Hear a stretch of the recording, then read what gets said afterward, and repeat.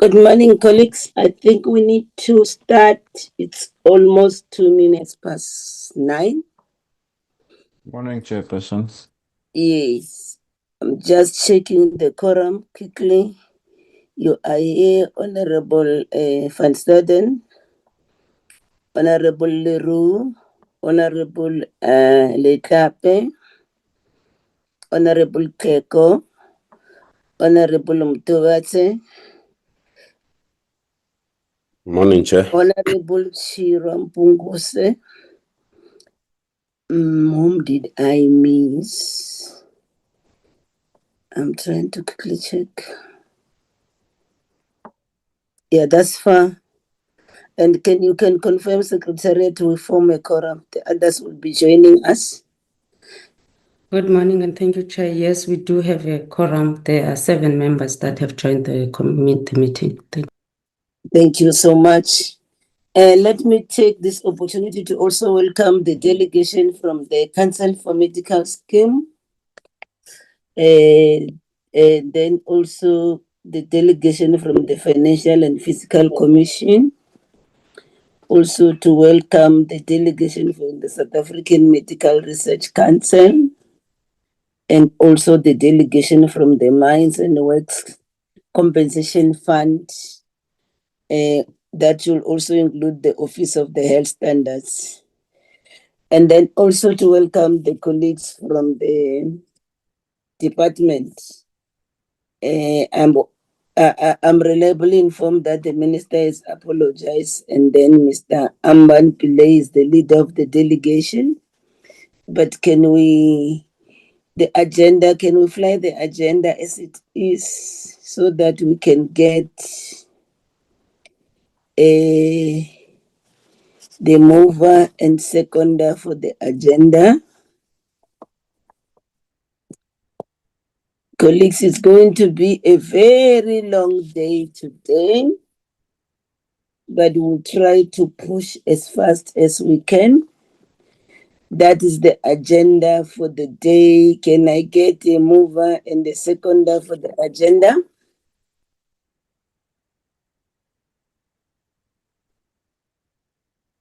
The end of Honorable Keko.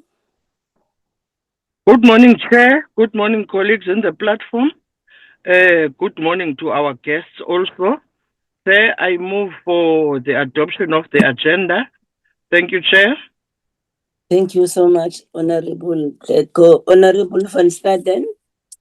Chairperson, I'll second the adoption of agenda. Thank you so much. Colleagues, today we are welcoming this engagement. We are going to deal with the 2026-2027 annual performance plan and budget for vote 18. This meeting is critical. It's a critical part of the Parliament's oversight responsibility, as it allows the committee to assess whether the plans and resources presented before us are aligned with the health priorities of this country and the needs of our people. Annual performance plans and budgets are not only merely compliance documents, they are commitments to the public. They must clearly demonstrate how each entity intends to use public funds efficiently, improve service delivery, strengthen governance, and achieve measurable outcomes within the financial year. As a committee, we will therefore be looking closely at whether the targets are realistic, well-funded, and responsive to the challenges facing the health sector. At a time when public resources are constrained and demands on the health system to continue to grow, every rand allocated must translate into the value for our citizens. Therefore, we'll emphasize the need for strong governance, accountability, and prudent financial management. And these are the issues that we feel, colleagues, they are non-negotiable. We trust that today's presentations will be frank, evidence-based, and solutions-oriented. Our intention as a committee is not only to interrogate plans, but to ensure that the department and our entities are adequately positioned to fulfill their mandates effectively. And we are looking forward to a fruitful and a very constructive engagement. I see a lot of documents were sent to colleagues yesterday, but as and when we present, my plea to the entities that are going to present, can you stick to your timelines so that we will give members an opportunity to engage with your presentations. Having said that, can I check with the Secretariat if there are any apologies? I know we have got an apology of Honorable Sine, who is abroad traveling with their other committee. Any other apologies? I see your hand is... Puyo? Oh, sorry, Chair. I thought you were referring to Dr. Leroux when you were talking about the hand that is up. Yes. Must I wait for Dr. Leroux or must I go ahead? Dr. Leroux, your hand is up. Continue, Vuyo. Thank you, Chair. I've received apologies from Ms. Shabangu, Ms. Kumalo, Ms. Clark, and Mr. Taibosh. Thank you, Chair.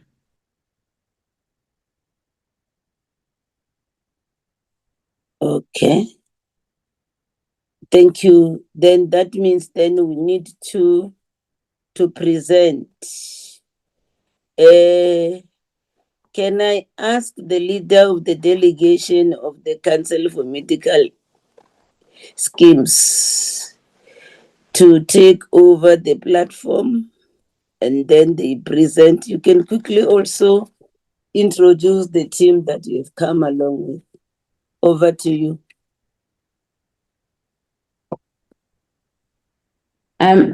Thank you so kindly, Honorable Chairperson of the Portfolio on Health Committee, Ms. Faith Motambi, the esteemed members of the committee, the DDG for Health, Dr. Amben Pillay, the Deputy Chair of Council, Dr. Onas Mukari, Council members present, the Council CE and Registry, Dr. Gumede, distinguished guests, a very good morning. I am Dr. Thandi Mabiba, the chairperson of the Council for Medical Schemes.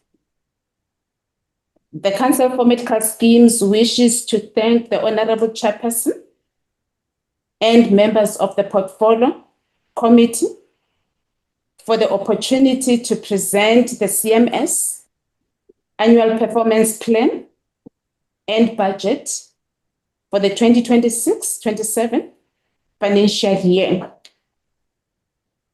We remain committed to protecting beneficiaries, strengthening regulatory oversight, and supporting a sustainable healthcare financing system. Our presentation today, Chair, sets out a clear alignment between governance, performance, and budget. It aligns with the opening statements that have been uttered by the Honorable Chairperson. We commence with governance to demonstrate the accountability structures that underpin our work. From there, we outline our mandate, vision, mission, and end off with our strategic outcomes, which articulate the long-term direction of the Council for Medical Schemes. The 2026-2027 Annual Performance Plan then translates these strategic outcomes into measurable outputs for the year ahead.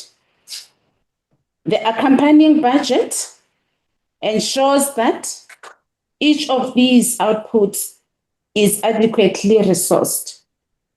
In other words, these elements are deliberately and fully aligned in that governance provides accountability, strategy sets out priorities, the APP drives delivery, and the budget enables execution. Our reporting to this committee remains a cornerstone of transparency and public accountability. And it is in that spirit, Chair, that we table the APP and budget today. Respectfully, Honorable Chairperson and members, and in the interest of time, I further seek leave to limit my presentation to those slides that are most pertinent to the purpose of today's proceedings, rather than addressing each slide blow by blow.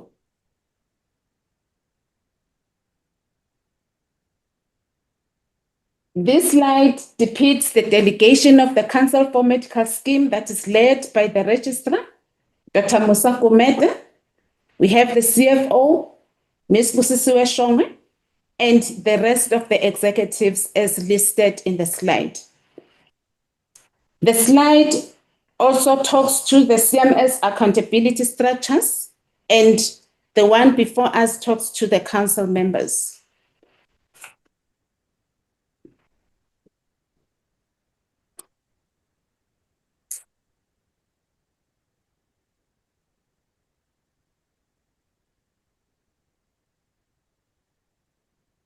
Honorable Chairperson and esteemed members of the committee, this slide reflects the outcome of the latest Independent Council performance assessment and the overall performance of the entity. It is an important input as we table our 2026-2027 annual performance plan and budget. The Council achieved an overall governance score of 82%, which exceeds the public sector benchmark of 74% and is slightly below the private sector benchmark of 84%, signaling Council's clear understanding of its statutory and fiduciary duty. Additionally, the overall institutional performance sits at 96.43% against our 2025-26 APP targets. This is a significant outcome that sets the tone for how we approach 2026-2027 financial year. The score signals operational stability and serves as a baseline for the 2026-2027 APP. It further confirms that Council strategic guidance and oversight are effective. In other words, governance is translating into delivery. The slide highlights some of the key strategic achievements.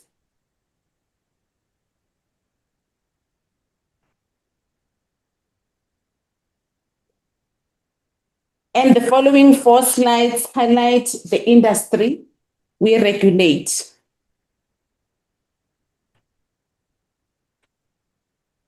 The starting point of the Council for Medical Schemes activities is in its statutory mandate, derived from the Medical Schemes Act 131 of 1998. This mandate requires the Council for Medical Scheme to protect the interest of beneficiaries, ensure the effective regulation of medical schemes and promote fairness, transparency, and sustainability in the healthcare financing system, to name the few. The vision then articulates the desired future impact of fulfilling the mandate. It defines what the healthcare system should look like if regulation is effective, the long-term outcome for beneficiaries and the industry. Our mission then translates the mandate into the CMS core role as a regulator and the approach it takes to achieve the vision. This includes regulatory oversight, enforcement, stakeholder engagement, and member protection.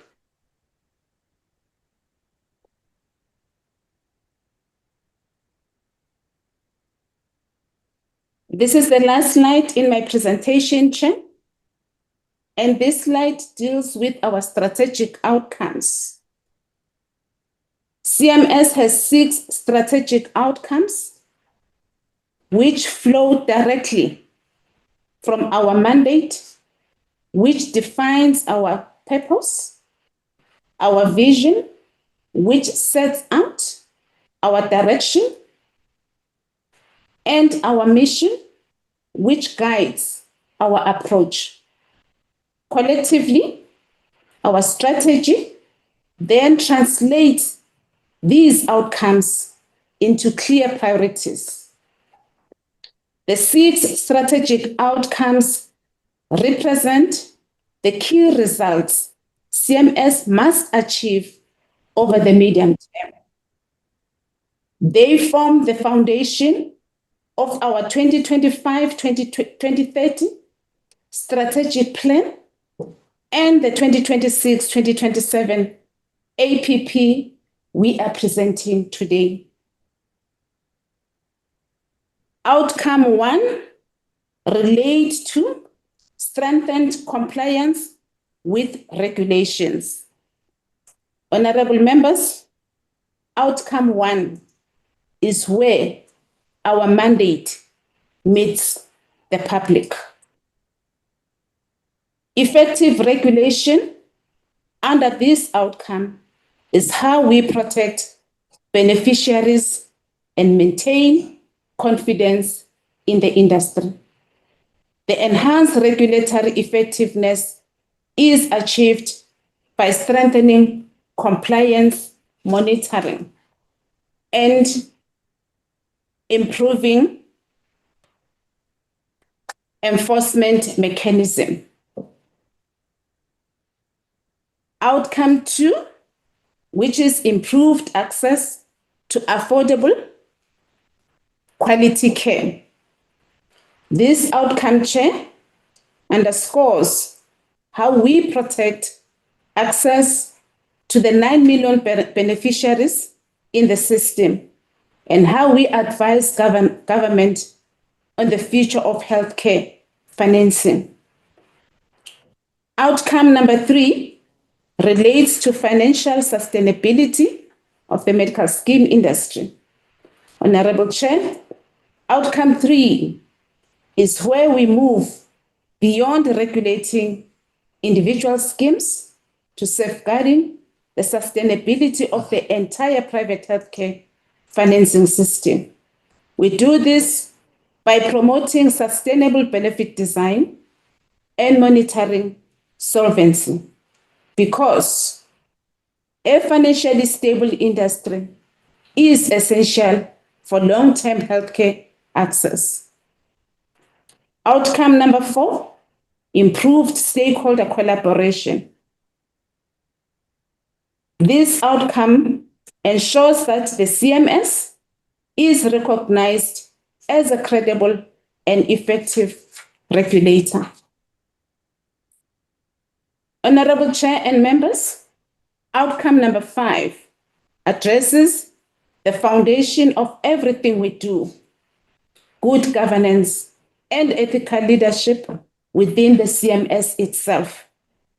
In this outcome, the purpose is direct, which is that of improving the effectiveness and efficiency of the organization.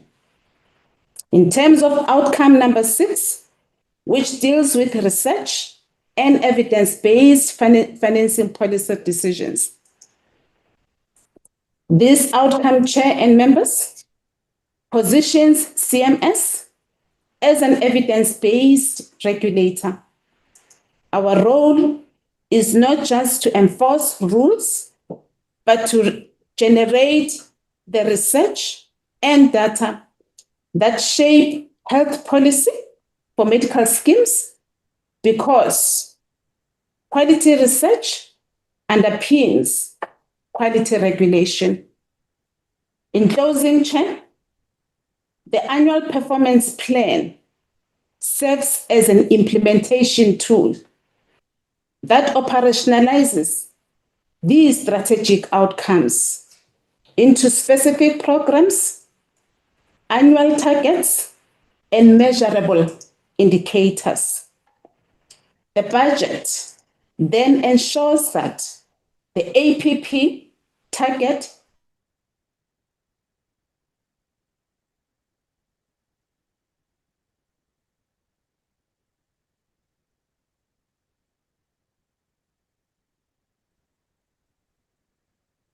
Colleagues, can you still hear them?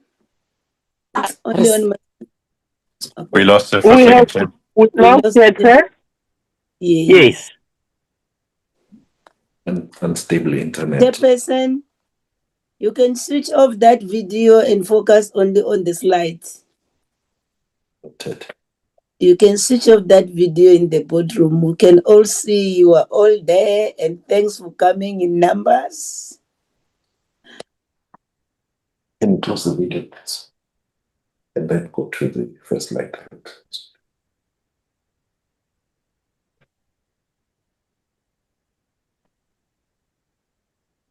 Let's move, colleagues. You are eating on your time. Thank you very much, Chairperson. I will now move to talk on the. It's not moving. Eh?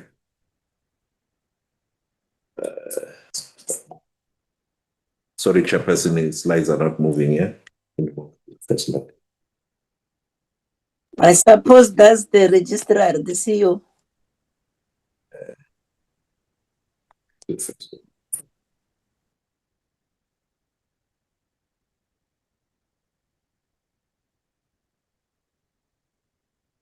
Thank you, Chairperson. I hope you can still hear me, Chairperson. The 6 priorities of the entity as indicated by the Chairperson are then programmatized, and we have Program 1, which is administration, Program 2, which is regulation, Program 3, member protection, and Program 4, which is policy and research monitoring. These programs are in the different offices as indicated that side. We have identified 59 indicators in the 26-27 financial year, which we are going to implement. This is one more indicator compared to 25-26, where we had 58. This slide indicates in Program 1, under the CE and Registrar, the output, the outcome being the improved, the outcome 4 and outcome 5, which is improved stakeholder collaboration and good governance and ethical leadership. The output for those 2 indicators under the outcome 4, we want to maintain existing memoranda of understanding. We have a lot of memoranda of understanding with different entities and also government departments. So the output indicator that we have started to measure is the percentage of MOUs and signed and or maintained. This indicator has been in place since 25-26. So this would be the second year of its implementation. Under outcome 5, good governance and ethical leadership, output 2 would be the reported information is in accordance with the revised framework for strategic plans and annual performance plans. This is where we ensure review development of strategic plan, the annual performance plan. This is done and considered by council on the 31st of January of each year. That is the first one. The second one, where we ensure the overall performance of the entity is 80% and above of the predetermined objectives. You can see that this has been met since 22-23, the last 5 years. You can see that we have performed quite well, from 89% in 22-23, 86 in 23-24, and in the 96% in the last financial year. We have yesterday had a council meeting where we indicated to them that in the current year, we are already 92% in terms of our performance. So we are still above the 80% performance target that we've set for ourselves in the entity. The third one is to ensure that an annual performance information report is produced and is reliable, accurate, and complete by the 31st of July of each year and in line with statutory requirements. This we have always done, and we will continue to do in the current financial year. The outcome 3 is audit outcome. We have had unqualified audit opinion since in the last 5 years, and we've put a target of the clean audit. The council wants us to move from unqualified audit to clean audit. We had issues we're dealing with. We're hoping this year those consequence management issues related to previous years, 2018, 19, and 20, would be dealt with, and we will be able to achieve this going forward. The output 4 is effective financial management, where we review, develop, and implement the funding model that considers the long-term strategic outcomes of this council by the end of each year. This we do together with the Department of Health and the National Treasury. We are a levy-based organization, and our levies have not been reviewed for quite a long time. And we have a project where we've asked the Department of Health and Treasury to review our levies. And this is one project that we think will help us to be sustainable going forward. But we're also looking for other methods of funding the entity. The fourth one is the percentage of valid invoices paid within 30 days. This is a new indicator at the request of National Treasury. We've included this so that all entities that have businesses with us are paid within 30 days. So we will be measuring it for the first time. It's a only new indicator that we have added. Output 5 is IT service availability. The percentage of network uptime, we are quite dependent on IT because a lot of our customers come through us through this method, and therefore we need quite a reliable network, and we've given ourselves a 95% target in the financial year that is with us. The percentage of IT security incidents, we are measuring all incidents that are taking place. We would not like to see them exceeding 5%. So we've given ourselves up to 5% of incidents can be tolerated, but not beyond 5%. And the number of our successful IT disaster recovery tests, we do 2 a year to make sure that all our information is kept in a good space and it is not tampered with. So we want to keep those 2 disaster recovery tests done per year. And the successful backups, we also do 2 backups per year to make sure that our data is complete all the time.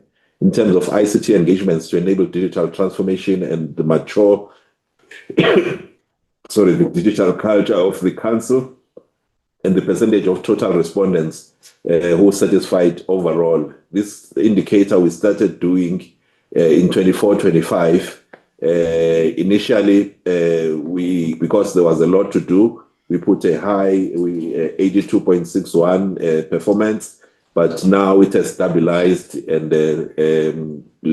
also because of challenges in the IT environment, our target has been put at 60% because there are quite a lot of challenges that we need to deal with in this area. And then software applications portfolio and performance. This is to modernize the ICT application portfolio by delivering and prioritize projects, ICT digital strategy.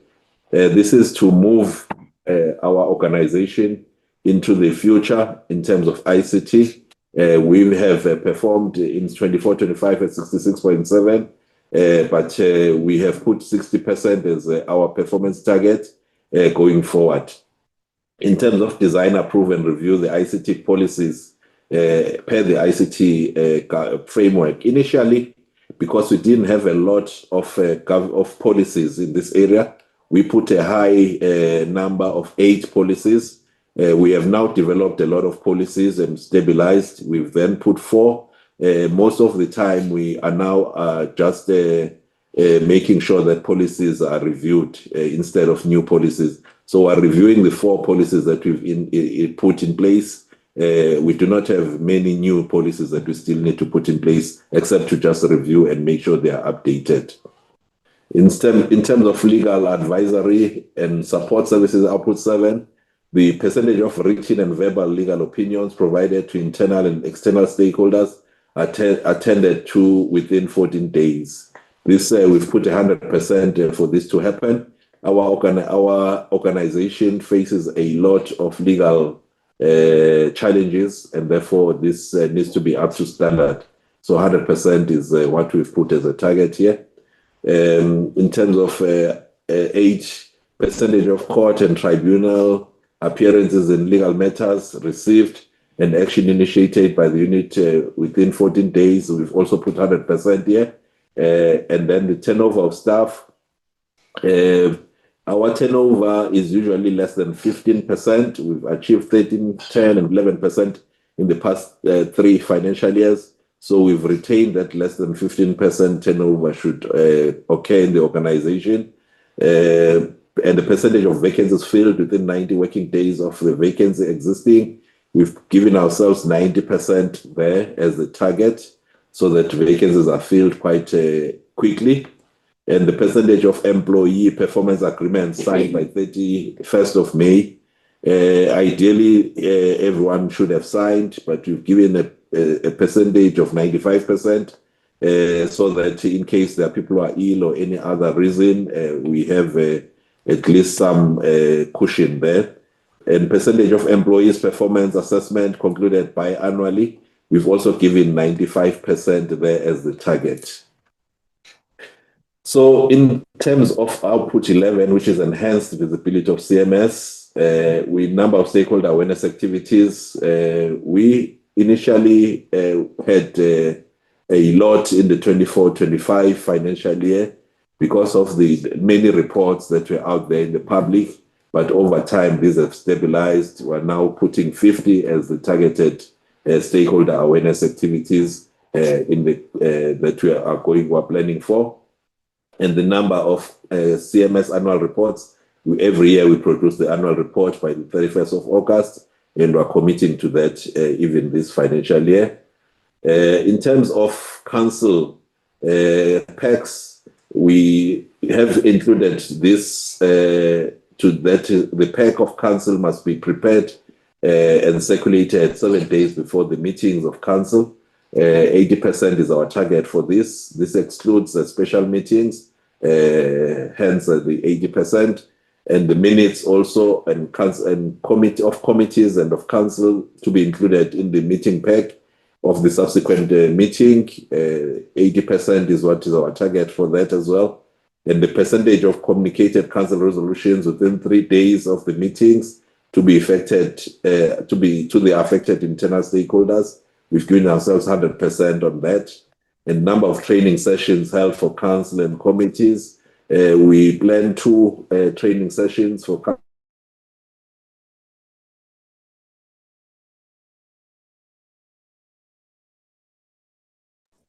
Colleagues, can you hear them or it's on my side? We've No, Chair. lost the presenter, Chair. We've lost them. We've also lost him. But because sometimes people are out of office, we have given that cushion there. Can you hear me, Chair? Yes, we thought you are in the cities. There's no way that you can suffer from network. We are losing you time and again. Yes, I can see that it says network unstable on my screen as well. Yeah. Support the publication of rulings of appeals committee and the appeal board within 14 days of receipt from presiding officers. We've put 100% on that. And the percentage of broker and broker organization applications accredited within 30 days per quarter, we've targeted 85% of that. If we were to improve our system quite well there, we would like to have 100%, but we have some challenges. And the percentage of managed care organizations and schemes providing own managed care services and applications analysts completed within 3 months of receipt of complete information, we've given 100% there as a target. And also the percentage of administrators and self-administered schemes applications analysis completed within 3 months of receipt of complete information, we've also given ourselves 100% target. And the percentage of interim rule amendments processed within 30 working days of receipt of all information, we've given ourselves 80% there because they usually come quite fast and thick at the short space of time. So in terms of regulation, the percentage of annual rule amendments processed before the 31st of December, we've given ourselves 95% target, and the number of contributions and benefit changes guidance notes published as circular annually, we do one there before the change of contributions, just to advise the industry as to what contributions should be put in the members for the following year. And the number of model rules reviewed and published, we put one as well, so that we can make sure that the rules are dealt with properly. And routine inspection reports, we have put a percentage of 80% for the routine inspection reports, and commissioned inspection reports. We have put 60% there for that. And sorry, I'm reading the previous year. We've moved to 100%, sorry. We're now at 100%. And the enforcement actions, a percentage of enforcement actions initiated, we've also said 100% should be initiated. And percentage of government's interventions also 100%. And percentage of scheme member meetings attended, we have we will identify on a risk basis the schemes that we will attend in a financial year, and 100% of those should be attended. And the percentage of business plans decisions processed in respect of Regulation 29, we put 100% there as well. And the number of financial sections prepared for the industry annual reports, we've put one. We do an industry report a year. And then the education and training interventions, the number of stakeholder education and training sessions, we've put 60 there. And then the percentage of customer care interventions resulting from calls and email queries and walk-in consultations handled by customer care service, we've put 85% there to be achieved. And the percentage of complaints older than 120 days, we've put 75% that must be resolved. Percentage of the category 2 complaints also to be adjudicated in 120 days, we also put 75% there. And then category 1 complaints adjudicated within 60 days, also 75% there. And then clinical opinions and scripts, we've put 10 scripts that must be published per financial year. And the percentage of category 1 clinical opinions provided within 30 working days of receipt of complaints adjudication sub-program, we've put 90% there. Also, category 2 to be of clinical opinions provided within 60 working days of receipt of a request for complaints adjudication program, we put 90% there as well. And the percentage of category 3, we've put 95%. And the percentage of clinical inquiries received via email or telephone within 7 days, we've put 95% there that must be achieved. So the standardization of options, we do 1 a year. That is what is planned. PMP review 1 a year is planned as well. The number of reports on the consolidation of medical schemes, we also do 1 a year there, so that schemes that are less than 6,000 members are encouraged to consolidate. And the number of draft benefit definition guidelines developed, we plan to do 10 in the financial year. And the number of research projects to support projects published by the support of the National Health Policy, we plan to do 12 of such research in the financial year. And non-financial reporting, we do 1 a year there. That is the planned 59 indicators planned for the financial year. We will now go to the budget as to how the budget would be spent. Thank you.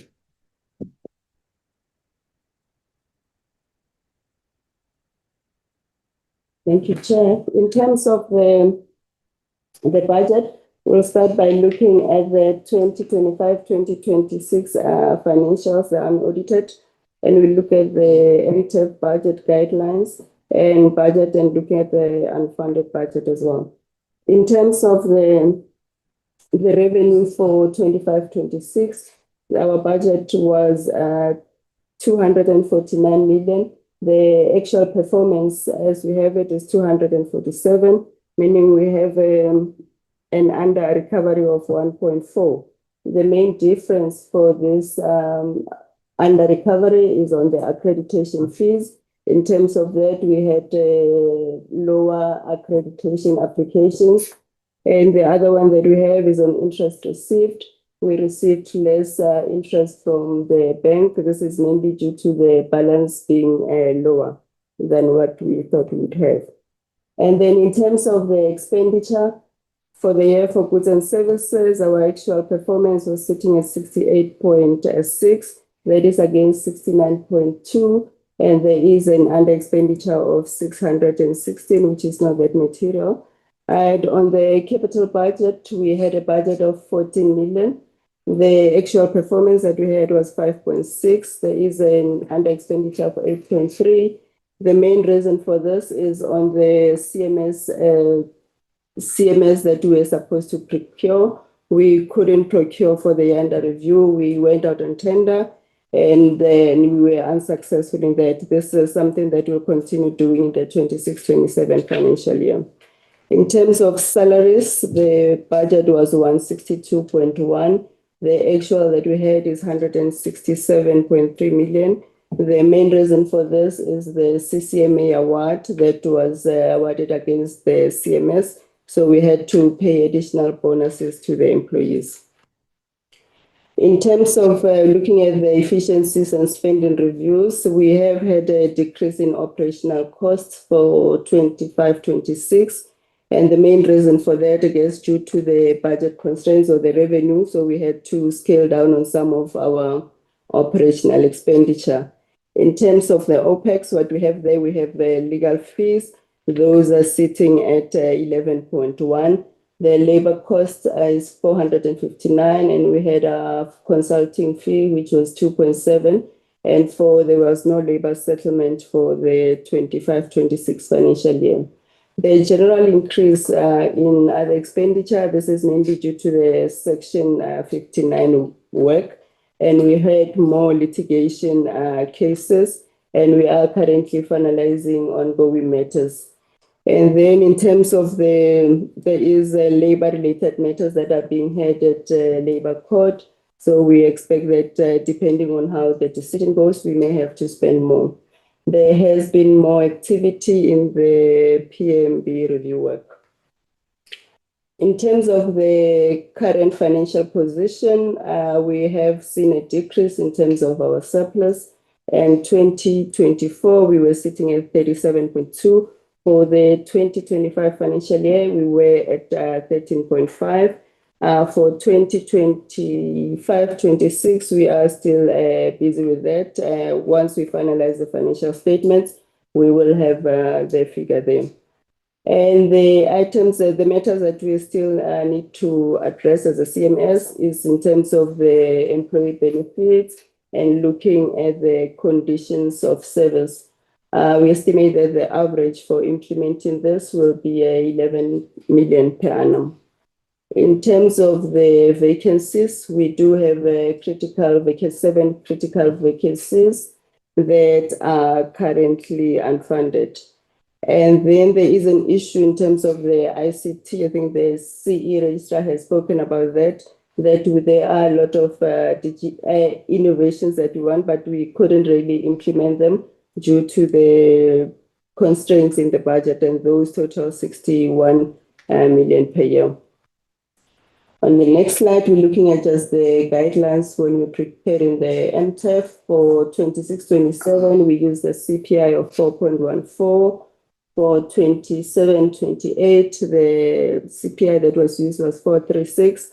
And for 28-29 financial year, we use the 4.49. In terms of the transversal contracts, there are currently 64 transversal contracts that have been arranged by National Treasury. In all the organs of state, we are encouraged to participate in this due to the rates that are usually negotiated by National Treasury. And on the guideline as well, we're saying that the compensation should remain within the limits as was set in the previous years and in the budget, in the previous MTEFs. In terms of the actual MTEF for the 26-27, we have the revenue as 200. CFO, you're on your injury time now. Your time allocated ended at 9:48. Can you please wrap up? Thanks. In terms of revenue, our budget is 250.7, and same for the expenditure because we cannot budget for surplus as an SOE. And then in terms of the efficiency and spending, from our side, we're looking at the alternative funding model, and we are doing this with the department and with National Treasury. And for the expenditure side, we are dealing with all the labor-related matters internally. Instead of outsourcing them, we only outsource if we go to the labor court. And Chair, the next 2 slides, these are just looking at our ICT requirements, which are currently unfunded. We have on this slide, these are just the projects that we have, which is just to keep the lights on. And for the next slide, those are digital transformation projects. And all in all, we need 61 million, Chair, for ensuring that we are able to really transform the space. Thank you, Chair. Thank you so much, CFO. And I see Chairperson says, thank you. You have managed to cover almost everything. Thank you so much for that opportunity. Can I get a show of hands of colleagues that want to interrogate this presentation? The first will be Honorable Van Staden.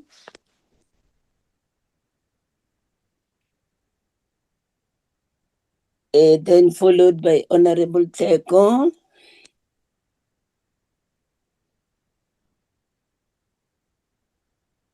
That's for those that those are the okay. Then it will be Dr. Liru, Honorable Mutuvate, and Honorable Mujadu in that order. Honorable Shira, okay, you are back. Okay, you are also here, Shira Mpungose. In that order, can you start, Honorable Van Staden? Thank you, Chairperson. Chairperson, I just have 2 questions. I see that the money allocated for the compensation of employees is very high. I just want to know what is the reason for that high amount. You have so many people in service, but it's such a high amount. And then my other question is, what is your turnaround strategy to address any financial challenges that you may have? That's all for me. Thank you, Chairperson. Okay. The next is Honorable Teko. Thank you very much, Honorable Chair. Good morning to all guests presented, including my colleagues in the platform. Honorable Chair, let me appreciate the presentation from the Council. I had a concern around the awareness engagements involving stakeholders, Chair. Their plan is around 50 engagements with stakeholders, but I want to propose that their planning should be strategic. They take those awareness campaigns to where they are mostly needed. I see that they are planning to have 50. Also around the high legal fees, Chair. I had a question around that, but I got it in the presentation that they are planning to use their internal systems now to lessen that burden. I appreciate that. But the other question that I have with me is that there's a cry, Chair, around the high cost of medical aids. When are they thinking of introducing the standardized low-cost medical aid packages so that they lessen the burden to medical aid users? Because there is a cry. We had those with GEMS and other high-cost medical aids. At least if they can try to influence on low-cost medical aids, I think that would be better. That's all for me on my side, Chair, as of now. Thank you very much. Okay, Dr. Liru, over to you, Honorable Liru. Thank you very much, Chair, and thank you to the presenters. I had a few questions. One is just you spoke about your IT systems and your backup systems, but I just wanted to see what your approach is to cyber attacks. We've seen that other government entities like NHLS have been vulnerable to cyber attack and to extortion because of hacking. What is your approach, and what have you done to make sure that your systems are secure? And the second question I want to ask was just around the progress made on these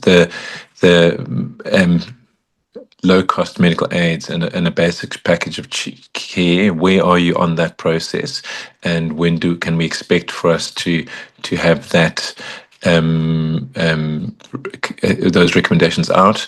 And then the other thing I just wanted to understand was, I see that there's nearly 580 million rand that's been set aside for consultants. Who are these people that you are consulting? That is a really large amount of money. Could you please explain who they are and what they are doing, and why that is not being able to be done in-house, why you're requiring to set aside such a large chunk of money for that? And then the last question is just around the medical aid schemes. I believe there were two that failed to maintain solvency ratios. Where are we with those two medical schemes? I know you recommended that smaller medical schemes under 6,000 that they might amalgamate with other medical schemes, but could you please update us on what those medical schemes are and what the plans are to maintain solvency in those two medical schemes cases? Thank you. Okay. Thank you, Honorable Liru. Honorable Mjadu. It's Mutubatse. No, I saw you. That's why I started with him.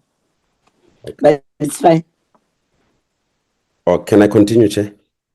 Okay. All right. No. Thanks very much, Chair, and thanks for the presentation. I think we engage CMS not only on compliance, but on whether its annual performance plan and budget for 2026-27 truly advance its legislative mandates. I think of the medical aid schemes, that's where I want to start, Chair. Whilst the institution reports strong audit outcomes and government scores, the documents reveal some systemic weaknesses in member protection on ICT reliance and financial sustainability. And clearly, Chair, our duty is to ensure that we protect beneficiaries and we sustain the industry and strengthens accountability, not merely to balance its own books. I think that's the clarity that I want to premise on in engaging with this presentation. Now, the CMS revenue is overwhelmingly dependent on levies from medical aid schemes, yet accreditation fees underperformed by 10% and interest income fell short by 13%. Now, how does the institution reconcile its mandates and ensure affordability for members with its reliance on levy increase? Secondly, what efficiency measures have been implemented to diversify revenue streams beyond levies? And why are the critical post and ICT investments still unfunded despite surplus retention applications? Now, in the presentation, the recent Indaba that was held, I saw in their report, just to clarify, how much was made out of that activity, out of how many attendees, and where do we allocate the profits that were, how are they going to be used, and where do we see them in the line, where is it allocated? If we can get that clarity, because if the institution cannot demonstrate efficiency gains, Parliament cannot simply endorse levy increase that burden the scheme and our members, because it's our duty to make sure that members and the schemes are protected. Now, the third issue on member protection. Complete resolution performance has dropped to 75% below prior benchmarks of 85%. How does CMS justify this decline when Section 7C obliges it to protect beneficiaries? What corrective measures are in place to restore compliant resolution timelines, and how does the institution ensure members are not vulnerable during the disputes? After our last meeting, a question was raised to me by a member of the public with regard to the waiting period. And I thought I must bring this to your attention. Maybe you can help to resolve this question. That members are treated in their entrance in the medical schemes as suspects, in the sense that they will be expected to be on the waiting period, pay a certain amount during that period, and then after that period, maybe for a year for chronic illnesses. But the bigger question that was raised to me was, when that member continues to be a member, having paid for over a period of a year, what happens to that money? Is it credited? How is it credited, and how can a member see that this money has been credited? I think this is the basic question that came through, and perhaps maybe we can be assisted so that we can respond to the public around that particular question. Now, let me come to governance and ethical leadership. Council governance scored a low private sector benchmark of 84%. How has CMS not yet achieved clean audits despite repeated unqualified opinions? Because unqualified audits are not enough. We, as Parliament, we expect clean audits as proof of ethical leadership and accountability. Now, what reforms are being implemented to ensure that CMS meets the highest governance standards required under Section 7D? On ICT uptime targets have been lowered from 99 to 95, and satisfaction with digital transformation dropped from 82 to 60. Why is CMS lowering its standards in this era of digitization? How will CMS ensure ICT resilience support regulatory efficiency rather than regress? Because lowering ICT targets signals regression, and Parliament cannot accept greater oversight capacity in this era of digital age. Now, research projects have been reduced from 17 to 12 despite CMS mandate to inform national health policy. How does CMS justify this reduction when NHI transition requires stronger evidence-based support? What enforcement mechanism exists to ensure consolidation of small schemes is not just reported annually but actively implemented? Because reducing research outputs undermines CMS roles on shaping national health policy. Parliament, we surely have to be satisfied around that particular issue. Now, on staff turnover, it remains critically high and critical vacancies remains unfunded. How do you plan to address persistent vacancies and the turnover? What impact does this capacity shortfall have on your ability to enforce compliance under Section 7B? Because without adequate staffing, you cannot fulfill your mandate as directed by Parliament. Chairperson, the APP and budget show compliance on paper, but as I said at the beginning, it reveals weaknesses that directly undermines its legislative mandate. So I think it will be important that we are satisfied on these critical questions as the portfolio committee and as Parliament, so that we are able to meet the constitutional obligation under Section 27 of the Constitution. Thanks very much, Chairperson. Chairperson, can I allow you to first so that the questions don't get overwhelmed with the questions? Thank you, Chairperson. Chairperson, I think it's my turn now. You noted me after Mtubat. No, there was Mjadu before you. Okay, Mjadu. Thank you, Chairperson. I won't be long because other question I transferred to Honorable Mtubat, so he asked all my questions. So now I'll be short. Chairperson, I just want to greet everyone, Chairperson and Department and everyone who's here, honorable members. I just want to welcome the presentation. Let me go straight, Chairperson, to my questions. The presentation indicates that the Council achieved an overall governance score of 82%, below the private sector benchmark of 84%, while the CMS overall performance stand at 96.43%. With regards to this, what have been the specific governance deficits that have been contributed to the 2% gap below the private sector benchmark, and what correct measures have been implemented with the clear timeline to ensure the Council meet or exceed the 84% benchmark? And if there is no corrective measures, why there is no such measures?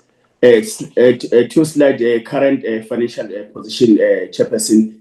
My question will be around about 2026 MTEF parliamentary guidelines. Given that the CMS financial position shows a decline compared to the priority year, while levies are kept at CPI level of 4.14%, 2026-2027, it was 4.36%. 2027 to 2028 was 4.49%, and 2028-2029. So how does this organization intend to address the structural funding shortfall additionally?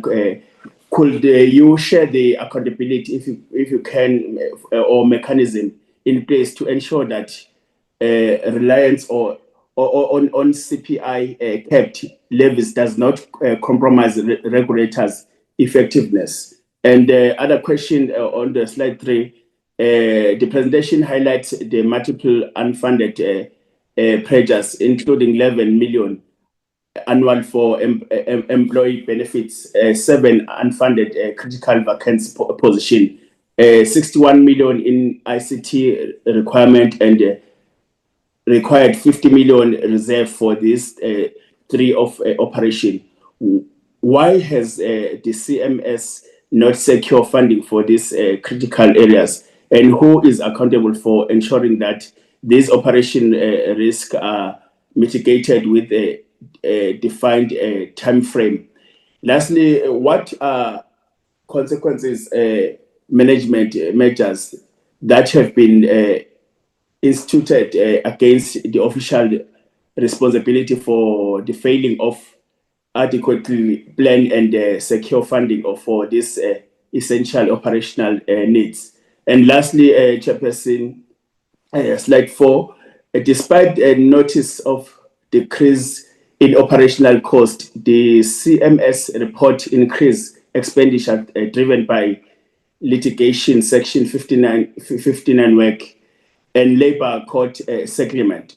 What is the proportion of total expenditure now being consumed by this legal and compliance related cost? And what are these concrete steps that have been taken to reduce this burden and improve cost efficiency without undermining regulatory enforcement? I thank you, Honorable Chairperson. Thank you. Honorable Shiro. Ngiyabonga Sihlalo, greetings to yourself, the department, and colleagues and staff members.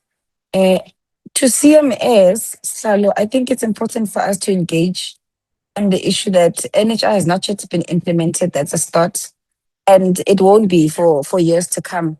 And the Council for Medical Schemes should be able to center equity, affordability, transformation, regulatory capture, and to that effect, we want to find out what interventions they've made as an entity that are in accordance to their presentation today, that ensure that working class people and families can have access to private healthcare and can afford it, particularly regarding the rising premiums that happen every year, the co-payments and out-of-pocket costs. I think there's a member that even spoke about the issue of people paying for a whole year before they start getting benefits. So we want to find out how they are able to alleviate and stand what they've done, tangible steps that they've taken as an entity to reduce costs and ensure that affordability becomes a reality. I'm also asking this because they stated themselves that it's part of their obligation as an entity to ensure access, right? And then second to that, according to their research as an entity that's responsible for medical aid industry, how many members have downgraded over the years? And they can give us an overall figure over the past 5 years due to scheme unaffordability. And how does that influence how they then regulate those medical aid schemes? Please, if they can provide us with tangible examples, that will really assist. And on Section 59, and sorry, really, if we're digressing from the business of the day, they cite increasing on the spending that they've done And the member prior is correct to say we want to find out what is the basis for that increase. So to this effect, can they give us a breakdown of how many racial discrimination complaints that they received? How many of those were resolved? How many were found to be targeting Black practitioners, particularly through fraud algorithms and delayed payments? And how many schemes have been sanctioned by CMS to date? And then second to that, how did they audit the fraud or the targeting systems? What does their system pick up in their algorithm in relation to fraud and the targeting of Black practitioners? And thirdly to that, in their findings, how many schemes have instituted the resolutions that were given by CMS? And what has happened to schemes that have not done so to date? If they can give us examples that will also I think there's a particular case that we raised in the committee in relation to Umvuzo. And we are of the knowledge that Umvuzo did not do the resolutions of CMS. What happens then if a scheme is found wanting on targeting Black practitioners, on not paying Black practitioners the money that is due to them, and then CMS does a finding, and then that same scheme doesn't do the resolution of CMS? What happens? They are still operating, there's no consequence management, and there's nothing on the side of CMS to ensure that their own resolutions and findings are able to be instituted by these medical aid schemes, and there's no consequence when that happens. And yes, there is a member that already spoke on the 61 million rand for the ICT. But also in relation to that, with the 61 million rand for ICT pressures and digital transformation, can CMS tell us what exactly what they are buying with this money? Who are these vendors that they are buying from, and how do they ensure that corruption is going to be prevented? What exactly is the process that will root out, misappropriation of funds in relation to the 61 million rands for ICT pressures? Thank you so much, Chairperson, for the opportunity. Okay, those are the questions from members, Chairperson and team. Can you attempt to respond to them? I'll come post their follow-up questions after you have responded. Thank you so much. Over to you, Chair and team. Yes. Thank you so kindly, Chairperson. We trust that you hear us. We struggled to hear some of the questions due to network issues, but we did take note of the majority of the questions that were raised by the honorable members. Chairperson, I will start with the question that was raised by two members of the committee. I think it was Honorable Mutubadze and Honorable Mjadu. They asked about the high achievement of council that we have reported to this August committee, wherein we indicated that council's performance sits at 82%. There was a question as to why not exceed the 84%. I need to bring to the attention of the Chairperson that the council is appointed by the minister. Our benchmark is against the public sector.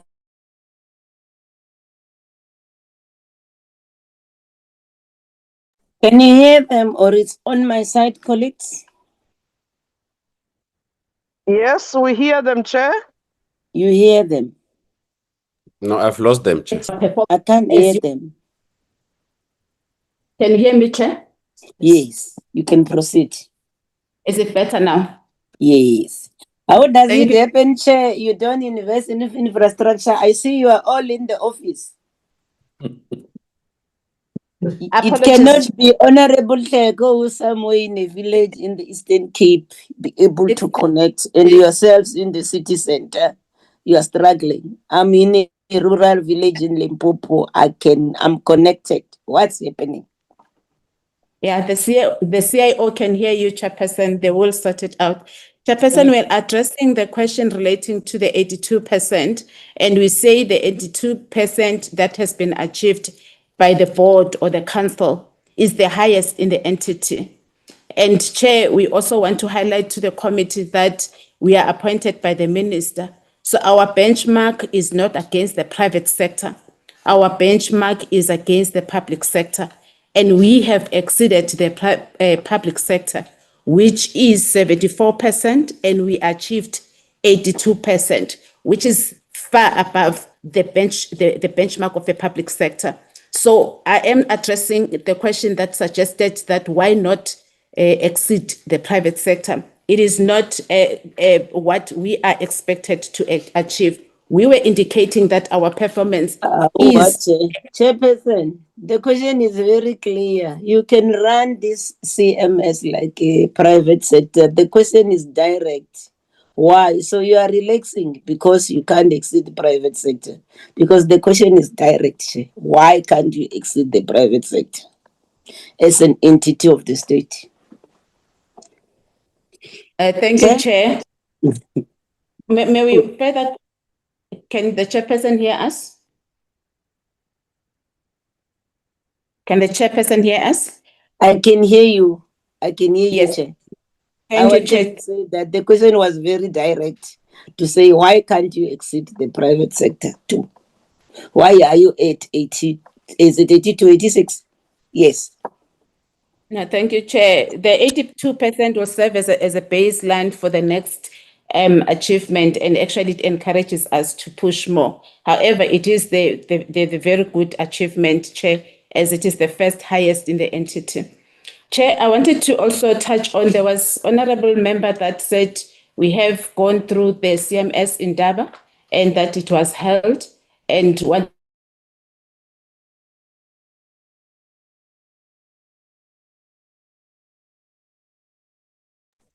I've lost them, Chair. Yeah, I think they need to sort out their network issue. And we can't be... We have that the CMS... Chairperson, Yes. Chairperson, I think this issue of your network is a bit disruptive, honestly. You are on and off, and then it's also affecting how do we interact with you. I think the emphasis that one want to put, you see, there are members who knows in their respective area they don't have network. They had to move to cities so that because they understand the quorum of the meeting. I don't know what is the issue with your network. Can it be attended? The last time you said the CIO is listening to us. What are we going to do about it? Because you keep on getting on and off. Chair? Chairperson? Can you hear us, Chairperson? Yes. Can you hear us? Thank you. Chair, in a nutshell, the CMS in Daba has not happened as per the honorable member who seemed to suggest that it has happened and that he wanted to know what we have done with the proceeds that came from the activities of the CMS in Daba. It is still coming in 2 weeks. It's going to take place in May. We needed to clarify that. Chairperson, can I clarify the question? You've held in Davos in the past, am I wrong? On the 13th and 14th. 13th, 14th May. You never had in Davos before? No, not yet, Chair. It's the first in Davos since you've been in office. Yes, Chair. Maybe you're confusing. We had a symposium, which was an academic research activity in the entity. That has happened, Chair. Perhaps the member referred to the symposium. It was a free activity to put together academic minds to deal with matters relating to our regulation. Okay, then the Indaba is still oncoming from the 13th. Yes, Okay. Chair. No, Okay. Chair, with your Who's speaking about parties in the meeting? Dr. Mokari. Definitely somebody, Deputy Chairperson Mokari, with you. okay. Mute. Chair. Okay. Dr. Mr. Honorable Mutubate? No, Chair, maybe I must embellish this question. Let's ask this question because I should have asked this question before. members who are to attend are expected to pay a certain fee to attend this entire, which is exorbitant. Now, with the money that is going to come through, what is its intention? What are you going to do? How are you going to actually put it through? And why must people who must by right be charging CMS on the contribution that they would be making are expected to pay to make that contribution? And what is the intention of the proceeds that are going to be accumulated from that particular? And is it mandatory for CMS to do that? That's the question that I should have asked when the announcement was made, maybe to clarify us for future purposes. Thanks, Chair. Thank you, Chairperson, Chair. I hope now it's clear. Ne? You can Yes. respond to Thank it. Thank Okay. you, Chair. I hope Chairperson can hear. We will Yes. give to relevant executive, starting with the CE. But Chair will remember that we spoke about the turnaround strategy of the entity. So this is one of the activities that sits to address the issues surrounding the turnaround strategy. And Chairperson is now a little bit at a better place in terms of understanding our financial position. The CMS Indaba is part of those activities that have been approved by Council to try and improve or increase our revenue. The CE, the registrar, and the CFO will also answer to by the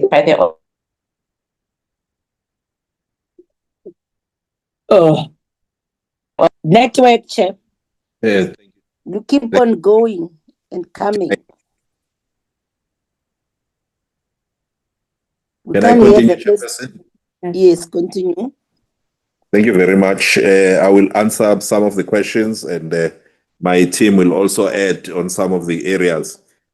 I'll start with Mr. Honorable Van Staden, who spoke of the high amount of COE. And then he also asked about the turnaround strategy to address the financial challenges. CMS is an organization that in the main has a lot of employees, because its type of work is not to sell any particular product, but we have people in the different areas, from call centers to research to financial research, who basically are intellectual property type of people, and therefore also a lot of professionals in the industry. We have a lot of accountants, CAs, doctors. So the salaries are not necessarily low. They are of professionals within the industry. So with the 150 up to maximum 200 employees, including some of our interns, make up 72% of COE, makes up 72% of that budget. And therefore, it is one area that if we reduce, there is a affectation of certain areas, for instance, member protection. And because 72% of COE is the highest we've had in the entity, and we have made some decisions to reduce some expenditure or to retard, if not retard the implementation of certain actions in order to spread out the money we have. So that is one of the issues we're doing. So instead of a post being available today and being filled tomorrow, we try and see if there is another person who can take more work. If not, then start the process of filling in. But we have looked at the organization efficiency to make sure that everyone is fully utilized before we fill every position that is available in the organization. So that's one of the issues in the turnaround strategy. The other issue in the turnaround strategy is obviously to look at our levies. What is the challenge with our levies? 20 years down the line, our levies have not been reimpositioned. We've not been looked at to see if we still fit for purpose or whether we're funded appropriately. And this has been just a CPI increase over time, whereas the amount of work we do has increased and the expectation has increased, but we have not been able. And the biggest problem is that every scheme we regulate goes to court, and with the small amount of levies we have, it is very difficult to defend every case against schemes, because before they comply, they first want to check whether we are in the right or wrong, and therefore they easily go to court. So that is one of the challenges we have.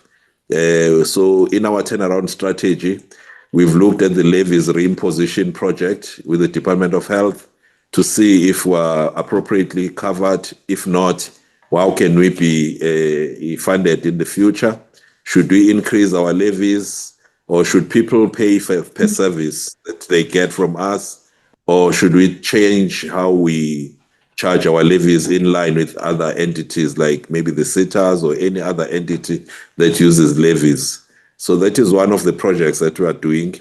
The other projects we are doing is to look at the services we offer and decide which ones as a regulator we should give free to the public and to the schemes, but which ones we should be paid for doing. So that is another project we're looking at. The third one, we're looking at training. There's basic training we do for all trustees and for all schemes and the public as well. But there are people who require more training or higher level of training, which gives them accreditation or gives them degrees and diplomas. So we are looking at how do we monetize certain levels of training so that we get something back into the entity and we're able to use it on member protection and on IT. We're also looking at conferencing as one of the areas. We have a lot of free courses, research that we have, but we've discovered that a lot of our employees are giving out information, but we don't get anything in return.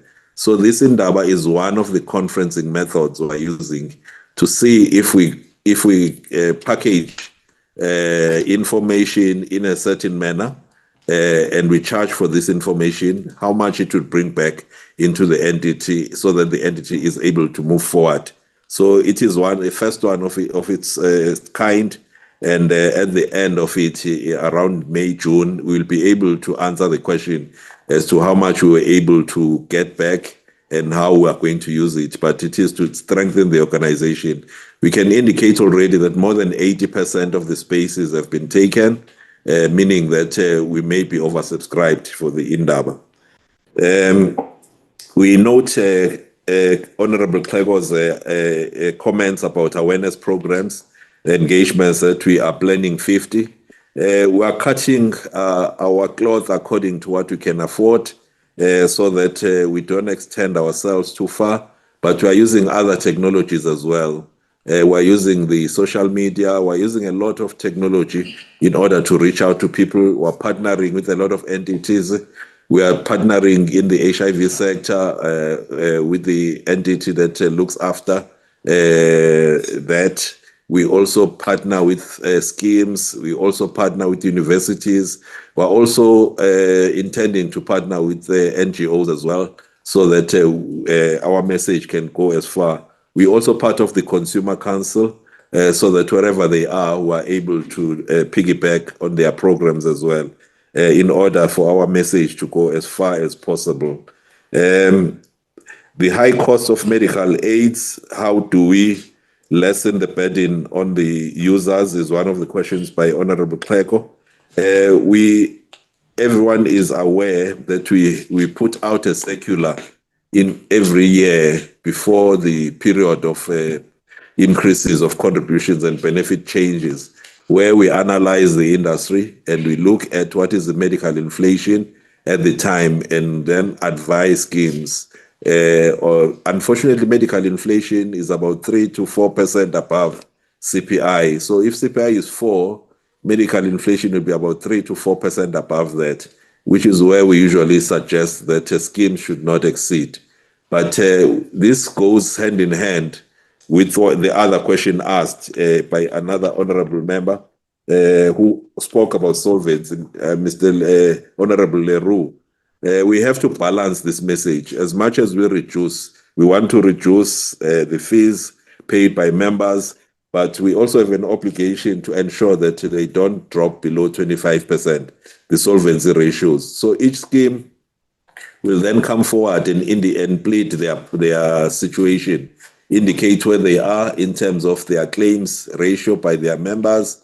Those schemes that have elderly people in the main have a high claiming ratio, and therefore they are likely to be low on their solvency, or if they've got a high claiming, and therefore they are likely to increase their contributions higher than those schemes with young people. So that is the balance we have to make.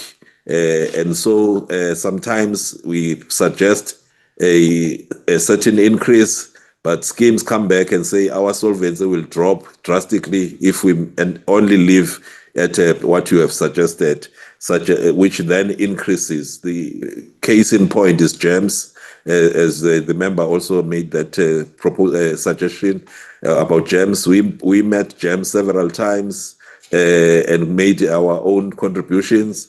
But if they had not increased, unfortunately, they would have dropped to below 21% in their solvency, which instead of the 25% that is expected by law.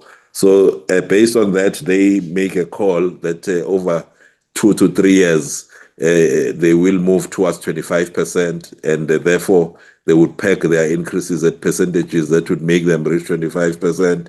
But we gave them a period of 2 to 3 years to get there.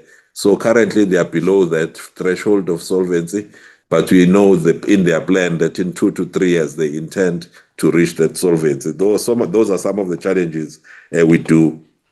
I will ask one of my colleagues to talk about the low cost benefit options, the recommendations, what happened to the recommendations, and then what the way forward is. The other question Mr. Honorable Leroux asked was IT cyber attacks and hacking. We have a close monitoring of these, and we have so far we have a lot of attacks that people try to attack us, but we've been successful in preventing attacks at the moment as an entity. Although we have received at least one of our schemes, Polmet has reported to us that recently they've had an attack. We've instituted a Section 43 inquiry on that to make sure that members are not adversely affected by the attack that happened in that scheme. The consultants we have are mostly IT. Because we cannot employ a lot of services, we then have instituted a panel of experts where we have IT availability of experts in a panel.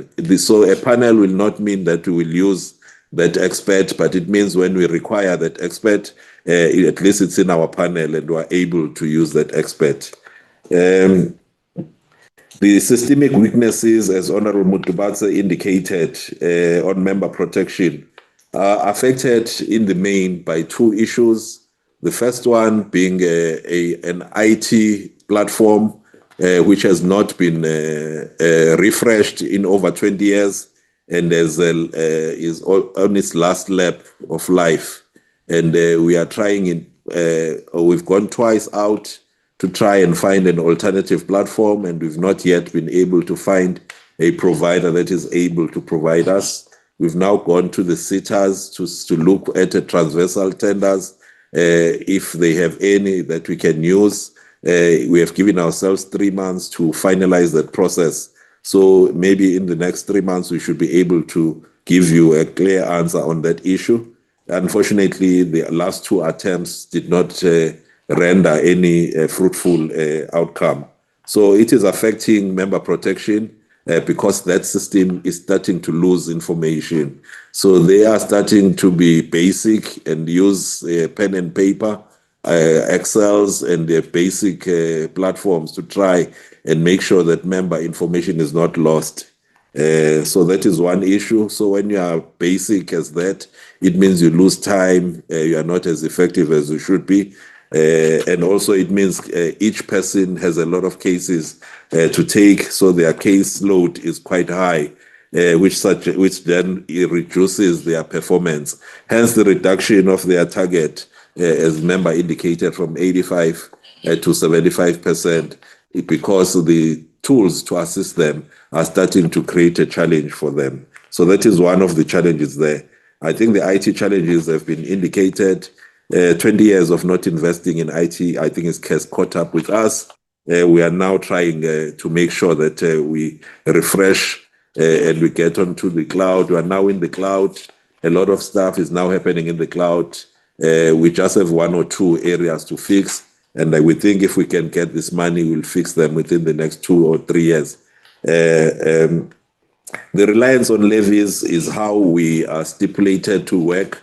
We rely on levies, but we have to somehow get a better way of being funded, as indicated earlier. So the IC tenders, Mr. Metsubatsi, have not really rendered much progress, because the people who tendered could not give us what we had asked out.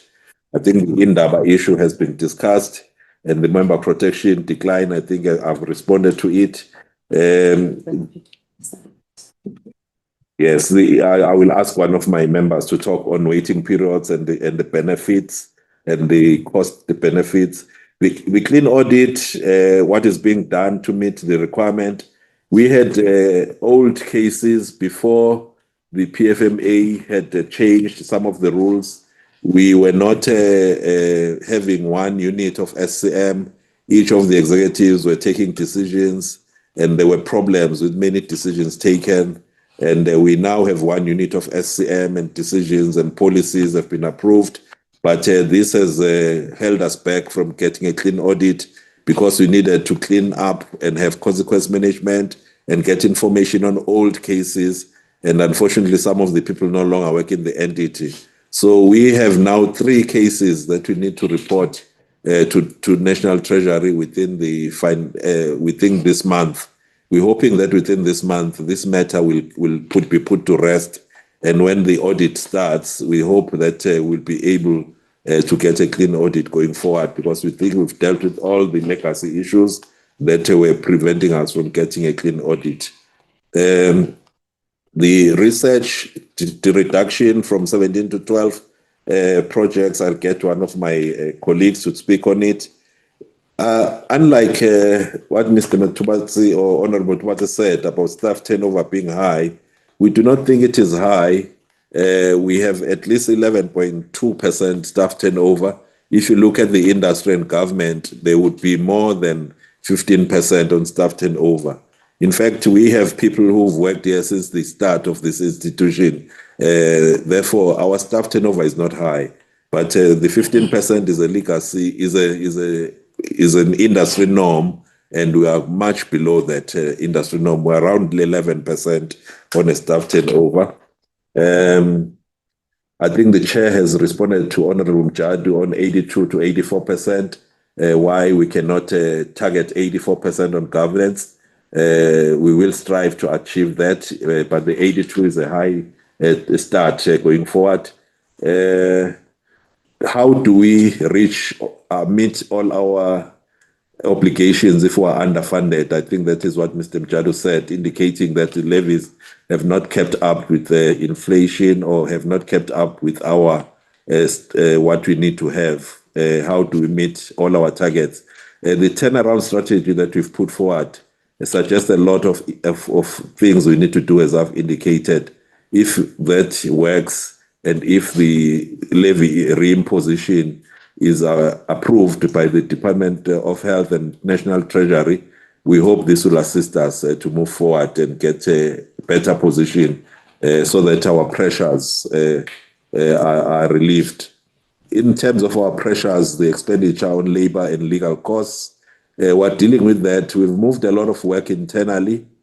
We've got a panel of legal experts to make sure that we contain costs there. Every decision taken on senior council has to be approved internally. It's not taken out lightly to spend on those types of costs. So we're hoping that those labor costs, we're also trying to improve on labor issues internally, because at some point we had a lot of labor issues. They have reduced.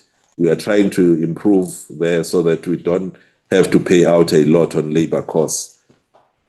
As a total of expenditure, I'm not sure if we would have that cost. The CFO would indicate, if he's able to indicate, what labor and legal costs are as a percentage of expenditure, as asked. In terms of NHI, yes, it's not yet implemented.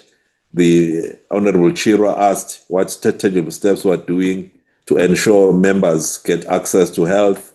I'll ask our research people to talk on that together with the other questions on the projects we're doing to standardize benefits so that we are able to have primary health care out there and all the benefits are standardized.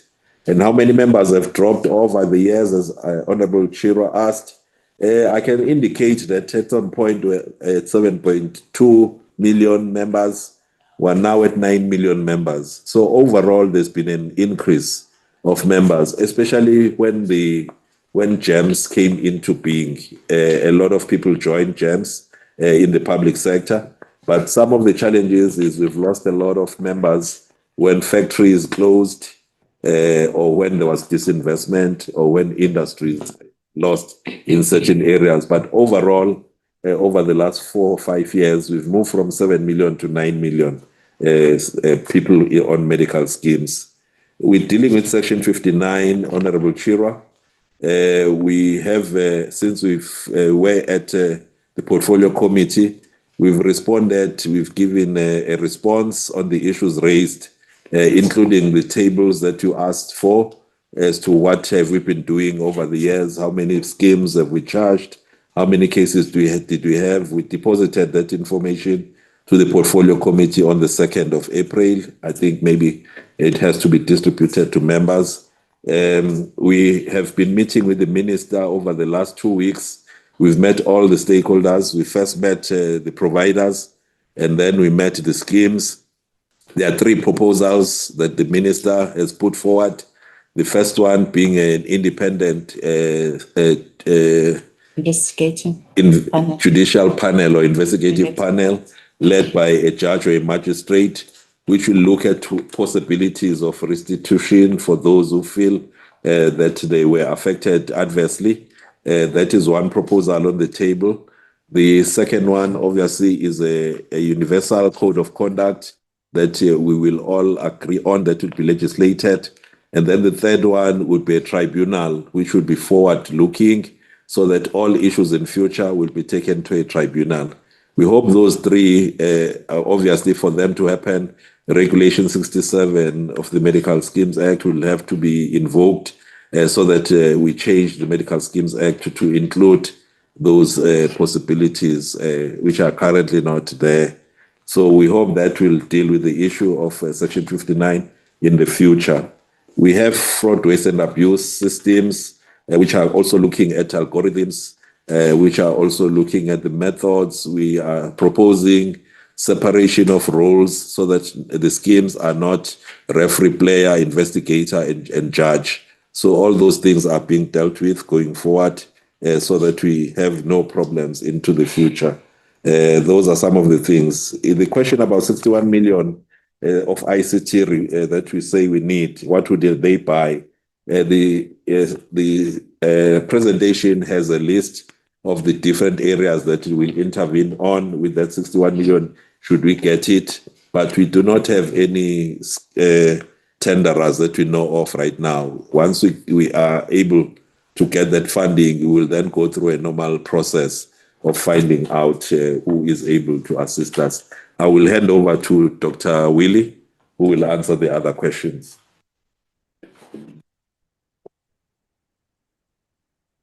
Yeah, thank you very much, Chair. Maybe let me start with I think I'm going to take about 3.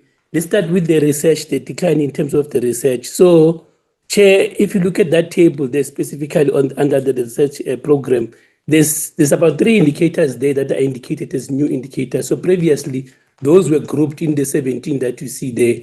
But because of the request from council that we need to be able to split out strategic projects, for instance, now there's a project that talks to standardization of benefit options, which is clearly outlined there. Attached to it is the new indicator. And then you'll see in the period where we've got 12 under a number of research projects, that is indicated as 1. So the request was that we needed to tease out some of these key strategic projects so that at least we're able to monitor them closely and then are able to account for them. So now we've clearly defined the 3 projects: standardization of benefit options, and there's another project on the schemes with lower risk pools, and there's an annual review of government-funded schemes. So it was a matter of recategorization. That was the first consideration. Then the second consideration, Chair, was the issue around the dependency on IT-related challenges, where we needed to consider that. Hence, then the revision that you see there in that specific indicator. But beyond those are scheduled projects that we do on an annual basis. But beyond the 12 that you see there, Chairperson, there are other ad hoc requests or projects that you'll get. So what you see there is what is scheduled for the year. But beyond that, we get more projects to be able to attend to some of the requests from NDOH. For instance, NDOH currently is working on the draft regulations around the multilateral negotiation forum. It's one of the projects that was not there before, but because of the fact that it's a key strategic project, we need to be involved. So over and above what we see there, there's what we call ad hoc request projects. And then also coupled with that, it will be our contributions to a number of NDOH-related committees. For instance, there's one on benefits, there's one on medicine pricing. So that is also our contribution in terms of some of the work around policy-related initiatives. And then if I was to now get to the space around the LCBO, so in 2023, we concluded which was an outcome of a stakeholder engagement process, a report which we handed over to NDOH on low-cost benefit options. In that report, we indicated some of the limitations which relates to that the benefit itself is thin, which means therefore that it will expose members to higher levels of out-of-pocket payments. So that is one limitation that we outlined with that, because sometimes a lower cost of a benefit does not necessarily equate adequate cover. So that was one limitation, that it may expose members to higher levels of out-of-pocket payment. And then secondly, within the medical scheme space, medical schemes are mandated to provide what we call prescribed minimum benefits. So a greater part of those benefit options do not cover prescribed minimum benefits, which means therefore that people who purchase those, they don't have adequate cover insofar as PMBs are concerned. And the other limitation that was flagged was the issue around a greater part of those options don't cover private healthcare hospitalization, indicating that even if you were to purchase such a benefit option, ultimately if you need hospitalization, you'll have to end up using public sector. And then the other limitation was with the issue around that they were not adequately addressing the burden of disease.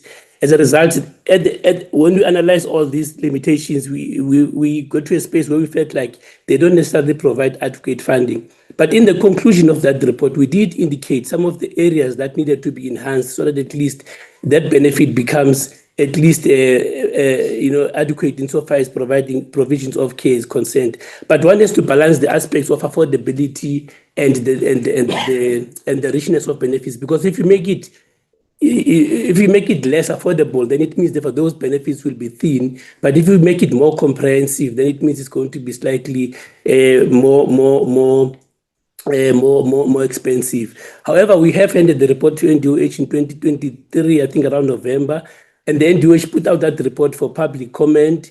And I think now they have received the comments, and then I think they've concluded the analysis with regards to the input that they've received in the report.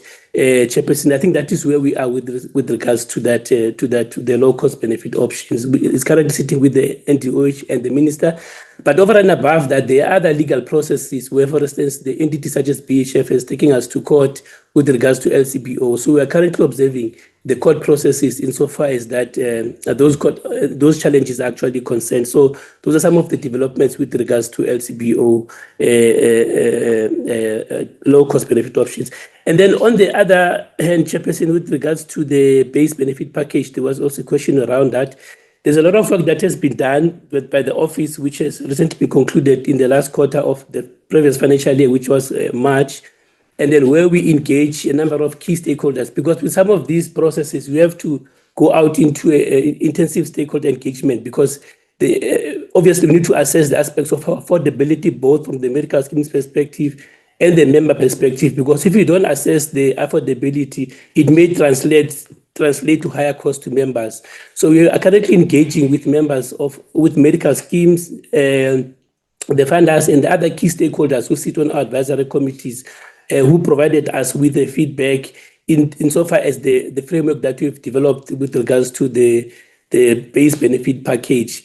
And where the process is now, we have outlined 3 specific options or scenarios which we are currently engaging with NDOH, so that at least from the policy perspective, we're able to align and also be clear in terms of how we move forward. So, Chairperson, with regards to the base benefit package,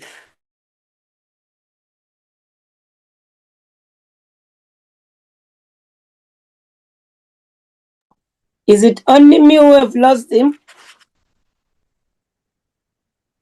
I also lost him, Chair. No, Chair, we lost. option.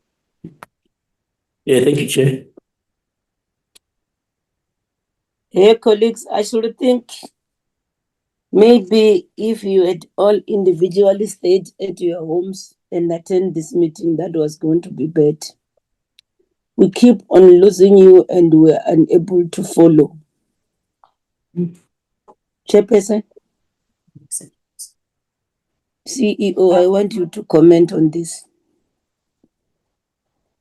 Starting to make this exercise very futile on our part. Can you hear us, Chairperson? Yes. Thank you. The CFO now is going to explain few or answer to few questions. But you're ignoring my issue that I'm raising with you. We didn't hear, Chair. That's the reason. I'm saying this thing of you sitting there together is a group. Maybe if you have logged in from your respective home, it was going to make this meeting very fruitful and effective. Because we keep on losing you. Oh, thank you so kindly, Chair. That is so noted. And thank you for that guidance. Yeah. Thank you, Chair. I'll respond to the issue on the legal services. If we look at the legal services, I think for Who's speaking for my record? This situation with the CFO, Chair. Okay. Yes, Chair. In terms of the legal fees expenditure, we're currently sitting at 16%. That is if we compare it to the total expenditure for the year. But if we look at legal fees over just the operating expenditure, if we take out the administrative cost, that is 43%. So on average, if we look at the previous financial years, the percentage of legal fees to total fees is between 16 and 20%. Thank you, Chair. Thank you, Chair. Mr. Maswanganya will answer to the issue relating to the waiting period that was asked and why the benefits increased. Thank you, Chair. My name is Mfana Maswanganya. I'm the Executive for the Regulation Division. I'll start with the question asked by Honorable Leroux with regard to schemes that have their solvency, which is below 25% as required by the Act. I think what we need to understand.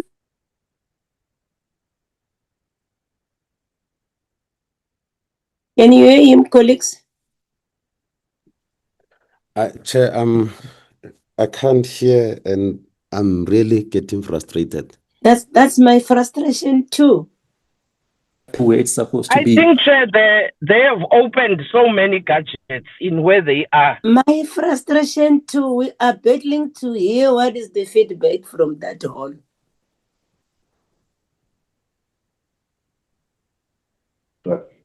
Chairperson, can you hear me now?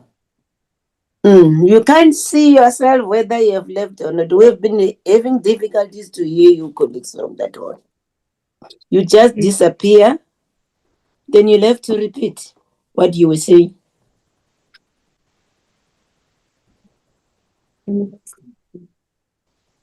Chairperson, I'll repeat, maybe I will be legible enough. Yeah, start with regard to this issue of the solvency of the two, that the issue that we're talking. Repeat it now. I want to hear the responses.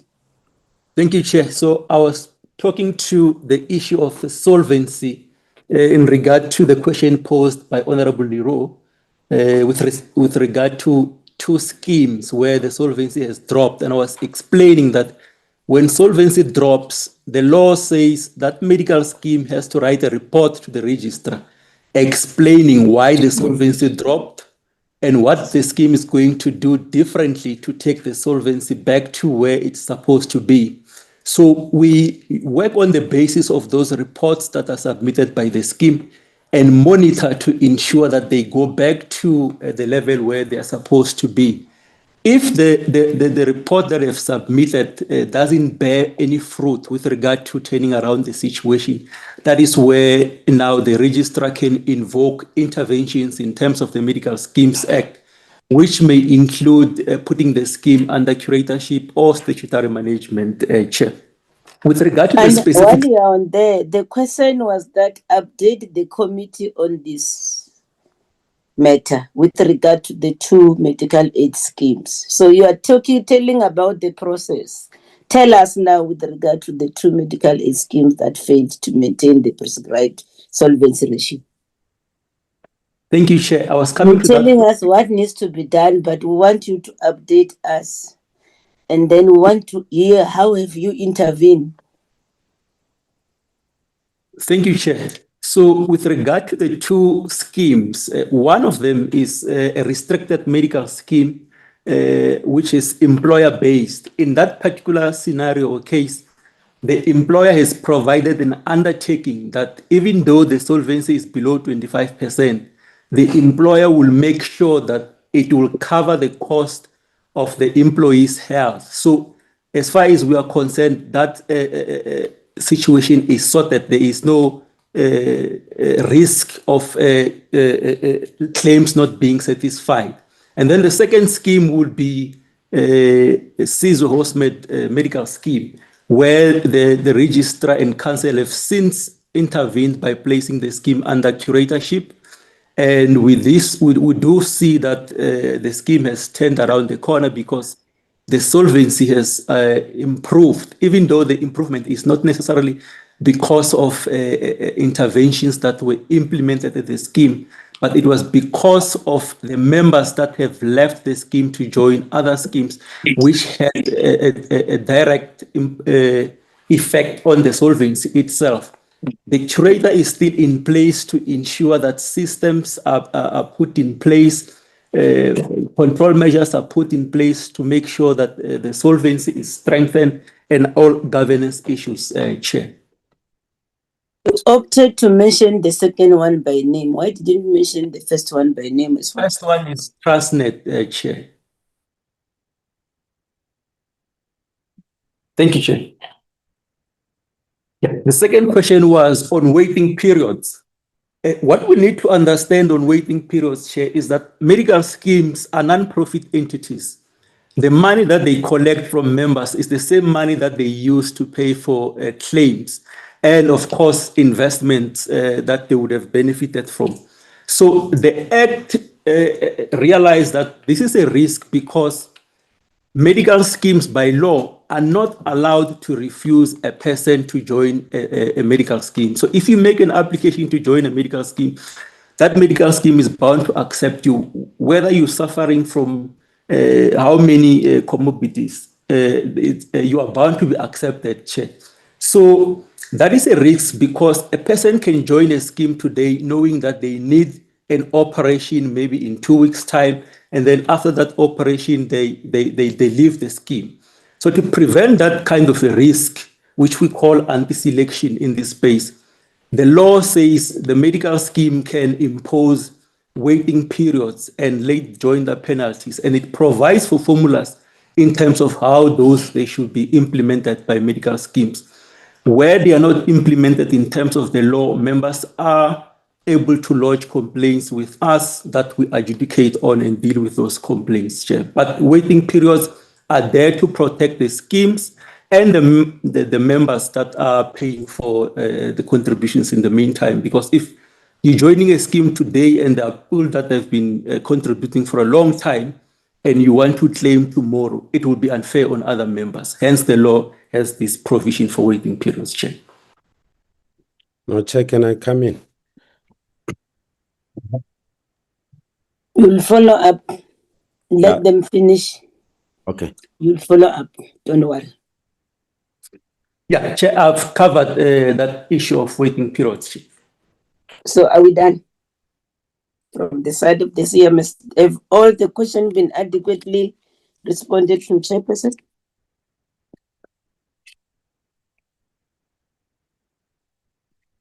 Colleagues, then you can follow up. Honorable Mtobatsa, who else want to follow up? Exhausted our questions, Chair, unless they are follow-ups. Thank you. Okay. Honorable Mtobatsa, who else want to follow up? If that's why it's you. I'll come after you, Honorable Mtobatsa. You can proceed. No, thanks, Chair. Let me start with the last question that was responded to. I am saying, agreed with the explanation, but then here is a member who, because he was suspect and because of the suspicion that is being advanced by the medical aids, that this person might join today and tomorrow because he will suffer from chronic disease, and that member doesn't. He pays that amount for a period of a year. Having paid that amount for a period of a year, he continues to be a member of the scheme. Now, the money that this member has paid for over a year, which is equivalent to the money that he's supposed to pay, what happens to it? That's the question that I'm asking. And is it not deemed fit by this institution to look into that and to say, this money that the member have paid must be credited back, because now we have now established confidence that this member remains our member? That's the angle in which I'm asking this question. And Chair, I might have missed the response in terms of the profits that might have been or will be accrued from the Indaba. But then my question was, why do you make members to pay such an exorbitant fee just to be part of the contribution that they must make to make sure that the institution itself or the sector itself benefit? Because there are people who might attend that particular Indaba, whatever, to help, but then they can't because they will be closed out because they can't pay. That's those are the questions and the context within which I'm raising these questions. Thanks. Okay. On my part too, I think I've got issues that I need to raise, Chairperson, Dr. Mabeba, and CEO. As one goes through your APP, I've tried to do that also to compare it with the others that one has gone through. Then I realized, yes, yours is much better compared to the others. That's the issue that I picked up. But in all fairness, Chair and the CEO Registrar, the performance seems to be thumbs up. I'm raising this because when one looks at all your indicators, you have reported them in percentages, and they don't have numerators and denominators to justify the performance in percentage. Maybe as you rework your document, you'll have to look at that. That's the issue that I've picked up. Then the other issue with regard to the, yes, Dr. Kumete, the members got your responses in writing. But there were those that shared with me that they were not happy with the responses. I said instead of us writing back, let them ask the questions here. Hence, you heard Honorable Shira raising the issues that she was raising. It was in a form of following up. They did get your responses, and I can confirm that everyone got your responses to that effect. Then there's an issue here, Chair, in the registrar. One looks at your approximately 71% of your budget is spent on compensation of employees. At the same time, you are on record, registrar, saying that you have developed a turnaround strategy to address the financial challenges and operational efficiencies. Can you share that strategy with us? I think it's something that is there that you can be able to share with us. Then we want an update now, Chair and CEO, on any litigation that you are involved in. Because I'm raising it because also you said you are aiming to reduce legal fees. And then somebody talked about the percentage. I think it was Mr. Mfana Maswangani, if it's not the CEO, yes, if it's not the CFO, yes, who said that. But then I think you need to share with us the number, any litigation that you are involved in, because I think it's one of the issues that is taking most of your budget. There was a question that was raised by Honorable Liro on the issue of the IT system. How do you protect them from cyber attack and hacking? And then the question was responded to. But looking at your slides, I think it's slides 38 and 39. You're talking about something that is unfunded when it comes to the ICT. Yeah, I'm checking the slides. Yeah, you have put something that says ICT requirements 38 and 39. You're talking about ICT requirements that are not funded, amounting to 61 million. Yeah, because it also includes keeping the lights on project, including your own digital transformation. And then this is linked to the question that Honorable Leroy said to say, if then you don't see the need to get all these other things funded and whatever, how are you going to respond to cyber attack? Because cyber attack is real, it's happening, and how are you implementing the national cyber security framework as developed by cabinet? Because you are also affected. So I want you to add more meat to that effect. Then the other issue, I think you need to appraise us of the 579.2 million that you have set aside for the use of consultants in the current financial year. And then I should think this brief must also include, but not limited, the purpose for which these consultants are used. Whether yourselves as an entity do get value for money, as well as whether these consultants transfer relevant skills to the employees of the entity. Then also in terms of there is a slide that deals with your legal and labor matters, wherein then you are also saying there was a CCMA matter that took a chunk of your money. Maybe can we understand the nature of that case, and then what made you to be found wanting in that effect? So I should think those are the issues that on my side I need you to talk to us. And then there was also lastly the issue, I think you'll have to report on the progress with regard to the introduction of standardized low-cost medical aid packages across the medical aids.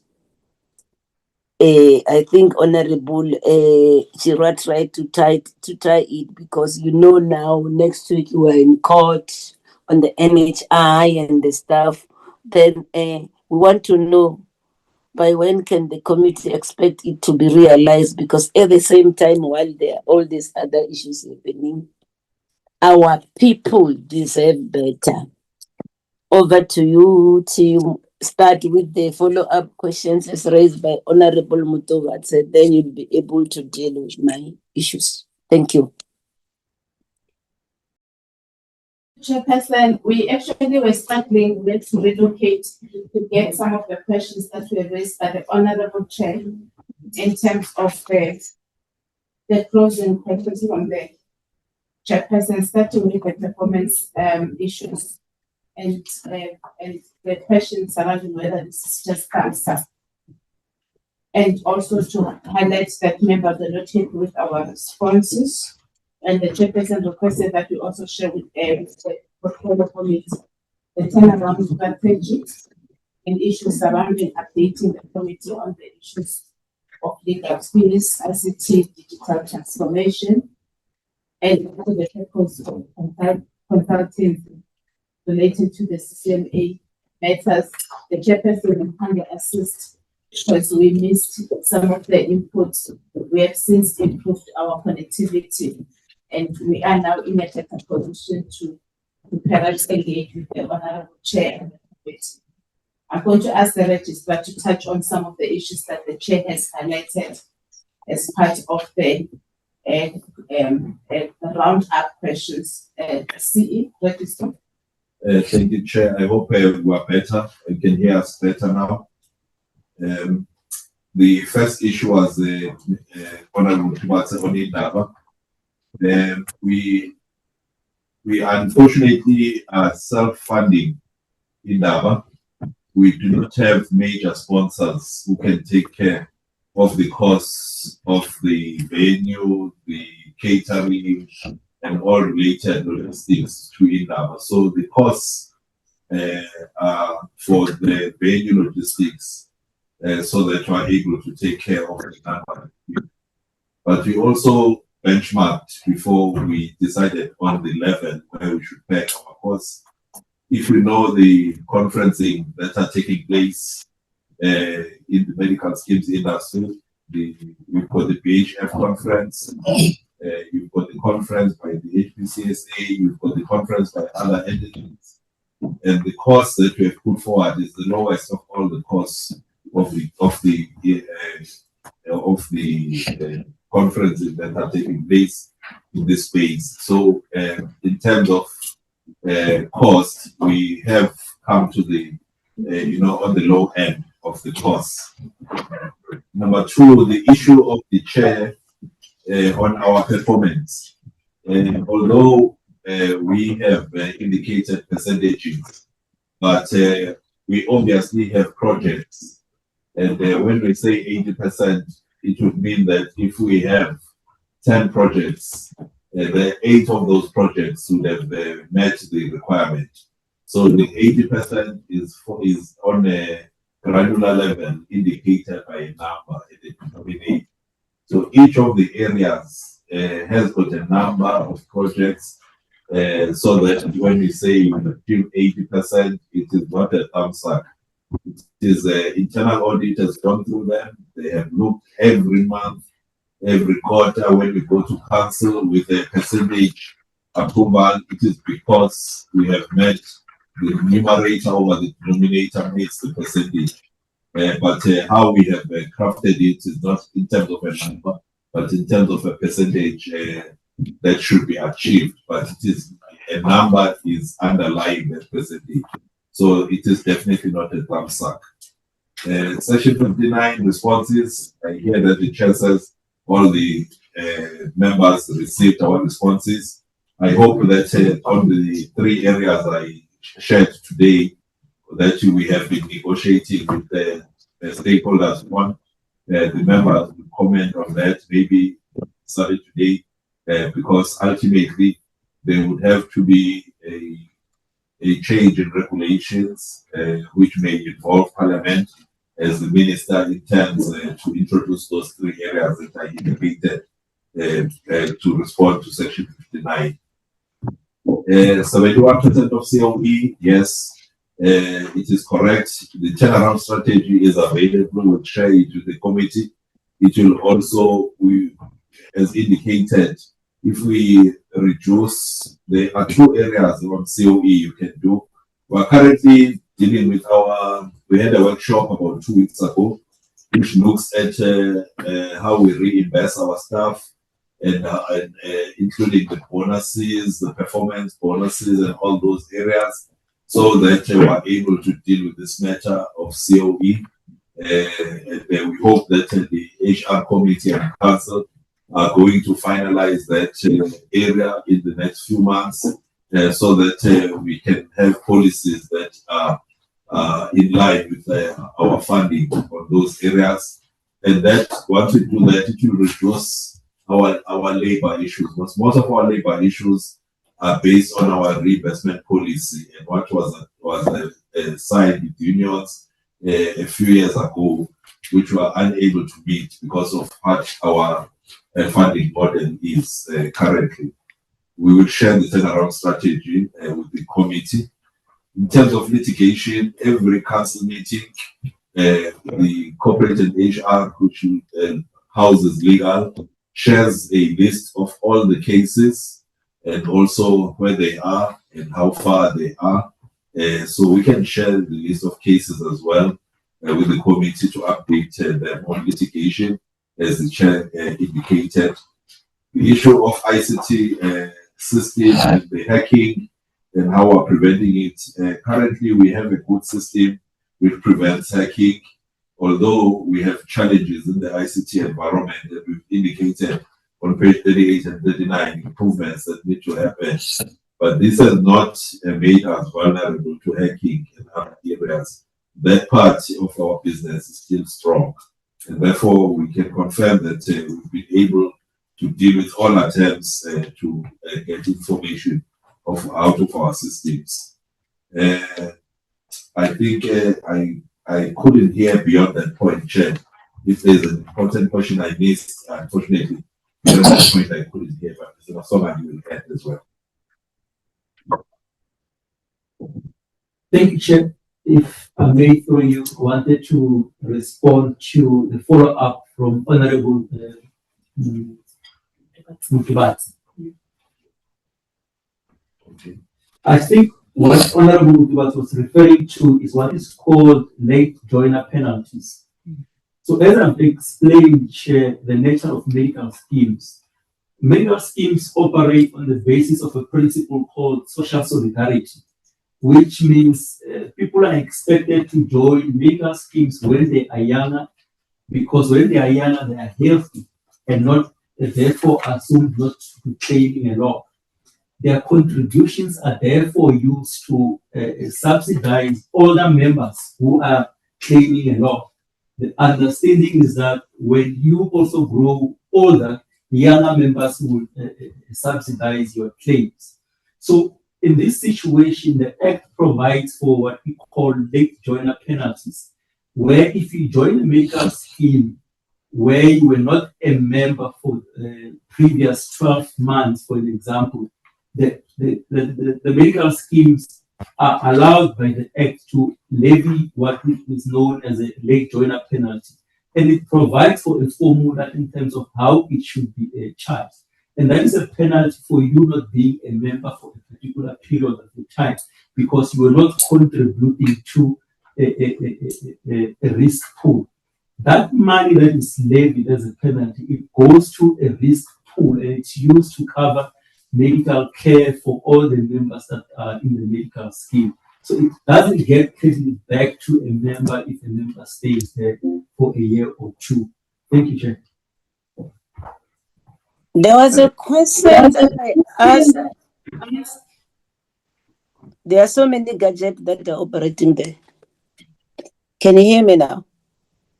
Yes, I can hear you much better, Chair.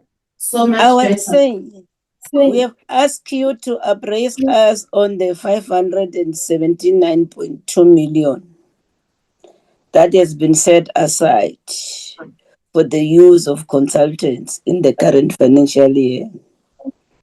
And we also say that you need to update us with regard to the purpose for these consultants. What are they used for?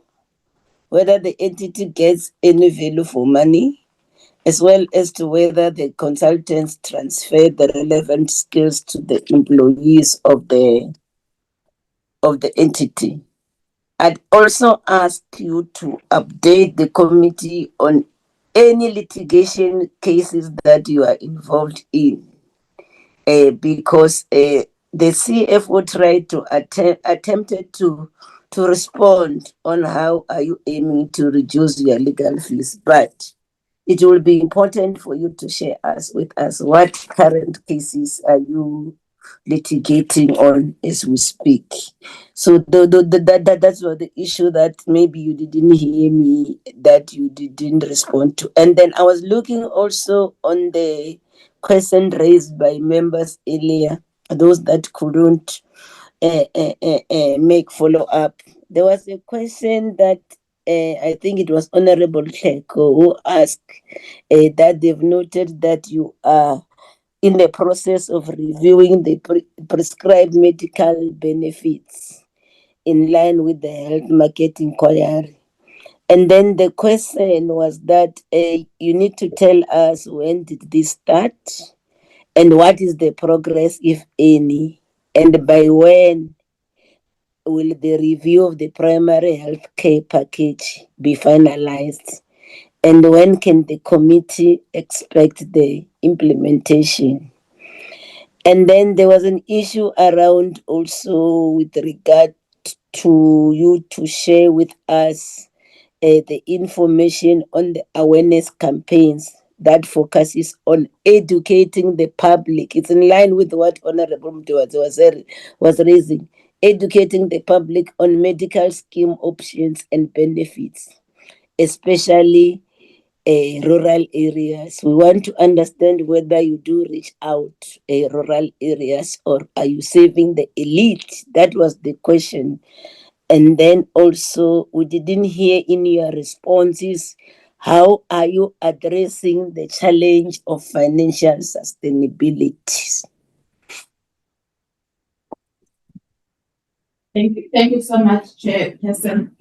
The 579 million, Chair, we're uncertain about it because our total revenue is far below the 579 million. It's sits at around 20 something million.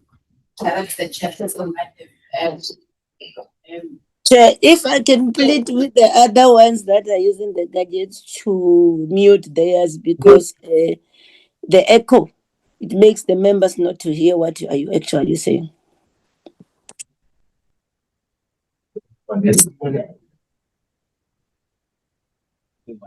It seems like there are so many gadgets that are open there. Chairperson, the consultancy is actually 4 million that we presented before the committee. Only 4, not 579, Chair. Chairperson, I will ask Mr. Baloyi to talk to the litigation cases as the second question.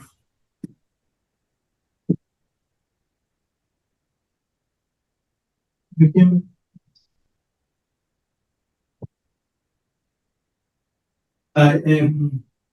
afternoon, committee members. In total, Chairperson, we have got 11 cases in various courts.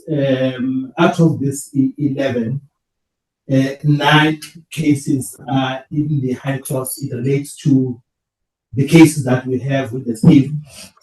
One case, it's a matter that is currently serving in the Supreme Court of Appeal. This matter is a matter that has been appealed by BHF. We spoke that matter when Dr. Willie was giving an update on the low cost benefit option where BHF is actually appealing the decision of the High Court in this matter. Then the last matter is a matter that is at the Labour Court, which we are currently withdrawing because we have reached a settlement with the NEHAU. So in total, Chairperson, those matters are 12 in the courts that I've mentioned, mainly the High Court, the Supreme Court of Appeal, and the Labour Court. Thanks, Chair. The executive for member protection, Dr. Potelwa, will speak on the member campaigns that we have instituted in the institution. Thank you, Chair. Currently, we have a target of 60 interactions with members of the public. We partner with the National Consumer Forum. As they go out on a monthly basis, we use their calendar to ensure that we reach the most rural of those areas where our members are at. We travel to all the provinces. I would say more than 50% of the interactions that we do are targeted more to hospitals in the rural areas, schools in the rural areas, malls where we can interact with people, and we ensure that we reach them based on the allocated budget that we have. But we ensure that we value is provided based on what we have. Thank you, Chair. And on Thank you, Chair. Healthcare package, Dr. Willie will come back and speak on that.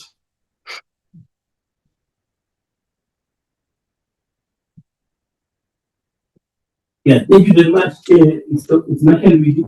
So, Chairperson, I think the question on the PHC is a very important part because currently the PNBs are hospital-centric in nature.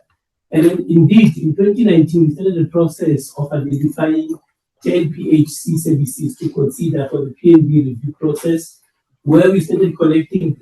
Firstly, we defined the services which were 10 in the main, and then we started collecting data in 2019. Then obviously there was COVID in 2020 and 2021, and then that will continued in 2023, where we concluded the costing of the primary healthcare package, Chairperson, and then I think in 2025 we started engagement and consultation with the PNB review process so that we can look at issues of sequence in the package, because the difficulty is that if we were to take, based on the costing study that was done, if we were to take the package as it was at the time and add it to the current PNBs, which account for about 55% of all benefits paid, it was likely going to be unaffordable for medical schemes, and that those unaffordability levels would then be transferred to members. And then we started engagement with the, through the costing committee, we looked at different options that we could consider. For instance, one of the options could be that if we have the PHC as a standalone package, that was one of the considerations. And the other consideration was if we were to have the PHC package as an added benefit to the current PNV package, which is likely going to be more expensive. So we looked at all those different permutations and parameters, I think, and concluded our engagement at PHC level. So where we are now, we're looking at issues of sequencing those services so that at least they are affordable at both the medical schemes level, so that it doesn't translate to unaffordability to members of medical schemes. And also we're currently engaging with NDOH, because NDOH is also working on a PHC package, so that at least we're aligned at Chairperson. So what we can commit to the committee is that as soon as those engagements with NDOH and the clear direction in terms of which of the three options could be considered in terms of the implementation, I think we should be able to come back to the committee in terms of how we were able to move forward. But in terms of the PHC itself, it has been defined, it has been costed, Chairperson. We have gone through the consultation stage, and the last stage now is just to engage our policy, our NDOH in terms of how we align with the package that they are developing. Because in terms of the Medical Schemes Act, the essential benefits have to align with what is offered at the state level. So that is where we are in terms of the alignment chairperson. So a lot of work has been done. I think we're at the tail end. As soon as those engagements are done, I think we should be able to come into the committee and indicate which of the options we take forward, and then the implication therefore. Thank you. Thank you, Chairperson. The CFO will clarify the consultancy. Thanks, Chair. In terms of the consultants, we have allocated it's 4 million for the 26-27, and that's mainly made up of internal audit. We have an outsourced function for internal audit, and it includes appeal board fees, it includes the commissioned inspections, and the PM reviews. Those are the elements that are included in the consultant suite of 4 million. Thank you, Chair.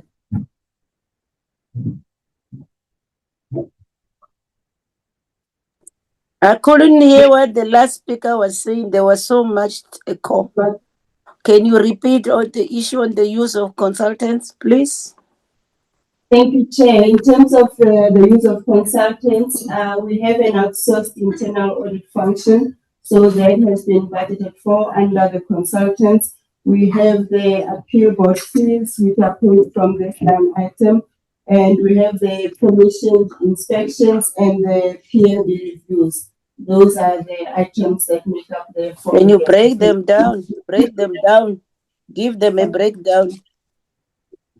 That's what I said.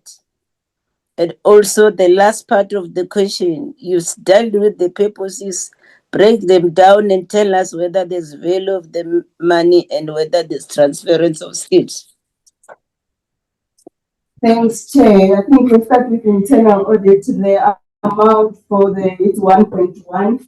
We have an outsourced function. However, we do have we have appointed senior manager internal audit. So they'll be working with the consultants to ensure that the skills are transferred, Chair. And then in terms of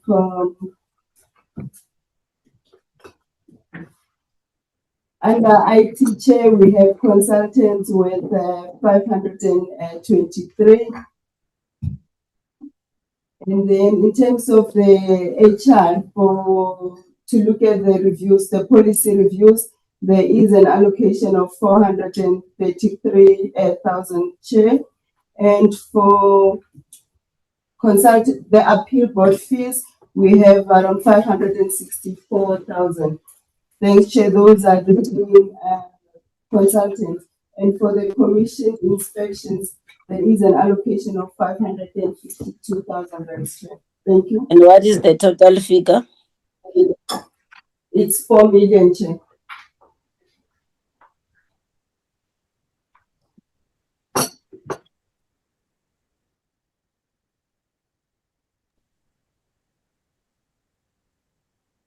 The outstanding one is how are you addressing the challenges of financial sustainability? Chairperson, I earlier on, I did speak, maybe I wasn't audible. I did speak on the turnaround strategy that we have crafted. I committed to sending you the document as well. It has a pillar that looks at our current expenditure and how we reduce our current expenditure, starting with the COE. We have not been replacing people when they go fast. We've reduced the time we've extended the time that we take to fill positions so that we first check if there is no internal capacity in that area before we get a new person. So that's one area.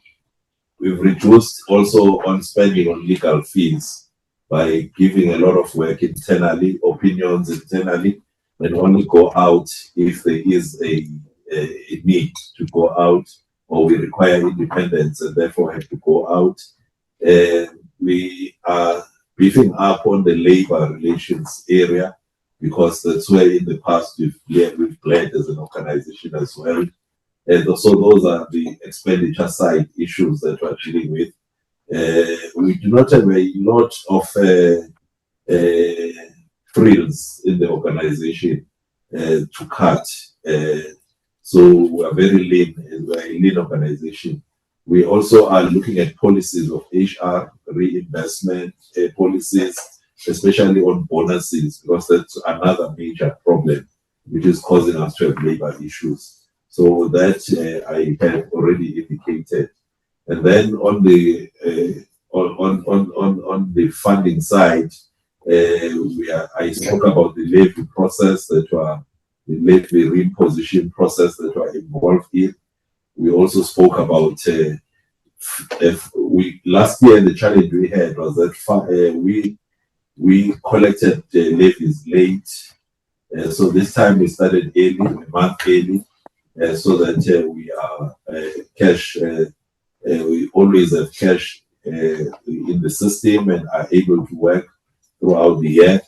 It assists us to function efficiently, so that we've done already. And then I spoke about the other areas like training, where we are partnered. Okay. Yes. Okay. The issue is that can we then get this turnaround strategy in the next, it's there. In the next 2 working days, then it can be emailed to the company, to the secretary of the committee. That also had to deal with the issue, a thorough explanation on the review of the prescribed medical benefits, including the primary health care package. These are the documents we would like to see in writing that can be shared with the committee, because this is the process, especially the other one on the review, is a process that started long ago, as the presenter was saying. And then, having said that, it brings us to the end of our engagement with your good selves. If there are issues that members felt they were not adequately addressed, chairperson, you will see them, we'll send them to you in writing before we finalize this process, so that they are adequately responded to. We want to thank you for your time. Next time, make sure that when we call a meeting, stay in your separate designations. It's easier than, because we had difficulties in also to hear some of your responses, Chair. I think that's the method that should never happen again, especially for an entity as big as yourself. We expect you to address and attend the issues of your connectivity. Thank you so much for your time and your excuse. The colleagues from the FFC, welcome. Can I welcome the colleagues. We want to apologize for taking, I think it's some few minutes. Your minutes. Are you ready? I see you have all logged in numbers. Can I ask the leader of the delegation to introduce the team? Welcome and thanks for coming. Over to you, FFC. Good afternoon, Chair and honorable members. My name is Tulani Duncan Nduli. I'm the CEO of the Financial and Fiscal Commission Chair. Honorable Chair and honorable members and other distinguished guests, thank you for the opportunity to appear before you today on behalf of FFC. At the outset, Chairperson, I would wish to convey the apologies of the chairperson of the commission, who is unable to attend this session due to a prior engagement that had been confirmed before the committee requested today's briefing. The chairperson has asked that I expressed her appreciation for the committee's continued engagement with the commission's work and its oversight role over the health sector. As accounting officer, I'm representing the commission today, accompanied by the head of research, Chen Seng, who will lead the technical presentation together with members of his research team. The team before you has been responsible for the Commission's analysis of the fiscal framework, the health sector allocation across national, provincial spheres, and implications for service delivery, equity, and sustainability. Honorable members, the Commission welcomed this engagement. The health sector remains one of the most critical components of South Africa's social and economic development architecture.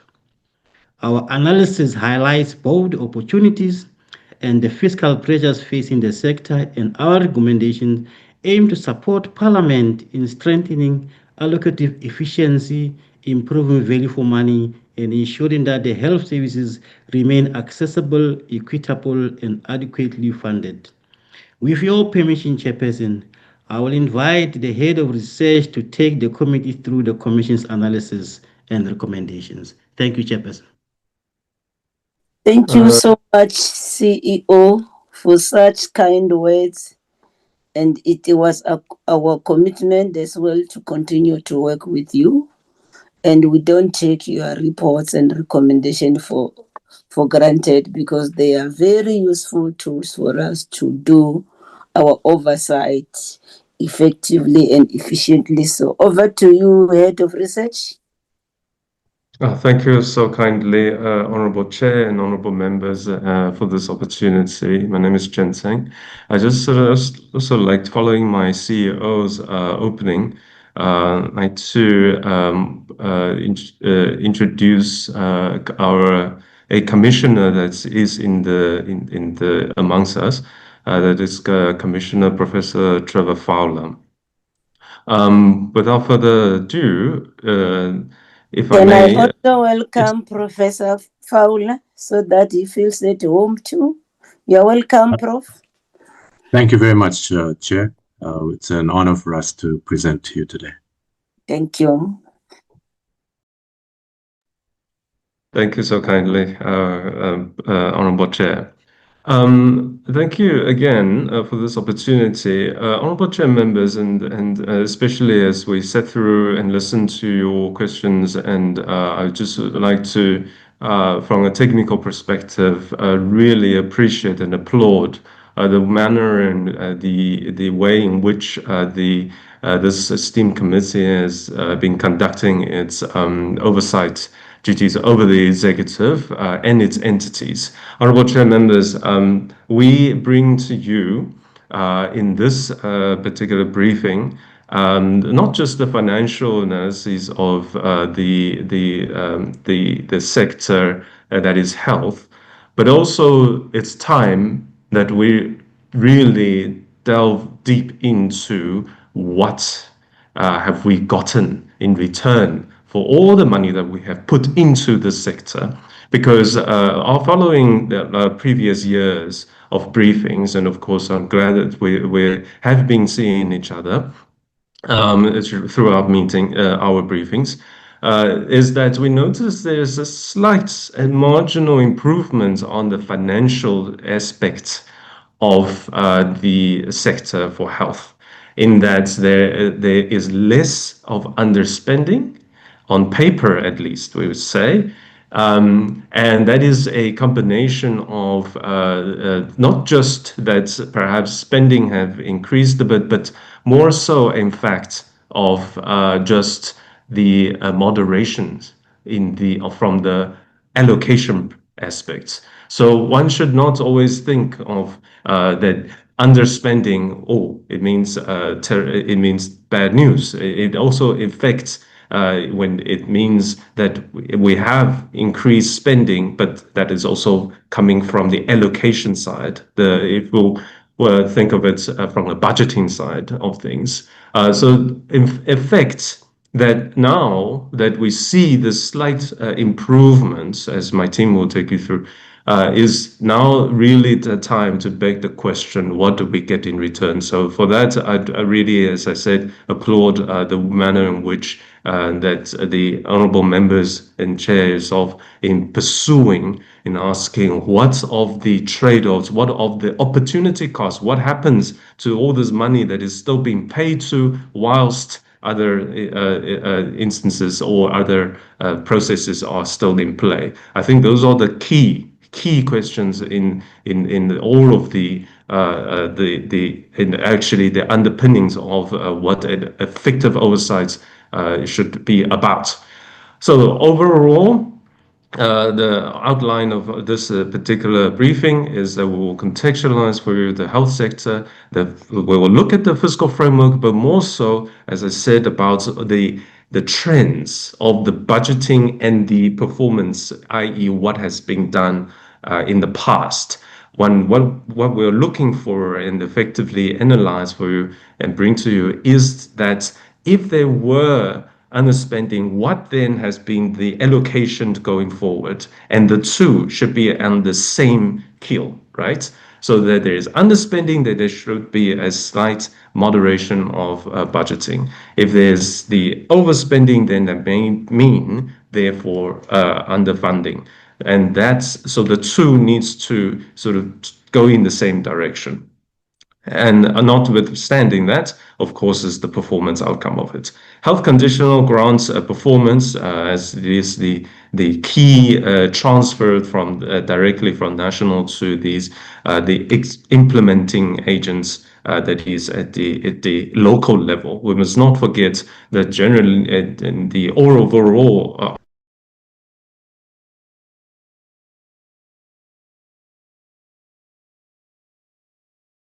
notes of where the funding is trying to go to. The health entities, as well as the NHI system implementation, and finally our recommendation. Next slide, please. Very quickly, I want to just revisit and help remind even ourselves at the Commission is that FFC exists in the Constitution. Section 220, and our main stakeholder is to you, is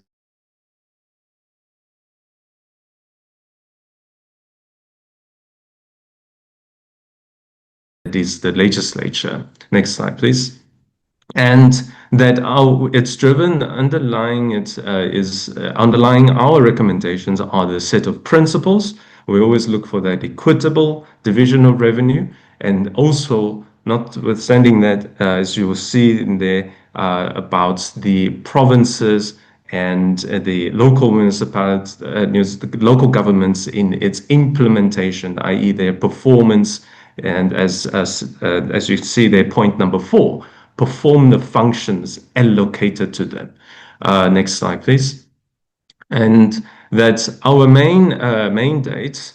Next slide, please. And our main mandate ultimately is about making the recommendations to yourselves, and also to mediate, but through evidence-based research. So what we bring to you, there is the data that underlines all of the information that we bring to you.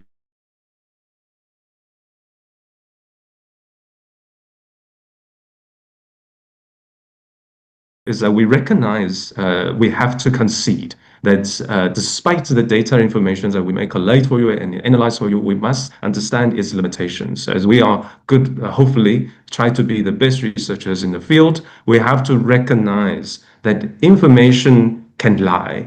It depends on how one interprets it from whatever position, and therefore it needs to be objective in the approach of the analysis. And that in doing so, it means that we have to recognize some of the limitations. So as we will see, some of the performance indicators that we present to you, it will look okay, but in effect, we have to follow it up with the question of what exactly does it all mean? What are the outcomes? What are the first impact, but then also the deliverables, and leading to what kind of outcomes that we are getting from all these activities that are in the performance plans. Next slide, please. And the ultimate overall, the underlying sort of activities that we do is research. Next slide, please. And that we do have to, it's a continuous process. That's the key I want to bring in, is that it's a continuous process. The briefing that we bring to you and the information we bring to you is as we're going into the new financial year and the activities thereof, but not forgetting, however, that we are coming out of 30 years and almost, for example, some of the certain projects, like big major projects like NHI, who seeks to essentially merge, right, the two-tier system of healthcare system that is in South Africa. And that we are still not seeing anywhere near close to some of the implementation criteria that where we have actually made recommendations on that ought to be prioritized. And so please forgive us for some of the recommendations. It may seem repetitive, but it is it's precisely repeated because, unfortunately, these are not yet implemented by the executive in the field of in the sector of health sector. Specifically, we have been advising and recommending for a patients, and not just patients, but also healthcare providers registry system. The reason for that, as I said repeatedly, is because one has to understand the risk profiles, the dynamics, and the actuarial dynamics of the health risks, and through the life cycle of us human beings, in that we are from young to from born and to youth to being adults, and then to ultimately old age and death. These are all information that needs to be taken into account when one designs an insurance system, especially that of the health system. We still are nowhere near to such a system. In fact, as of today, as I checked on the tender websites of the Department of Health, is that they are asking for an NGO to come and assist it says it's seeking to appoint a public health NGO service provider to implement the electronic medical record EMR digital solution in all 8 provinces for the National Department of Health within the period of 18 months. I think it just shows us in the outcome that how we are where we are. Unfortunately, is still in the implementation stage that is not yet ready for a rollout of an insurance scheme that is able to take effect to help our people. From this point, next slide, please. I'll let my technical team to take you through the information and the analysis of the health sector. Thank you, Chair.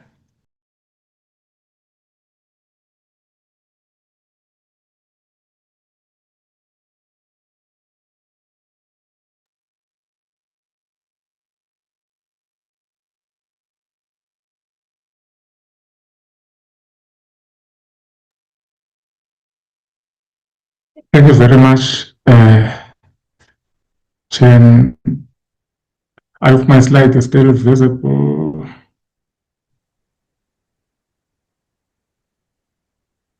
Can I get a confirmation that my slide is still visible?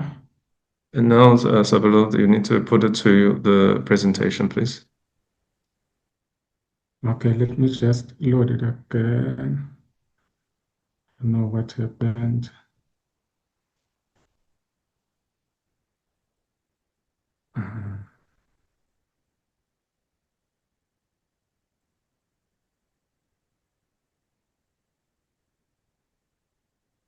Okay, I hope it's fine now. Okay, thank you very much, Chen, and good day to all honorable members and the chairperson and all other colleagues that are present in the platform. I will take you through the following few slides, and then I'll hand over to my colleague after. Then here, chairperson and members, we are just highlighting the focus area for the vote, which basically is to coordinate health care services to promote health for all people in South Africa. And it does so through these 6 programs, that is administration, national health insurance, communicable, non-communicable disease, primary health care, hospital systems and governance, and then human resources.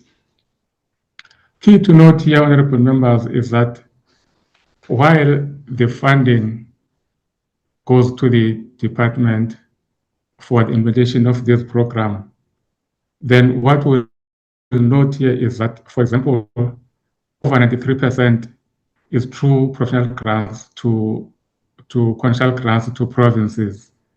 For example, for the 2026-27 financial year, out of 66.9 billion that was allocated to, has been allocated to the vote, 62.7 billion is through the conditional grants. Then this shows that the vote or the sector is being driven mostly by the conditional grants.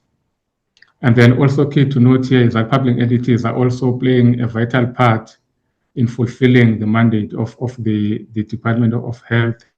And then these public entities are funded through transfer payments from department as well as own funding. There's that own funding that is happening. Okay, here, Chair and members, as the head of research has indicated, that we are looking at the allocation across these different years for health. But here what we did, we put health with other selected votes to illustrate that health remains a priority. Looking closer to this table shows that expenditure on the health vote accounts for 5.5% of the 2026 national appropriation, which is the 6th largest. Then the largest, as expected, is social development, which takes about 24.9% of the all allocation for 2026. Here, members and chairperson, we are just emphasizing that the health vote, the allocation has been increased from adjusted appropriation of 65.9 billion in 2025-26 financial year to 66.9 billion for 2026-27 financial year. With respect to spending performance, because as head of research has indicated that it's important when we look at these allocations, again, we go back and track how performance has been in the past few years. Then here, what we've seen from the data, it shows that there's been an underspending in the past 3 financial years. For example, 2022-23 underspending was 2.5%, and then 2023-24, 3% underspending, and then but it decreased in 2024-25 financial year. And then the graph also shows that a 1.7 adjustment was implemented in the 2025-26 financial year compared to the 2024 adjusted budget, which was mainly for the employment of doctors and medical supplies, and also preparatory work that the head of research has spoken about, preparatory work for the implementation of the NHI. The budget for 2026-27 was slightly decreased by 7.4 million, but you can't see here because it's close to zero. It's close to zero. That reduction is close to zero. But here, this is not just a distraction, members. What happened here, we're comparing what was allocated to 2026-27 according to the 2025 budget and what has been allocated now using the 2026 budget. So the difference is about zero. So it's not much. So now coming to the programs, what we see here is that the graph shows that overall underspending is 0.6% in 24-25. But the adjustment, as I've spoken about it, is just about 0%. So with respect to the programs now, the administration program, when compared the 2025 and 2026 budgets for 2026-27 budget, there's been a non-material or insignificant reduction of 0.8%. And this small reduction follows underspending of 8%, of 8.9%, as you can see, the red bar in 24-25.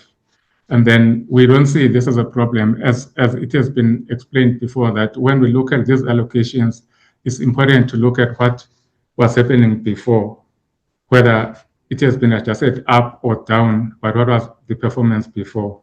Then here we see that there's been this slight reduction, but it's following a significant underperformance in the past. The NHI on the other side, we can see there's been underspending of 13.8% in 24-25. The budget has been increased by insignificant percentage of just 1.2% in 2026-27 when compared 2025 and 2026 budget. This upward adjustment is necessary for the preparatory work that we've spoken about for the implementation of the NHI, and again for the conversation as it has been recommended by the Commission in the 2021-22 budget.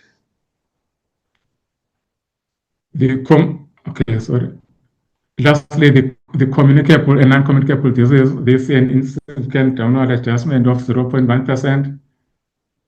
Again, this follows an underspending of a 1.2%. Commission is of the view that this is insignificant downward adjustment, given that, and it's in line with what has been happening before. Then this won't affect service delivery at the end.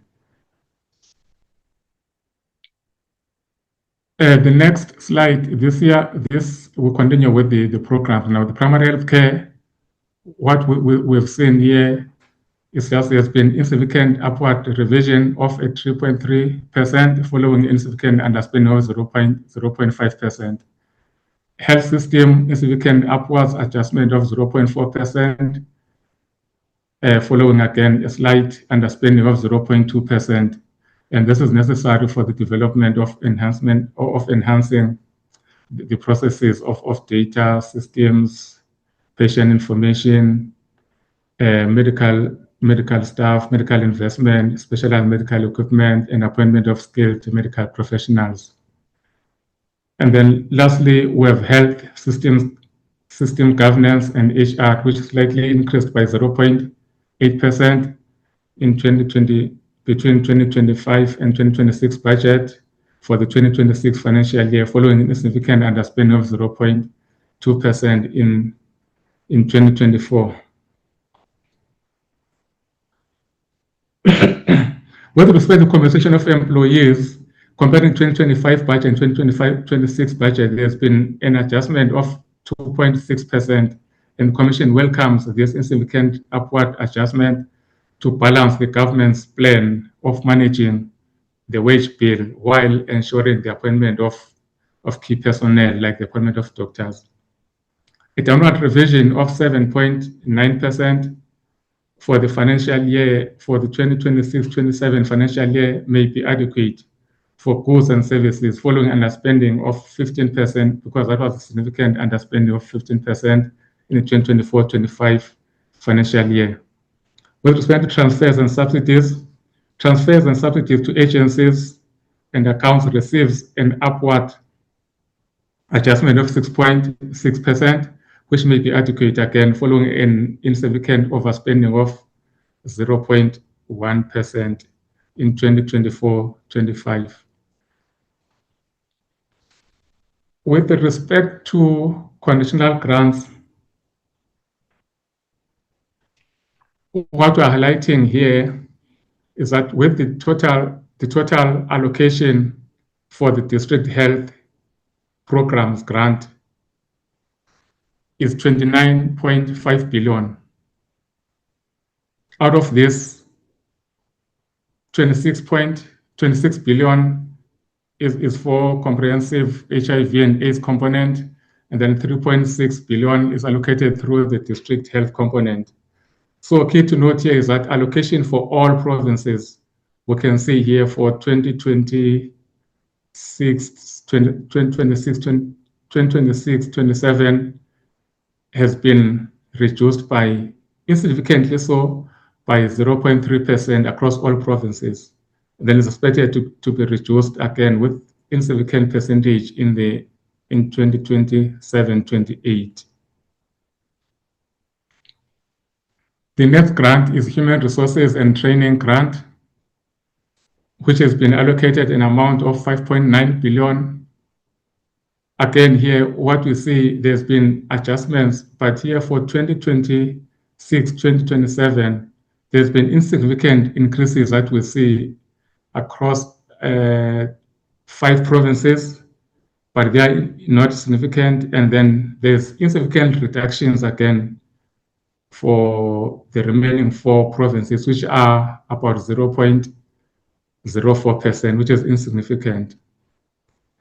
And here, Honorable Members, remember, we're comparing the allocation for 2026-27 as according to the 2026 budget and to the 25 budget. We're comparing that difference. It's not that it's really there's a decrease. The National Tertiary Services Grant, here we see a significant adjustment. On average, is 2.9%, but here there's a significant adjustment increase for 2 provinces, that is Northwest with 14.2%, and then Eastern Cape 7.1%. And then again, that is for 2026-27. And then there's 2 provinces that have been, allocations have been revised downwards when you compare those 2 budget years. That is the Free State, insignificantly so by 0.3%, and the Western Cape again by 0.3%.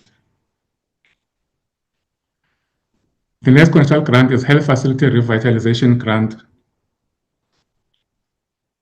which has been allocated 7.7 billion in the 2026-27 financial year. And then we see for 2026-27, we see an increase in almost all provinces, which is significant for other provinces.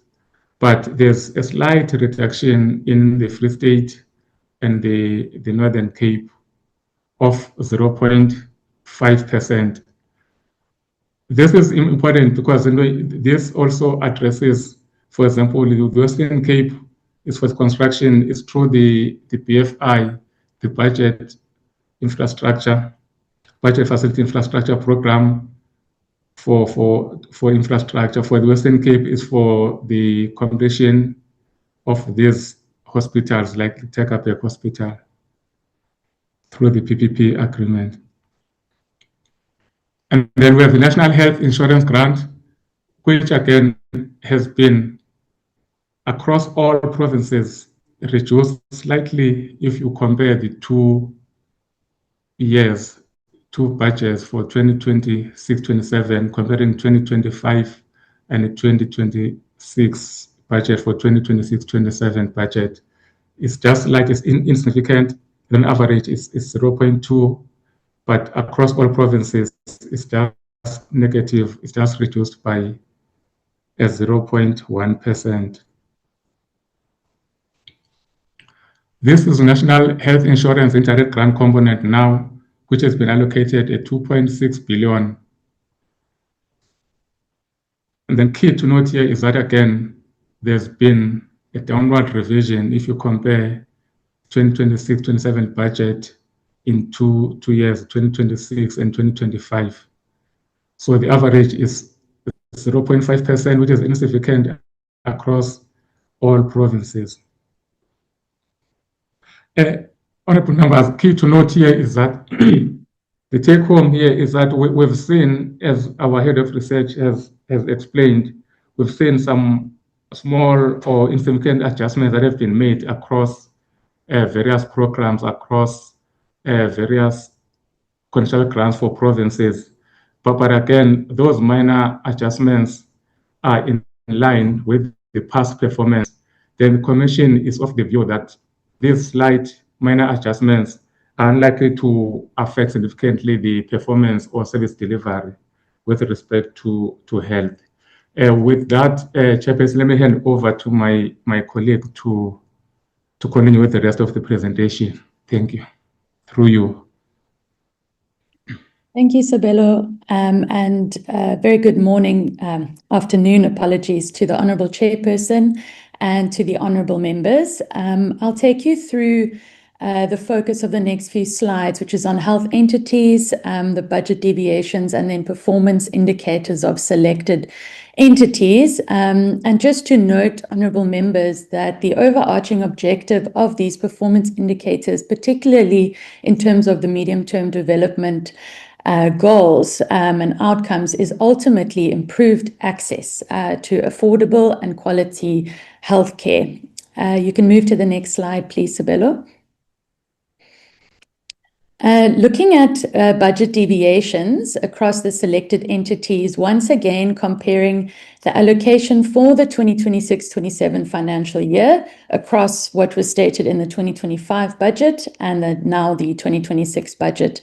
So regarding the South African Medical Research Council, the entity saw the largest upward adjustment for the 2026-27 financial year, and we see that is of 9.1%, with an additional 191.9 million there. The FFC does raise concern because the budget deviation does remain large, but we do note that this has narrowed slightly compared to the FFC's last engagement with the committee and its previous analysis, where the deviation was as high as 22%. So there's been slight improvement there, but more improvement is needed in terms of narrowing these high deviations. Sabelo, if you can move please to the next slide, but still speaking to this analysis, continuing here for the budget deviations, the South African Health Products Regulatory Authority, we see the allocation now has seen a downward adjustment by a marginal 0.6%, indicating a shift towards better budget planning. Further marginal adjustments have been made for the 2026-27 allocations to various other entities, including the Office of the Health Standards Compliance, the National Health Laboratory Services, and the Council for Medical Schemes. So the fact that these are quite marginal adjustments show a level of budget consistency between the 2025 and 2026 budgets. We do again note a significant downward adjustment for the Mine and Works Compensation Fund, or the CCOD, of 8.5% for the 2026-27 financial year. And we do, however, recognize that this may be linked to the decreases in claims due to declining rates of tuberculosis incidents, as well as increase in dust control measures implemented in mines. Next slide, please. Moving then to more specifically performance indicators of selected health entities. The slide also just provides a brief overview of the core function and how they are performing in terms of selected performance indicators. The Commission commends the South African Health Products Regulatory Authority performance concerning the finalization of applications regarding the sale of medicines, which has remained at 96% in 2023-24 and 2024-25. Furthermore, medical device license applications finalized has also far exceeded performance targets at 128% in 2024-25. So these are critical functions of the entity in terms of its mandates of monitoring, evaluating, and managing the registration and control of medicines. Next slide, please. Moving to the Council of Medical Schemes, the slide shows developments in terms of broker applications, accredited, processing interim rule and annual rule amendments, and governance interventions. However, honourable members, as my head of research has alluded to earlier, the FFC remains quite cautious about the reliability of the achievements shown on the slide. The Commission notes with concern the quality of these performance indicators and what outcomes they are capturing, and therefore in the APP going forward, as they may not be reflecting the quality of deliverables and outcomes by the entity necessary to perform its core functions of overseeing the medical schemes industry, regulation, and assisting with coordination. Next slide, please. In terms of the following entity, the National Health Laboratory Services, which is charged with providing cost-effective laboratory services to all public sector healthcare providers, including disease surveillance and specialized diagnostics. Performance point to relatively high levels. However, comparing the 2024-25 estimate to audited outcomes across most of the indicators here, such as occupational health laboratory testing, HIV viral load, and non-perishable food samples, we see that compared to the estimate of 2024-25, the audited outcome for 2024-25 did not reach the estimated goals and underperformed there. With the exception of the blood alcohol testing, which we do see has shown improvements, particularly since 2023-24. Next slide, please. For the Office of the Health Standards Compliance, the Commission notes with concern the persistent and significant underperformance of indicators.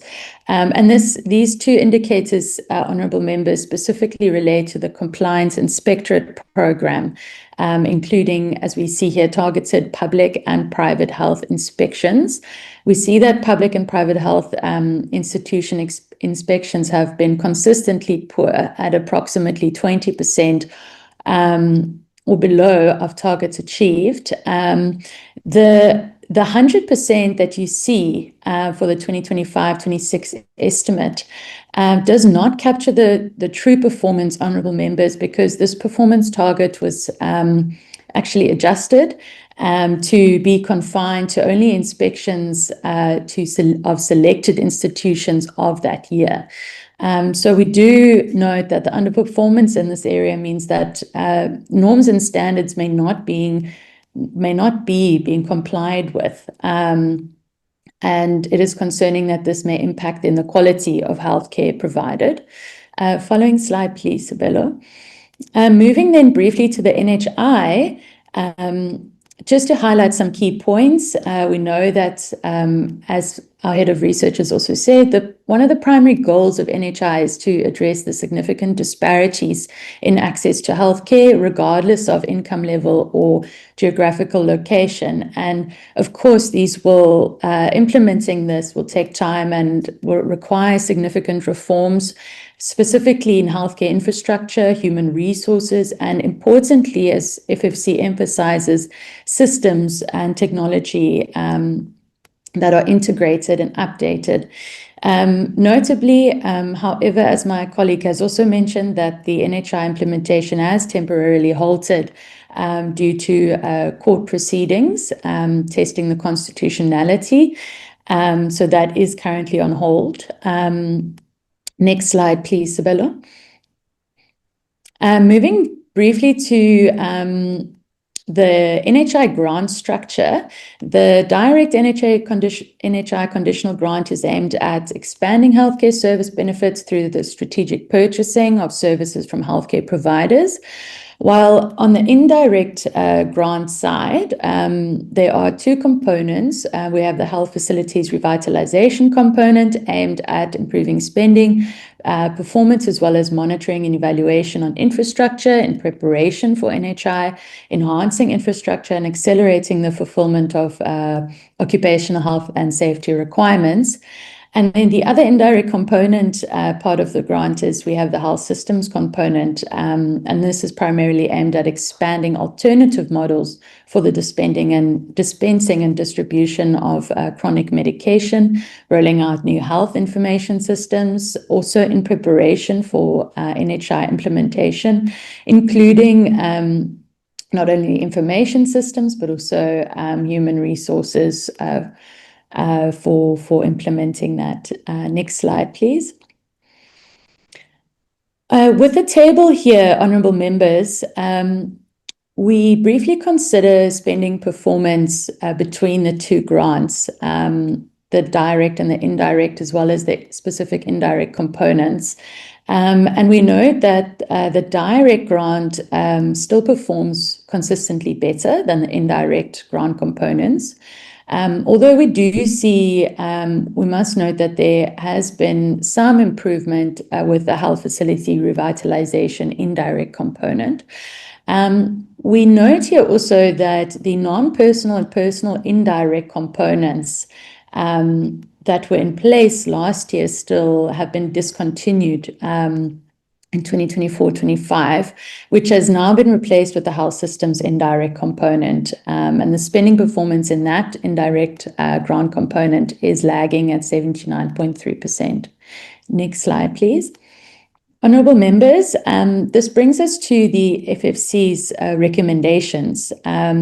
So with respect to various areas, so with respect to additional funding channeled through the provincial equitable share, the Commission recommends that the National Department of Health, provincial departments of health, and members of the Portfolio Committee closely monitor the use of funds for the employment of doctors and to cover shortfalls in goods and services expenditure to ensure that they are utilised for the intended purpose. With respect to health entities covered, the Commission recommends that spending allocations be closely linked to the entity's performance outcomes. The Commission also recommends that budget allocations to entities be aligned with their core mandates because significant budget deviations, honourable members, without detailed explanation creates uncertainty that not only may undermine the credibility of fiscal spending, but also might undermine policy priorities and certainties over the medium-term outlook. Furthermore, the Commission also recommends the data collection and management be strengthened across all entities to enhance transparency and service delivery. Next slide, please. With respect to the non-communicable diseases, the Commission recommends that the Minister of Health, in collaboration with the Minister of Finance, develop a multi-year financing strategy to address non-communicable diseases, and that this strategy should leverage private-public partnerships to mobilize private capital, innovation, and enhance efficiencies in areas such as diagnostics and chronic care. And then, honourable members, to reiterate some key past recommendations that the Commission has made, and just to reference there, in the Division of Revenue 2021-22 and 2025-26, the Commission reiterated that there is a need for the development and implementation of a single electronic system that includes live health record information. This integrated national information systems of patient and doctor registries is necessary as an absolutely necessary component for operationalizing the NHI, as well as establishing a demand-based costing methodology. The Commission also recommends that National Treasury review the funding framework of NHI and ensure that all funding allocations under the National Health Insurance Program is for activities and infrastructure that are directly related to the program. And finally, honourable members, what the Commission recommended in its 2025-26 Division of Revenue was that we urge the Minister of Health to prioritise maintaining and improving quality infrastructure in healthcare, as well as in existing public hospital systems through reprioritisation of resources and funds. This is important to strive for allocative efficiency and ensuring that resources are producing results. And then finally, honourable members, the Commission further recommends that the Minister, together with the provincial departments, strengthen accountability mechanisms in public hospitals and provide guidelines to improve management practices and enhance transparency. Honourable Chairperson, through you, I'll hand over to our Commissioner Fowler on the platform. That brings us to the end of this presentation. Thank you so much, honourable members.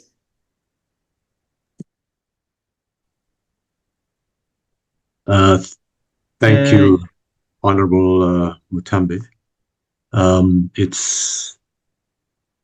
The presentation shows that in general, there's been fairly consistent performance, except for the area of the compliance with standards. And we would be open to any questions that you would want to ask. Thank you. Thank you so much, Prof. Indeed, it was such a detailed report. Let me get hands. It's Honorable Leroux, Honorable Van Staden. For now, those Honorable Mutuvate. Those are the two hands that I'm having thus far. And Honorable Litape. Okay, 4 hands. In that order, can you start, Honorable Van Staden? I've noted you whip as well. Sorry, Honorable Leroux first, Chair. Oh, sorry, my apologies. Okay. Thank you, Chair. And thank you very much to the presenters for that excellent presentation. I think, can I just say as a general comment, I think that this is a very useful summary of the issues that we are going to be looking at in the BRRRs and a very useful guidepost for us. And Chair, perhaps I could suggest that next year we get the FFC to come in perhaps the day before we do these presentations, so that we can actually study the report carefully and look at it in relation to each of the other reports that comes out, because I think this is a very useful guidepost for us to see what the challenges are in each of the different entities. So thank you very much for that. I think my first question is just related to the way that our money is allocated from the Fiscus towards the Department of Health, and it is allocated in a fairly fragmented manner. And I think you did mention, for example, in NHI, there are direct and indirect NHI fundings, and the indirect funding seems to have been doing badly. So, and my first question is just around that. What are the reasons for the poorer performance of the indirect grants?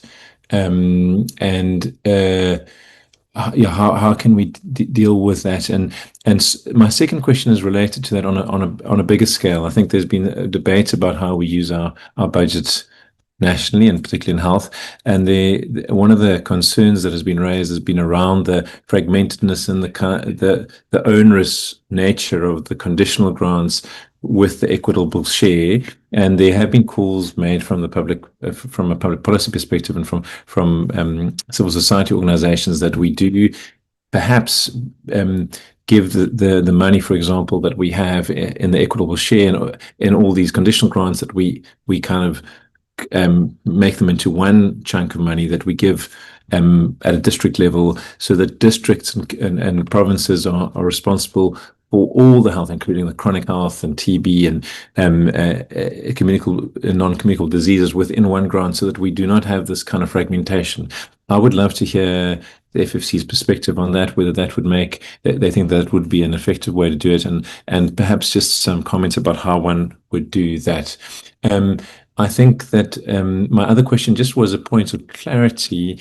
I'm just trying to find the page where it was, but there was talk about the deviations of each of the entities, and I wasn't quite sure what those deviations meant with. I know that I saw the South African Medical Research Council. There was one of the large deviations, but I also know that there was significant pressure on the South African Medical Research Council because of the funding cuts from the Trump administration. And so I just wanted to understand exactly what the negative deviations and the positive meant. I assume that the positives were they were spending more than they should have, or that was budgeted for, or there was more money allocated than was initially budgeted for. So I just needed some clarity around that. And then, I think let me leave it there. Thank you very much, Chair.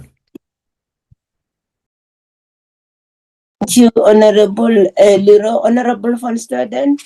Thank you, Chair. Thank you, Chairperson. Let me start with the difficult one first, and it's I just want to hear from the FFC if it's their opinion that the public health finances are stable or healthy, or are there lots more of improvements that the Department of Health can do, and if so, what can be done? And then my other question is, how can the shortages of doctors, nurses, beds, medicines, etc. be addressed within the public health sector? And my last question will be, what will you say are the cause of that is primary or structural cause of underspending in the public health sector at this stage? Thank you, Chairperson. Thank you, Honorable Van Staden. Honorable Mutobate, over to you. No, thanks. Thanks very much for the opportunity, and thanks very much for the succinct report. But Chairperson, I think the Financial Commission reminds us of Section 27 that every person has a right to and access to health. Yet, despite the health expenditure nearly about 9% of the GDP, inefficiencies persist. And I think our duty is to interrogate whether these financial allocations are truly advancing the constitutional mandate. Now, in the report, the FCC notes a persistent underspending during the period 2024-25 with on the overall of 0.6. With goods and services underspent by 15.4. Why does this pattern continue despite the upward budget revisions? If maybe the FSC can advise us. And what corrective measures are in place to address procurement bottlenecks and staffing constraints that prevent funds being spent effectively? And the other question is with regard to allocations to the district programs, grant and NHA grant that are declining. How does this align to constitutional obligation to progressively realize the right to health? For example, if you look at the Western Cape received 30.7% increase in the revitalization grants, whilst the Free State, I think the Northern Cape decreases in that regard. What monitoring mechanisms are in place to ensure equitable use of these funds across provinces? On the entities, I realized that with the SAMRC received about 9.1 upward adjustment. How is the justification around that question? On the NHI rollout, the rollout obviously stalled by the court, but then maybe this will be relevant to the department, but we can get the insight of the FSC. How is the department ensuring compliance with judicial rulings, with maintaining fiscal readiness in this regard? But another point, Chair, that I want to implore, I had the I think information that there's an advert that came out with regard to the tender on the rollout of the digitization in the health facilities in about 8 provinces. It came with a shock because we have been persistently asking, what is the situation around digitization in all the provinces in preparation for the National Health Insurance? And the report that we consistently received from the Department of Health was that things are on course. This rollout is taking place on the ground. Now, this advert is not a contradiction of what we have been receiving. And will I be correct that perhaps we might have been misled over time around this question and the response that we've been given? But just to satisfy myself and the committee around this matter, I might be missing the point. I want to implore the team, the research team, to go and look out at this question that was raised, even in Parliament, and the responses thereof, so that we can follow through as to why, when we received those responses, now we have this advert going out. And I believe that if that is the case, we might have been misled in this regard.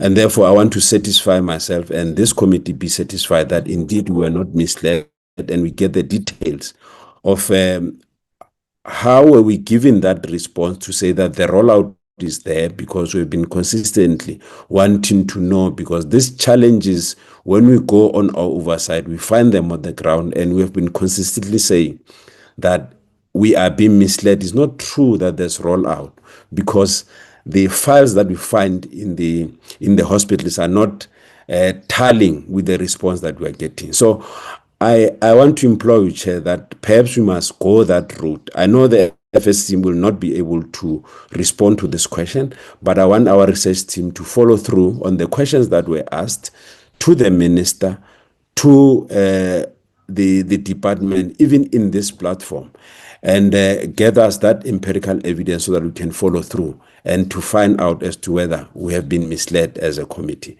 And if we have indeed been misled, because this is an area of concern, it's a red flag for me. Thank you, Chairperson.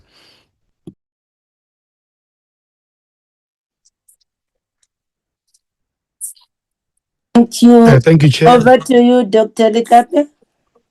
I just wanted to provide proof of life on the video. I'll switch it off because I'm not in a great environment. Mine will be short.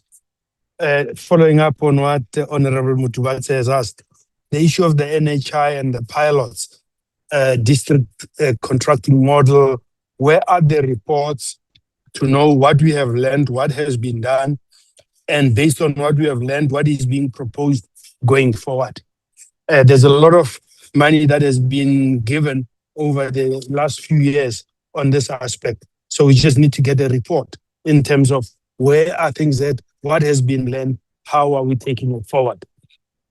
Now, when you look at the current health system and issues that come out of the Madlanga commissions, killing of whistleblowers, we have a challenge. We have a problem on procurement of goods and including equipment. And I'm heartened by the fact that the commission seems to have great faith in the NHI. Now, when the NHI is being rolled out and we have these problems, are any proposals of reforms in terms of how we're going to procure? Because all I see is centralization of funds. And being a citizen of Gauteng, part of the major problem that enabled corruption was centralization of purchasing in Gauteng, which has led to the challenges that we have. Now, how is the proposed centralization in relation to NHI? How are we mitigating for what we have learned from what has happened, like the provinces of Gauteng? There's a question that has been raised by the Commission that we should have oversight on funds meant for employment of doctors and that the current funds that have been released from Treasury. How are we supposed to do that? If that fund has not been released, there's a conditional grant that can only be spent for those purposes of acquiring human resources. Under the current legislation, if that doesn't go as a conditional grant, the province is entitled by law to spend it whichever way they want, unless if it's specified as a conditional grant. So why are we not hearing a direct recommendation from the Commission that Treasury ring-fence those as conditional grants to be spent for the purposes that they're intended for? Now, maybe the Commission can enlighten us. In terms of going to NHI, which is everybody's solution to our problems, the current fiscal arrangements where there are funds that are transferred from the DOH to the provincial governments. Is that going to stop or go to NHR? And if that is not going to stop, where are the reforms in terms of procurement irregularities, which are the major reason why our system is not functioning? And also, as some of the colleagues might bear, when you go on oversight, on the side of maintaining facilities, there seems to be a general neglect of maintaining facilities because everybody is looking for new hospitals and NHI as a panacea. How do we ensure that the current infrastructure is not only maintained, but is kept viable? The issue that you raise about Office of Health Standards and Compliance and compliance of our institution, is there an analysis done of that impact, negatively impacting on the rollout of NHI if the majority of our institutions would not be found to be OHSC compliant? Thank you, Chair. Thank you, Honorable Teko. Over to you. Thank you very much, Honorable Chair. Good evening to the commissioners. And my good afternoon, my apologies. Chair, let me first appreciate and welcome the presentation from the Commission. I want to put it up front that I utter your words when you were welcoming the Commission, because you highlighted that they are making oversight over DOH and also over the establishment under the Department of Health. Chair, let me start where one of the honorable members ended to highlight that the monies that were transferred by DOH to the provinces were not only for the recruitment of doctors. We influenced as this portfolio committee that they be utilized for the recruitment of health professionals, not doctors only. But I wanted to ask them how they view the fact that there were no strings attached. The amounts were not ring-fenced, and we see no similar actions. There's no uniformity in spending those allocations across provinces. Was it not good for those monies to be ring-fenced? I'm asking that, adding to what the honorable member before me have asked. I also take it that they have noticed the underspending that was there before. Also, myself appreciating the progress around that underspending is no more, slightly not there now. But I am also confirming that the underspending was sometimes as a result of poor planning, over budgeting, and poor performance. It's good that there is an improvement around that area. Also, Chair, now that one of the presenters highlighted the issue that the NHI is in front of courts now. And my question is that how do they see the impact on that? Because there were budgets for that. Will that not lead to the underspending that was there because the program was budgeted for? What can they say in front of this portfolio committee regarding the court cases around NHI? Also, I'm asking them about how they view the funding model. Is this model currently, is it addressing the challenges facing the health sector? I appreciate most of their recommendations, most for the one that talks on a single national electronic health information systems, noting that the country is slightly going paperless. So as the health sector, we need to follow suit. The reason for my question on the NHI issue is that we do not know how long the court case will take. That's what concerning me as of now, Honorable Chairperson and my colleagues. I think let me stop there. I will have a follow-up if I'm not satisfied with the responses. But as of now, let me stop there. Thank you very much, Chair.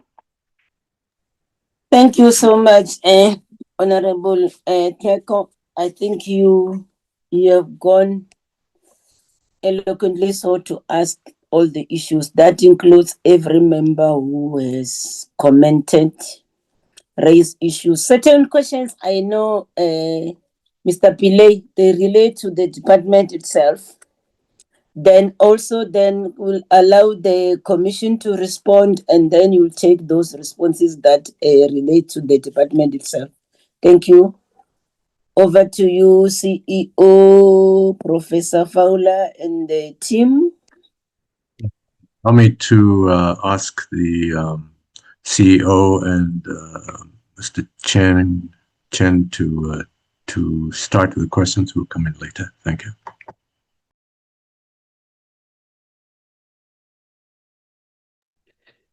Chen, may you and the team from technical aspect respond to the comments? Yes, CEO. Thank you, Commissioner, and thank you, Honourable Chair members, for the questions. Allow me to go in reverse. Very poignant questions you have asked, and indeed, we have to give you the best answer and truthful answers it's mandated. Let me just first say that the court case,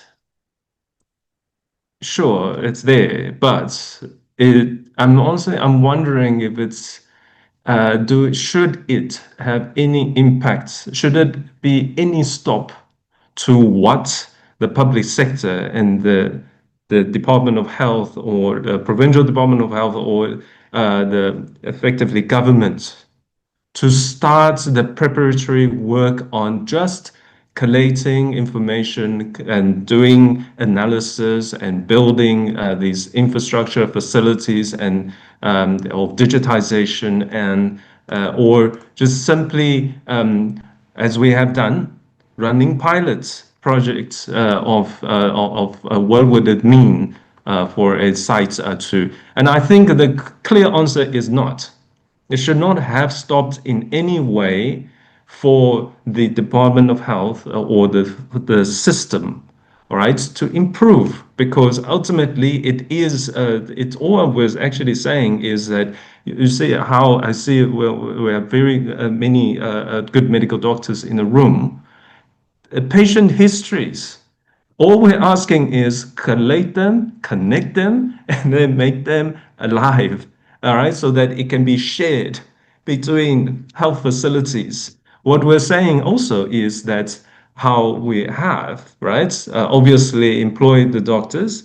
It's an overarching HR system, essentially, for the doctors. We want to see what has been the performance, the risks. Has this doctor been prone to certain, malpractice, or maybe not so good at certain areas, etc. Those kind of, and how many patients they're seeing, and to see from the demand side, meaning the patients, right, and the risk profile they're in, the risk contingencies thereof, and the supply side, meaning and what are the demands and the challenges maybe from the supply side are that of the doctors. And the court case, it can be there, cannot be there. Ultimately, it should not, as what our position is at the Financial Fiscal Commission in making the recommendation that the system needs to be there.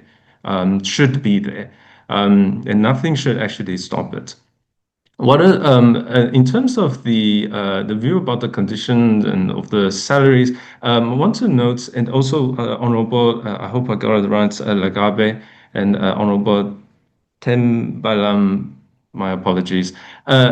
It's as Honorable Tembalam said correctly, it's not just conditional grants, right? And it's not something that you can just ring fence. Why not?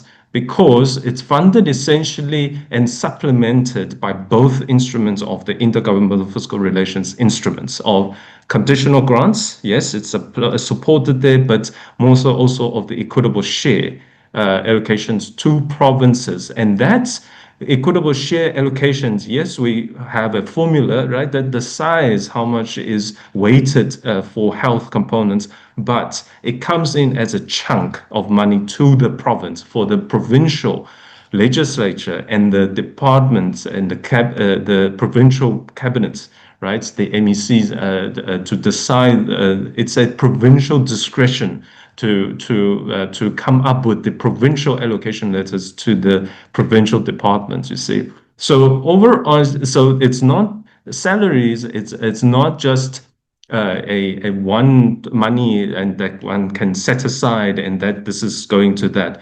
Also recognizing that there is a reason underlying why the way of funding is in such a manner, right? And some of it is history, as Treasury will definitely tell you that it's because we've always been funding salaries, medical doctor and nurses and other health professional salaries in the past at certain percentages.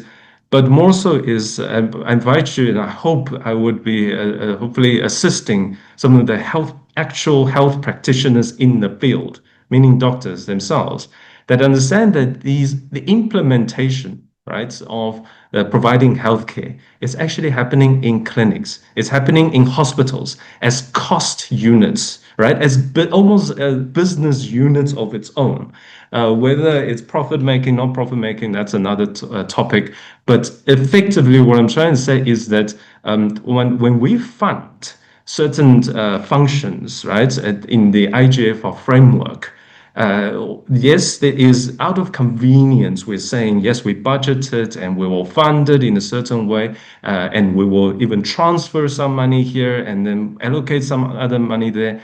But ultimately, we must not forget that the ultimate goal for this money is for it to be operational, is for it to be spent effectively and to implement certain functions. And that this implementation operations may be something quite looking differently from the way that the funding channels and the mechanisms thereof of IGFR is currently. Recognizing those two, therefore, I want to bring into the point about the funding model addressing the implementation, is the fact that this is, I think it also highlights effectively then what of the programs to the outcomes. Earlier, Honorable Legabe, I fully recognize and share your frustration. NHI, despite as FFC and following Section 27 supporting it, but the implementation has definitely many challenges and misconceptions. Number one, as you pointed out correctly, and we recognize this in our site visits and also our analysis, yes, there has been a misconception that NHI is now seen as a bit of a panacea. Anything that is not working, just throw NHI in there, will solve it. That is not correct, and we certainly do not agree with that. And I think that is also showing in our analysis and recommendations in my opening regarding the problems of NHI and lamenting the fact that despite decades, right, this started thing, the first NHI discussion actually happened in 2012, right, with the CSIR and other prominent research for national NRF and also others that started talking about this topic, and yet many years later, we are still here struggling with procurement, struggling with implementation, struggling with even finding those reports. So what to do about them? Honorable Chair, as you earlier said, that I'm saying all the problems, but what to do? Number one is, now I'm moving into a little bit of the money parts now, is that where funding did not work clearly and underspending is persistent and procurement is, as Honorable I think Motubase pointed out, contradictory, right, in operational activities of implementations. Those things, all those should right away stop or re-examined, scrutinized, and whether it be through this committee. And by the way, FFC will totally happy to work with the committee secretary and content advisor of this esteemed committee, because correctly so, all this information is flowing to you at this committee level, and yet what then, right? There ought to be a track record of these outcomes and performance contradictions of information that needs to be resolved and scrutinized and not just be pushed to another next financial year. So funding needs to be stopped. Procurement needs to be looked at and examined and re-examined, by the way, because these tenders documents, once it's out, it has legal implications and potential obligations depending on how far those processes have proceeded. And the funding needs to not just be worked at national treasury level or at the fiscal level. The reason why is because that understand that all that national treasury can do is allocate money, but how it is actually budgeted and built into the program implementation, that is all at the sectoral department and overseen to by this committee. And so this committee, in fact, I think can do more to even delve into and asking for information, as you have, about what are you doing with this money and what have you gotten.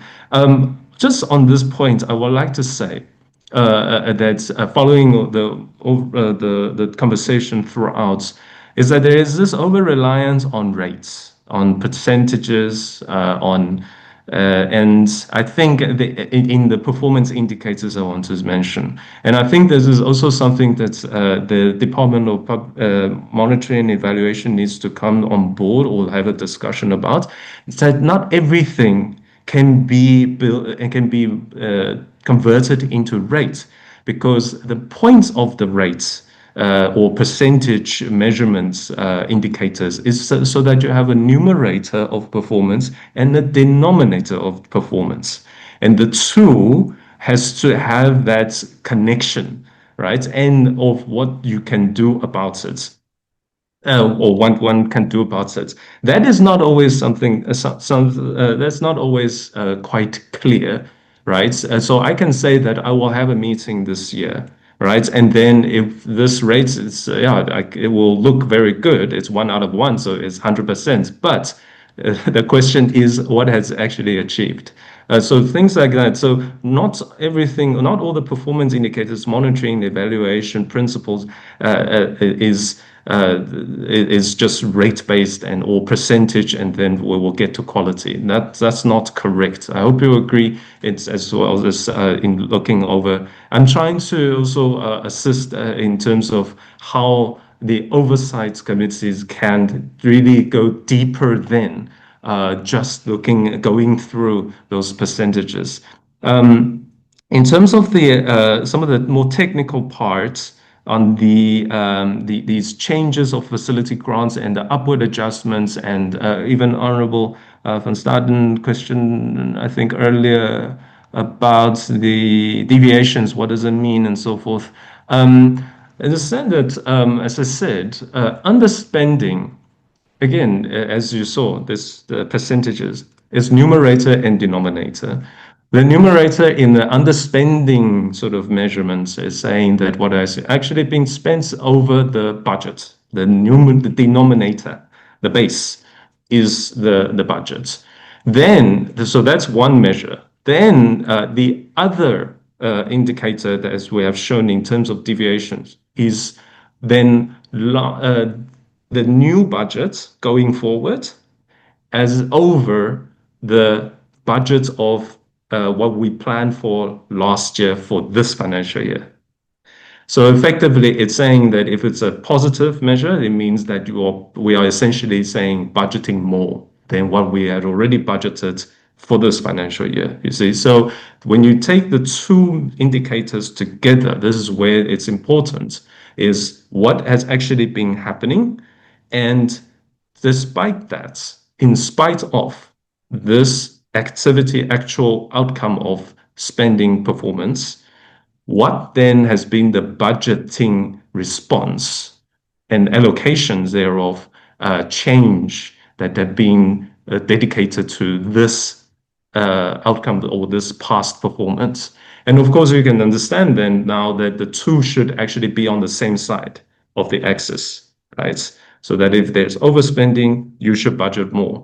But not just that, as I said, it should be about then, okay, what has been achieved more with this, right? Or is there really a underfunding issue? If it's underspending and then we are cutting the budget, same thing. It's like, why is it, or whether it has been persistent. If the two are not in the same axis, right, side of the axis, then it means that your budget, our budgeting mechanisms, our funding mechanisms are not aligned with the realities and the outcomes of the activities that recently been performed. I hope that agrees, and I would happily applaud and support Honourable Leroux's point about digging or engaging with the committee on looking at the budgets and all these figures, because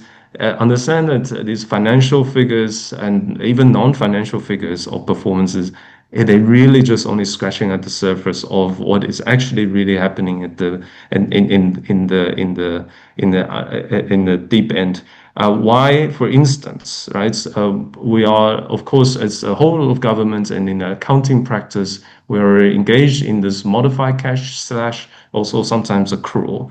So what happens sometimes is that if whatever is being committed or said to be committed, it's measured or accounted in the same as in accounting terms as same as spent, and which is not really so, right? Because sometimes, of course, we can say that we are going to build a bridge, but then when the real time comes, when the real shovel is supposed to hit the ground and we don't do it, then again, we were then sitting with the actual surplus at the end of the financial year after a financial year. I hope that addresses overarching, but I'm happy to come back and if more pursuing questions are followed. Thank you, Chair. Thank you. If I could just add a couple of things, Chair. Okay. The one question that was embedded in many of the one issue that is embedded in many of the questions is really the question of whether it is centralization or localization. And our system is based on a national direction or strategy, provincial variation depending on what the conditions are in those provinces, and of course local implementation. However, to get that to work, one of the things that is missing is the support aspect from provincial, from national to provincial and provincial to local. And so as a consequence, that the support aspect is weak, as opposed to just the compliance methods, compliance to a set of rules, means that some of the functions that were executed well at a local level are now being handed back because people say, look, we are not being funded for this and we don't have the money locally. So, for example, in Johannesburg, they have 80 clinics and 12 clinics in the province. And the clinics are really about primary health care. Now, some of those functions are being handed back because they say there's not sufficient funding at a local level to fund the primary health care that's there. So I think the important thing that we should be asking at a committee level is what support is given from national government to provincial government to local government to ensure that over time capacity is built not just at national level but at province and local level. And one of the things that's happened in the last 10 years is there's been there are weaknesses that have developed in the system in that regard. I think that would answer some of the questions about whether or not there should be grants instead of the equitable share. But the equitable share is based on understanding that there's variation and that the people at the provincial and local level have a better understanding of what's going on, and they should be able to allocate that money and not be held really based on grants that are guided for specific objectives, but it doesn't quite fit to the conditions on the ground. Thank you very much. Thank you so much, Prof. Unless there are any other follow-up questions that the colleagues want to raise, but I should think from my side, as I said earlier, this is very useful, and I should think we must find space in our committee to engage with you on a quarterly basis so that then we can break down all the issues that you have raised, because this is critical for our oversight work. The issue around also for us to understand or your concern that you have on the unexplained budget deviation amongst these listed, some of the entities that have just done that, because it's in your report saying that.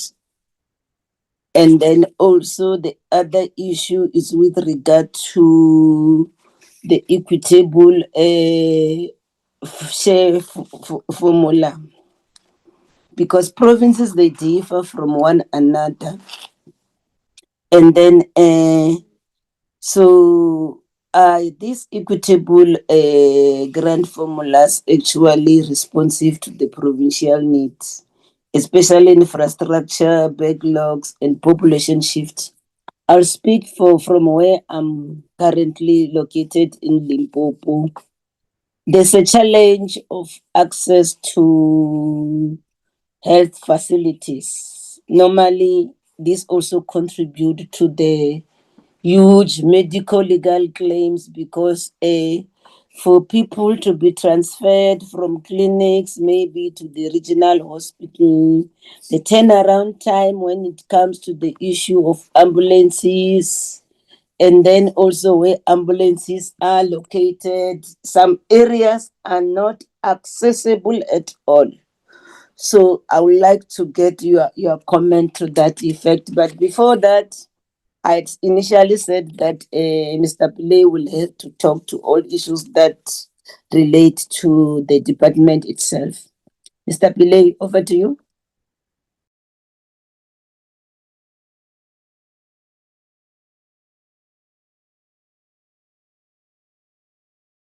Is Mr. Pillay still in the platform?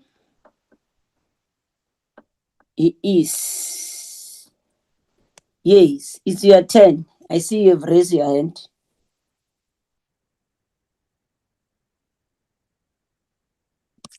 Colleagues, can you hear me?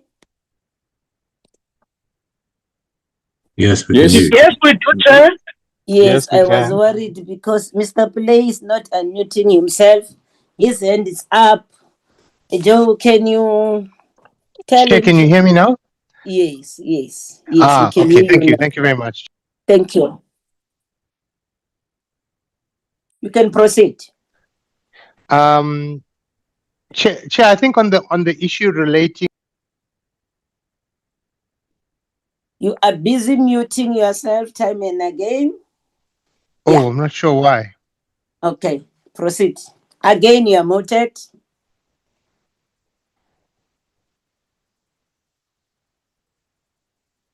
Mr. Pillay, can you unmute yourself, please?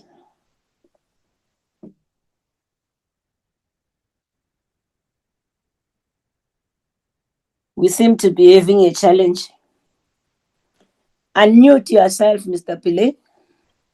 Hello, Chair, can you hear me? Yes. Okay.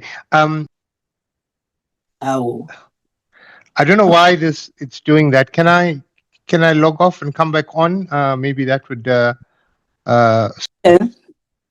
Prof. Fowler and team, in the meantime, when it's logging out and logging in, you want to comment on the issues that I've raised?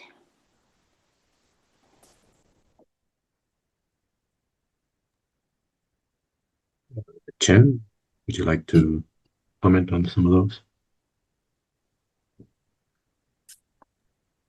And Duncan?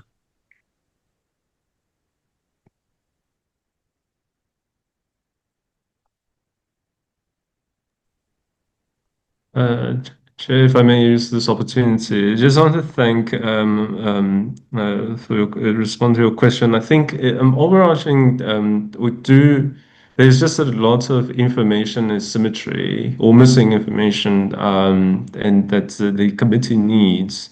And you're correctly so in pursuing for these information, because it's the same. We can only bring to yourself, honourable selves, and members, what we know and what we see, and I think it's now rightfully important that we have more of such in order to really go deeper. Because we all have questions to the same effect. For instance, to be honest, I only today saw this tender being up here, and apparently being up here since January 20th, 2026, and the March 6th, that the closing date of this very important tender. And I don't understand either why it's 8 provinces and not 9. I can only think that maybe one of them already have something. And not to mention the fact that that the NHI, as we saw and see still, that the funding thereof, it has got a long history of irregular sort of. I mean, irregular not meaning that it's wrong, but it just means that irregular as in the patterns of allocations to its funding. And that's also why it has for a long time been diced and remerged and made into direct and then indirect and then part direct and indirect, to the point now that and honorable, I think it was the Gabes that actually pointed out that oh no, sorry, it was Honorable Tembalam that said correctly. Yes, it does have an impact on the underspending patterns going forward, because of these dicing and merging, and because every shift of that money, as with any or other functions across the whole public sector, is that it's a moving of program and it's changing of conditions, and it's changing therefore of activities to enable to the utilization of that money, right? As earlier also honorable member pointed out clearly. And notwithstanding, so every single movements and changes of these IGFR instruments, it creates ultimately the administrative costs. I haven't even come to the actual compliance costs that is associated with it when the Auditor Generals knock on all of our doors. Thank you, Chair. Thank you so much. Ms. Mushwana? Thank you, Chair. It's actually Anbin Pillay. I decided to use Ms. Mushwana's machine. Maybe it'll be I was easier. trying to ask, who's Ms. Mushwana now? Oh, she's one of my colleagues working with me in public entities, Chair. Okay, thank you. Thanks, Chair. Chair, I think there are two issues that we needed to address just to make sure that I also understood the questions well. The one relates to budget allocations and expenditure at the local level. And the second relates particularly to the expenditure on the electronic health record system, which is, I think, the tender that had been put out. Chair, on the issue of the electronic health record, that's a colleague from the National Health Insurance branch that's responsible for that. I don't see on the platform, but there are two other colleagues from the NHI unit, including the acting DDG, Dr. Labradorius, as well as Mr. Nkosi, who may want to come in. But I can address the first question, which is around the budget allocations. I think the use of the equitable share as a mechanism to distribute health budgets is one that's been shown for a long time to not be a very fair system. In fact, I worked with the FFC many years ago to demonstrate that we need a much more nuanced model that takes account of the population distribution, but also the availability of particular types of facilities. So we know, for example, there are high-cost specialized centers, particularly in Gauteng, in the Western Cape, in KZN, etc., where the cost per day of treatment is much higher than in some of the other provinces. But yet the equitable share doesn't take account of those kinds of factors when the distribution happens. As a consequence of that, you then have these shortfalls in expenditure and accruals, I think, as Mr. Chen had explained. So I do think that a review of the way the equitable share is structured is very important because it will provide greater equity in the way budgets are managed. Our previous attempts to try and persuade Treasury around this has not been very successful, and I think previous officials from the FFC can talk about how our attempts were not well accepted. The second issue around expenditure at a local level, Chair, I think it's very important to appreciate that when a institution receives a budget and you have a plan linked to your APP, these are just some of the activities that you usually are responsible for, and you don't anticipate all of the other activities that may come during the course of the year. Then when you measure performance against budget expenditure, one assumes that performance is linked only to the activities for which the budget was spent on, when in reality, they may have spent on many other activities that may not necessarily be recorded and documented. So I do think we need a better system of how we actually explain what the expenditure is about and why it is that even though performance on the APP targets may be below what was anticipated, however, expenditure was in other areas, and what are those other areas? And I think that's often something that's missing in the health conversation. We've also started a project around what we call DRGs, diagnostic related groupers, creating business units in hospitals that would be able to then identify where the expenditure is and understand how we could get greater efficiency in many of those institutions. Some of the facilities in the Western Cape have implemented this with great effect, and we would like to replicate that in other facilities. Chair, if I can hand over to Mr. Nkosi or Dr. Labradorius to talk about the NHI electronic health record and this tender that had been put out, because I'm not very familiar with the issues relating to that. If that's okay with you, Chair, thank you. Yeah, that's order.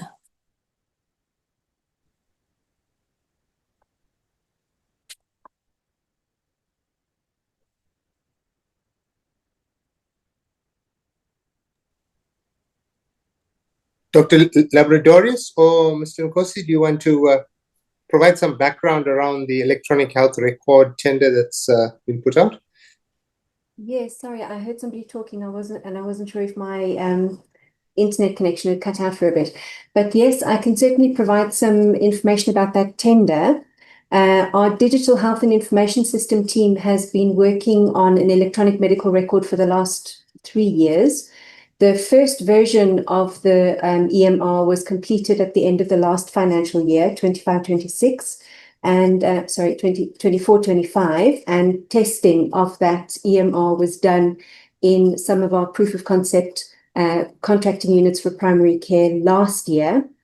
That initial round of testing was completed, the EMR was updated, and it's now being rolled out to about 1,500 facilities across the country in those 8 provinces, because I speak under correction, but I think the Western Cape already has their own digital records that they're using, so they didn't want to participate in this round of rollout.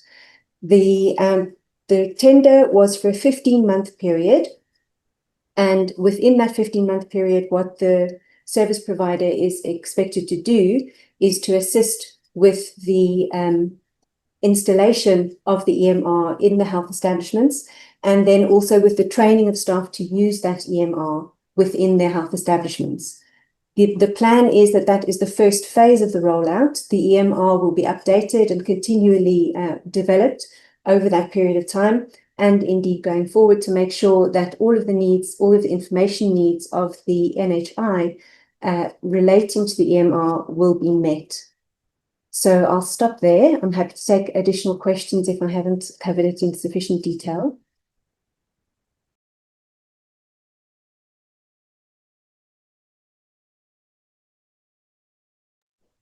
Thank you, Chair. I think that would be the input from the NHI branch. Thank you. Okay, so Nkosi is covered as well. Nothing on the side of Nkosi. Mr. Nkosi, would you like to add?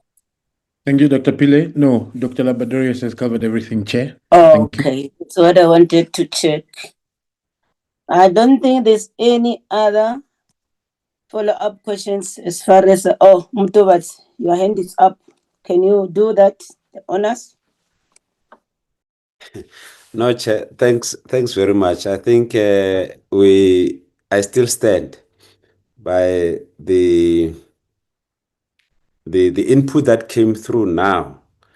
It doesn't water down my question.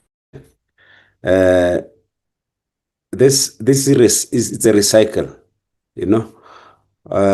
You hear the first time we heard is that, no, look, we are piloting this thing. It's 3 years. Now we are going to, now is this phase we are rolling out. Now this department, the provincial Western Cape province is not party to this thing because they are a foreign country on their own, so they don't subscribe to this thing. And you know, Chair, it's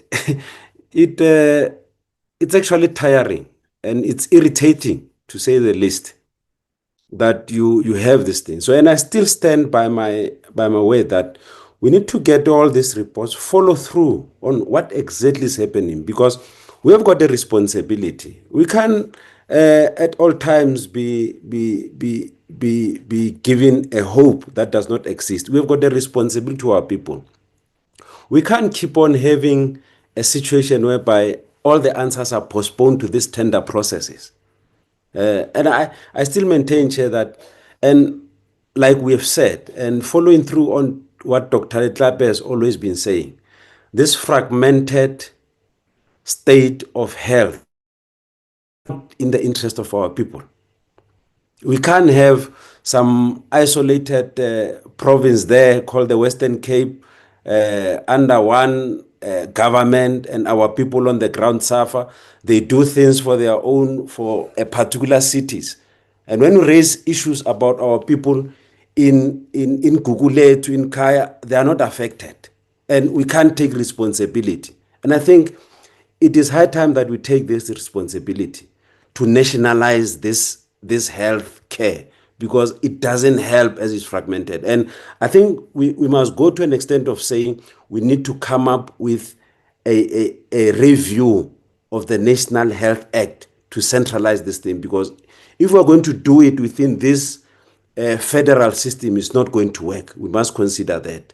So, Chair, it's that it's so frustrating. And I think my question stands, we need to get our research team to go and get those questions, we get to the bottom of this thing. We must follow up, and the Department of Health must come and give us real answers on what is happening on this thing, because clearly the rollout of the national health insurance, which is now being stopped by some fellows there, they go to court because it's not in their interest. It's not in the interest of our people, because those people are not their people. That's why they are taking this issue of the national health insurance to task, because it doesn't affect their constituency. For them, transformation of our people, it's a joke. And it can't go on like this, Chairperson. Now, I'm saying we must follow through on this thing, must bring this thing to the core. It is our responsibility, we have the responsibility in terms of Section 27 to make sure that constitutionally we deliver to our people. We dare not fail on this particular aspect. Chairperson. Thank you, Chairperson. Okay. Is there anyone who wants to respond on what Muthubatse has said? Is there another hand that I'm missing? I'm trying to check. Yes. Honorable Mujadu too. Before that, Honorable Mujadu, can you talk now? I see your hand is up. Thank you very much, Honorable Chairperson. I don't know whether I'm going to be differ.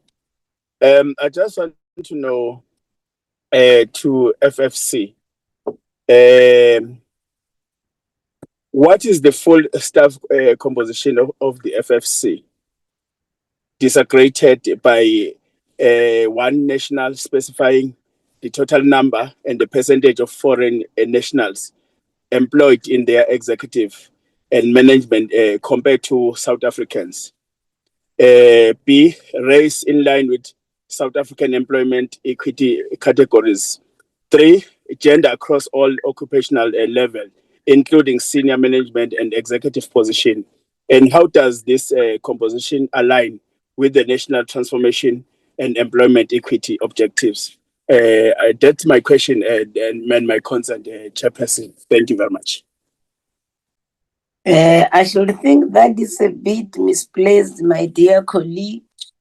It's not in line with the agenda of the business today. Yeah, but I will leave it to them if they want to respond to that. I think the issues that can be attended to for now is the issues as raised by Honorable Muthubatse and Honorable, I think Dr. Grace would like to respond also to the issues. I wanted to check the members first so that we can hand over to you, Dr. Grace. Okay, if I can come in, I'd just like to address some of those from Honourable Muthubatse regarding the development of the EMR and then the other digital systems as well. So the digital team has been working on 4 registries that will be necessary for NHI, but are necessary for the whole health system as well. So the first one is the HPRS, which is the registry for users of healthcare services. The second one is the provider registry, where all providers who will be providing services for the NHI definitely will need to be registered on the provider registry. The MHFL, the Master Health Facility List, which is all the health establishments that are in the country, and then the formulary of the goods and or the health products that will be used under NHI, but also for the current STGs. So the EMR is separate from all of those. The EMR is also being developed and rolled out kind of in some ways irrespective of NHI.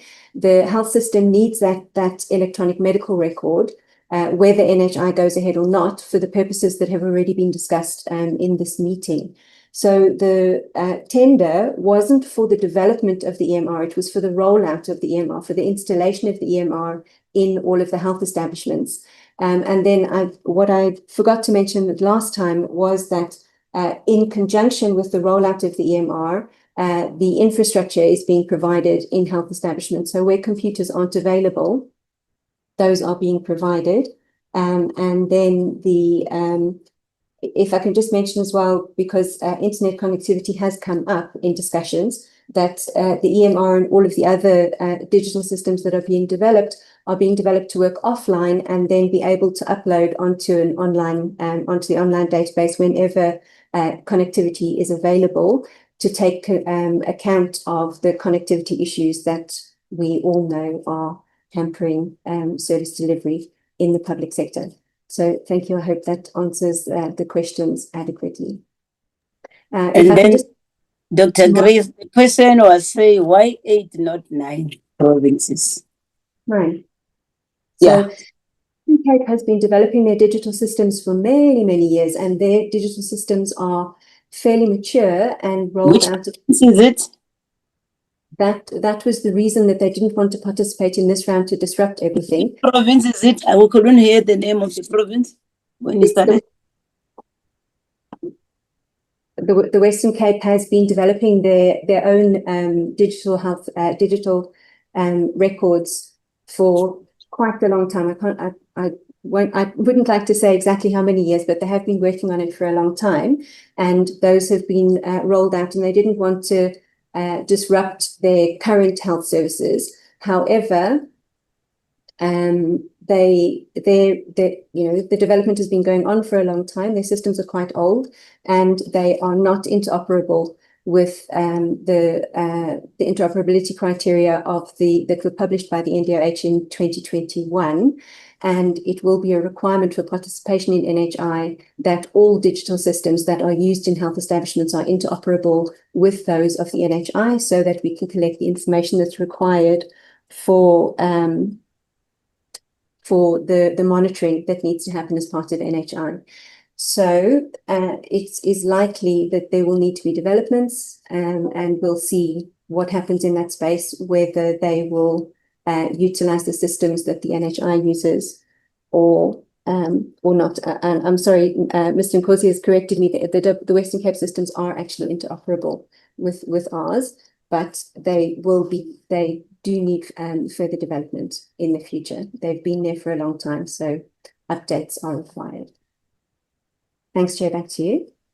I should think that matter you will have to come and brief us as a committee on it, because then that response on its own poses a lot of questions, and then we shouldn't maybe trouble the FFC.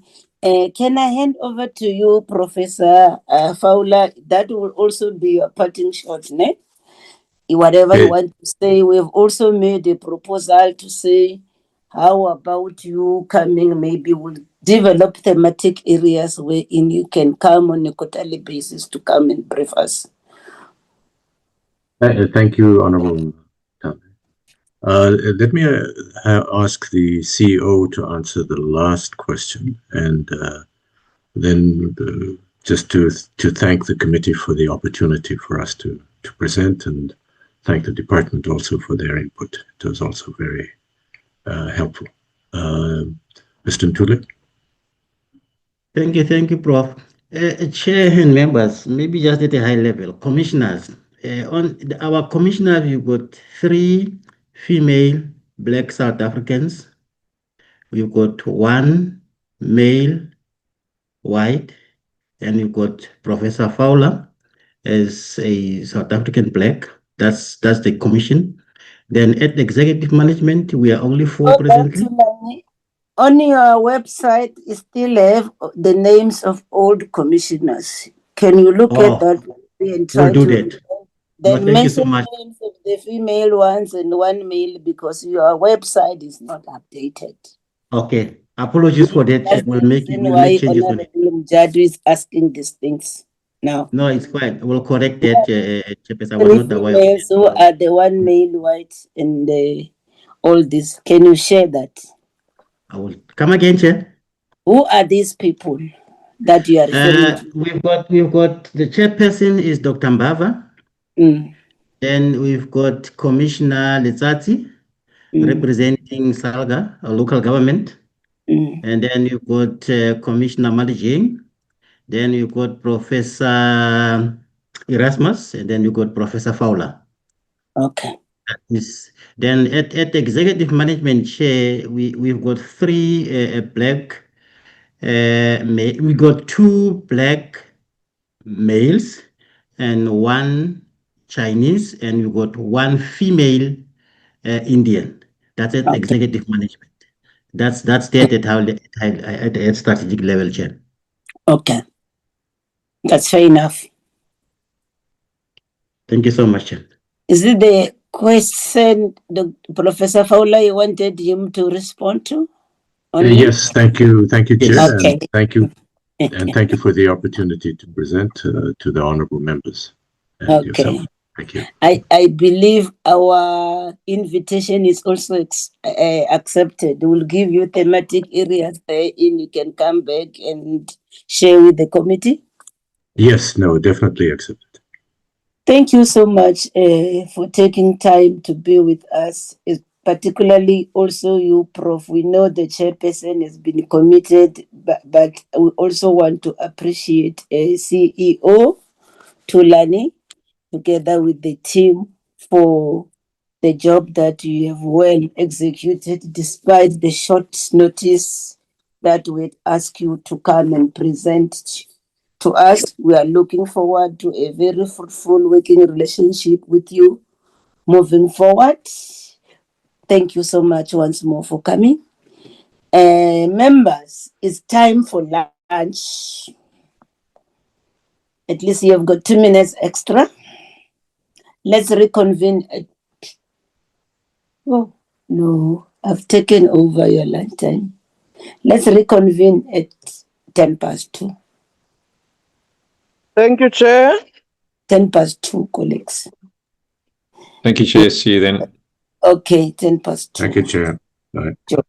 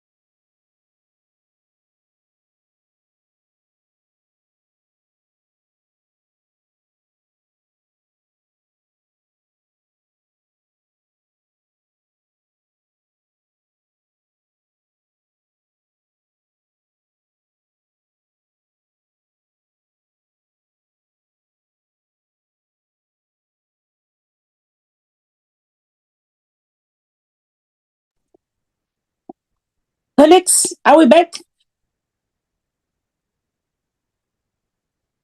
Yes, Chair.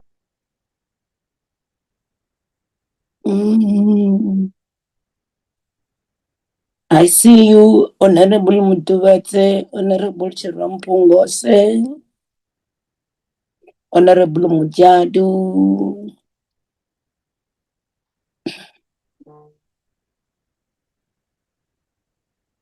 I started with you, Honorable Van Staden. Yes. Yes, I think we can proceed with our agenda. The South African Medical Research Council. And we want to check who is here. Good afternoon, Chair. This is you are in the boardroom. Yes, Chair. This is Antore Kontusi, the President and Chief Executive, and I'm joined in our boardroom by members of our management, as well as some members of the board, but I'm also grateful that most members of the SAMRC board are joining online. We are ready whenever you and your colleagues are. Can you confirm with us who's online? Online, we have the chair of the committee, the deputy chair, and we have about 6 other members of the board online. The names?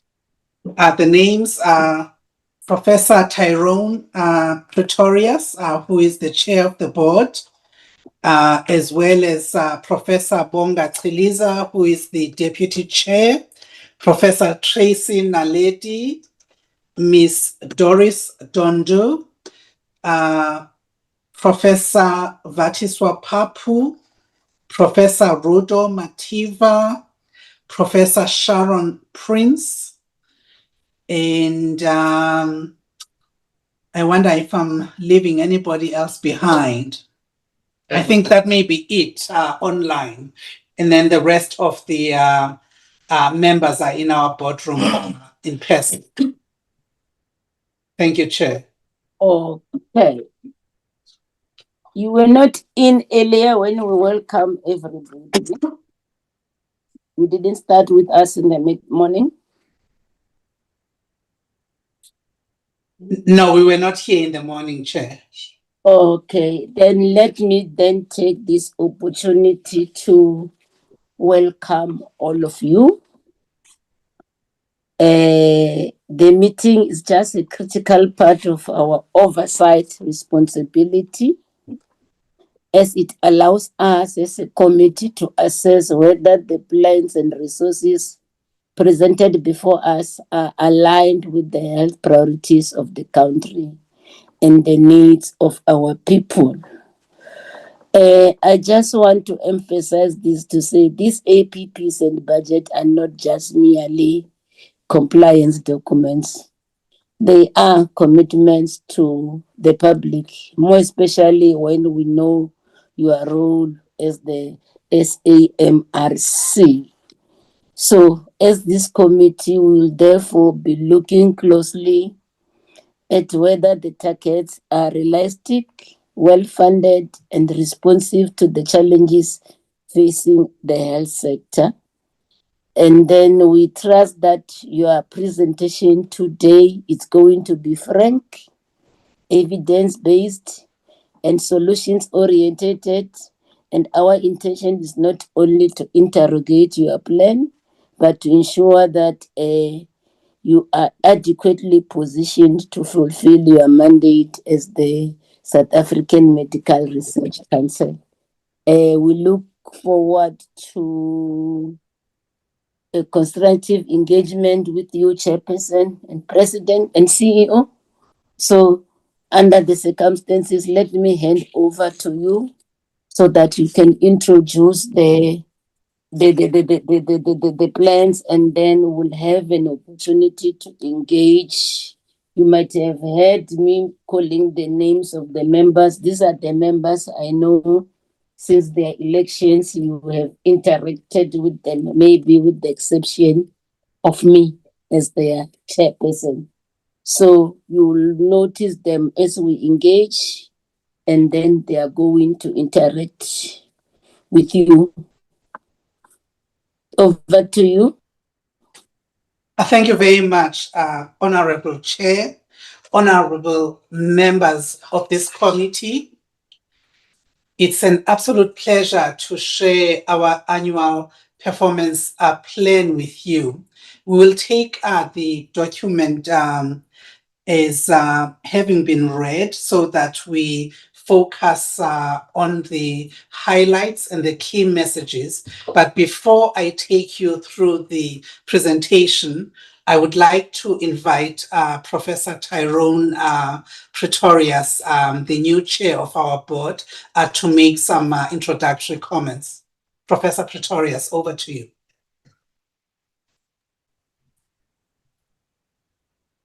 Good afternoon, Honourable Chair and members of the Portfolio Committee. My name is Tyrone Pretorius, and since the 1st of November 2025, when the new board was constituted, I was appointed as chair. Honourable Committee, it is a good opportunity for us to present our annual performance plan and budget, and we thank you for the opportunity for this engagement so that we can get input and oversight from the Parliamentary Portfolio Committee. During the President's presentation, there will be one slide where I speak to it as chair of the board. Prof. Ntusi, I think it's slide 5. Thank you very much, Professor Pretorius. Honorable colleagues, our presentation over the next 15 minutes or so will take you through these 5 domains highlighted in this slide. And as we do with every presentation, we start by acknowledging our complicity in the persisting health disparities in this country, and in committing our capacities and resources to the continued promotion of justice and dignity in health research in this country and beyond. I wish to confirm that the National Department of Health, as the executive authority of the South African Medical Research Council, has approved these plans and have the view that this APP reflects the strategic goals and objectives of this council.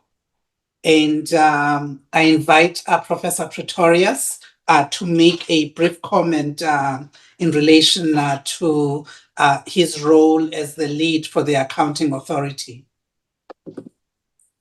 Thank you. Can we please go to that slide? The slides are showing. Are you not able to see our slides? No, it's still stuck on the very first page, introducing it. So we have not seen your complicity statement.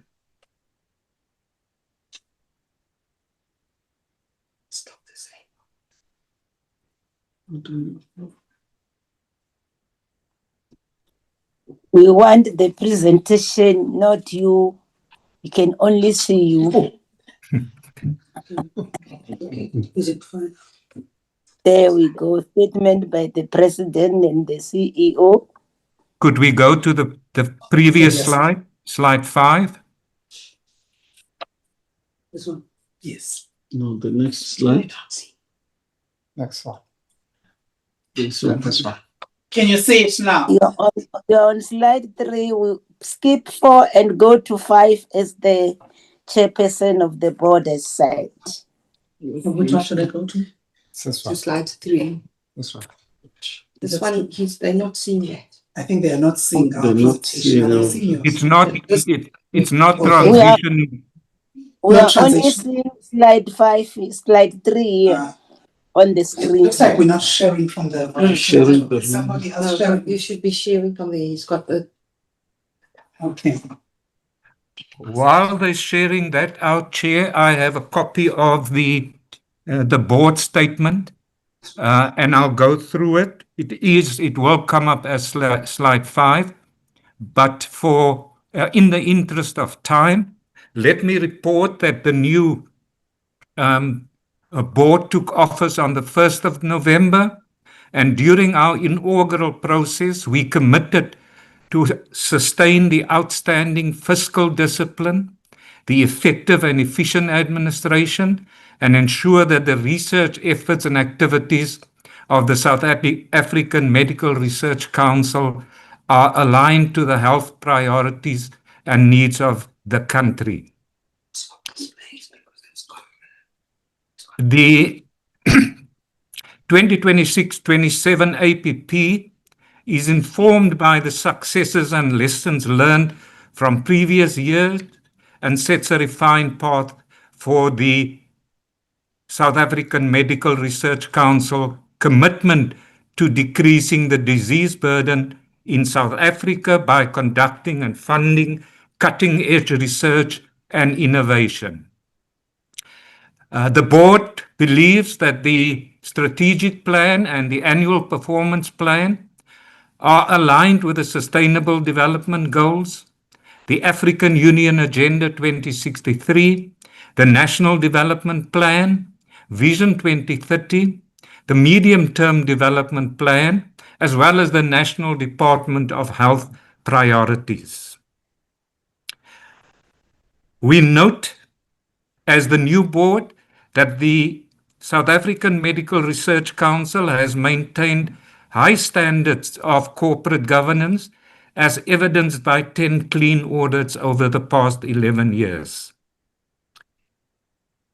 As the new board, we commit to preserve the excellent scientific performance and outcomes, accountability to different stakeholders, including the public, Parliament, the National Department of Health, and all of our funders. Thank you, Chair.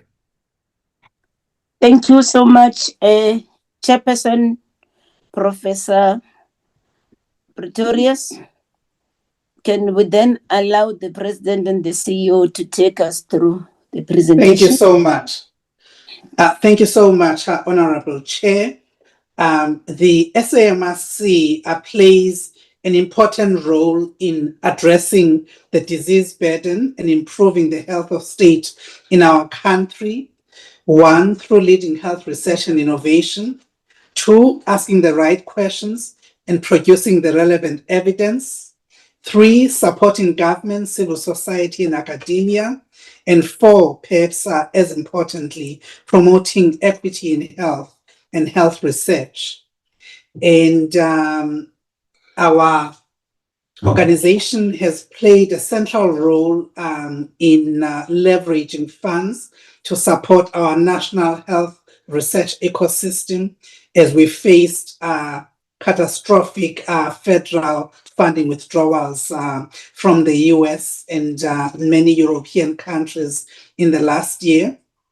And the National Treasury, through the National Department of Health, approved an initial allocation of 132 million rands last year, which will rise to 400 million rands. And this is augmented by generous commitments of 100 million rands each from the Gates Foundation and the Wellcome Trust. And importantly, we take our role in this country very seriously and will continue to invest in our people, foster a culture of collaboration and excellence, and navigate the very complex and evolving research landscape. You will know the SAMRC as an entity of statute established in 1969 with the mandate of building a healthy nation through research, innovation, technology transfer, and transformation. And the work that we do is underpinned by our values of pioneering, respect, partnering, integrity, excellence, and citizenship. In terms of our strategic health priorities, these reflect a focus on health promotion and disease prevention, maternal, child, and women's health, endemic infections like HIV and tuberculosis, health system strengthening, which is fundamental as a pillar to support our planning and thinking around the national health insurance and universal health coverage in this country, public health innovation, and biomedical research. The work that we do is embedded in a number of important policy frameworks. These include our constitution, particularly as it relates to the Bill of Rights, public administration, and finance management. In addition, a number of very important other legislative frameworks that support our work, in particular the National Health Act and the Medical Research Council Act 58 of 1991, and several others listed on this slide, including the Public Finance Management Act. The SAMRC also contributes quite robustly to a number of policy mandates, including our National Development Plan, the NHI policy and the National Health Insurance Bill, as well as the Sustainable Development Goals of the United Nations. In addition, we facilitate and are a central player in a number of government-to-government collaborations. South Africa, SADC, and rest of the Africa collaborations through the WHO, Afro, AU, and Africa CDC. Global collaborations are on research. We play a central role, often as the only Global South representatives in communities of funders and other multilateral bodies, as well as bespoke interventions as they arise from time to time. Honorable Chair, we have performed a SWOT analysis where we reflect on our strengths, particularly in corporate governance, the very strong performance of our board and its relationship to the executive, being aware of the role separation, the professional and highly competent staff, the quality of our research and respect for academic freedom, the quantum and quality of our research outputs reflected in their reach as well as their impact, the ability to leverage additional funding, our commitment to scientific capacity development in this country and beyond, how we communicate science, and the research integrity of our work. There are a number of weaknesses that we identify: the slow translation of research, the difficulty in sustaining and retaining key critical skills like biostatisticians, the bureaucratic environment within government, which often may provide some obstacles, and the lack of knowledge sharing between our scientists and external stakeholders. We reflect on opportunities on how we can use science as an important vehicle, both for social upliftment in this country, but also to drive a knowledge economy, and how we can use science to contribute to transformation in this country, moving towards full open access publications to increase access of the science we produce, and establishment of a foundation that will enable greater freedom in raising funds to support science in this country. And we also recognize important threats, in particular the volatile geopolitical landscape in which we function, the reduction in funding for science globally, the lack of growth in research investment by our own government, despite a growing burden of disease, complexity, and acuity. We also note the growing trends of predatory journals, threats to data security, and this committee will have seen the impact of this on our sister science councils. We've also undertaken a pestle analysis that I will not go through in great detail, Honorable Chair.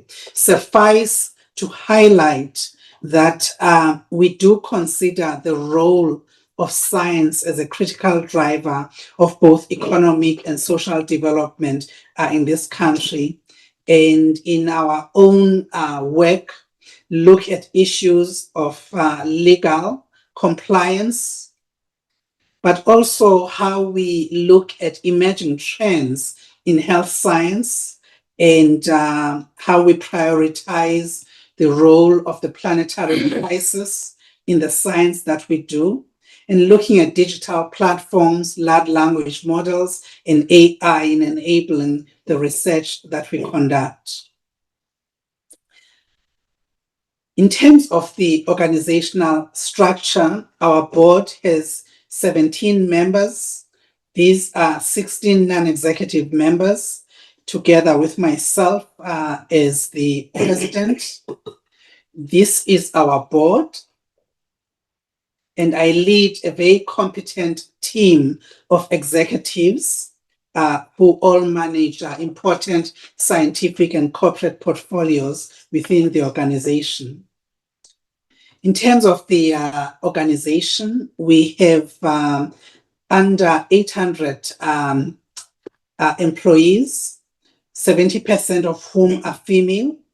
And in terms of the demographic makeup, nearly 60% African, 23% colored, 10% Indian, and 7% white.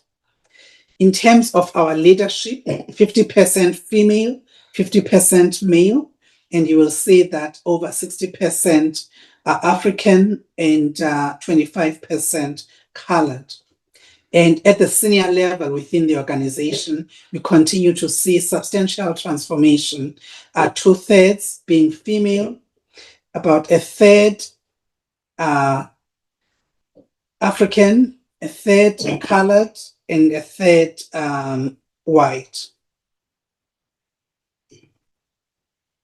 Reflecting on our performance, Chair, our performance is measured under 5 programs. Program 1 relates to the effective and efficient administration and corporate governance. And under this program, we have 2 goals.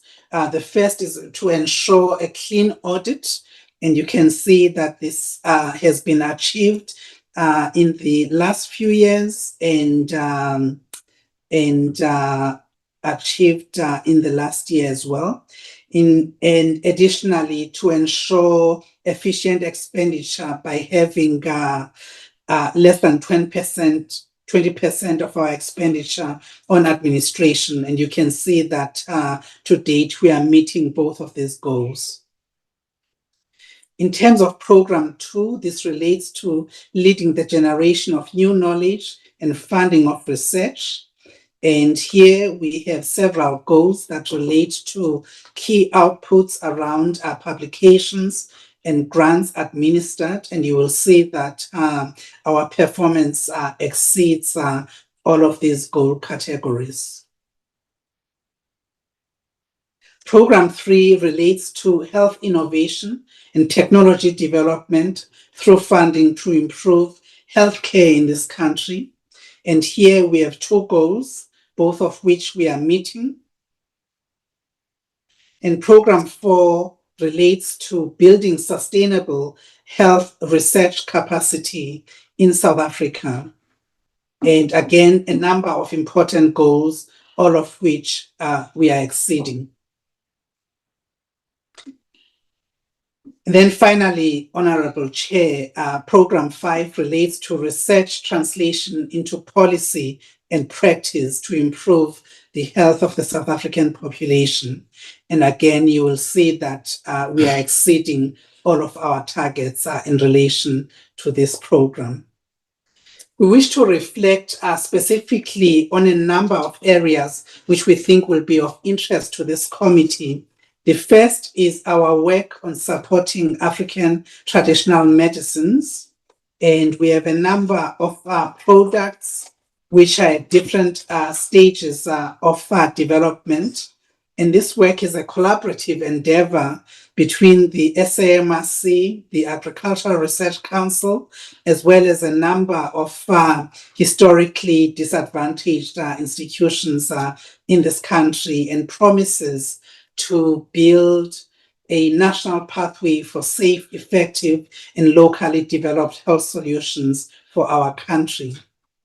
We also wish to bring to the attention of this committee, Honorable Chair, the important work in research capacity development through a number of key platforms within the SAMRC. And in this slide, we highlight one of the latest developments, which is the establishment of a bespoke Center for Advanced Training and Innovative Research, which has been training postgraduate students from historically disadvantaged institutions in molecular biology techniques. And you can see the success of this program with many of those who are trained being able to complete their degrees, but also very high rates of industry placement.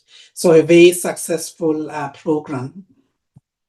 And then finally, to highlight how we continue to look at the leading causes of morbidity and mortality in this country, and to invest in the science to fight these epidemics. I'm going to invite my CFO to comment very briefly on our financial performance, Honorable Chair.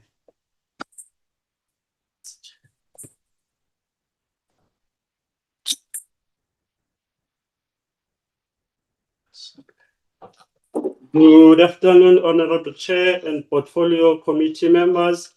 We present these financials of SAMRC in respect of the 26-27 financial year.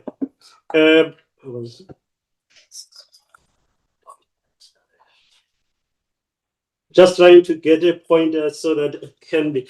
We are presenting this financial in respect of 26-27 financial year.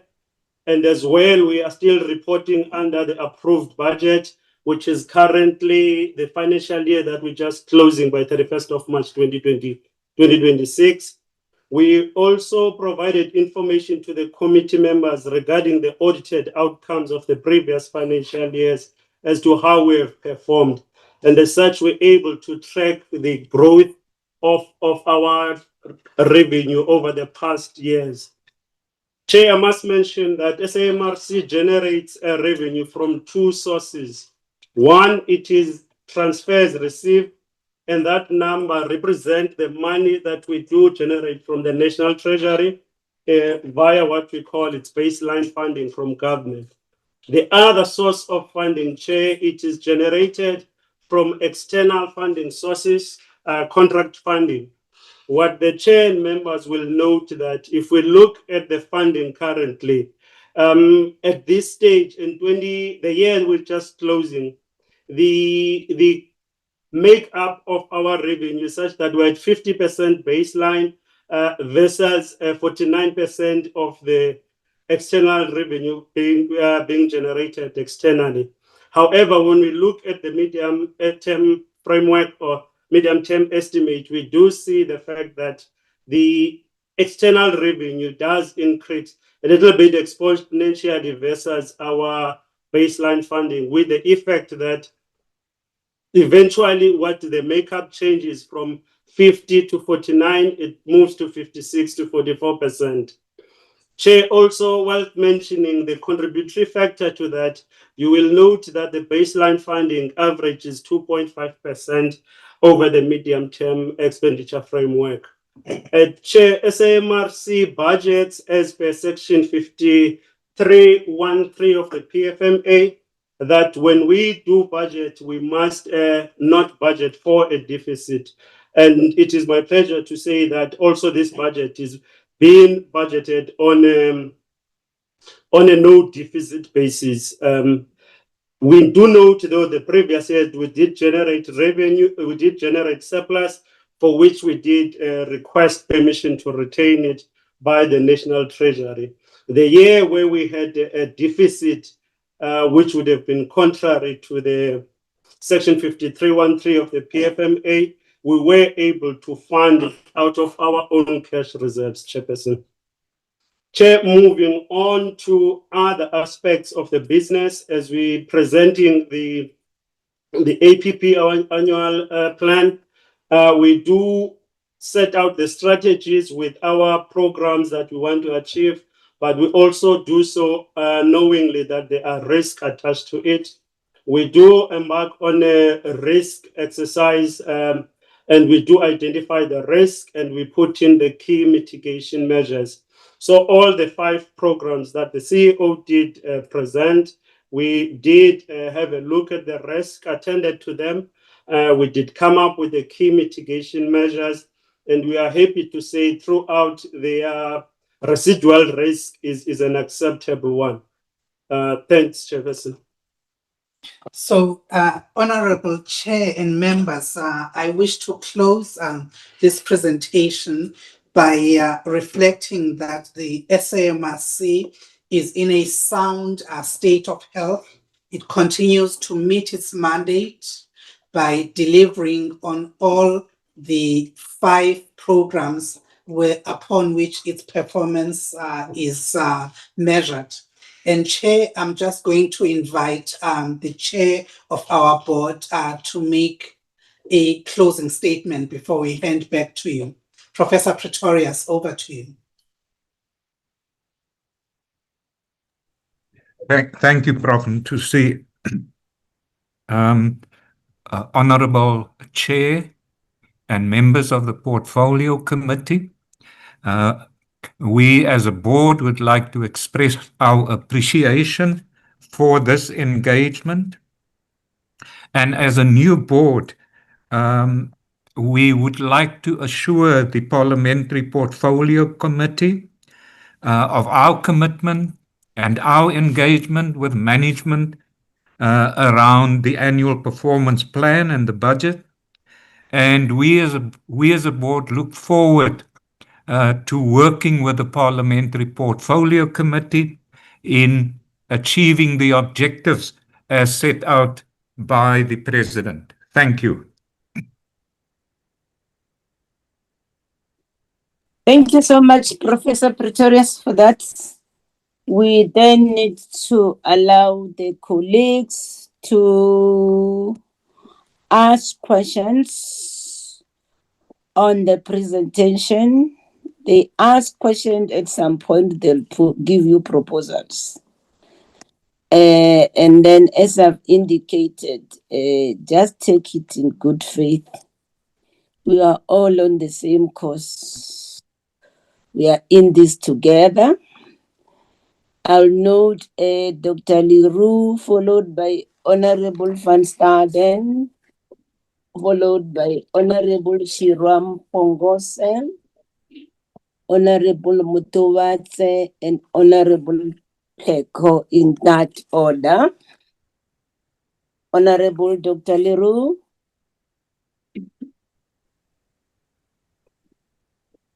Thank you, Chair, and thank you to the team from the South African Medical Research Council for your presentation.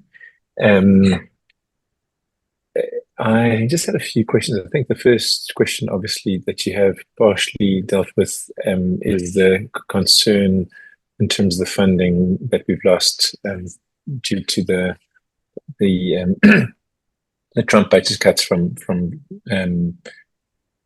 I think it was from early this year. And And so I just wanted to get a sense of where we are with, actually early last year, apologies, but just want to get a sense of, I see you've got some funding from other organizations. We did get that special appropriation from finance, but just want to see what our plans are going forward. We have relied significantly on funding from NIH and from American institutions and from the American government, and so if you could just go into a little bit more depth about that, and just to give us a sense of what research capacity we've lost because of those, and and where we are going forward. So that's the first question.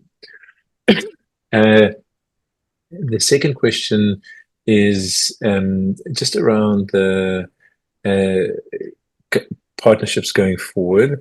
And I see one of the partnerships is with an organization in the UK, but in terms of other philanthropic funding, have we got any other partnerships in other parts of the world that we've been looking at?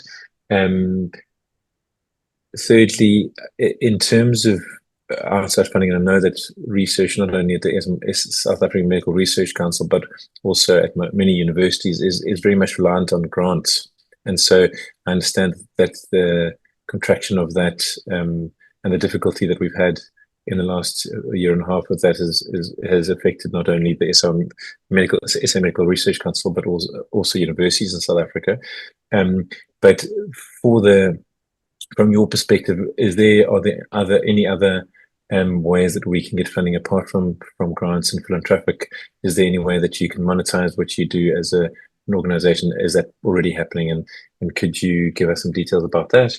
And then finally, I think that SAMRC, South African Medical Research Council, is always focused on the South African context, the South African health context. And I think that one of the things that I recognize more and more as we do oversight visits, and as I've done oversight visits all over the country, is that our healthcare system is under significant strain, and that there seems to be, all the doctors I speak to say, we have two major challenges.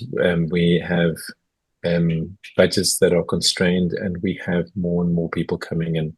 This is more on a kind of interest side of things, not just, but do we have data to back that up, that we are having a higher load on our healthcare system? Is that a result of the sort of the quadruple burden of disease that has been sort of spoken about over the last 15 years, or what are the major things causing burden of disease in our society at the moment? And perhaps you could, if you have time, just give us a quick indication of what you think where the areas are that we really need to focus on as a health portfolio committee and as a government. Thank you very much. Thank you, Honorable Leroux. Before I proceed to give Honorable Van Staden, there's something that I want to check, Professor Pretorius. Are all your board members in the meeting, or there are those who couldn't make it? Sorry, Chair, not everyone, not all the board members are online or in the boardroom. Many of them submitted apologies.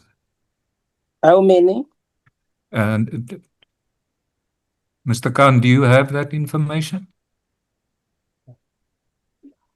Is that? I mean, there are about 14 board members.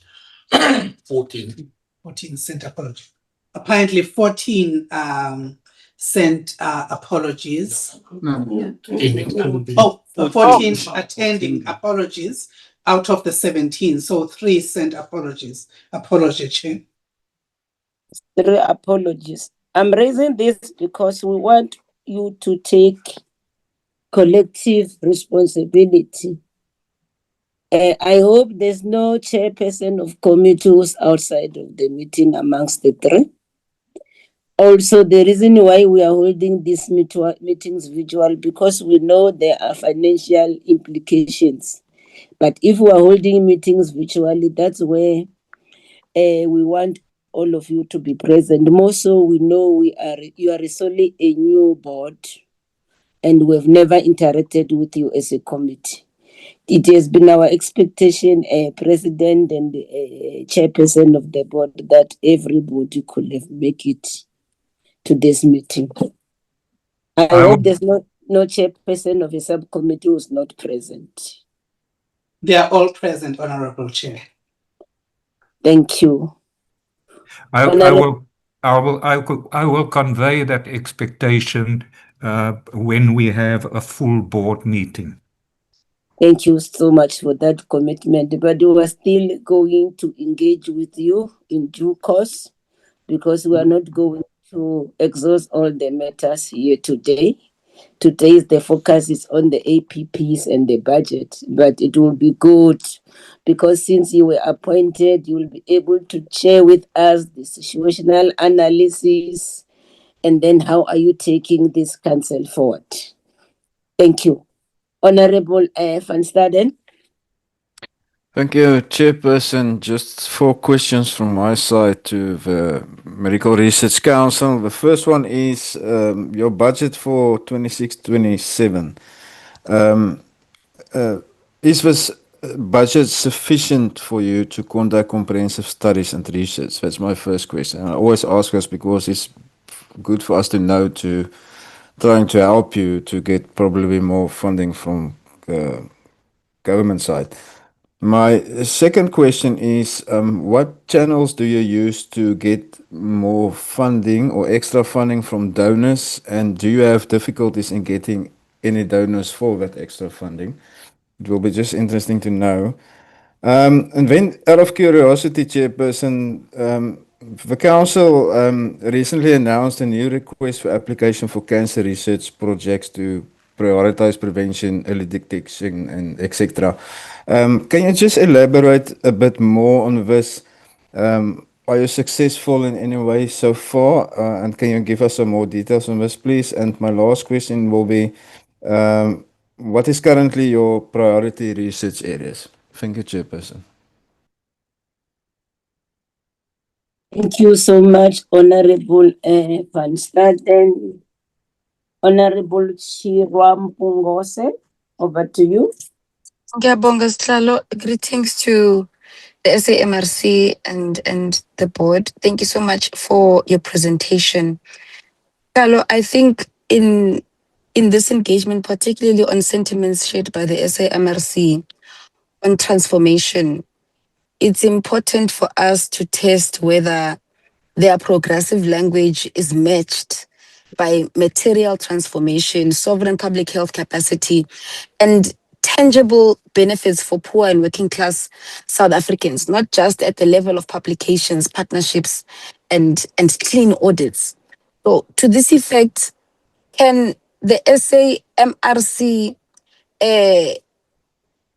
in acknowledging, for example, apartheid health injustice, can they tell us what percentage of their total research budget is directed specifically at diseases and health burdens that disproportionately affect Black working class communities, rural people, and township populations? This is TB, maternal mortality, mental health, environmental toxins, violence-related trauma, nutrition insecurity, but also in the same breath with the gender scope as well, also applying a racial scope.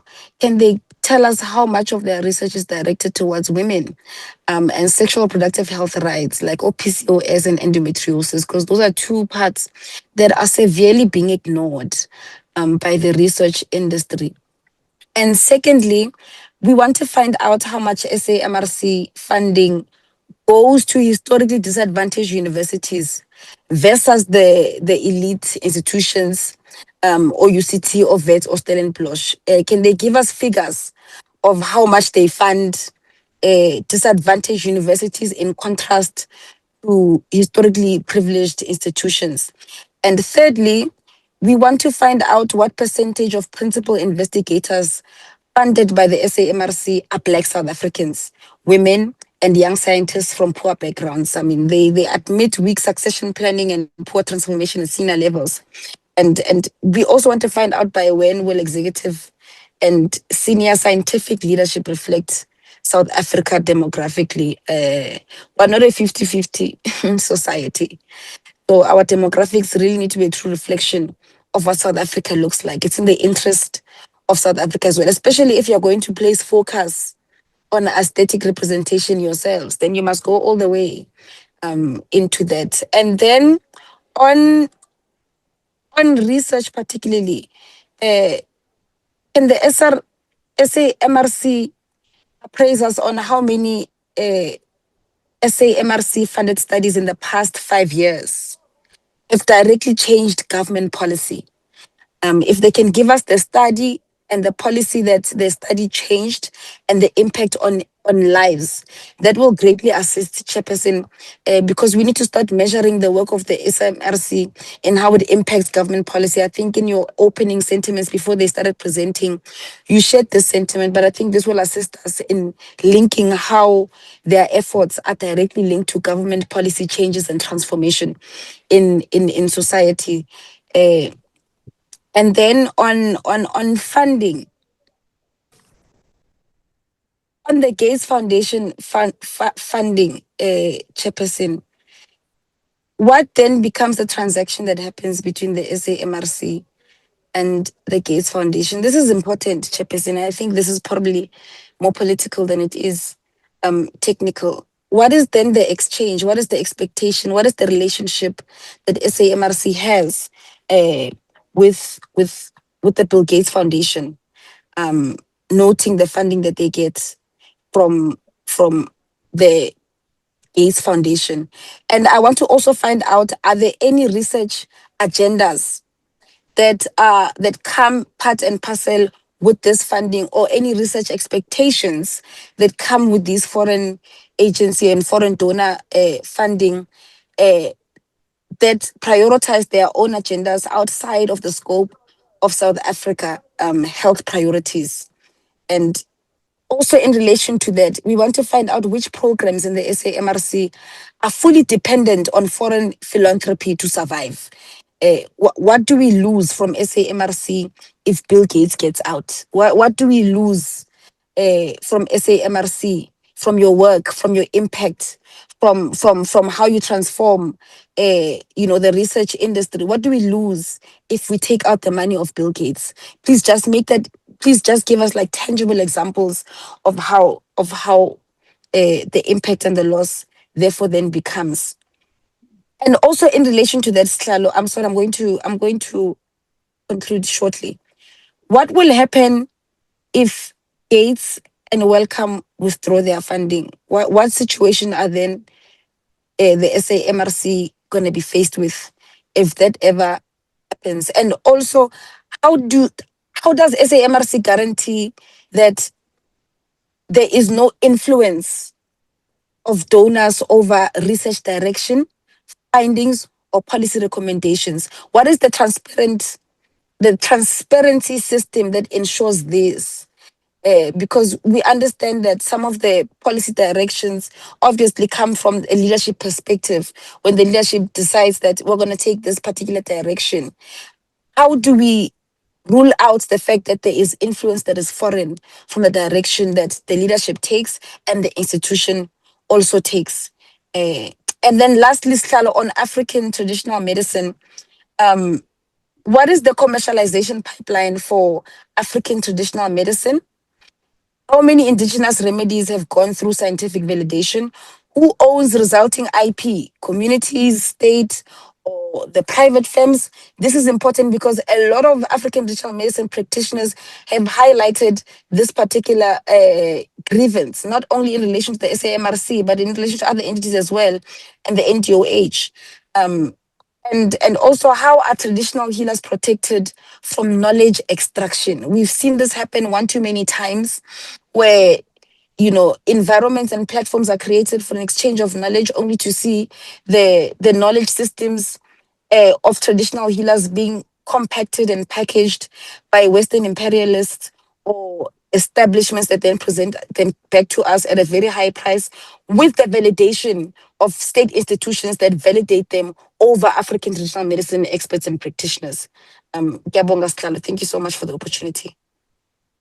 Thank you so much, Honorable Chirwa, for your questions. I hope We've got a sizable number of the delegation, and everybody has been noting your questions, including the questions of the colleagues that came before you.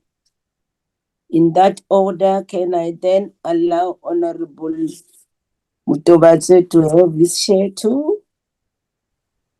No, thanks. Thanks very much, Chair. And I also want to take this opportunity to welcome the presentation by the South African Medical Research Council.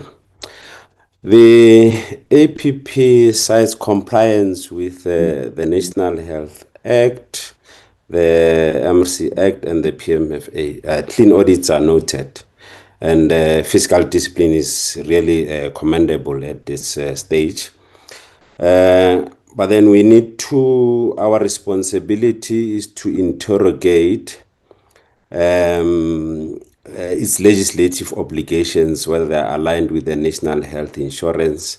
And I also would want to, as a committee, to engage meaningfully. And Honorable Chirwa has taken some of the points in respect of the indigenous medicine and knowledge systems. The key question is on this particular aspect of protection of our own and research that has been undertaken. And colleagues must note that we are lagging behind, and at the international level, countries such as India and China are far much ahead of us. And as an institute, in terms of influencing policy direction, in particular with regard to indigenous knowledge systems and the protection thereof, what role do they suggest, or are they playing in influencing a standalone, if needs be, so that our indigenous knowledge systems are as they are currently, not subordinated to Western medicine, which also has a bearing on what the Honorable Chirwa has raised in respect of funding. What influence does that have? And can, at this point in time, 30 years into democracy, have evidence-based research? Can I walk into, for example, into any institution or pharmacy? Is there any medicine that is protected, validated, that meet what we call indigenous, international standards, that we can pick up in a pharmacy and say, this as South Africa is our product? Because that in itself is very close to us as a people, in terms of its protection, in saying we meet. And the diversity, the African Union Agenda 2063 is very clear, and it emphasizes on this particular issue. What role will the SAMRC play in validating indigenous medicines through their rigorous research and respecting community ownership? Also, how will the Institute collaborate with traditional healers councils, universities, and CIR to integrate indigenous knowledge into the mainstream health systems? As that is, we have a deficit around that particular issue. Is there a framework for continental collaboration to build an African evidence-based indigenous medicine? And most importantly, how will the Institute, SAMRC, safeguard intellectual property prevention, like Honorable Chirwa has raised? And on Program 5, you speak about research transition, yet indicators remain publication-based. How does SAMRC measure policy influence beyond academic outputs? Are funds professionally allocated to diseases such as TB, NCD? What proportion of your institution budget is dedicated to health systems research directly that supports NHI rollout? How is SAMRC ensuring equity in research funding, especially for underserved and rural communities, but also with regard to the national health insurance. How is the institution funded project aligned to NHI priority areas? And also, what formal structures exist for collaboration between SAMRC and NHI implementation teams to ensure research-informed service delivery? And also, how will SAMRC track whether its research changes policy decisions and improves health outcomes under NHI? And those are my questions. But lastly, yeah, I think I've exhausted the questions that I've put forward. Chairperson, thank you very much. Thank you, Honorable Mutuvatse. Honorable Tleko, over to you. Thank you very much. Thank you very much, Chairperson. Good afternoon to the delegation of Medical Research Council. Chair, your question and your concern about the number of board members in the delegation interested me such that because you are saying they are a newly established board, but it depends on who was cast to be part of the delegation. I think we can say the number 14 is so high to be absent, but it depends on what I have just alluded to. Let me leave that, Chair, but I wanted also to ask a question around their partners to check how many, from which countries do their partners come from, those that are still with them. That is interesting to me. Coming to the issue of upskilling their personnel, confirms that they listen when we advise, and also around the issue of assisting those that believe or practice or have indigenous knowledge and medicines and practices. But I would like to ask, what do they get in return? Because when you produce a skill, when you have some knowledge, it means for a body like that is in front of us, it at least there's something that you must get in return.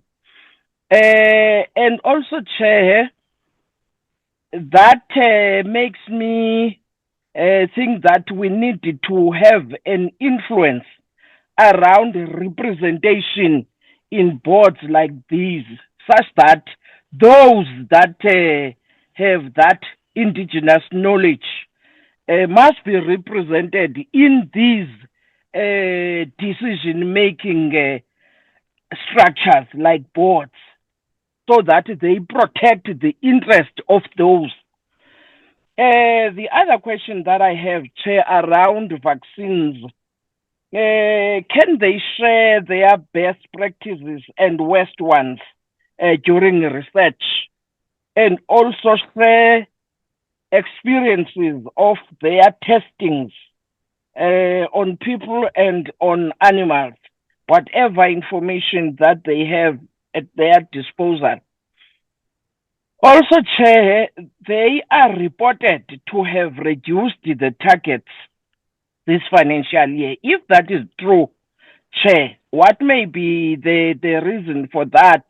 Is it that the targets that they had before were not smart, or is there a reason that they can give us if that is true?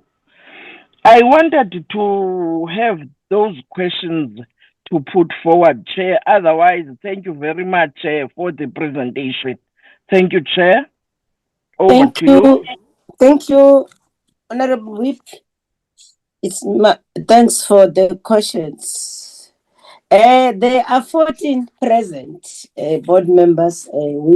It's only 3 that apologize. So I think it's a fair representation. So that's why I think we're gonna have a walk in the park in terms of the responses to our question, because they are here in numbers. Having said Thank you for that. Thank you for that explanation in response, Chair. Thank you very much. Having said that, this is to be directed to the President and CEO. I think, like, we appreciate the good work that you are doing, but I've got a challenge with the way you are measuring your own performance. All indicators are measured quantitatively in numbers. Look, for instance, it's only the indicator that I've seen that is on slide 26, where on expenditure from government budget allocated to, that's the only one that I've seen you even doing that with a percentage. Maybe because is it money coming from government? I don't know.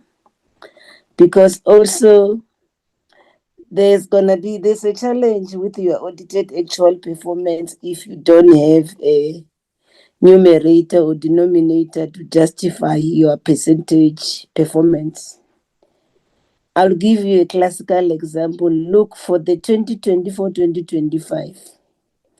My question is, how much did you spend on the government budget?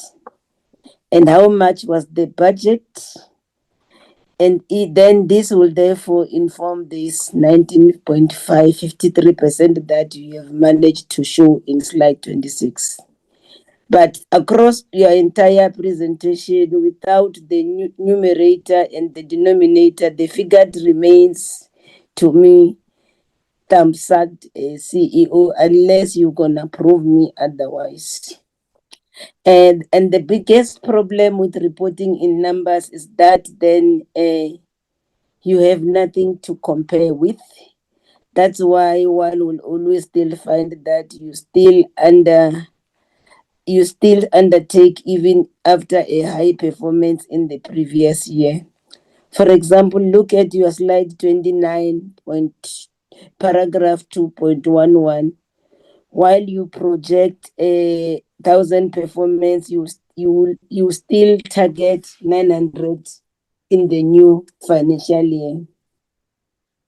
Unfortunately, from our part, when performance is measured in numbers only without using percentage, then we have nothing to compare such with. And it becomes difficult to say whether yourself as an entity you are performing or not. I'll give you another example. It's an indicator on slide 37, item 4.13. You see the number of your SAMRC career and capacity development to Black South African citizens. Target is 100, but we don't know how awards are given in total. And then what are we measuring the 100 against? Will you say 100 awards to Black South Africans and put out of how many? And then you will say, what is the performance?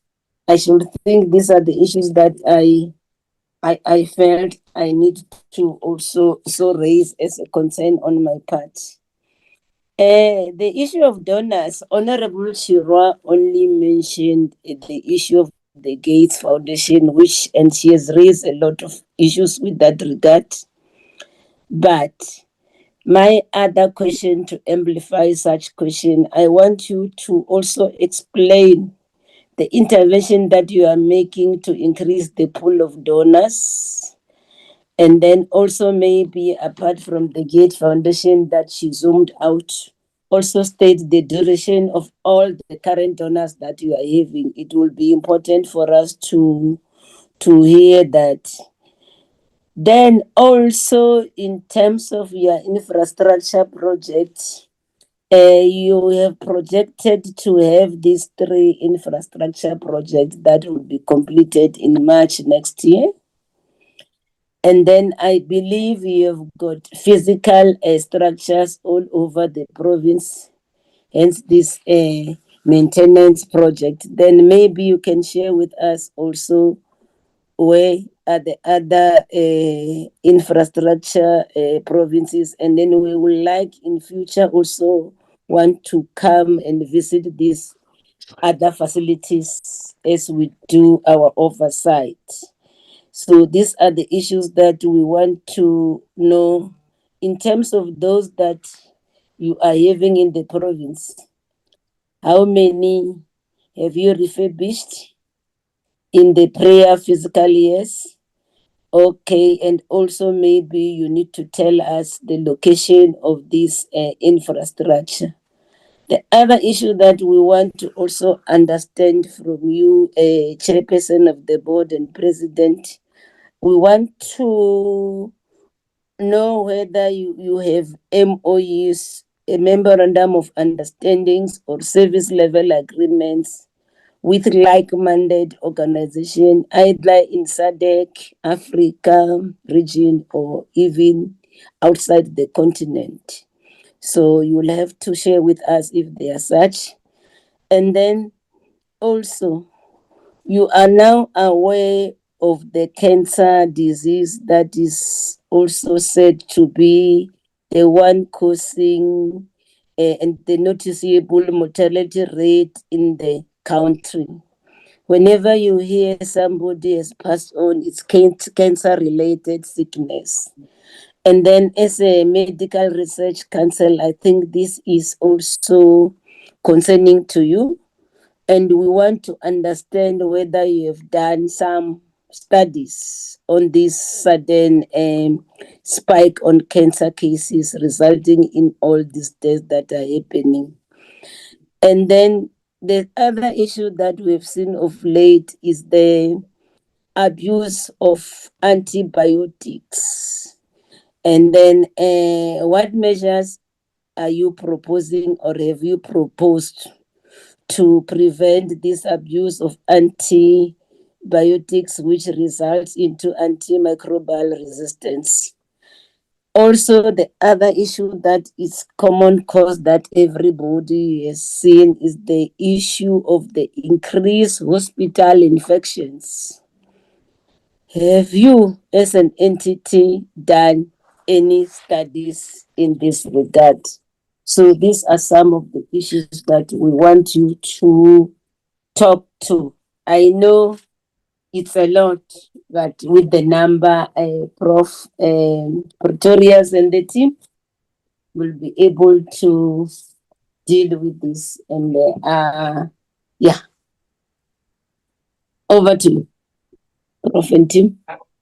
Thank you very much, Honorable Chair and honorable members of the committee. We're going to respond to all of your questions in turn, but before we do, I would like to start by warmly inviting you to come and visit the SAMRC to see our facilities, to meet our staff, and to have a better understanding of the work that we do. And we would love to liaise with you, Honorable Chair, around a date that would be suitable for this committee to come and undertake an oversight visit and to learn more about the SAMRC.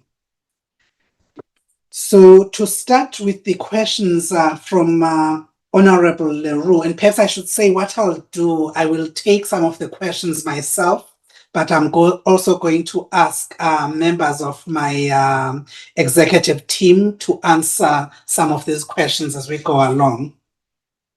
So to start with Honorable Leroux, the first question he asked was what the current situation is with the funding and what we are doing with it. So just to provide a very quick update, many of you may be aware that South Africa has been the largest recipient of research and scientific funding from the US. In fact, received more than any other country outside of the US itself. And in fact, the University of Cape Town was the largest recipient of NIH funding outside of the US, but Stellenbosch Berkeley. And in fact, because of the excellence of our science in this country, two institutions in this country, the University of Cape Town and the University of Stellenbosch, jointly account for more funding out of the European Commission for health research than any other institution outside of Europe. And that speaks to the excellence of our scientific community. With the significant reduction in global health research funding, the US had accounted for more than 80% of this funding, all of which has ceased. South Africa is the only country in the world that is now excluded from all US federal funding platforms.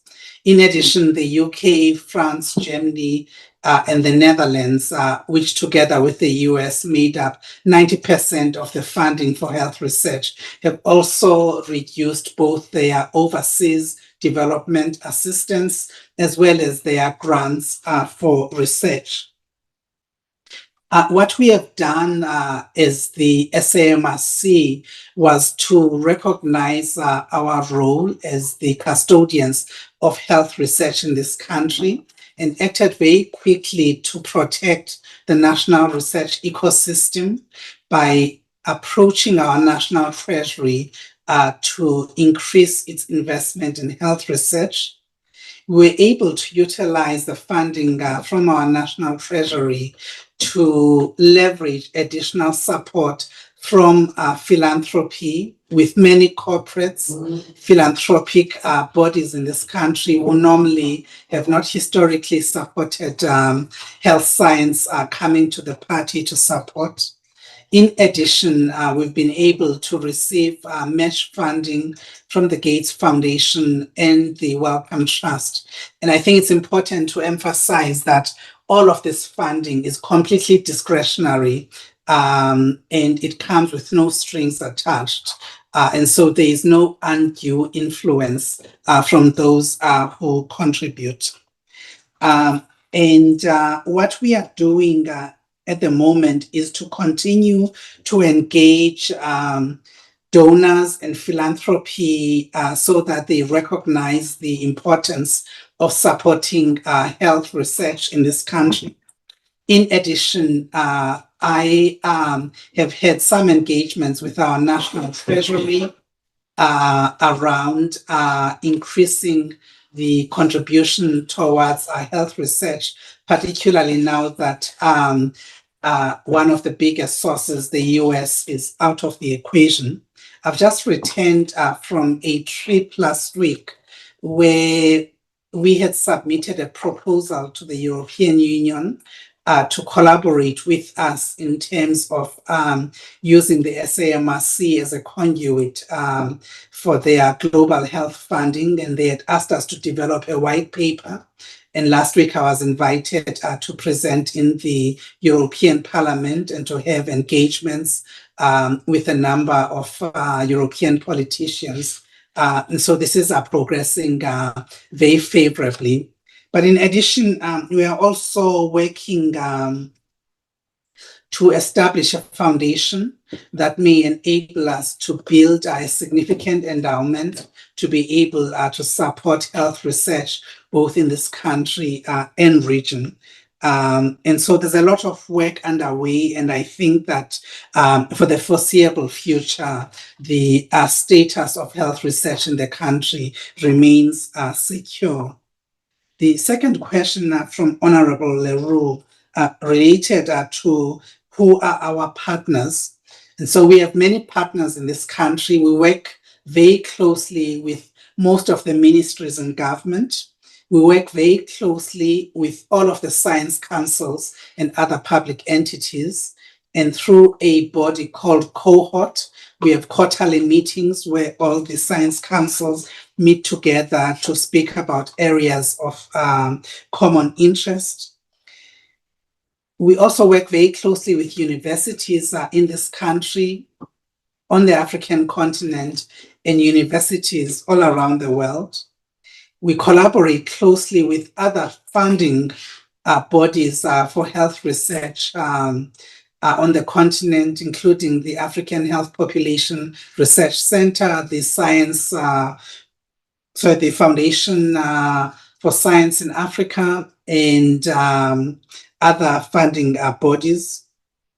We are also coordinating many of the large consortia on the continent so that we play a leading role in coordinating scientific leadership in the region. And we work very closely as part of multilateral bodies, but also through MOUs and SLAs with a number of key global funding bodies. The NIH used to be one of our biggest co-funders until recently. We continue to co-fund significantly with the Gates Foundation, the Wellcome Trust, Elmer Philanthropies, the MRC in the UK. We also have got bilateral agreements with specific governments, Japan, China, India, through the BRICS community, but also individual countries in Europe and other parts of the world. We also play a key role in coordinating many of the activities of multilateral bodies on the continent, including the AU, Africa CDC, and WHO, Afro. And so very broad partnerships. And we are in a unique position on the African continent in how we enter these partnerships, because we come with funding from the South African government, and we are able to enter as an equal partner to co-create the priorities and the research agendas, to draw up the requests for proposals, and to play an equal role in deciding on how the funding is dispersed. So I hope that clarifies those questions around the funding situation and our partnerships. In terms of monetization, we do use some of our science platforms to generate income. And perhaps the best example is our genomics platform. We run the largest core facility for genomic analysis on the African continent. This has equipment from 3 of the largest suppliers of genomics equipment, including BGI, Illumina, and Nanopore. And we use this to support science in South Africa, in the African region, but also science that is conducted by lots of international consortia. But we are also able to charge for a lot of the research we do in that platform. And so that generates some revenue to support our work. And then the final question from Honorable Leroux related to the burden of disease in this country and whether it still is reflected in our oft-cited quadruple burden of disease, or whether this is beginning to change. So if you look at what drives both disease burden and disease mortality in this country, non-communicable diseases have now surpassed infections. And this is a really wonderful success story because a lot of the research that has been funded in part through the SAMRC to improve outcomes for conditions like HIV and tuberculosis has meant that non-communicable diseases have been forgotten, and these are now on the fore. These include cardiovascular disease, cancer, mental health, diabetes, chronic kidney disease, chronic lung disease, inter alia, over 80 conditions. And so this is a big focus of both our own science, but also what we fund for others to do research on. We continue to have a strong focus on health systems to underscore our belief that health systems are strengthening is a critical component of both effectively dealing with infections and non-communicable diseases in this country. And our priorities are increasingly cover pandemic preparedness, antimicrobial resistance, digital health. So I hope that answers the questions from Honorable Leroux. The next question from Honorable Van Staten, the first one asked whether our budget allocation for 2026-2027 is sufficient. And the simple answer is that the allocation we receive from the South African government is woefully inadequate. You will note that every year, the amount we are able to raise in external contracts far exceeds what we receive from the government to be able to conduct our work. And while the government always congratulates us and sees this as a tremendous success, it actually is a great risk for us having so much reliance on external partners. And as we saw last year, when a single major donor like the US government decides to cut out South Africa from their funding sources, this places us in an incredibly invidious position. And so what we would like to see, Honorable Van Staden, is a progressive realization of what our government has committed itself to more than 30 years ago, which is to contribute at least 1.5 to 2% of the GDP towards health research. And at the moment, we only get about 0.6% of the GDP. So woeful underfunding compared to the commitments our government has made. A question around channels for getting funding from donors. So we continue to engage with different modalities for sourcing funding. A lot of our external funding is sourced through research grants, but we engage with donors in this country and abroad all the time. So for instance, in the last week alone, we've received a large donation from the Gates Foundation to support demographic surveillance in this country, as well as a large donation from First Rand Foundation to support our research capacity development efforts and how we train interns in this country and link them to jobs with industry. And so we continue to do a lot of work on fundraising, and I think the success of these efforts are demonstrated in the multiple programs that we run. There was a question on the funding for the new cancer research, and I'm going to invite my colleague, Professor Lizel Zulke, to speak to that. Great. Thank you very much, Professor Ntusi, and thank you very much, Member van Staden for that question. I really appreciated that you asked that because you obviously noted the RFA that came out at the end of last year. And as you mentioned, the RFA specifically spoke to funding, collaborative funding at that looked at either research in the area of prevention, early detection, equitable treatment, and palliative care.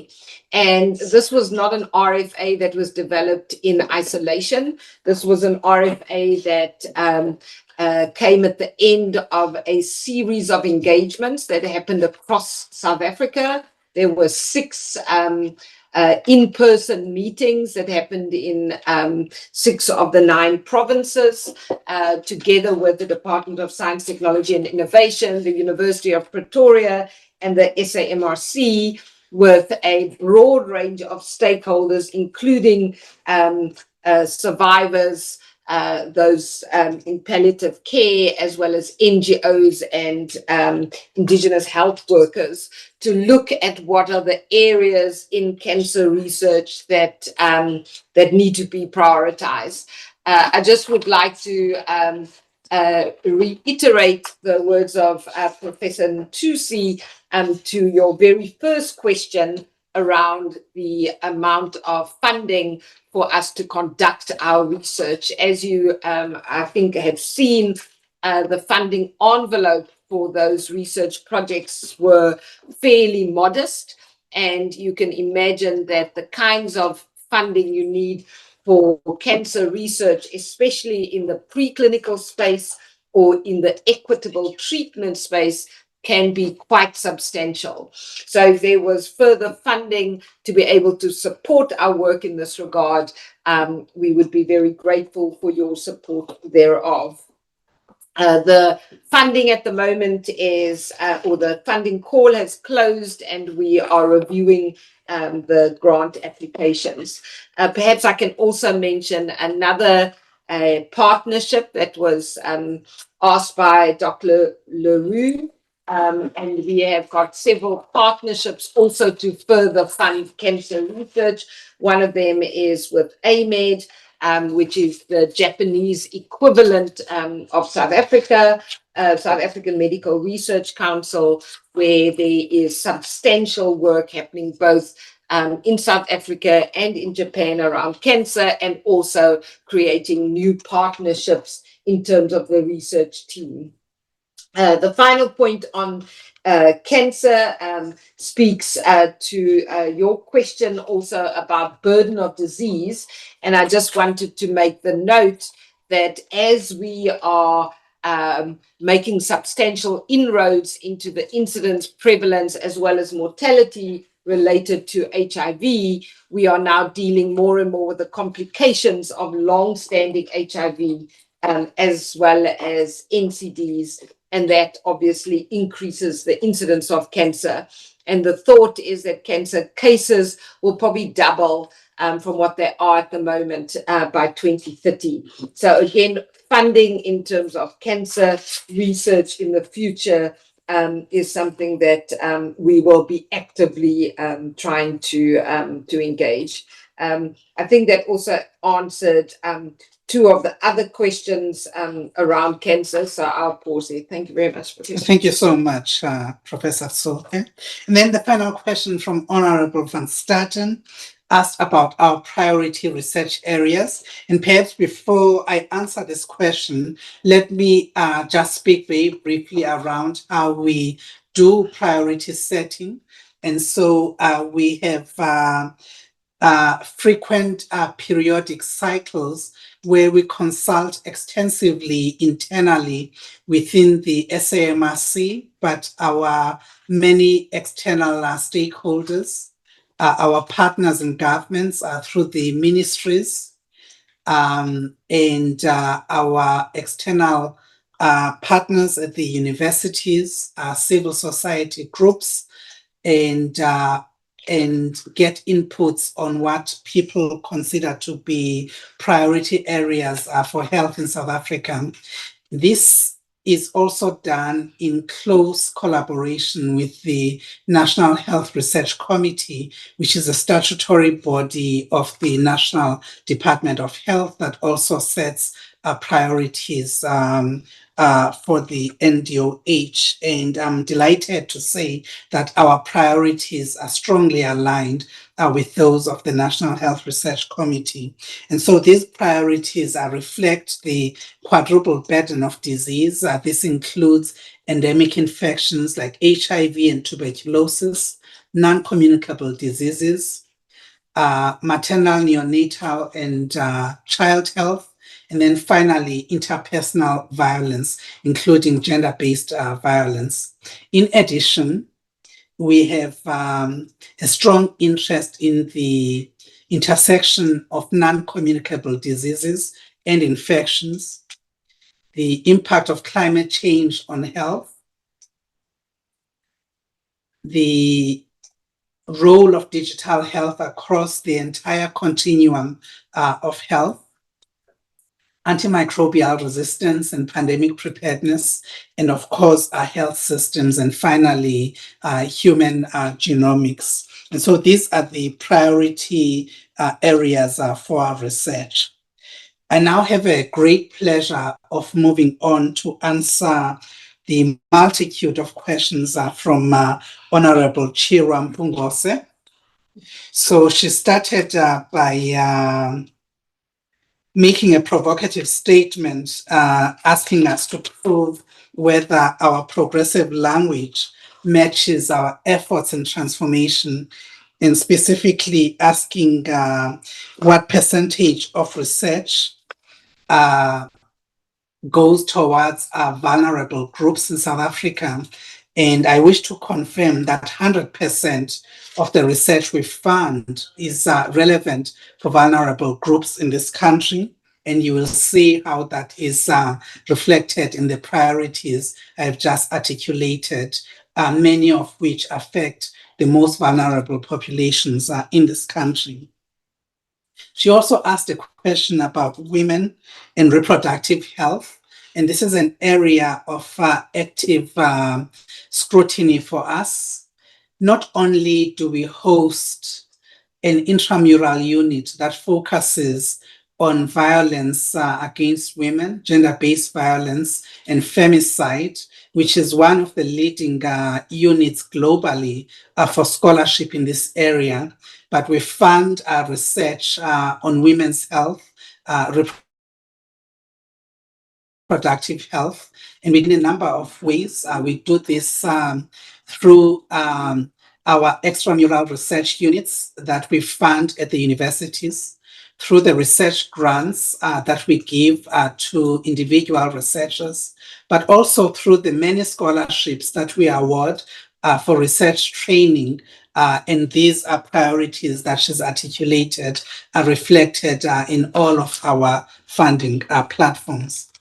The next question that she asked was around what proportion goes to research intensive versus historically disadvantaged institutions. And thanks to Dr. Mzluli, if we look at scholarships by ethnic group, you will see that 64% of the scholarships we award go to African candidates, 22% to white candidates, 6% to colored candidates, and 8% to Indian candidates. And in terms of the research grants that we award, many of the people that receive grants through our competitive process and the largest program that we run, which is investigator-initiated research. Most of these goes to early career scientists who are Black and female at different universities around the country. And then finally, to just speak about our research capacity development grant portfolio, you will see that 71% are female and 29% are male. But of this portfolio of funding, 68% goes to Africans, 14% to whites, 7% to Indians, and 11% to colored. So I'm hoping Honorable Chiram Pungose will be happy that our progressive language does indeed match our efforts on transformation. And I've also answered the question of what percentage of the people we fund are Black South Africans. You will see that most of both the scholarships and scientists we fund are Black South Africans, as I've just articulated. And then there was a question of how many SAMRC funded studies have changed our policies. So I'm going to invite my colleagues, Professor Zulke and Dr. Mdluli, to speak to this question. But before they do, I should say that the contribution of our work in national guidelines, not only in this country, but throughout the world, is quite significant. If you look, for instance, in the US at the guidelines for HIV, both for adults and for pediatrics, almost a third of each one of those comes from research that the SAMRC either is a complete or one of the funders of that research. The same is true in this country. And we give input to a number of interventions that Parliament considers, that the Office of our Presidency considers, that our National Planning Council considers. And my view is that our input into all of these legislative processes is taken very seriously. Linking specific research to a policy is a time-bound exercise, and it often takes a number of years once the evidence has been generated before policies change. And so that leg is often something beyond our influence and remit. But I'm going to invite Professor Zulke and Dr. Mdluli to provide some specific examples as she requested us to do so. Yeah, thank you very much to Honourable Member Chirwa for those questions. And with the preceding comments already from Professor Ntusi, just one or two additional points that I thought would be useful. Firstly, the concept of policy change and the incorporation of our research into various policy documents, which include both national policy documents, guidelines, and then global guidelines such as the World Health Organization guidelines are quite significant. You may have noted that in the last year, our policy and guideline contribution was over 80 in a year. So if we multiply that by 5, because the number has stayed in that range, that's over 500 research documents that has been directly linked to policy changes and policy documents. We use through our knowledge information management system a particular website which allows you to be able to see how your research has been quoted in policy documents. And it's interesting to see that this ranges from specific policies to guidelines, even as far as World Bank documentation directly quoting SAMRC work. I'm going to just highlight one or two. Professor Ntusi spoke about the Gender Health Research Unit. Their work on femicide has been driving the National Action Plan for Gender-Based Violence, and this is in collaboration with multiple departments. Our Burden of Disease Research Unit, thank you for the question previously about the quadruple burden of disease. One of the things that our unit has been involved in is a very strong collaboration with Stats SA, and also providing another lens and another review of Stats SA data so that we can understand those numbers even better and understand in particular the trends that have happened and how we then intervene related to that. We just published last week the World Health Association guidelines on opioid dependence and community dependence, especially in rural and vulnerable societies and groups. This was with our mental health, substance abuse and research unit.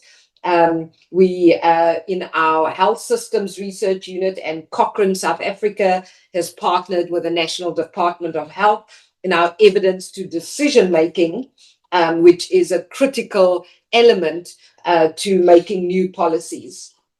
Another important contribution was from our environmental health research unit. A very long-standing relationship has been around climate change, around lead poisoning, which led to direct policy changes, which has impacted, I would say, countless lives in this country in terms of, for example, removing lead from paint, especially in schools in rural areas. This has also led to changes in air pollution. Another very clear impact has been our extramural unit called Priceless, which has been involved in the massive reduction in salt across countless entities in this country, as well as the sugar sweetened beverages tax, which hopefully goes into even more research in this area. But those are two population level interventions that can reduce the amount of stroke and reduce the amount of cardiovascular disease by a significant proportion. The last two I'm going to just mention is our incredible work in lenacapavir and cabotegravir, which is the injectable PrEP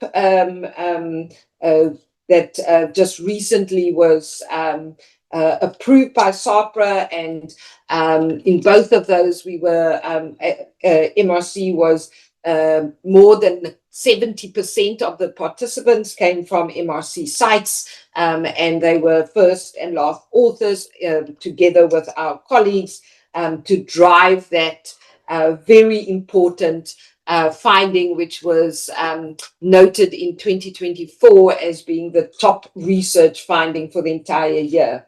The last one I'm just going to mention is zoliflodacin, which is the new oral agent against gonorrhea, again, particularly relevant to women and to rural and vulnerable populations, and the work that we have done in terms of accumulating the research for that. Just a final comment is that policy is one thing, and much more important is practice and impact upon lives. And so I use some examples there with direct impact upon lives. Your challenge to us, Honourable Member Chirwa, was to quantify that. I think that would be quite hard to do because it's over a huge amount of interventions, but hopefully that helps to answer the question to some degree. I hand over to my colleague, Dr. Mkhulu.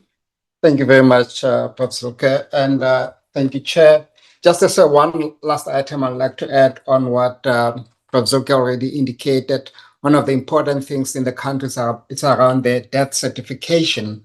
One of our unit, burden of disease, has been involved in educating the doctors in terms of writing death certificates, so that to ensure that what people pass on is adequately indicated in the death certification. This is a work that has been carrying on for quite a while, and it's really creating a value for the country to ensure that we encounter the deaths. I mean, we count the deaths in terms of the causes. So that's it. Thank you very much, dear colleagues. So, Chair, I'm going to continue responding to the questions from Honorable Chira Mpungose. She asked about the undue influence that may come from Gates Foundation, and I wish to state categorically that the money we secured both from the Wellcome Trust and the Gates Foundation at a time of great need is completely discretionary. It comes with no strings attached. These have been long-standing partners of the SAMRC, particularly in the research on HIV and TB. And in fact, many of the projects were able to rescue from this funding related to HIV and TB, but their donations were not prescriptive. And I think it's important to note that the reason they were keen to fund was because of the recognition of the importance of South African science, not only for South Africa, but for the world, and ensuring that many of the critical studies that were underway are led by South African scientists and many involving South African participants. We didn't want them to come under risk. The question on what research is fully dependent on foreign philanthropy to survive. While we raise a substantial amount of co-funding through philanthropy, both from this country and abroad, none of our programs are dependent only on philanthropic funding. And a question was asked, what will happen if Gates and Wellcome withdraw their funding? I think essentially nothing. We would continue being able to do much of what we do, and perhaps what would change is the scale of our reach and its impact, but many of our programs would continue as they are. And then she asked again the question she had asked earlier around how we guard against influence of donors on policy decisions. And so when we enter any co-funding agreement or donation, we enter these on the basis that they are aligned to our national health research priorities. And in fact, if they do not reflect these, we do not enter such partnerships. And we almost always enter as a co-funder, which means that we are able to jointly set the agenda for the science rather than being merely recipients of research funding. I'm going to invite my colleague, Dr. Michelle Mulder, to speak to the question around African traditional medicines, their commercialization and IP. Thank you, Chair, CEO, and thank you, Chair, and good afternoon, honourable members. So the MRC has our role in supporting traditional medicine and RKS holders is really to assist them with the scientific validation, and that was raised by another member, the rigorous science being applied. And we do that at the request of traditional healers. We don't try to, impose that requirement on all traditional medicine. So if they approach us, what we do is then either, in some cases, they've actually come with a collaboration already with the university, and we try and find the funding to support that. Otherwise, if they don't already have collaborations, then we try and link them up with the universities or academic institutions that can assist.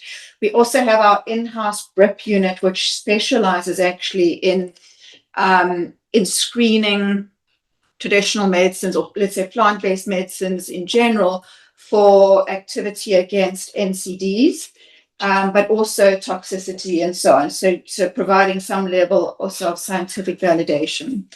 In all of our interactions, we have the rights and let's say, the well-being of the traditional leaders at the very center. So, how we set up these projects is around ensuring we can put money towards this and to get them to where they want to be, to get the scientific validation of their medicines. We've not taken one through to commercialization, so we can't talk with any authority on exactly how that will pan out.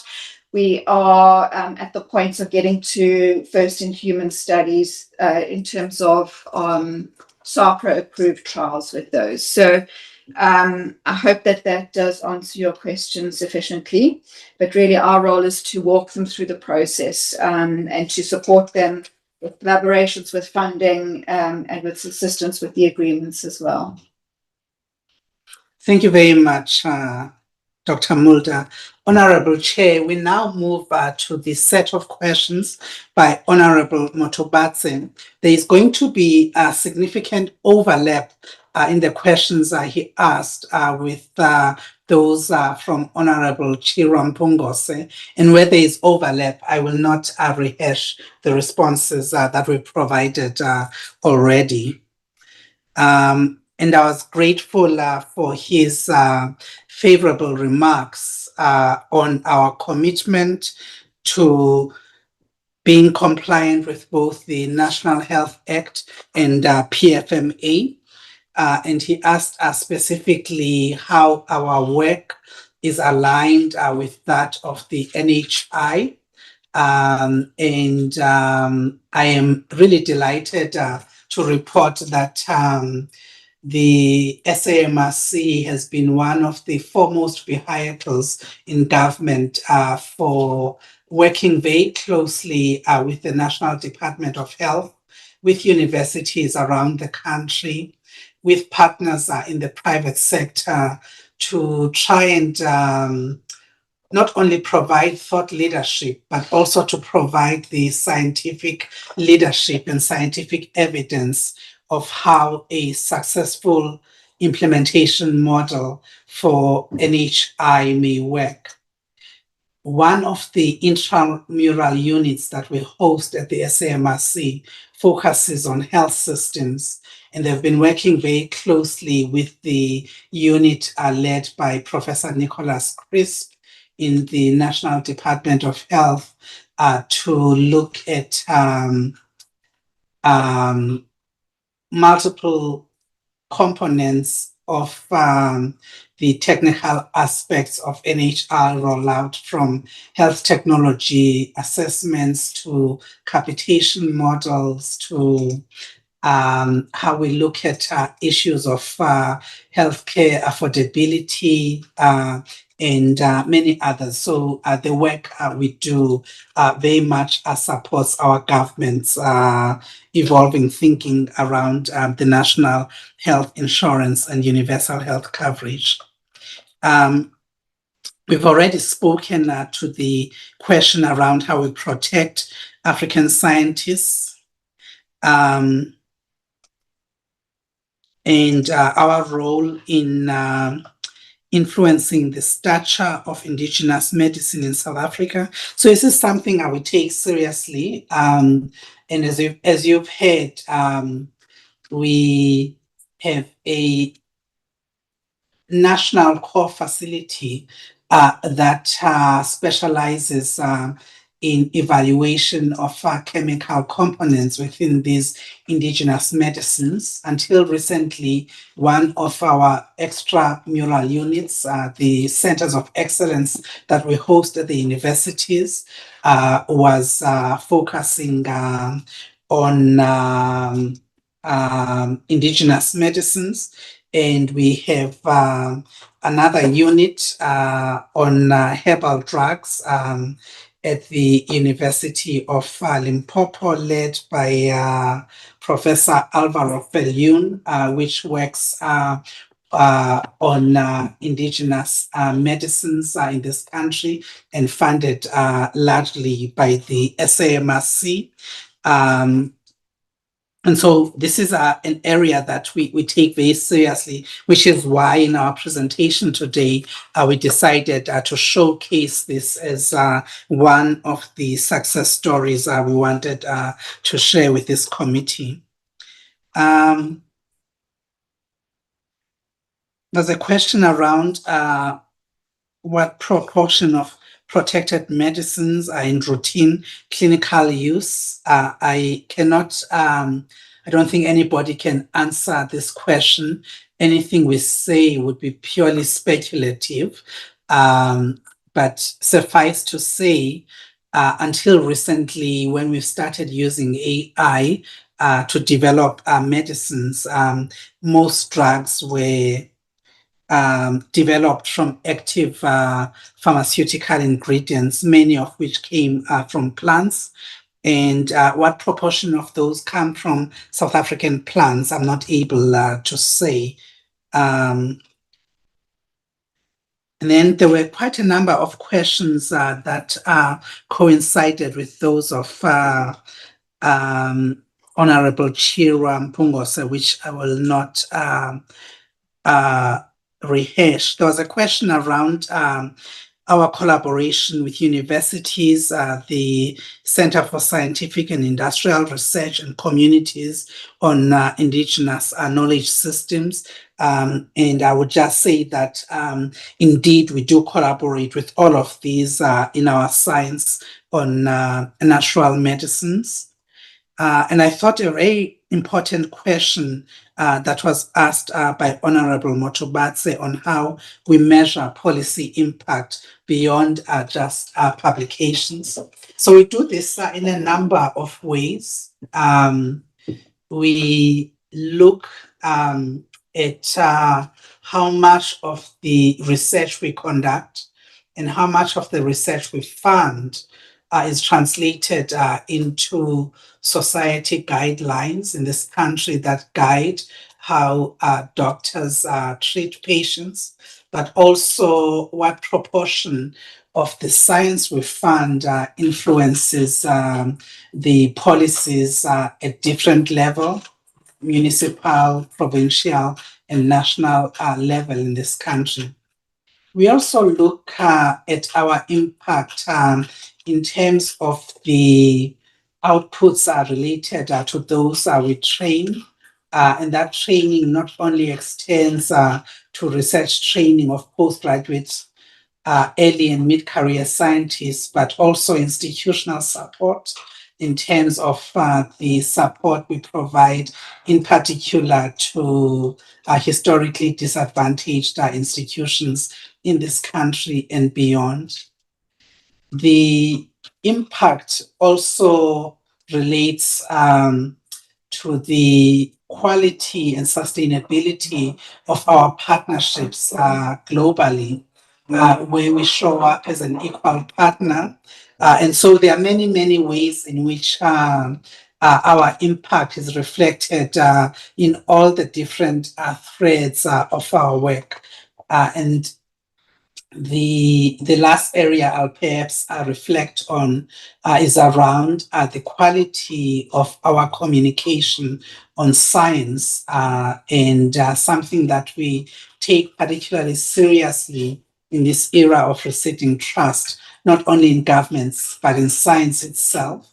And many of our scientists are supported by a very capable and competent corporate communications team.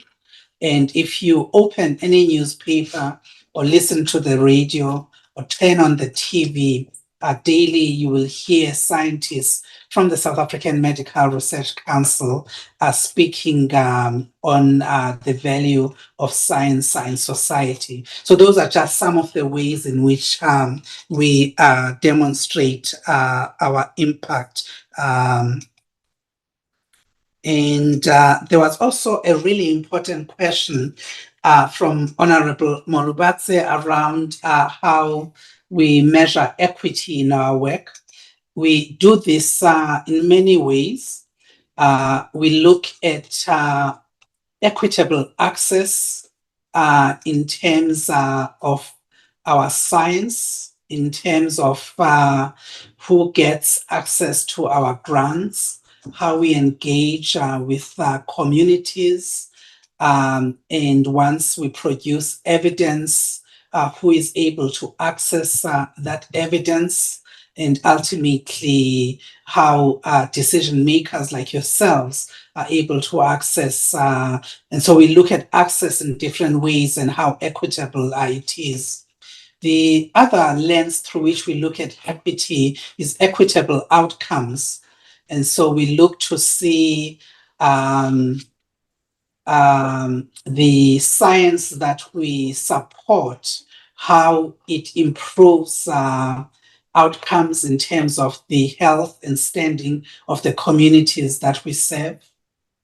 A third lens through which we look at equity relates to the equity of our partnerships and how the SAMRC is able to show up as an equal partner and influence the work through these partnerships. And a fourth lens through which we look at equity in our research relates to epistemic justice. In other words, how the different disciplines that contribute to the transdisciplinary and multidisciplinary teams that we fund are valued through the science that we support. And so we take equity very seriously, and we use all of these different measures to evaluate how well we perform. Okay. See you. Yes. You were supposed to finish at what time is it now? We're supposed to finish at 4:30, Chair. But you know, we've received over 50 questions from the honorable members of this committee. 22:04. According to our program, 20 to 4, I was supposed to take the Mines and Works Compensation Fund. I'm mindful and the eloquence. That's why I'm saying if we had engaged with you before, like what we've done with other entities, of course, the things were going to be minimal. And I like the way you are adequately responding to the questions. You are very thorough, I must say that, Prof. So what I have a proposal for you, Honorable Chair. Allow me to speak, please. Sorry. Give you a chance. So what I'm trying to say, the outstanding questions that we were still busy with was for Honorable Motobate. And then it's going to be our whip of the committee, Honorable Teko, and myself. So given the time constraints, yes, I've said it's our intention to find a day, set a day aside to have an interaction with you. So can you respond to those outstanding questions in writing? Then submit them. I'll give you up to end of business next week, Tuesday. Are we okay? I'm delighted, Honorable Chair. Yes. This is your recommendation. This is precisely what I was going to recommend as well. Okay. So I'm delighted you and I are aligned. But I would request that you give us 2 weeks. We have a number of other pressing deadlines, and we will aim to submit. So in fact, we've responded to all the questions from Honorable Molobatse. And it's just Motobatse, sorry, it's Honorable Klegos and yours that remain, and we will submit those within the next 2 weeks in writing. 2 weeks won't work because there's a process of parliament. We need to finalize this. Okay, we'll then aim to submit them in the coming week. Tuesday. It's not much, it's only me, and just assign one of your team members. What you will do, it will be for you and the chairperson of the board to review the responses. So you can assign the team members that are there they are here, they're in the meeting, the CFO, the legal person is there. You see the Mr. Mudluli, Dr. Mudluli is there in the meeting. Your Chief Research Operation Officer. They can be able to deal with these issues. We understand that there might be some other pressing matters. But isn't that you were going to give us this response today? If time Indeed. So thank you so much for time. Just try within your available means, dedicate somebody to respond to all those questions and send them to us. We will engage with you in due course. Definitely we have to, because you are sharing a lot of information that we still want to interrogate. And if I was to give members follow-up opportunities, they were going to ask a lot of questions. So let me take this opportunity to thank you for the time and your commitment in responding to the members' questions and concerns. It's much appreciated, and we'll make sure we check your diaries and meet with you soon. Is that okay? Thank you so much, Honorable Chair, and thanks to the members of this committee for engaging with us so dutifully, and we will look forward to hosting you in the near future at the SAMRC. Chairperson, Professor Pretorius, any parting shot? Not a shot, Honorable Chair. Just a very kind word to say we appreciated this engagement, and the President represented the SAMRC very effectively. Thank you very much, Chair. Thank you so much. You are excused, and enjoy the remainder of your day. Maybe there where you are seated, President, just finalize those things in the corner and they send them through. It's better that way. Isn't that you are there together? It will be only for the board members. Just utilize the remaining opportunity to respond to our questions now, because you are all there. Thank you so much. Thank you so much, Honorable Chair. Thanks for the board members that are online as well for attending. Yeah, I can see you see this work. You are committed to the task. I can see you are also here in numbers. Thank you so much.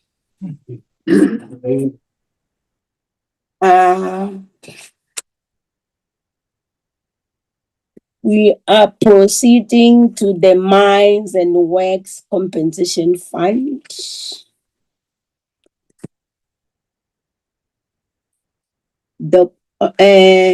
Dr. Berry? Are you Good here? evening, good afternoon. Yes, I'm here, Chair. My video is on. You see, good afternoon to you. About you are an internal stakeholder, ne? That's why you are part of the department. That's why I allowed those ones, and I knew we were spilling on your time. Also, then, if there are things that will be outstanding, I'll plead you come back tomorrow with the department, ne? Because the other item after you will be the Office of the Health Standards. So I know you can do some magic to juggle around, and on your lost time, how much time was taken away from you? It's a lot, eh? It's no problem, Chair. MRC is a large organization. We are small in comparison to them. So I don't. Yes, no problem, Chair. We in your hands. I took advantage without talking to you, knowing that you will understand. Thank you for that indulgence. Proceed. Thanks, Chair. Can I get sharing rights? And then I'll just introduce the team and appreciate that we could present to the team. Chair, is it showing? I'm going to put on to presentation mode. There you go. Fine. Okay. So, Chair, we have, so I'm Barry Kisnasamy. I'm the Compensation Commissioner and Accounting Authority for the fund. I have with me Dr. Nkandla Machali, the Director of the Medical Bureau, Dr. Mpo Rabada, the Deputy Director and Director Outreaches for the Ex-Mine Worker Program, Ms. Tembi Mama, the Deputy Commissioner, Mr. Kat van Heerden, the CF Chief Financial Officer, together with his Deputy Kerat Fokel, and the Director of Finance, Mr. Mishak Masungani. I do apologize that we are a large team, although a small structure, because we do have two parts to the fund. Thanks, Chair, and good evening, Chairperson, and members of the Portfolio Committee on Health, and officials from department and officials in terms of the secretariat within your office, Chair. So, Chair, I'm just going to quickly reiterate, I do apologize to some members of your committee who have been there before, but just felt that there were new members and must extend my welcome to you, Chair, for your taking over this portfolio. It must be a busy portfolio as well. And just extend the congratulations of myself and my team to yourself and any other new members. The act that we administer, Chair, is a 114-year-old act. It's called the Miners Thesis Act from 1912. And it is one of the, and ultimately got revised to the occupational diseases and mines. Your slides the slides are not moving. Yeah. Now, Chair? They let the front cover of you and slide. It's only the front cover. Yeah, slide 1. There you go. I want it.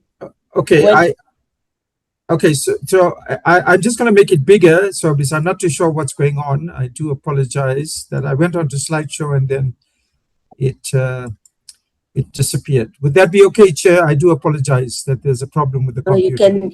Members have got the. Yeah, there you go. I've got the hard copy. Yeah, but you are doing good. Slide 2 is showing, Chair. Yeah, you even moved to 3. It was there. You've moved to slide 3 now. Okay, so it's a 114-year-old legislative history in terms of the Miners Thesis Act, and it was revised in 1973 to the Occupational Disease and Mines and Works Act. Noting, of course, that there are 2 compensation laws in the country, one under the Department of Employment and Labor and one under the Department of Health. The interesting part, Chair, although we're part of the National Department of Health, we are a direct service delivery unit. We provide services for current and ex-mine workers. Unlike my other counterparts at the National Department of Health, we do policy coordination, links with the provinces, international relations, etc. We do provide direct services. We do meet with ex-mine workers, and I'll explain some of the direct services to the honorable members shortly. We comprise 2 units, 2 directorates, the Medical Bureau headed by Dr. Machali and the Compensation Commissioner headed by my office, which are directorates within the Occupational Health Cluster. I'm also overall the Chief Director for the Occupational Health Cluster, as well as Compensation Commissioner and Accounting Authority for the Fund, which is a Section 3A entity. So the 2 directorates are within the Department of Health, as you quite correctly pointed out, and the fund itself is a Section 3A entity. What do? We provide medical examinations. This is the direct service delivery. We do claims adjudication. So these are covered by Dr. Machali and Dr. Abada, medical panels and certifications. We make payments from the fund, which is covered by the Director of Finance, who's here, the CFO, and the Deputy Commissioner. And we collect revenue for the fund, which is covered by the CFO, and we'll explain a bit more when we get to the financials. Chair, just remind me that are we on the correct slide and it's moving correctly now, Chair? I do, because I cannot see through my slides. Is everything working correctly, Chair? My silence means we are on good course. Proceed. All right, thanks, Chair. So these are the diseases covered, occupational lung diseases.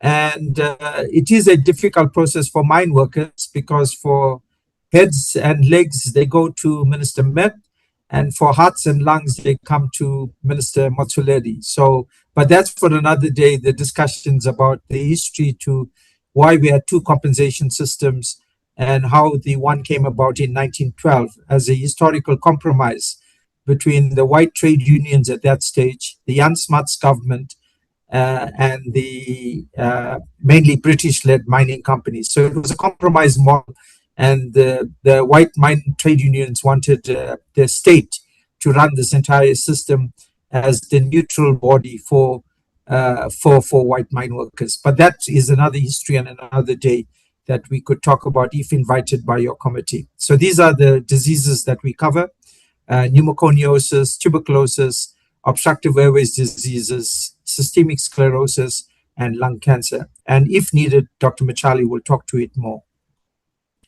So this is how we process the claims. We do an exposure history. So it's a work-related exposure like dust levels in the mines years since first service. And we do a clinical assessment. You can't self-diagnose silicosis or asbestosis. So we take chest x-rays. And then to see how bad, the chest x-ray tells us there's a problem.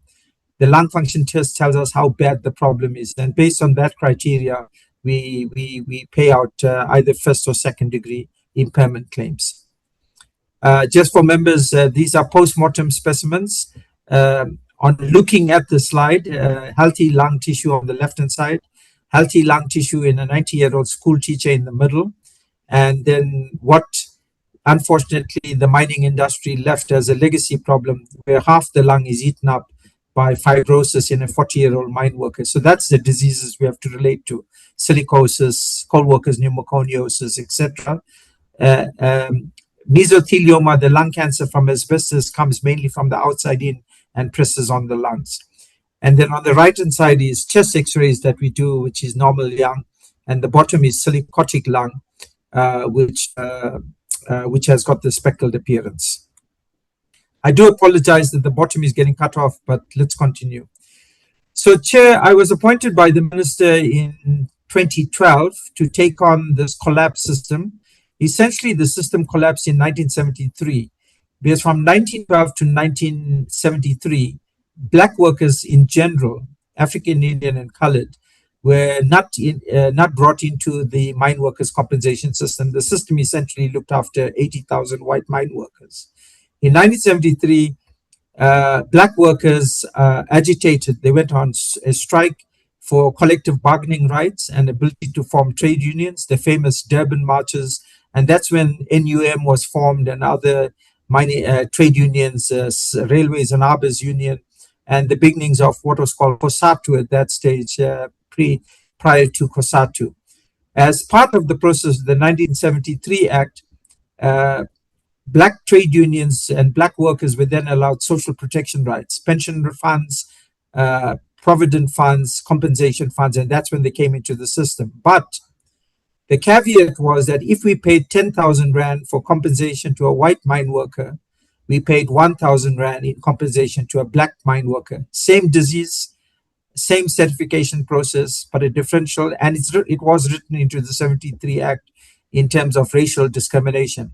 On the eve of democracy in 1993, the racial connotations were taken out of the Act.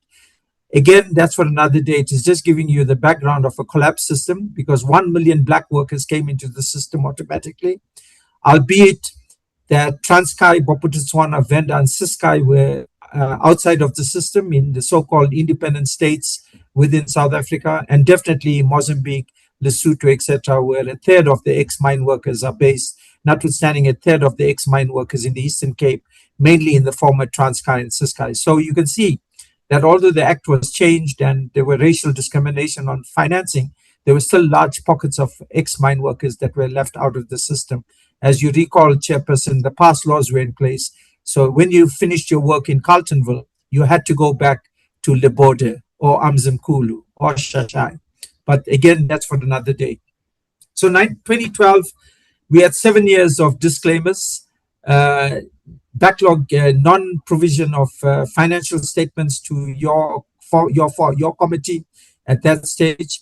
30% of the source documents could not be found, so that affected the actuarial valuation. And an administration based in Johannesburg, while the ex-mine workers were in Eastern Cape, Lesotho, Mozambique, Northwest.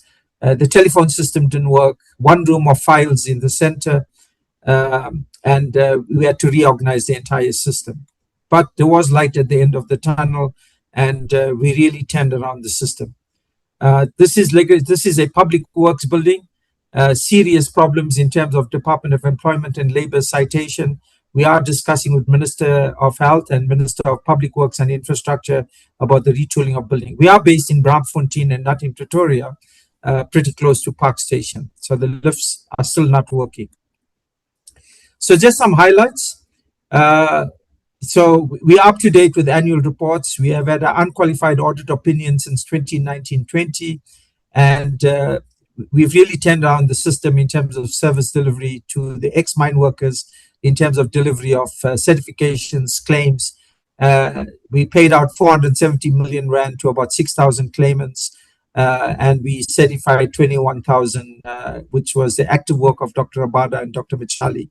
We have various web-based tools that are given to different structures, ex-mine worker associations. Individual mine workers can sign up, and we have an online revenue system similar to e-filing in SARS, because we collect revenue. And we are controlling new mines in terms of gazetted processes. So we've moved the system forward, and our annual report, which is going through the process, will cover some of this later on in the year after auditing. These are the payment categories. We pay pensions. This is from the old act, and mainly this is a group of white pensioners, and Mr. Mishak Masangani will talk to it. But the current system covers lump sum payments, and we've upped that as well in terms of benefits, increased to 96,000 for that degree of impairment. First degree and second degree is a much more serious condition, and then loss of earnings for TB. This is the personnel in terms of numbers. I think we didn't put in a slide on raise, so we do apologize for that, but can make that available to you in terms of the racial classification. But this is the post structure in terms of 35, and there was a reduction of posts in line with some of the issues facing the public service. This just compares performance indicators year on year in terms of 24-25 and 25-26. The blue refers to this year, this past year, and the orange refers to the previous year. These are payments per month, again, blue and orange, and there are some gaps in the system where the water supply was shut down. The CETA IT system didn't work because we have fully electronic systems now and internet-based systems. And once we get a problem with the CETA line, we cannot actually function. These are claims certified from 2016, showing you some of the turnaround that we did for the last 10 years. There is a dip during the COVID period, but we've recovered now to post-COVID periods in terms of the numbers of claims certified. These are payments. The sharp increase in payments, notwithstanding the stabilization of number of payments in blue, is the orange bar, is that we've increased the benefits considerably based on the actuarial valuation of the fund. And we did a correction of levy revenue because of a proper actuarial valuation in 2018. And our revenue has stabilized. Of course, the mining companies are happy, and we continue to collect revenue around about 97% of revenue in terms of inputs. We have a call center. Remember, our telephone lines don't work. This is funded by the Minerals Council, and provides support to ex-mine workers or current mine workers or other groups that might call in to find out what's happening with their claim or their benefit medical examination, etc. Chair, I'm going to hand over to Kat van Eden through you, Chair, to take us through the financials. Mr. van Eden, you can just tell me to move the slide, Mr. van Eden. Through you, Chair. Thank you, Commissioner, Honourable Chair and members. With one eye on the time, I think we'll have a quick overview of the financial performance and how it relates to our 25-26 estimates that we've provided.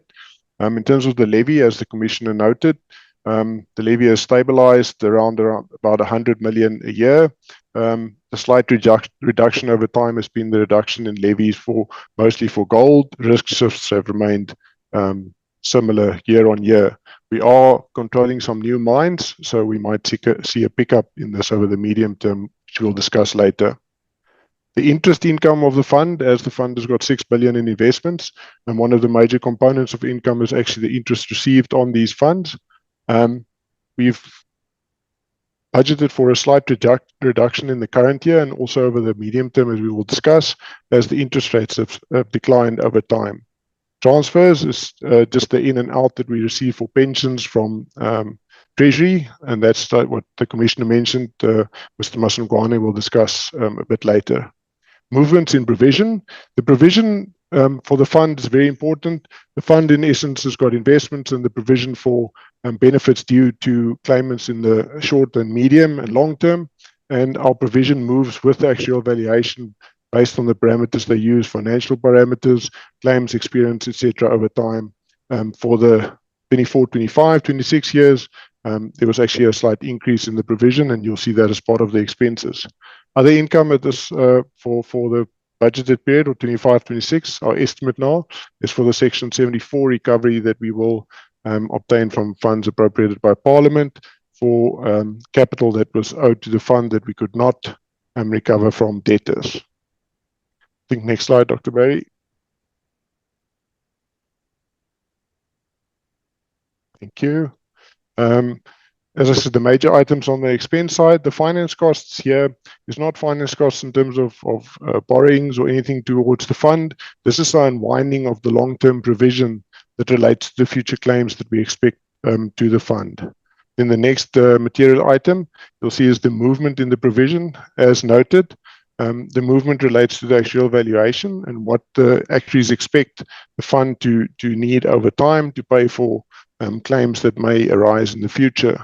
What we use as proxy in the current year is the movement in levies, as levies is based on the risk worked for the year under review. So, i.e., if we in 100 million in revenues, we expect 100 million of claims for the period. General expenses, the only expenses for the fund that's allowed in terms of the Demo Act, and that will hopefully change in terms of the new bill that's proposed, is actuarial fees and bank charges. That gives us our total expenses of 368 and the surplus estimate that we've got at this point in time with the finalization of the financials of 155 million. I think next slide, please, Commissioner. As you can see, and as I just discussed, the investments are sort of stabilized around about 6 billion. This is despite the fact that we've been paying out more in claims. I think the investments with the high interest rates that we had over time, although it's been reducing, has sort of mirrored what we've been paying out in claims, and plus the income received from levies. In terms of the cash and cash equivalents we've got on the balance sheet, this is just to manage the liquidity needed for the monthly payments of claims to be able to perform that. Our surplus, we've got a healthy surplus at this point in time of around 3 billion. That's seemed to be a sufficient buffer for changes in the valuation that might occur with changes in claims history or financial indicators by the actuaries. Our trade and other payables or other payables, that relates to claims that we tried to pay and has been rejected, and that just resides on another as another item on the balance sheet, as well as the liability to National Treasury of funds that they've transferred to the fund, but has not been utilized for pensions, etc. Once all liabilities of the fund is extinguished, that money is then due and payable to Treasury. And there, the big item, the provisions, the 3 billion relating to what we expect over in the future to pay for claims that might still arise against the fund, and that's determined by the actuaries. Thanks, Commissioner. So, Chairperson, I'm taking over again then in terms of the APP. So that was the financial position of the fund. It's in a healthy balance of 6 billion, and it's only kept in the public, in the Corporation for Public Investments and Absa Bank and First National Bank. So we don't play in any other. It's a cash fund and it's a cash investments in terms of banking. Collection of levies, certifications, and payment of claims is what we're going to be doing in terms of the APP. And these are the objectives and the target. The reason for the first issue is certifications, which are done by Dr. Machali and Dr. Rabada with a panel of doctors. And the target 25-26 was 9,000. And you can see in your APP, which was done, which was submitted up to the 31st of December, but you have the full year figures now, 21,273. This was due to working closely with the Shia Misra Trust, with the class action settlement, and we have and while they might pay out, they also submit to us for additional funds to be paid out. So we'd be grateful for that link. And the second issue is related to outreaches, which Dr. Rabada has run in rural labor sending areas and the different provinces, and he can talk to it later on depending on time. Of course, the target We are expecting claims to certifications and claims to go down because of the dust control levels. 60% of our claims were related to tuberculosis. That's gone down substantially in the mines. And it's a good news story to tell about how we could intervene. With TB in the mines was a major problem. Dust control was a major problem. Social problems like overcrowding in single-sex hostels. And through these social determinants, provision of antiretrovirals, we've actually moved in terms of lowering the TB rates in the mining sector and also some of the other occupational lung diseases. Number of claims finalized, of course, once certified, they are finalized, and the targets are also being revised down in terms of the numbers, as I mentioned, because of dust control, TB control interventions, and then benefit payments made. Control mines, this is the revenue side of the fund, and we've got finance inspectors that go out and actually check with the mines in terms of the risk shifts and that the levy is corrected. As I pointed out, we have an e-filing system, but we still do financial inspections. And then we close to 91% in terms of collection of levies, target at 85%. And it's been a good news story to tell in terms of picking up these levies. I'm going to go back to, in terms of the MTF, through you to Mr. Van Ierden. Kat, would you take over to look at the MTF process going forward for the Mine Works Fund? Thanks, Chair. Commissioner, the next slide. I moved it. Has it not moved? Not yet.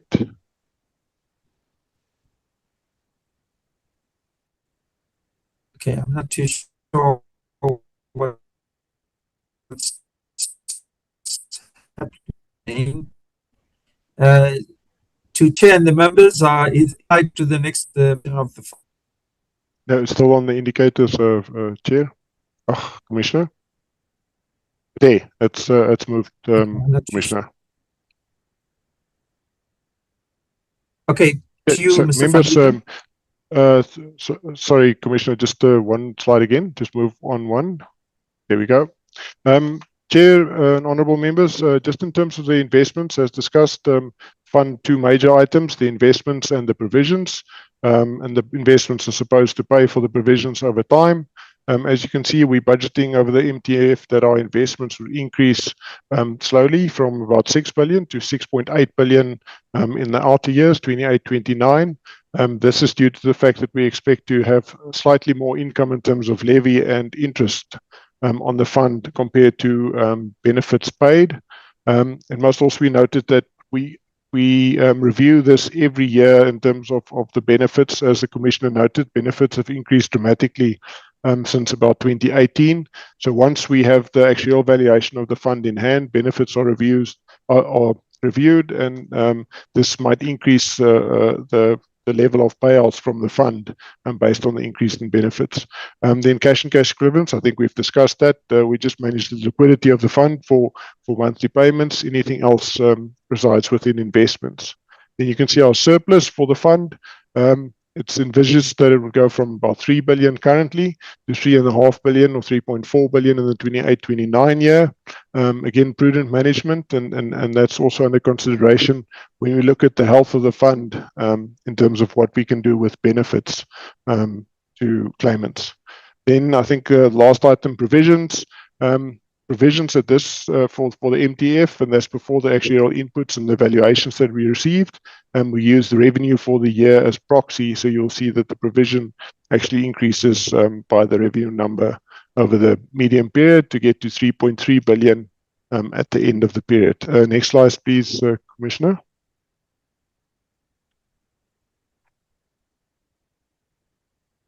We expect the levies to stabilize, as you can see, roughly around 103 million. There are new mines that are being controlled, and as the risk shifts from those mines controlled filter into the system, this might be revised higher with over the next strategic period.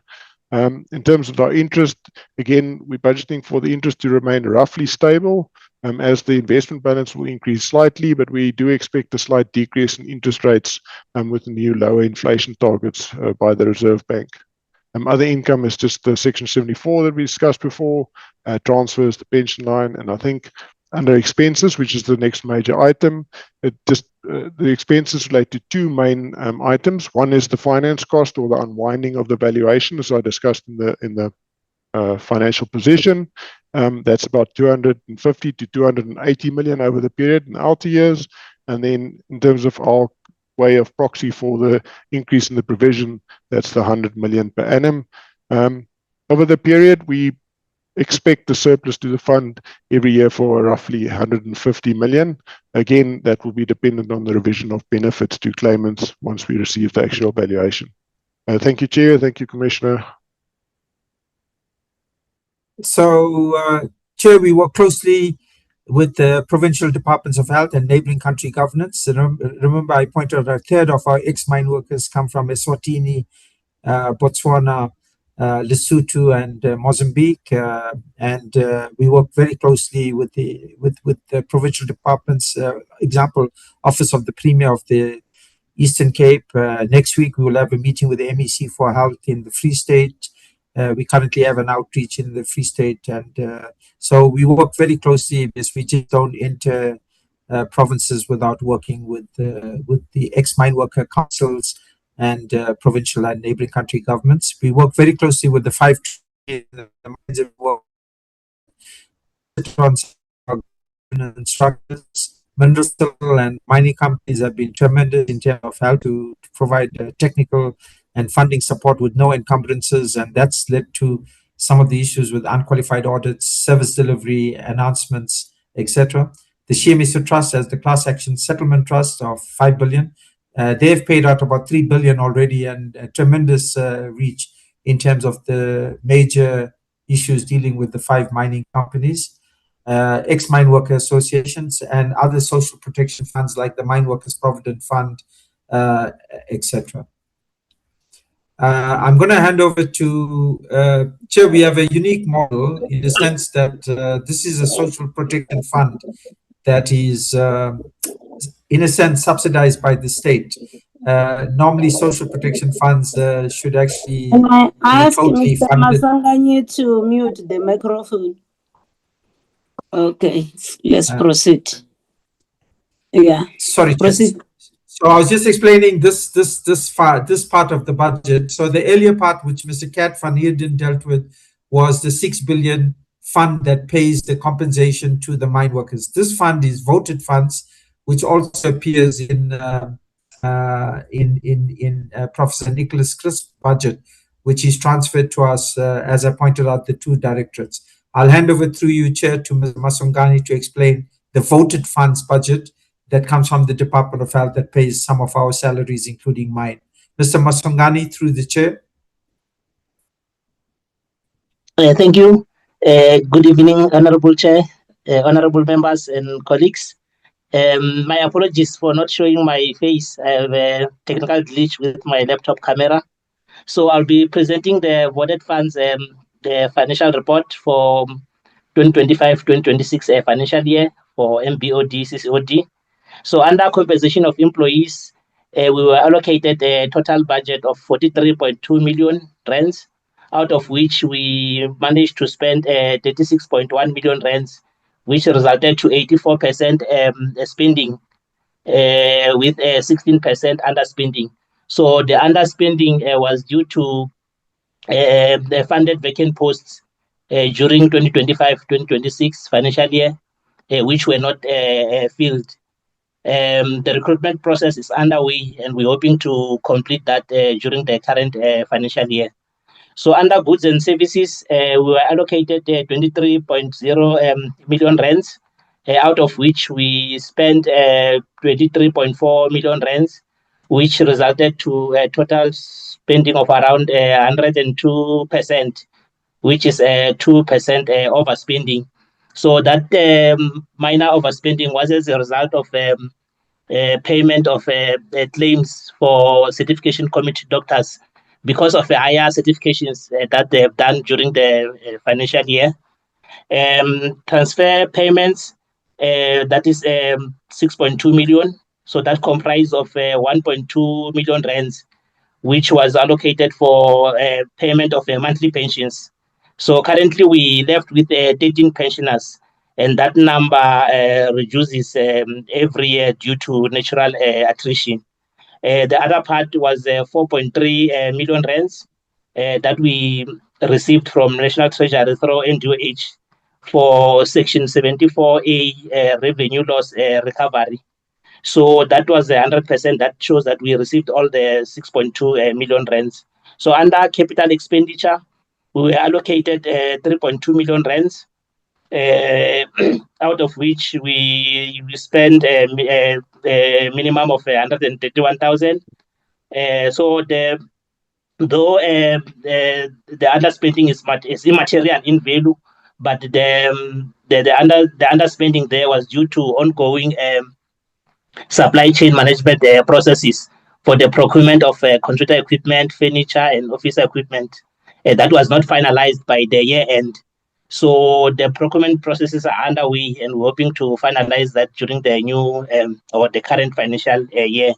So overall, for 2025-2026 financial year, we allocated a total of 75.7 million rands, out of which we spent 65.9 million rands, resulting to 87% spending, which is 13% underspending.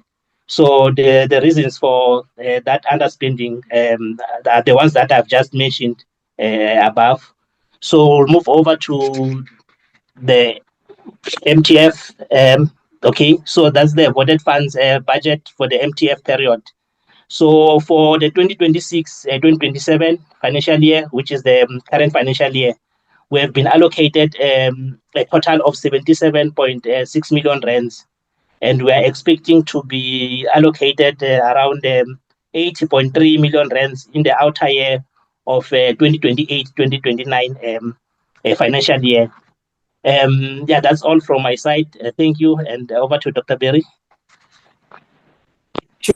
Note that many of the issues that Mr. Masugani has related is transversal services. We don't have our own HR section, human resources. We don't have our own supply chain section. So we totally depend on activities at the National Department of Health in Pretoria. And that's led to a lot of delays in terms of the process. It's something we are picking up with Dr. Anben Pillay, who we report to, and the acting DG and some of the new cluster managers that have come on board. So it was factors really beyond our control in terms of the spend. Chair, we in the final slide, just to acknowledge a number of role players who we work in partnership with to deliver social justice and redistributive justice to the people that built the economy of Stanton, and unfortunately in its wake had these massive disease burden, which many of them are incurable. And just to applaud that we've turned the corner. We have got stability in the system, and we continue to work with the various groupings, Minerals Council, Rand Mutual, the mining companies, trade unions, etc.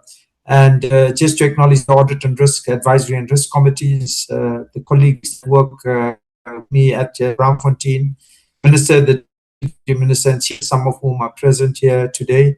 Your committee chair, although you are new, and we are meeting you for the first time.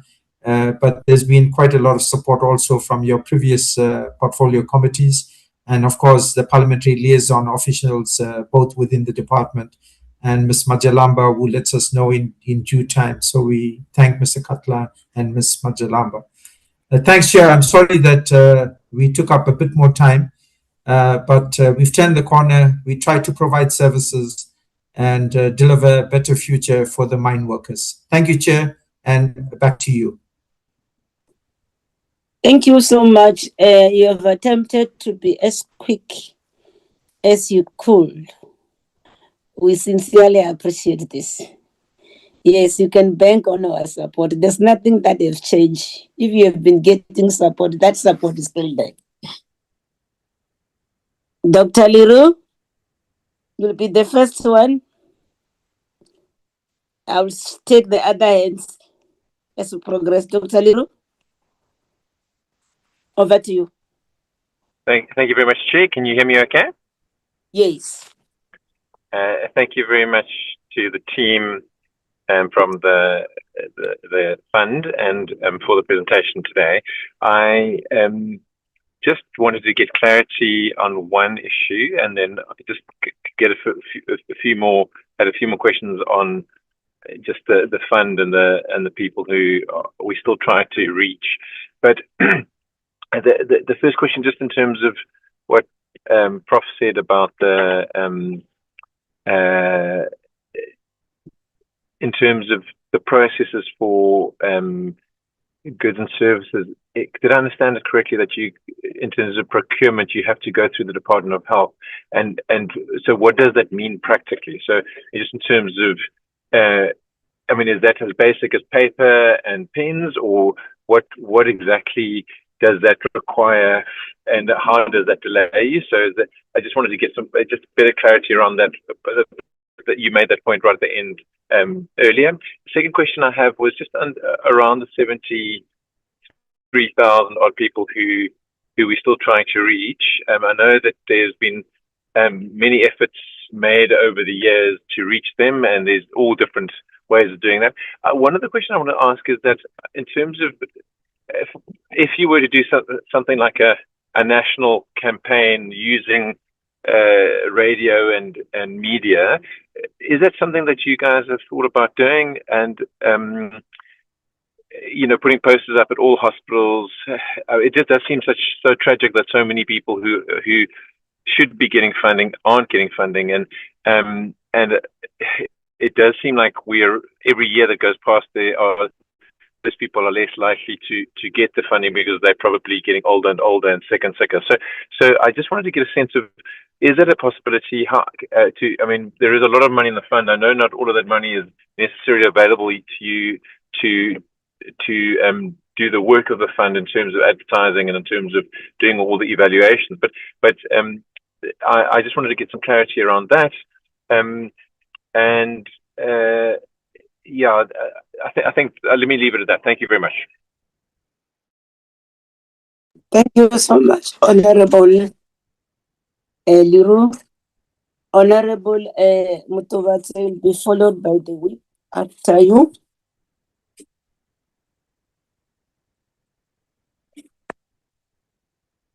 Honorable Mutovatse. Oh, no, thanks, Chair. I thought it's Honorable Van Staden. No, thanks very much for the presentation. Allow me, Chair, the custodian within our committee, Ms. Lolosin, Honorable Senne, has deposited some of the questions, so they might be long. If I take long, I can submit them in writing. But thanks. The presentation notes the reduction in posts from 46 to 35.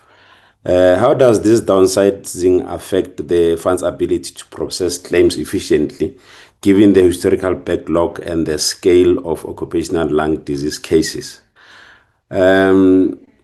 Secondly, with 7 years of disclaimers in post audits and missing source documents, what concrete measures have been implemented to ensure that governance failures do not recur? I've also noted on the targets. Why are the targets for certifications and claims finalized in 2026 lower than actual performance in 2025-26? The target 8,000 versus 21,273 achieved. Is this deliberate scaling back or a reflection of resource constraints? On the financial sustainability, revenue from levies has declined from 127 million 2023-24 to 103 in 26. What explains this drop? And how will the fund ensure stable income given the reliance on controlled mines? The other question will be on the fund reported the deficit during 24. I was close to about 8.8 million, but the surplus for 2024-26 in 2024-25-26 what corrective actions led to this turnaround, and are they sustainable? On the service delivery, the fund paid 470 million to 5,949 claims in 25-26, fewer claims than the previous year, despite higher total certifications. What explains this discrepancy between certifications and claims paid? And on accountability stakeholder, the presentation highlights interactions with trade unions, ex-miners, Siamiso Trust, etc. What mechanisms exist to ensure that this engagement translates into tangible improvements in claim processing and compensation delivery? And how is the fund coordinating with neighboring countries' governments to address claims for migrant workers who historically face barriers in accessing compensation? And perhaps just quickly, with the projected surplus of 147 million annually over the MTF, how will these funds be reinvested to strengthen capacity, modernize systems, and reduce backlogs? Also, given the legacy of neglect and collapse, what is the timeline for achieving full institutional stability and restoring trust among beneficiaries? Because I think the long time that people stand, they ultimately lose confidence. Second, before last, how will the fund measure impact beyond financial metrics? For example, improvements in health outcomes, reduced waiting times, and equitable access to vulnerable groups. And lastly, I just want to historically, I think you spoke historically on how the fund was started. I'm trying to juxtapose this historical development with the response that the minister gave in Parliament to the question whether the minister or the ministry will have appetite to establish a tax that will specifically be looking at embellishing health system to support the health system, based on the fact that the mining industry or the mining bosses in particular have been found to be guilty in terms of the morass that we have, in terms of the health risks that we have. Basically, we were asking as to whether that appetite in terms of the fund that could be established, would it be advisable that the department lead such a process? And the minister said no. This particular institute that you are leading is basically what you are asking for. Will you elaborate and maybe clarify whether there's a contradiction or there was a misunderstanding on the question from ourselves in raising it to the minister? I hope this is clear, but I can elaborate if it's not clear. Thanks. Honorable Cheko, over to you. Thank you very much, Chairperson. Thank you to the commissioners there. Thanks for such a presentation. It's good that they are presenting such an information to us and also telling us what they are planning to do. But let me quickly speak to what is close to my heart, to make sure that the beneficiaries do get what is due to them. It's unfortunate that these are our brothers, mostly Africans, that are not traceable. I think one of the reasons may be that in those days there were no systems to manage information.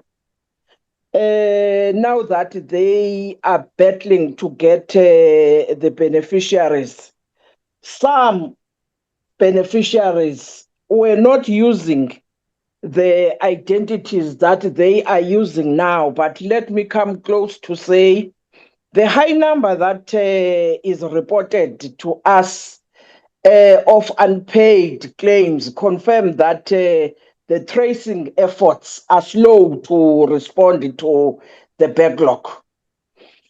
I would like the commissioners to share a worst scenario when they don't get these beneficiaries. What is it that they get, the experience that they get on the ground? I think the ideal situation for our country is that of a system, maybe of Home Affairs, when you just punch my identity number there comes whatever that concerns me, including my spouses and beneficiaries. I think if the system was there, it would quickly assist in these difficult situations. I am also interested in knowing the partners in the tracking and tracing. We once advised of Home Affairs. We once advised of IEC because IEC has that information. It's unfortunate that now IEC is not reflective of the whole numbers in the identity document, but that does not take away the role that IEC can play in the challenge that we are facing.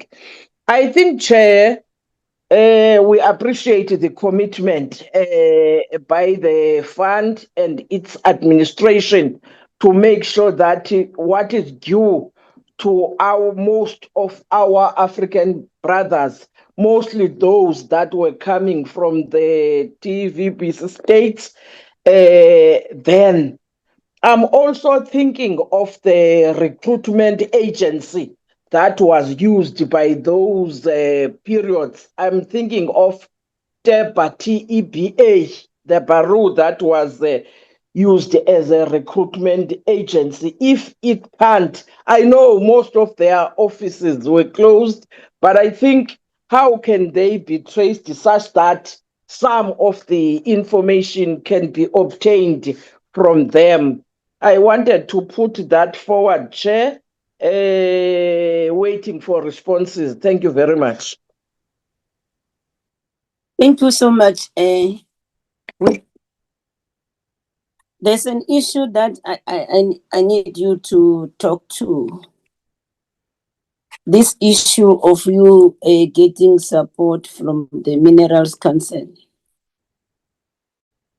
Doesn't it compromise your independence? Because the Mineral Council is it represents the employers who have been responsible for this. So I'm trying to understand this relationship, especially with regard to the governance part, also in case when they withdraw their support, because their support doesn't come cheap.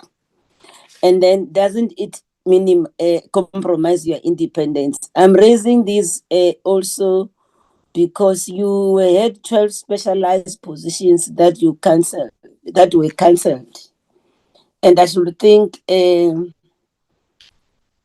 those critical positions were to deal with your capacity gaps that are there.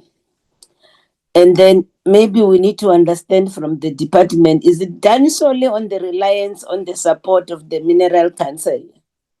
And then you see now at the same time, you've got an issue with regard to the stagnation in levy income. And who are the payers of the levies? The same members of the Mineral Council. So I'm seated here. I want to understand what is what. Yeah. And then I'm interested on the work that Dr.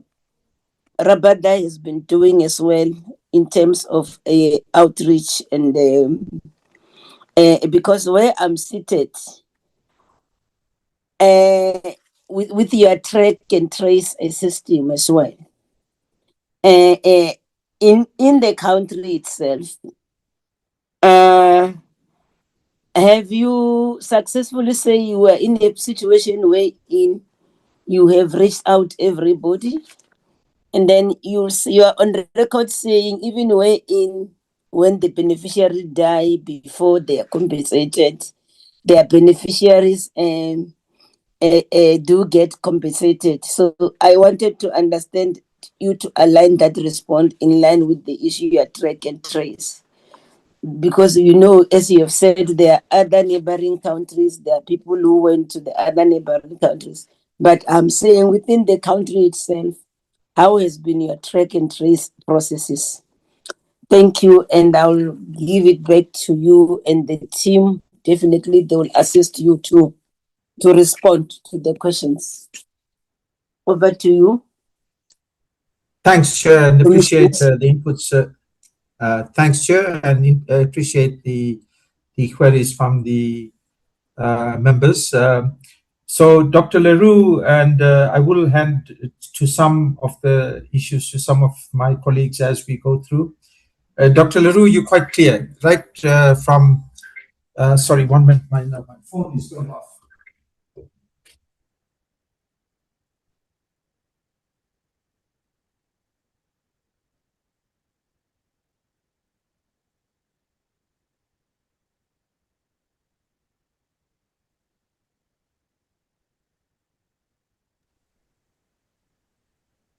Yeah, I seem to have lost them. Is it just me or was it everybody else? I was thinking. No, sorry, Chair. My phone just went off, and I just put it off. These things happen just through the entire thing. Dr. Leroux, you're quite right. From a pen to a paper, cartridges for our printers, certification committee doctors,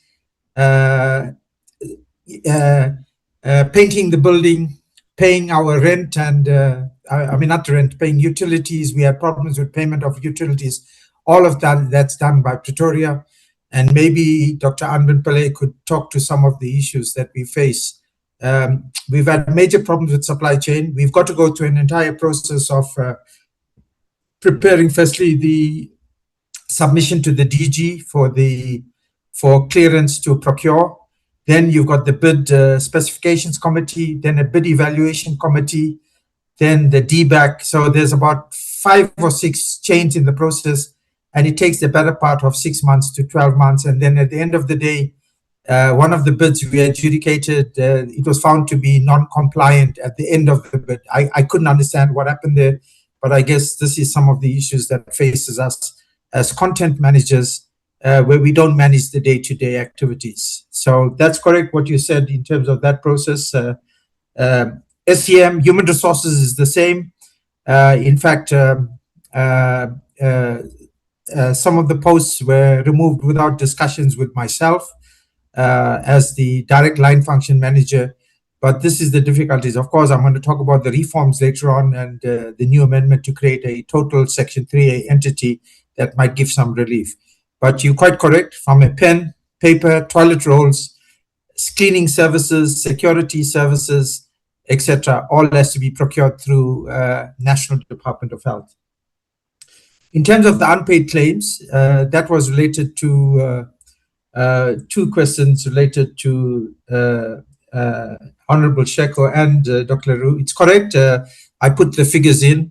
And 66,000 of that, plus minus 78,000, are from before 2005.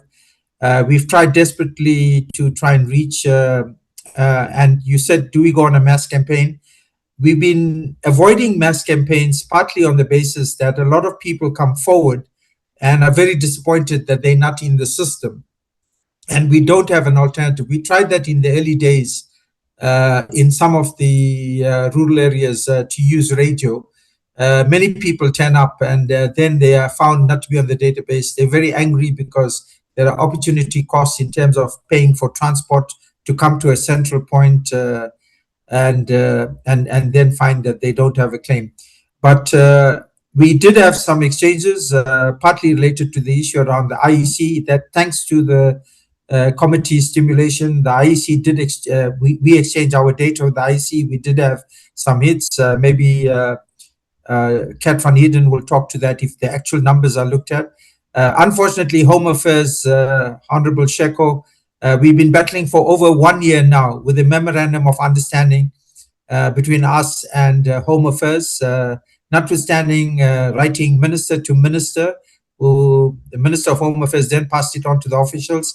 And as recent as this week, we're still battling to get an MOU signed with a counterpart department, which is, as you quite correctly said, Honorable Sheko, that has IDs, etc. So the IEC has been successful. We've also exchanged data with the African Bank, Capitec, ShopRite Checkers, reward system, etc. So there's been some stories, but not enough in terms of cutting down the load, as Dr. Leroux has pointed out, in terms of the inputs. On the issue of, there was about 10 questions from Honorable Matubatsi. The reduction of staff, we've automated quite a bit in terms of electronic systems, and there were positions that we needed, like a supply chain official, HR official, a legal official. At least some of the things could be done in-house, and then we had a line functionary who could tutorial. But unfortunately,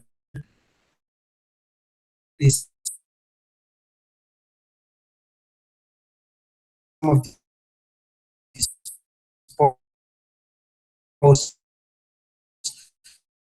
are the ones that we've been battling to actually gain the support of our certification committee. So the reduction of generic level, also has some person in the administration of the fund and administration of processes that could bring us greater issues, for example, the procurement issues. Claims dropping versus resource constraint. No, we gave an earlier input that the bulk of the claims and that came through was from the Shia Miso Trust. The Shia Miso Trust has reached about 100,000 potential claimants, of whom about 30,000, close to 30,000 have now been paid, about 3 billion rand. I have to get the most recent figures and pass that on to the committee through the chief executive of the Shia Miso Trust. But they exchanged their database with us, and hence, but we have to go through a certification process ourselves. And that led to a tremendous increase in the certifications, which also followed through by payment to the certification committee doctors who had to do additional certifications. So it's not so much the resource constraints is on the outreaches, and that links to the point that the chair had raised, are we compromised? And chair, I can honestly, we've been working with the Gold Working Group initially in from 2014. And just to point out that this comes about as a result of a memorandum of understanding, which is signed off by the Director General, based on the Minister Maswedi in his previous office had with the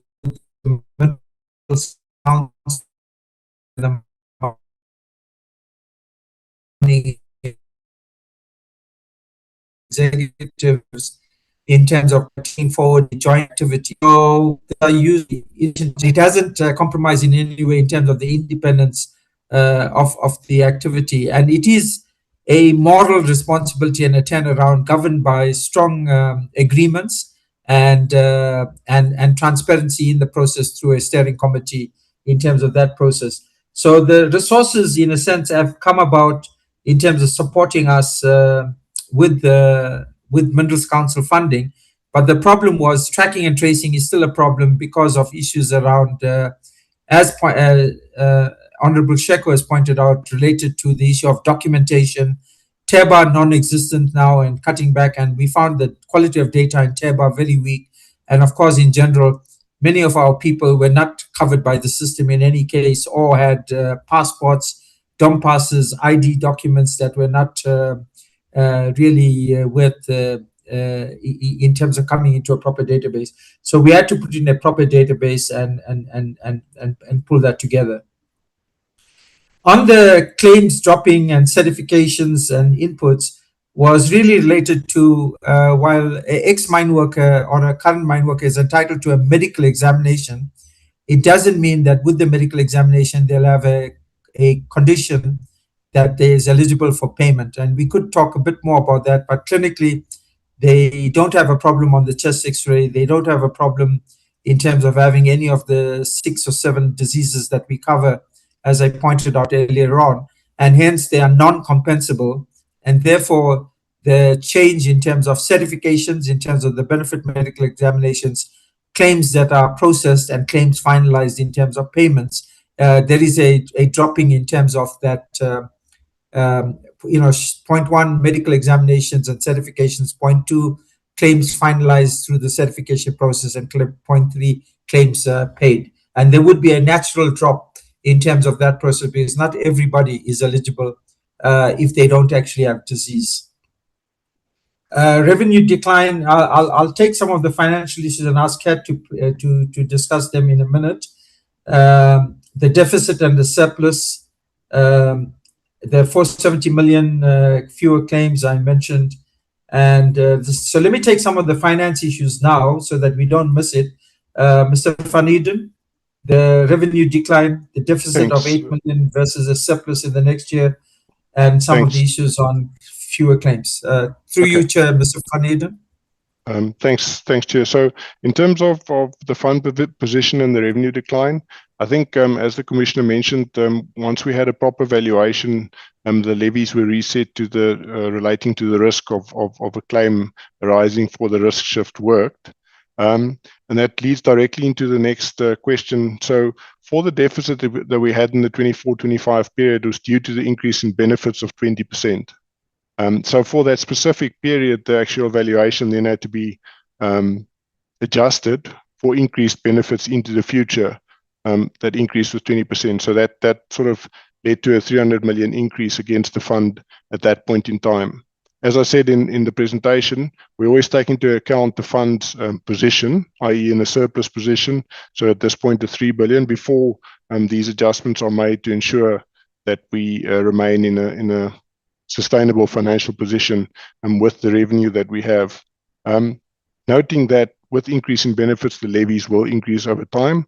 So it's not to say that the levies will remain at this rate as is. And if the new bill is accepted by Parliament, then administration would also form part of the levies.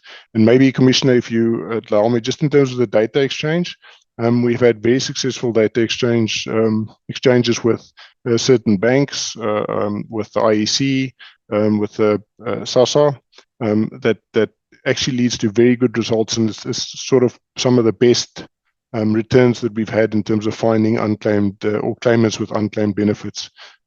Thanks, Commissioner. Back to you.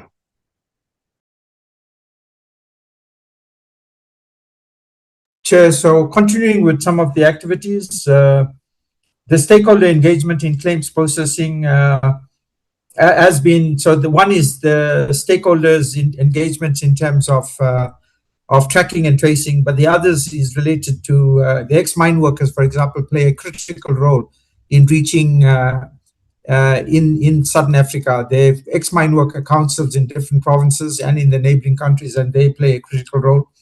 The trade unions have assisted us in terms of linking up with the other social protection funds. And very importantly, for example, next Friday, the minister, while we go to Bloemfontein to meet the MEC for Health in Bloemfontein in Free State, the Minister of Labour of Mozambique is visiting South Africa and has requested a meeting, and the Deputy Commissioner will be hosting her. In terms of and there's been issues in terms of working through these engagements, and that's related both partly through the Shiamiso Trust, which has substantive resources, as well as ourselves in terms of those outreach activities. And I'll refer to Dr. Rabada later on as per the Chair's inputs to talk through some of those engagements. In terms of the surplus reinvested, unfortunately, the Act was written in a way and we clarified this with the previous Minister of Finance, because with the interest alone, we could really roll out multiple services, because there's still not enough work being done to reach rural areas, labor sending areas, etc. And the fact that we've got to do both a lodgement process as well as medical assessments. A medical assessment of an ex-mine worker in Mozambique costs us about 2,500 rand per medical assessment, because you've got to go with generators, etc., for the X-ray units and things. In a rural area of South Africa, like the Eastern Cape, about 2,000 rand per ex-mine worker. And in an urban area like Carltonville, about 1,500 rand. So these are some of the issues that face us in terms of the issues that face us. So the surplus cannot be reinvested. The fund itself, all interest, etc., and that's why we have to rely on funding from Minerals Council and from voted funds for some of the administration of the fund.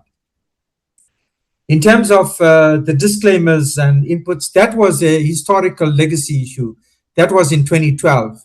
And your committee previously, Chair, together with SCOPA, asked the previous Director General, Ms. Matsoso, and the Minister to fire the previous Commissioner. Fortunately, I'm not in that position just yet, but you never can tell. And that's when Minister approached and I came on board, of course, through a proper process of recruitment, etc. But within a year of coming on board, we got a qualified audit. We cleared the payment side. So 2013-14, and you can go back in the records. We had actually qualified audit and the qualification was on revenue. And I pointed out by 2019-20, we had an unqualified audit, which we've continued, and touch wood. We'll also have an unqualified audit opinion in terms of the current financial year, which is currently going through the processes with Auditor General in terms of the 31st May deadline. So that's a historical issue. We think we've turned the corner. Of course, if Minerals Council pulls out the funding, we will be in trouble. And part of that issue is the legal reform process. The bill is in its final stages, awaiting the CS. We've got State Law Advisor that has cleared the bill in terms of its certificate.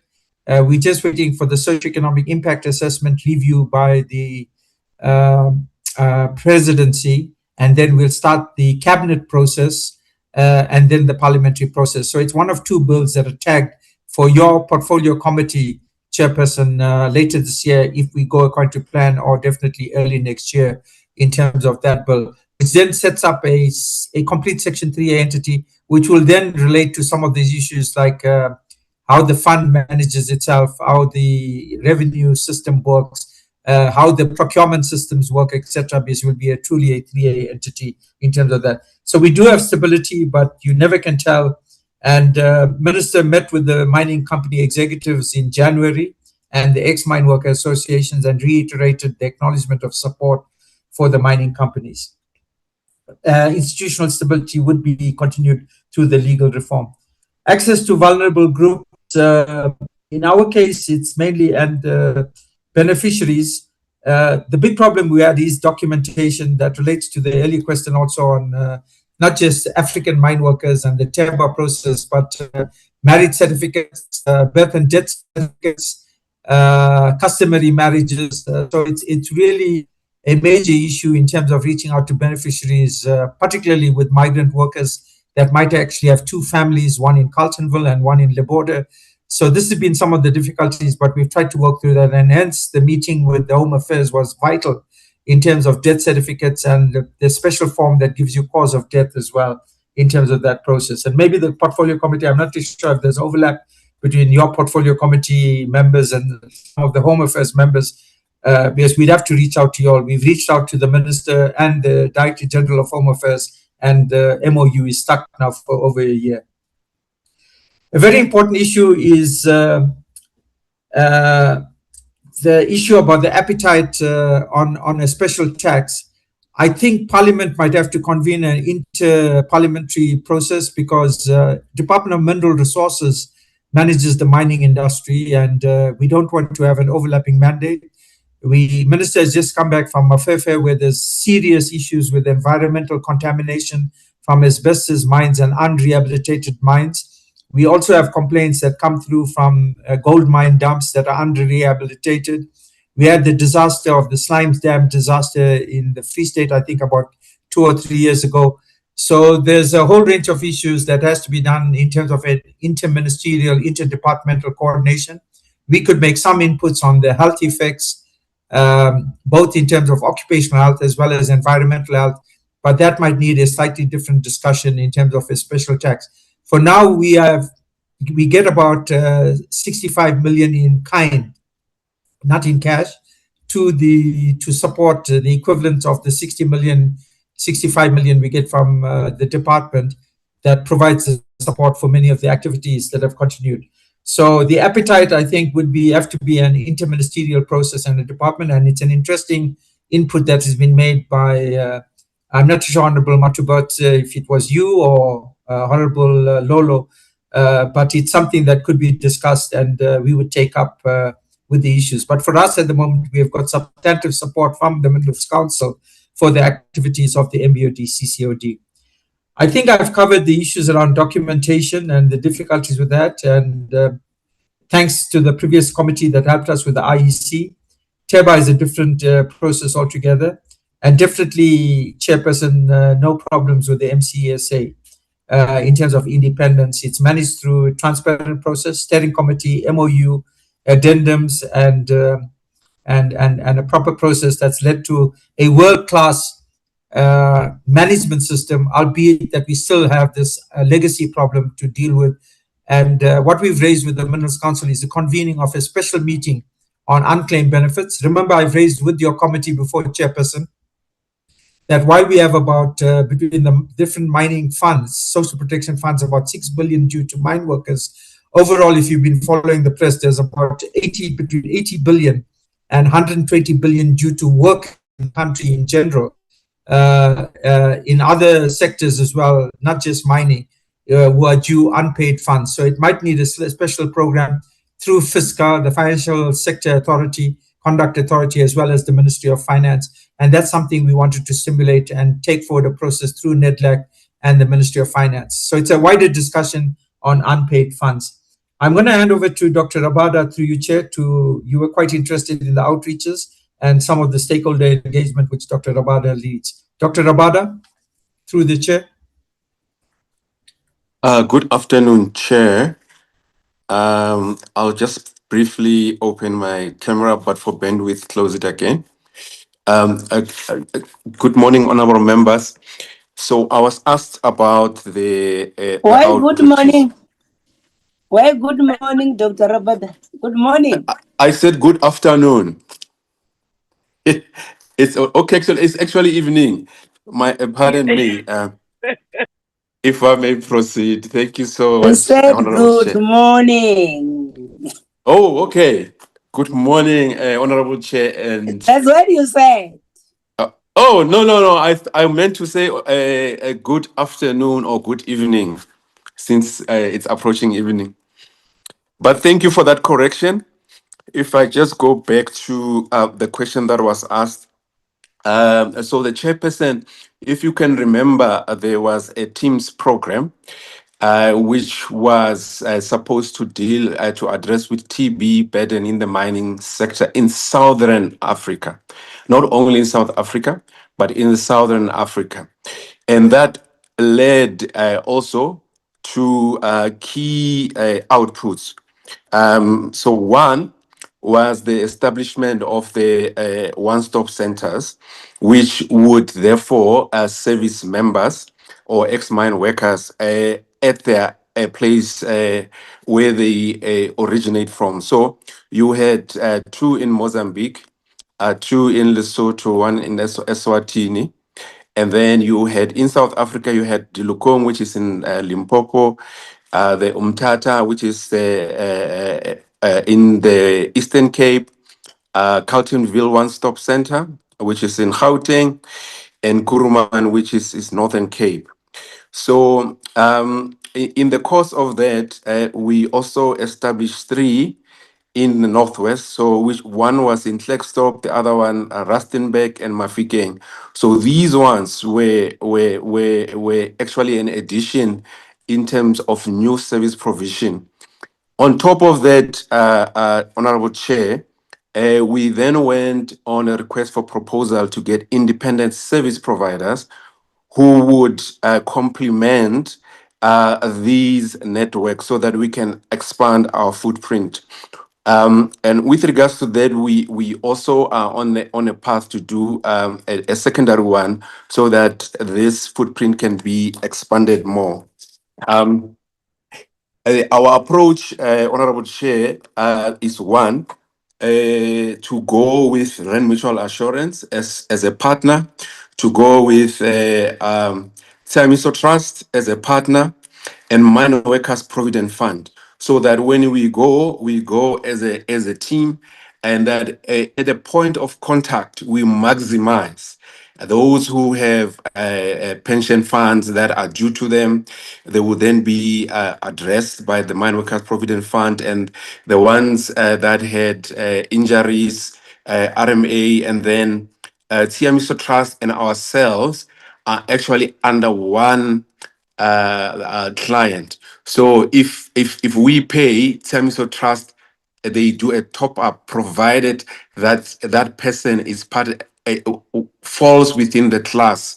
As I think the commissioner has said that those mines are namely Harmony, Goldfields, Sibanye, and then Anglo Gold Ashanti. So the Anglo Gold Ashanti was excluded because they had a Quebecer trust. So it is with that we try, Honorable Chair, to do these outreach.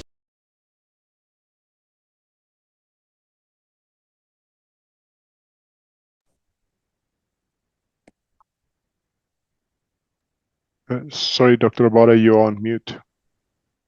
Yeah, I realize I thought it's me and my network. We can't hear him. I apologize profusely. I don't know why I was muted. I think maybe I'm talking too much and taking more of time. But We if I didn't may hear, just... and we are interested in the part that you were thinking about. in the You'll part have that to I was thinking repeat about. yourself. So, Yeah, you'll have to repeat yourself. No, excellent. So I think I'm sure that in terms of the approach, in terms of the model is a multi organizations, so that at one go we can service the dependents. We can service also the mine workers or ex-mine workers. So, and as we go with this system called CCMS. The CCMS, I also just wanted to note that the one honorable member said something about TEBA. What we have done, we actually bought all the records of services from TEBA, so that they become part and parcel of our system. And as we go with that database that is already inherent in the system. And so all I was saying is that we have gone to a number of provinces. The provinces that we intend to go to in Q2, we're going to go to Northwest, Q3 to Limpopo, Q4 will to Northern Cape. Even though that those are the major ones that we're going to go to, there will be mop-up sessions, particularly in different provinces. So what we do is that we data map the database to see who in our database is due for a BME. So we are able to schedule those people, and then able to then go to a particular area and then do the benefit medical examination, with which I think the commissioner has already said it involves the doing a digital X-ray, doing lung function test, examination, and then and once that has been done, then it goes through the process. So, Chair, I think in terms of that, the question, I hope that I have answered all the aspects. If not, I am happy for you to prompt me, Chair. Thank you. I'm just pressed for time, ne? Okay. With these matters. Yes, And then Chair. because the other entity is here. Yes, Chair. And I think I'll have to create time to call you again. No problem, Chair. Because there are things, the question on your independence and the relationship with the mining minerals council. Oh, Chair, it's not attended to. It's not addressed. Yeah, the commissioner just brushed it. And this is the critical issue that we need to attend to. We can because do a we've written raised one. issues that the governance, or you can do that in the meantime, it being a written one, because that question is not adequately responded to. And then to add on that, I will have to add on that, you need to tell us whether as an entity you have got a memorandum of understanding with this Chiamiso Trust. You have been working with them, but what are your terms of reference? Their service level agreement. Is there a memorandum of understanding? Ne? Okay. Yeah. And a straight, simple forward question that you can tell us now. Who are the trustees of the Chiamiso Trust? Maybe you can respond to that please now. Because you've been working with them. Chair, Tiamiso Trust is an independent trust that was set out of a court settlement. And they are trustees. I'm happy, Chair. I don't want to misrepresent, to send you in written who they are. As is now, as they might have been people who have moved. So true. Yes, we do have an understanding with the Tiamiso Trust to work together. And noting that Tiamiso Trust is independent, Chair. And as we work, it's just a way that we go together. We assess the expired workers, and then there are independent panels that then come to a conclusion. In terms of independence, Chair, let me go back and say we go to radio station. We go to Eastern Cape, and then we go to radio station and say, ex-mine workers, this is the day we are coming. Come with your record of service or maculuscope or whatever form of documentation that you have. These are the days. This is the place where we are coming.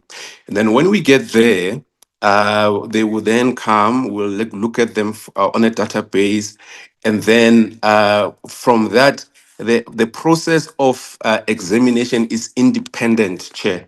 It goes into the system. It goes to independent medical practitioners who are on the government pay in terms of their service delivery, and then those panels is generally 3 or 4 independent practitioners who will then adjudicate the claim, and therefore, yes, Chair. Yeah, let me stop you there. You'll have to present this in writing.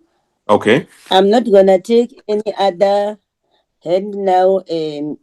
Everyone who's speaking, because we have the next presentation that was supposed to have started at past. Understood, So Chair. all those other outstanding unanswered questions, you'll have to do that in writing. And whatever you're explaining now, I know there's an operating standard procedure that you are referring to. You'll be able to put it as part of your attachment. All right. So let me take this opportunity to thank all of you. Whatever is outstanding, you can do likewise, like the Medical Research Council by Tuesday. Can we get those responses in writing? And we want to thank you for your time. I've seen you've been in the meeting since morning. We want to appreciate that. But it's just that now we are pressed for time, and then we need to also give equal time. Certain things are overlapping. We'll be able to ask the minister as you present tomorrow. That's why you can also free to come back yourself on that, because certain things that this work you are doing is part of the strategic objectives of the department. So you could be free to begin again. Can I thank you and dismiss you on that note and allow and welcome the Office of the Health Standards so that they can take the podium. We want to apologize for taking your almost 15 minutes, but we'll try to cover on ourselves. That will be the time that you're gonna take from our time for discussions. So can I hand over to the office, and then maybe you will introduce the delegation, and then I hand over to you. Thank you, Honourable Chairperson. It's Rena Moraya. I'm Chairperson of the board, and I'm just checking that Dr. Ndweni, our CEO, is here and online. If she comes online, and I see that you've asked for us to switch our cameras off just to improve the bandwidth, so I'm happy to do that once our team introduces themselves. Chairperson, thank you. Dr. Ndweni? Thank you, Chair. Good evening to the Honorable Chairperson, Honorable Mutambi, and the Honorable members. Thank you, Honorable Chairperson. Okay. That's the CEO, Dr. Ndweni, I suppose. Yes. Yeah. Okay. And our board members are also here, Chairperson. Dr. Ndweni has a slide in a presentation that will cover them, and their pictures are there. But we are all here before the committee as well.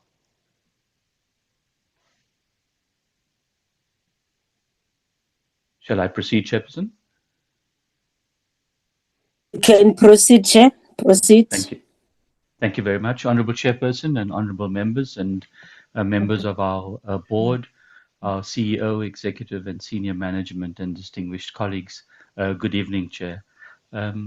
Just to express our privilege as a newly appointed board to appear before this committee, together with our executive team, to present our 2026-27 annual performance plan.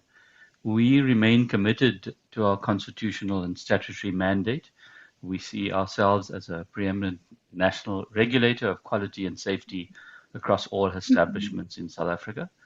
We know that our central purpose is to safeguard the well-being and dignity of all our people and users of health services through effective monitoring and enforcement of compliance with the prescribed norms and standards as determined by the National Minister. This annual performance plan reflects a very deliberate strengthening of our regulatory posture. It signals a transition to a greater consistency, transparency, and impact of our inspection and enforcement functions.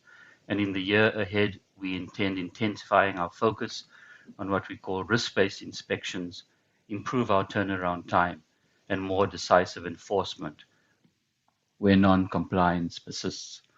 And honourable members, we are very mindful of the oversight role of this committee and the expectation of our South African public for visible improvements in quality of care.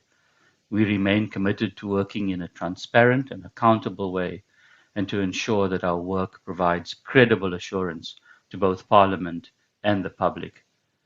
We are acutely aware of our systemic challenges within which the OHSC operates, including the national and our own fiscal constraints and an uneven level of compliance across the health system. But notwithstanding these constraints, our organization has made measurable progress in professionalizing its inspectorate, strengthening our internal systems, and certainly advancing the data-driven regulatory approach. We will continue to build on the gains, including making sure that we adopt digital technologies to enhance efficiency, accuracy, and accountability. Honourable members, the work of the OHSC is inextricably linked to the broader reform trajectory of the South African health system. A credible, independent, and effective regulator is indispensable to ensuring that all our health establishments meet the required standards for accreditation. The OHSC is committed to playing its role in enabling this reform in a manner that is fair, transparent, and consistent. And from a governance perspective, the board has prioritized organizational stability, ethical leadership, and sound financial stewardship. We as a board are working closely with our management to strengthen our internal controls, enhance our performance oversight, and ensure that as an institution we remain aligned to the principles of accountability, integrity, and public value. Honourable Chairperson and members, achieving sustained improvement in the quality of care does require a collective effort. The OHSC values its relationship with this committee, and we do remain committed to constructive engagement with the National Department of Health, provincial departments, the private sector, and all our stakeholders, including the users of the health system. We certainly look forward to engaging with the committee on the detail, and we welcome any further engagement and your guidance. And Chairperson, Honourable Chairperson, if I can invite the CEO to take the committee through the presentation, which we have shared. I thank you for the time.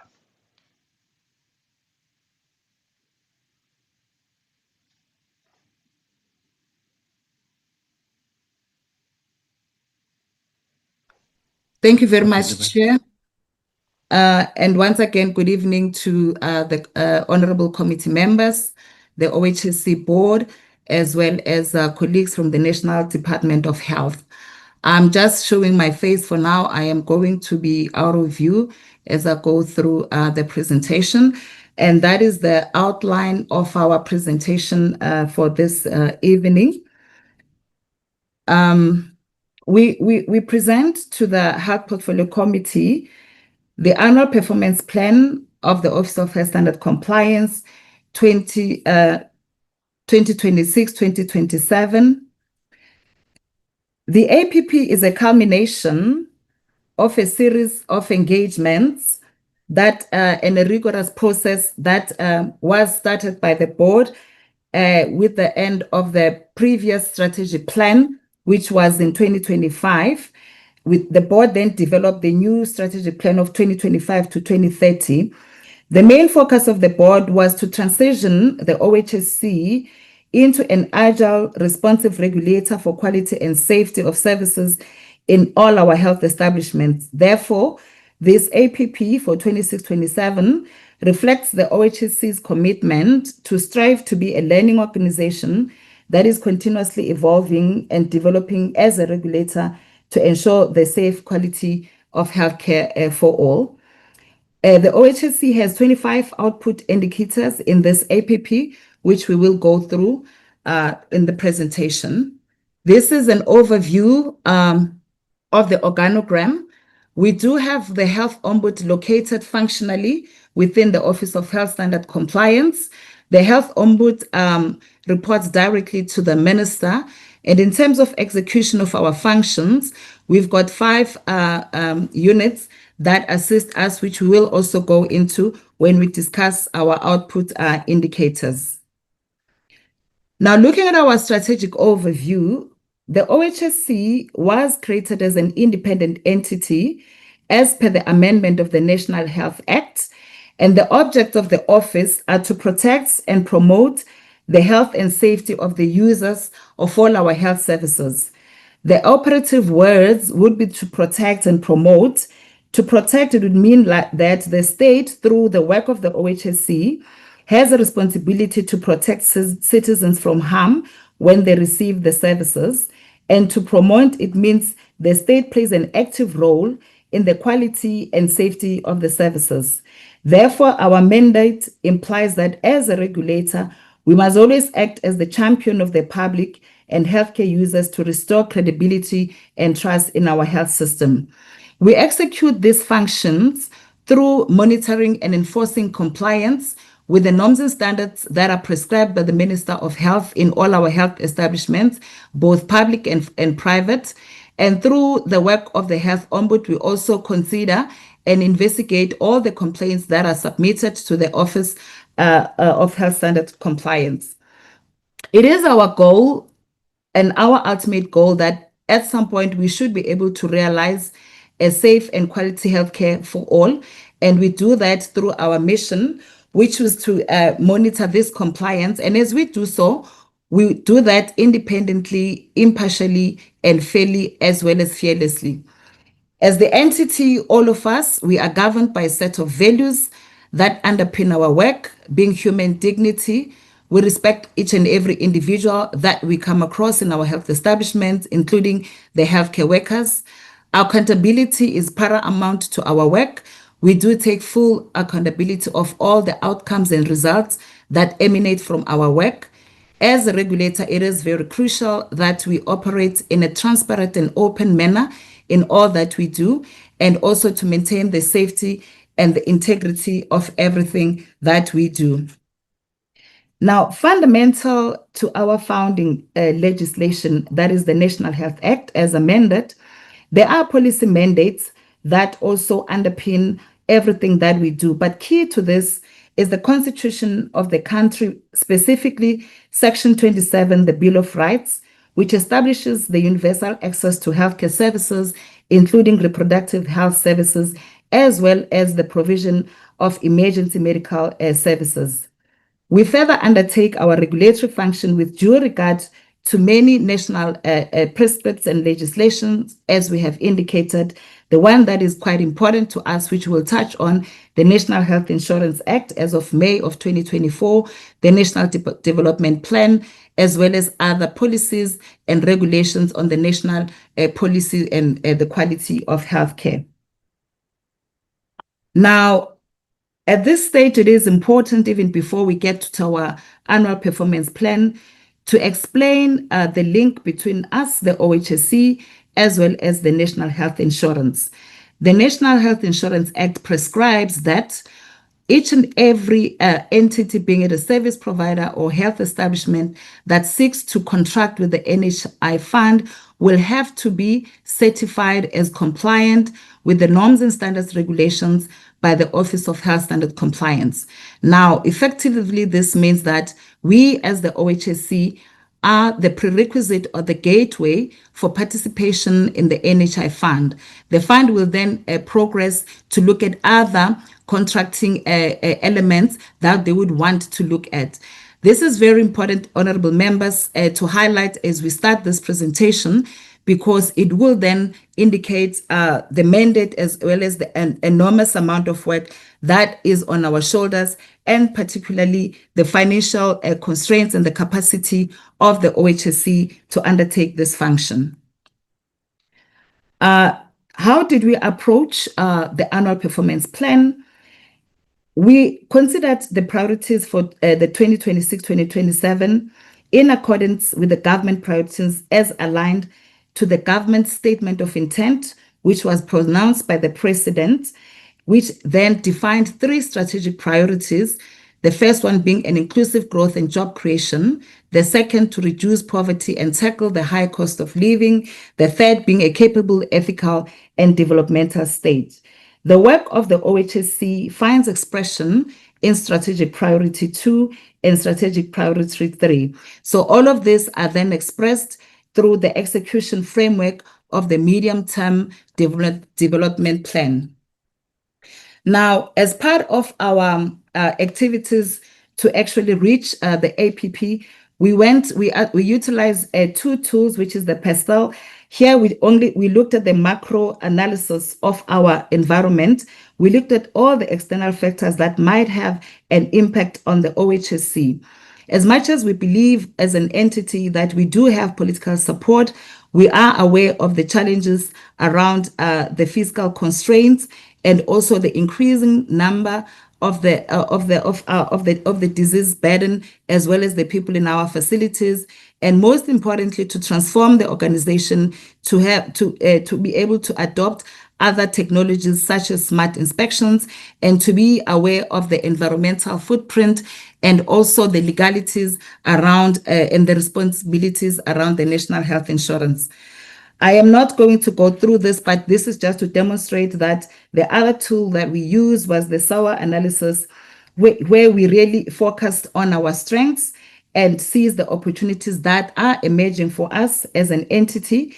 And also our strength made it possible for us to better understand what is it that we need to capitalize on, and what our weaknesses, what we need to look at, as well as the priorities and the aspirations. Now, this SAWA gave us an opportunity to be more futuristic orientated and to be able to determine what kind of intended results would we want to achieve at the end of the strategic plan in 2030, which really would be a highly effective regulator, and also to ascertain that there is overall compliance with the norms and standards regulations, and also to have an entity that is sustainable financially. Now, it all culminated into 5 strategic plan outcomes, the first being a highly effective and financially sustainable OHSC, the second, increased communication initiatives in profiling the OHSC programs, the third being improved inspection coverage of health establishments. At the moment, we are as an entity aware that for us to be able to improve the inspection coverage, there would have to be certainly an injection in terms of capacity, human resources, and also to adopt a decentralized model of operation so that we can have a footprint in all our provinces. The fourth was the improved quality of healthcare services and patient safety through the implementations of the Health Ombud's recommendations. We believe that with each and every report of the Health Ombud that is released, not only in public, but even those that go to the health facilities, that if those matters that are raised are then attended to, there will certainly be improvement in the services that are given to all our people in health institutions. The fifth strategic outcome is improved access to healthcare services through the registration and profiling of health facilities. We have come to realize that there is a huge struggle and a limitation in terms of the available databases of all the health institutions in the country, particularly in the private sector. One of the key activities is for us to start establishing our own databases so that we can get closer to the actual number of what is out there, particularly the private sector. And the sixth one was the enhanced public trust in the safety and quality of healthcare services. This is quite critical in that we will only realize the impact of the work of the OHSC as a regulator once we start to have the public, those that use our facilities, gain trust in the health establishments. Now, having looked at the strategic outcomes, we then developed the outcome indicators, that is the middle column, that for the strategic outcome of the highly effective and financially sustainable OHSC, the outcome indicator, there are 2. It's an unqualified audit opinion and also the revenue generation that we will be able to realize at the end of the 5th year of the strategic plan, and we have put the target at 50 million. I will talk more about that in later slides. The second one, the increased communication initiatives, the related outcome indicator would be the percentage of awareness initiatives in profiling OHSC programs, most importantly in also reaching the rural areas and the hard to reach areas. These are all new indicators, as I've indicated to the honorable members, that we are in the 2nd year of the implementation of the strategic plan of 2025 to 2030. The fourth outcome, the improved inspection coverage. This would be for us, an inspection when we go to a facility, it's an input, but what is important is that in the end, how many of these facilities end up being compliant with the norms and standards regulations. With regards to improved quality of healthcare services and patient safety through implementation of the Ombud's recommendations, we would want to see we will monitor the reduction of patient safety incidences and adverse events, as well as complaints that would be reported to us. And this we have put at 70% at the end of the 5th year. Improved access to healthcare services through the registration of, here we will monitor the number of those health establishments that we are able to then monitor. For the 5 years, for the public healthcare sector, we've put a target of 3,948. But here we'll also look at other information and databases. Now, I must indicate that for us, as we put these targets, we're always very much aware of the funding pairs that we have available. The private sector, we've put a target over 5 years of 4,820. We do certainly know that we've got much, much more available in the private sector. But the breakdown of the 4,820 in the private sector, we considered 4,000 for GPs, 600 for emergency medical services, and 220 for the acute private hospitals. The next slides will then look at the outcome indicators, and from which we have then developed the output indicators, which we will then report on a quarterly basis. Now, these are the 5 programs that assist us in executing our work: administration, compliance inspectorate, which is the biggest program, complaints management and the Office of the Health Ombud, health standards design, analysis and support, and certification and enforcement. Honorable members, I'm then going to now start going through each and every of these programs and indicate what we have put in our APP for 26-27. Program 1, which is administration, has sub-programs such as human resources, information, communication and technology, finance and supply chain management, community communication, and stakeholder engagement. Looking at the human resources sub-program, without necessarily going into depth on the purpose of the program, these are the indicators that we put. Now, in relation to a highly effective and financially sustainable OHSC, the first output would be measuring and monitoring the vacancies that are filled per annum. Government departments, including us entities such as the OHSC, we must maintain a target of less than 10% vacancy rate. Over the years, we have done fairly well in that we've always been below 6%, as it is demonstrated from 2022 to 24-25. For 26-27, we've put a target of 6%. That is, we want our vacancy rate to be less than 6%. The next target, the women in senior management service level. There are 3 designated indicators that, again, government departments and entities were all encouraged to report on as part of the strategic priority 3. One is women in SMSs, the second one is people with disabilities, and the third is youth employment. As the OHSC, we then selected this one, women in senior management level, where we're supposed to be at least 50%, and we have taken that as our target. The other 2, that is the youth that are employed in the OHSC and the people with disabilities, even though the 2 are not in our APP, we do monitor those through our operational plans, and we do report on them on a quarterly basis. The next sub-program in administration would be information and communication and technology, that is ICT. Honorable members, we are pleased in that for the first time as the entity, we are starting to demonstrate growth in terms of the operations. Over the past 5 years, what we reported to the committee and as part of our compliance reporting, we were mainly measuring the availability of the IT services. And that was based on the fact that the office was still at its formative phases. So we wanted to ascertain that there is at least this important support function. But now the 2 indicators have now been refined to start to measure systems and enhancement, as well as the progress in the automation of some of our OHSC functions. So in terms of the output of enhancement of support systems functionality, the first output indicator is the percentage of uptime of critical systems. These are new indicators. Here we are referring to the core systems that support the work of the OHSC.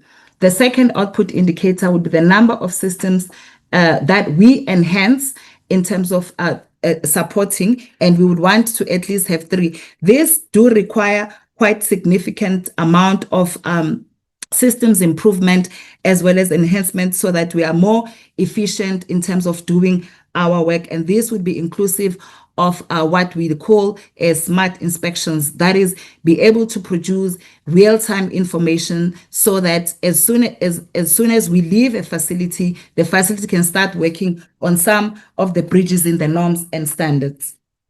The next sub-program in program 1 would be communication and stakeholder relations. We are going to, for the outputs, the overall outcome of increased communication initiatives, we're looking at the following outputs: the engagements to profile the OHSC programs. Now, we are going to look at the first one, the number of engagements that would profile the OHSC and the Health Ombud. For 26-27, we've put a target of 24. And the next one would be the number of media initiatives to increase awareness. Here we're referring to media briefings, statements, media articles that the OHSC will release in relation to our work, as well as the quality assurance of our work. And here we're looking at 4 over the period. And the last one, the number of digital campaigns to profile the organization. We are going to utilize all the digital platforms that are available so that we can be able to communicate our work, as well as all other issues that we think are of critical importance for our stakeholders, as well as the beneficiaries of our services. The next sub-program in program 1 would be the finance and supply chain management. We, honorable members, were pleased that over the years since the start of the organization, we have consistently maintained an unqualified audit opinion by the Auditor General South Africa, and we do wish to continue in this path. And this is really as a result of the strong and consistent oversight role of the OHSC board and the governance structures, the internal controls, as well as the board's role in providing oversight in the implementation of the strategic plan. The next program, we now go to program 2, which is Compliance Inspectorate. This is a program that actually assists us to conduct the inspections in our health establishments. We are going to monitor the following indicators. Here we will refer to inspections that we conduct in the public sector and the inspections that we conduct in the private sector. The first output we have put for 26-27 with the denominator of 3,805, and as I have indicated, this is what would be in our database, not necessarily what would be available as health establishments in the public sector. We've put a target of 761 over the year. And for the private sector health establishments, we've put a target of 210 over 1,290 that is in our database. Now, the 210, it would be for the first time that we are going to have a dedicated focus of inspecting the general practices. Over the couple of months and years, we've always came to the Health Portfolio Committee and indicated that we're still... Chair, sorry, I think... I mean... The time, okay, no.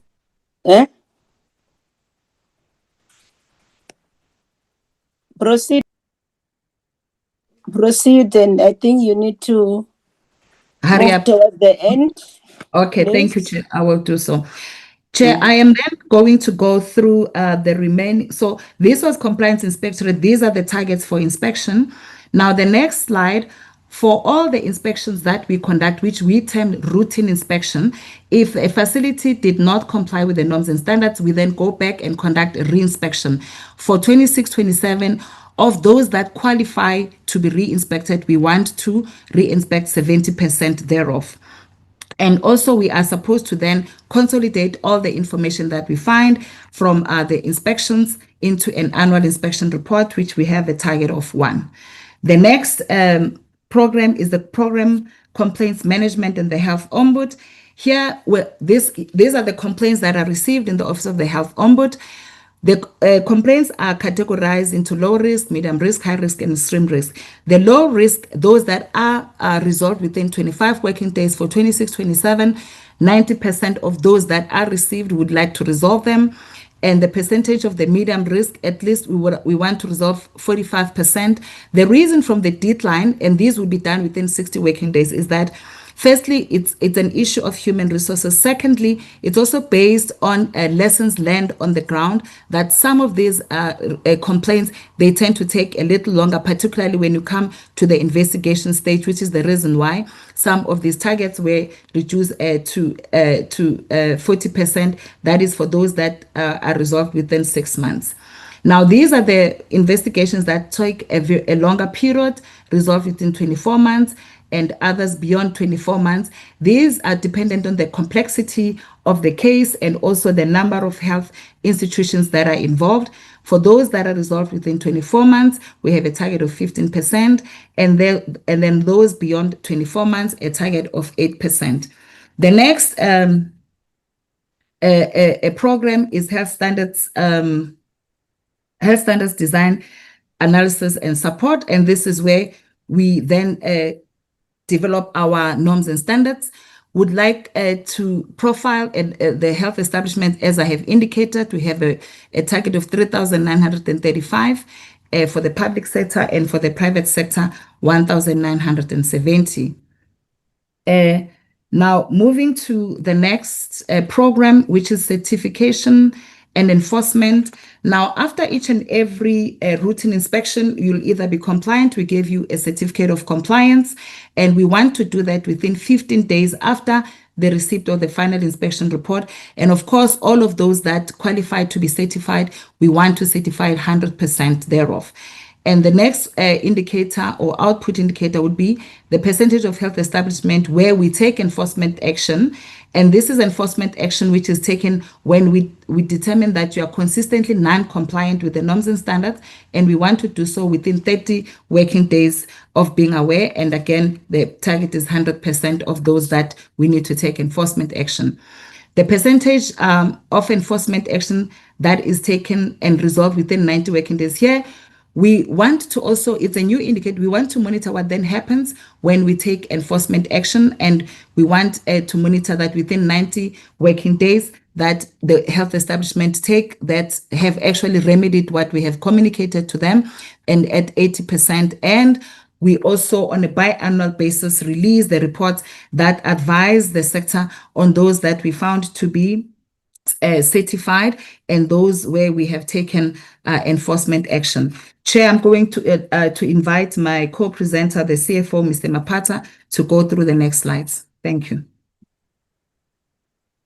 Good evening, Chair, and all the committee members and colleagues. Just in brief, for the financial year 2026-27, we'll be working on a budget of 206 million. Which is 7.5% above what we were working on in 2025-26. And just the next slide.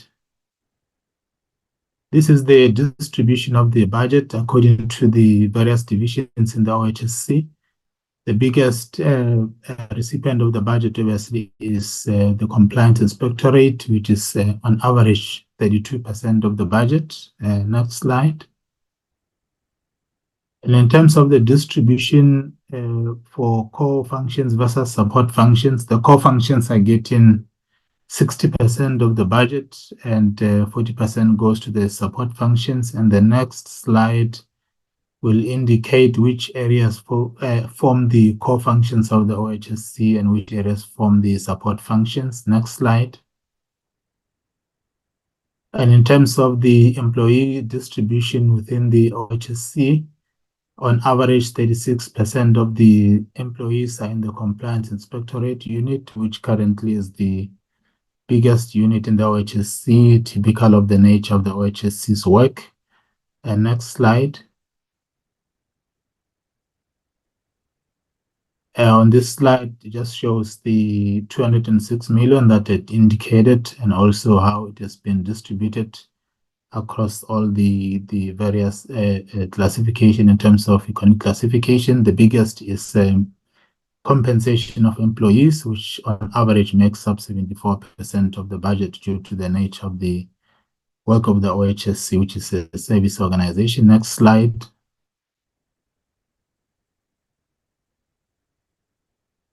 The next one shows what I was indicating. So Bullet number 4 shows the staff complement of the OHSC, which is 153 over the MTF period. So this is 153 out of an organogram of 323. And then the next slide. That was the last one on the budget. Over to you, CEO. Thank you.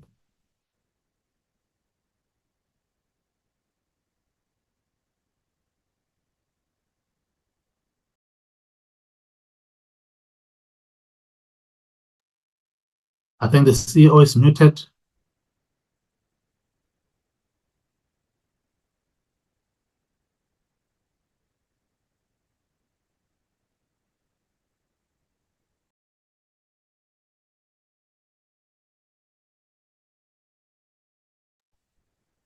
Thank you very much, CFO and honorable members.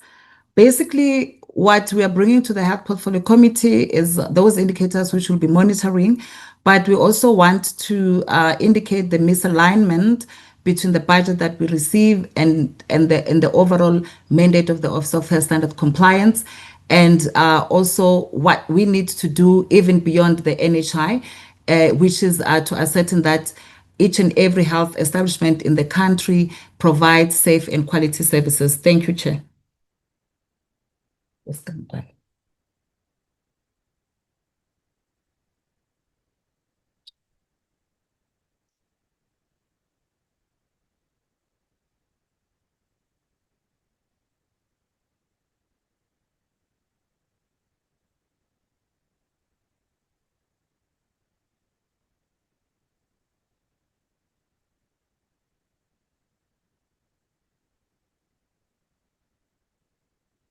Chair, there's no sound on my side. I don't know if it's only me. I can hear you. I can hear you. Dr. Ndawe? Chair, I don't know whether I'm audible on that side. You are. Yes, you are. Oh, okay. Yes, Chair, we've come to the end of our presentation. Okay, thank you.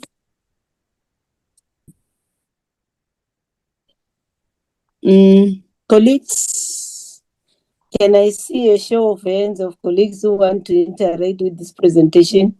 For now, I've got Honorable Van Staden, will be followed by Honorable Shirwa, then Honorable Mutuvatse, Honorable Njadu, then Honorable Eko, in that order. Thank you, Chairperson. Now, just for my own recollection, maybe I've missed it, but I just want to know from the OHSC if I can just indicate to us how many public health facilities are currently compliant and ready for the NHI implementation. That is now out of the 400 public hospitals and the 3,700 clinics and community health centers. That's all for me. Thank you, Chairperson. Okay.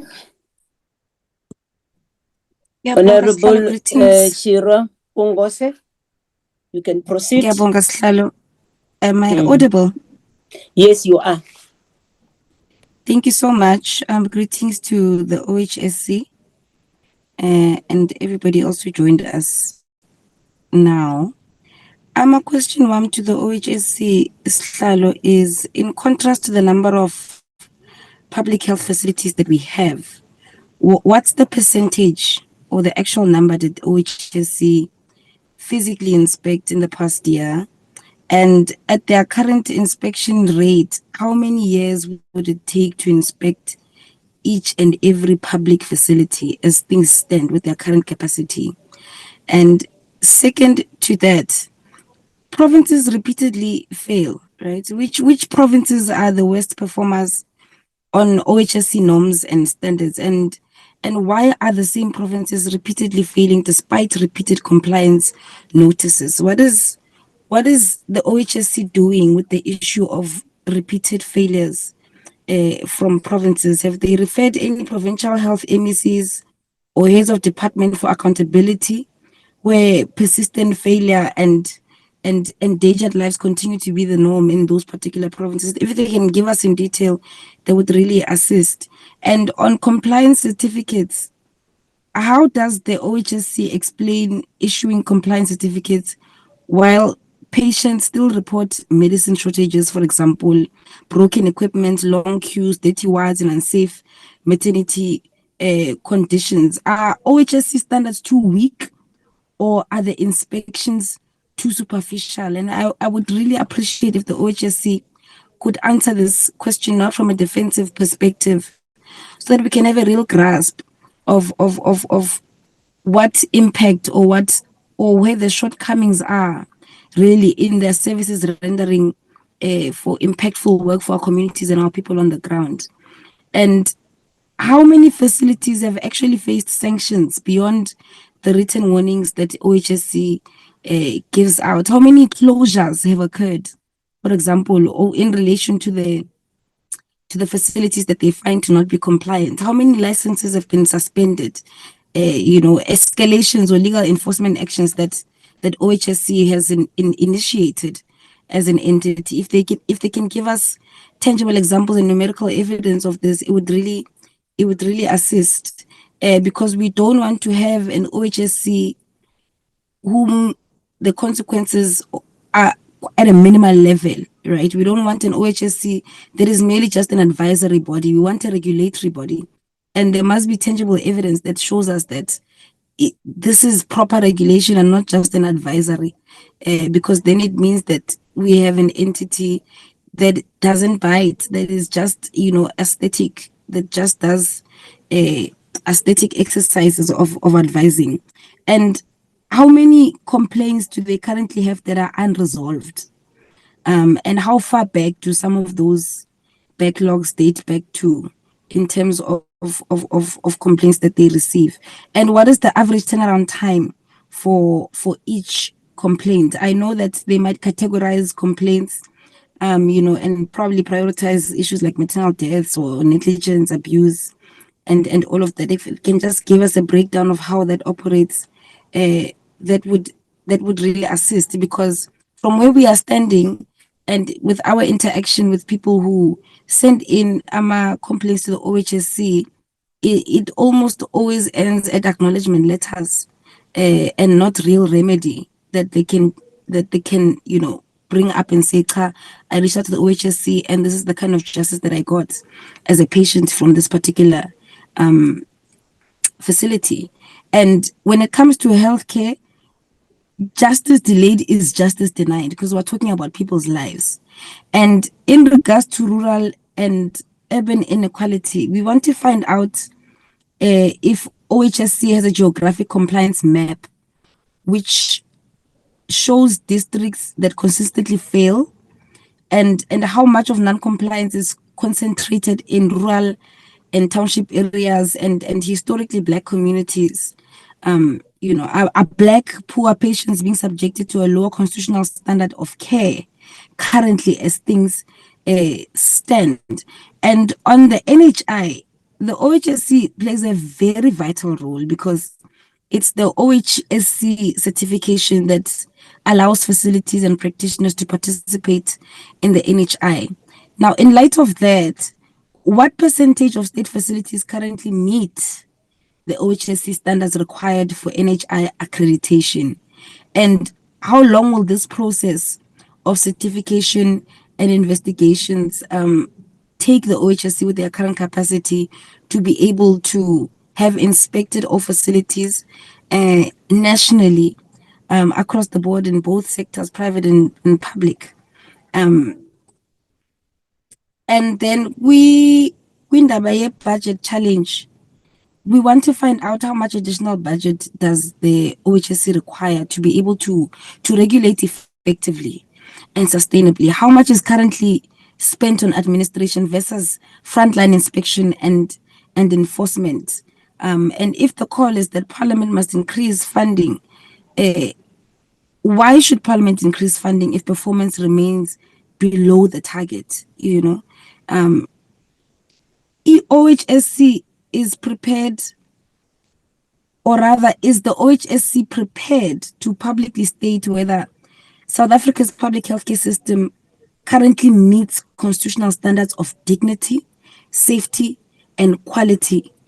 And this question is important, Slalo, because if the OHSC can come out and publicly affirm the constitutional standard of dignity, safety, and equality for the people of South Africa, then it means we have a working public healthcare system. And if they are unable to affirm this, it means much more than just these meetings should actually take place. And even the direction of the OHSC should then be, analyzed at a deeper level of how we can move forward, because South Africans don't need beautifully formatted annual plans, while the clinics on the ground are crumbling on each and every day on a daily basis, where we have various issues that emanate. South Africans need a regulator that bites, that enforces, that is able to name failures of the public healthcare system, that is able to protect our patients with urgency. And unfortunately, Slalo, we're unable to pick up where that urgency is, particularly in this APP. And lastly, I just want to confirm the legitimacy of a letter. There's a practitioner who just dropped me a letter from Kawood Clinic in Limpopo, Masevembe, that the OHSC will be coming in from the 4th to the 8th of May. It's signed by the acting chief operations officer, dated to the 21st of April 2026. I just want to find out if this is a legitimate letter. With the scams and everything happening in South Africa, there is a bit of anxiety when people find these kinds of communique, and legitimacy isn't able to be confirmed with the entity. Thank you so much for the opportunity. Honorable Shiro, Honorable Mutawatse. No, thanks. Thanks very much, Chair, for the opportunity, and thanks also to the leadership of OHSC for the report. This office, Chairperson and members, carries a constitutional and legislative obligation to protect patients' safety through monitoring, enforcement, and compliance resolution. However, the presentation before us reflects a system that appears administratively compliant, but substantively weak. I will want to focus on 3 areas, Chair, and I'm actually reinforcing the concerns that Honorable Chiro have raised on the percentage of health facilities that are compliant. Because hello, Chair? Okay. Because your APP does not tell us this. You report on inspections concluded, certificate, but you do not report on the actual compliance status on the system. So I just want to know what proportion of facilities are fully compliant, what proportion is partially compliant, and what proportion is critically non-compliant.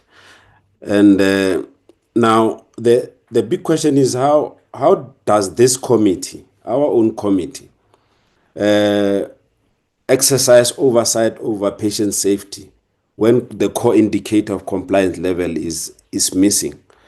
And maybe we must ask whether you are deliberately avoiding reporting on non-compliance trends. So your own data shows that you are inspecting only 20% of public health facilities annually, and even less in the private sector historically. Therefore, this means that 80% of facilities are not inspected in any given year. So how do you assure the public that healthcare is safe when the majority of facilities are not inspected? I mean, at 20% rate, like as Honorable Churef said, how many years will it take to inspect all the facilities? Is this not effectively a sampling model rather than a regulatory system? And if so, how does that align your legislative mandate to ensure compliance across the system as a whole. You also report that 90% to 100% enforcement actions are taken within 30 days. 80% are resolved within 90 days. But you do not tell us how many facilities were closed, how many were sanctioned, and how many face financial or legal consequences. So just clarify us on the enforcement actions actually that have been taken on non-compliant facilities. I mean, the offenders, the escalation on what escalations are applied on facilities that repeatedly fail to comply with your inspections. Can you provide, I think, evidence? You know, I think you are aware that the judgment, the constitutional judgment on your institutions will be on the 3 E's. I don't have to elaborate you on that. The 3 E's. I mean, PFMA will direct you around those issues. So that's the judgment, and that's the tool that we are using on you, and we want to be taken to confidence so that we can tell South Africans that indeed work is being done to make sure that you are safe and you'll live a healthy life. Your own figures show that inspections dropped to as low as 49% in 1 year. This means that facilities found to be non-compliant are not constantly rechecked. So how do you confirm that compliance has actually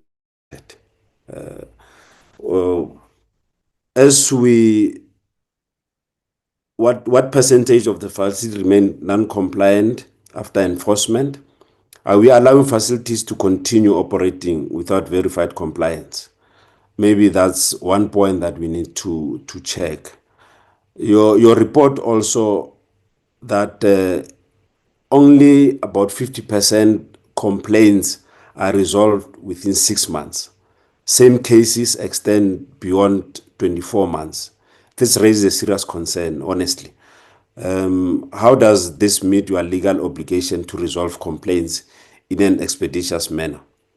And how many complaints are currently older than 12 months? And what is the impact on patients who have confidence in you waiting for justice? As Honorable Chiraf said, I mean, if justice is delayed, so it's denied to the working class in particular because they don't have the resources that most you and I might have.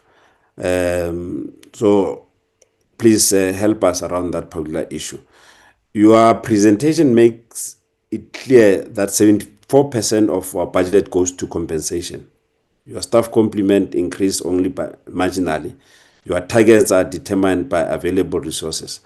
Are you operating on constraint model that prevents you to fulfill your legislative mandate? And on the human resource that you have, how many inspectors do you currently have? And how many do you actually need to achieve full inspection coverage? And have you formally indicated to the Minister and Treasury that your mandate is underfunded? And if there's evidence to that effect, perhaps maybe you can present it to the committee so that we might intervene. You have indicated that certification is a prerequisite for NHI funding, yet you are inspecting only a fraction of facilities. Now, how will you certify facilities for NHI that you have not inspected? Is your current inspection model compatible to universal health coverage, and what reference do you have to that effect? Are we at risk of implementing NHI on a system where compliance is not fully verified? So, Chairperson, what emerges here is that a regulator is not inspecting, is inspecting too little, reporting narrowly, enforcing without visible consequence. And surely this raises a serious concern about patient safety, credibility of the regulator, and readiness for the national health insurance, which is a very serious concern, because ourselves and South Africans in particular, as it has been mentioned, this is it's a 6-decade project that all South Africans, in particular the majority of blacks, Africans in particular, have been waiting for it as a panacea to resolve their health crisis and the health system in general. So we require clear answers on the true state of compliance, its effectiveness, and its enforcement, and the adequacy of resources. Because without this, the committee can not be assured that the health system is safe for our people. So basically, the committee, the leadership, and the board must realize that the failure of the health system, it's in their hands. And I want to implore on them that if they slept yesterday, taking this mandate for granted, I think having met with us and on the issues that we are raising, it is very urgent that this committee and the board in particular must provide the necessary leadership so that we can resolve these challenges. And we rely as a committee on this leadership to make sure that South Africans get better and deserve better. Thanks, Chairperson. Thank you. Honorable Mujadu, over to you.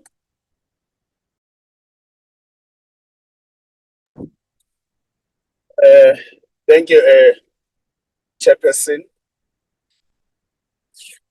Let me find, I'm driving, sorry. Okay, Chairperson, I just want to welcome the presentation. I want to greet you, Chairperson, and honorable members in OHSC. My question, I've got only 3 questions, Chairperson.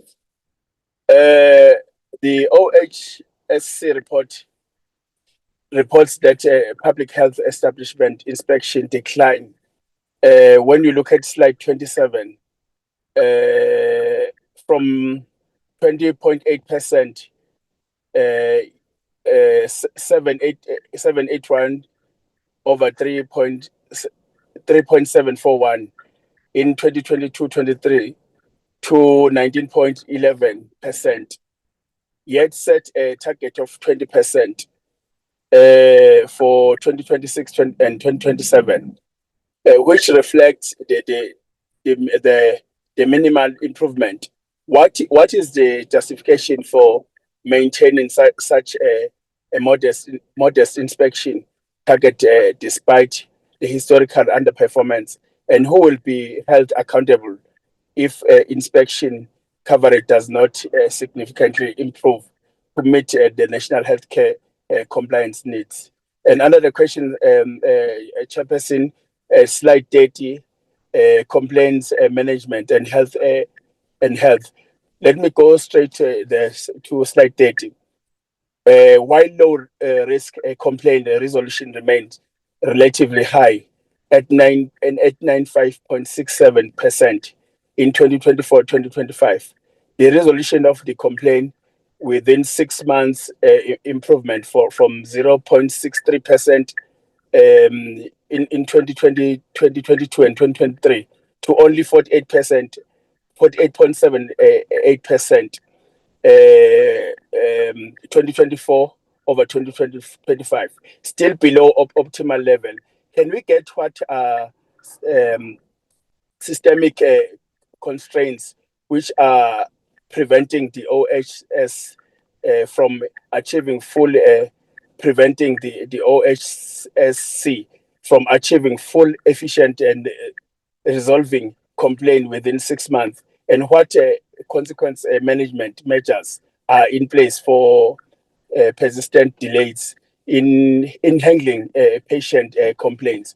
And the last one, Chairperson, when you look at slide 46, the OHSC indicate that approximately 74% of its budget over a MWCF period is allocated to compensation of employees with the total expenditure increase from 191.7 million in 2025 to 2026 to 206 million in 2026 and 2027. How does this organization justify such high proportion of spending on personnel relatively to serve delivery output, and what accountability mechanism ensure that this expenditure translates into improved healthcare compliance and oversight outcome?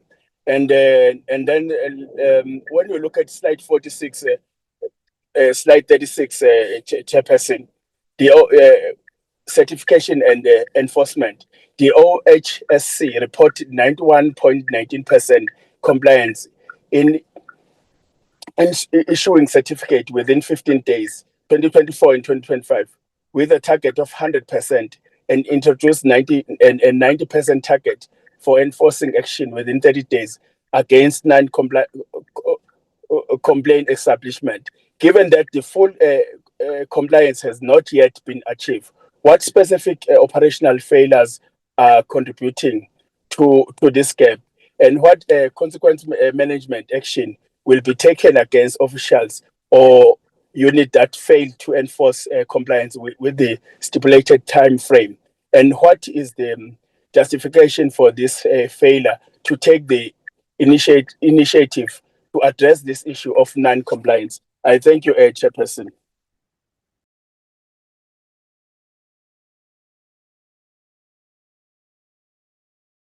Thank you, Honorable Mujadu. Honorable Cheko.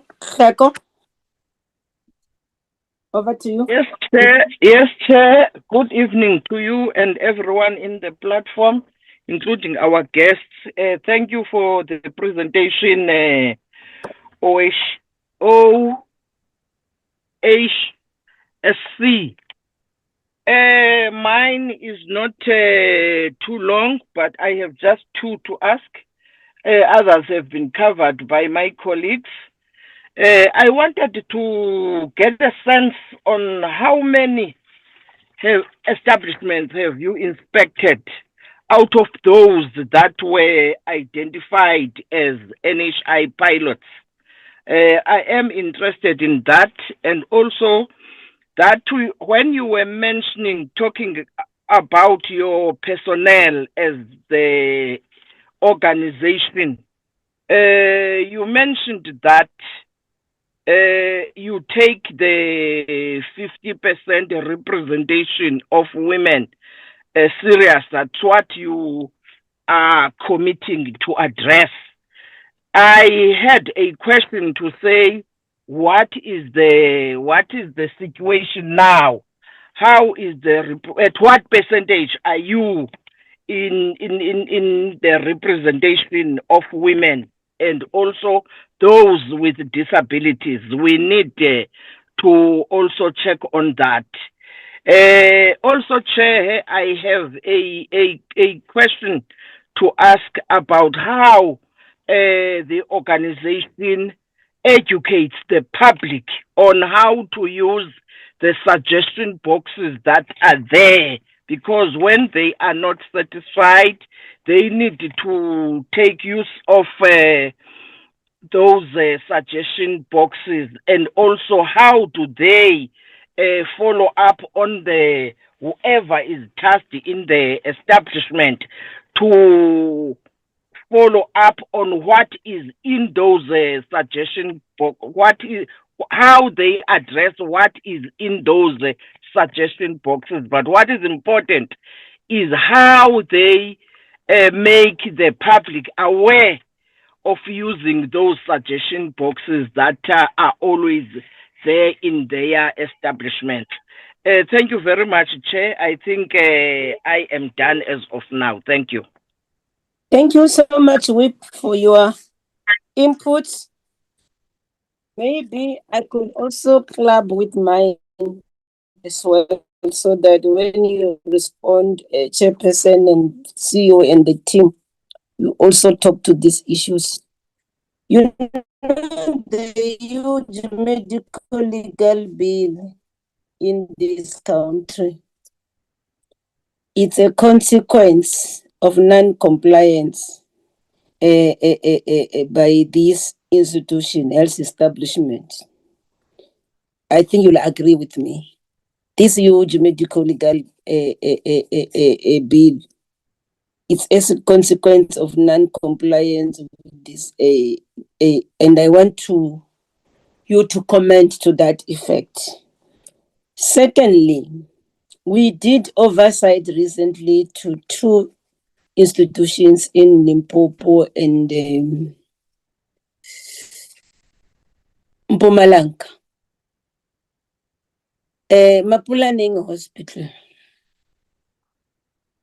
I hope you are aware about what is happening there. And it's one hospital that is non-compliant.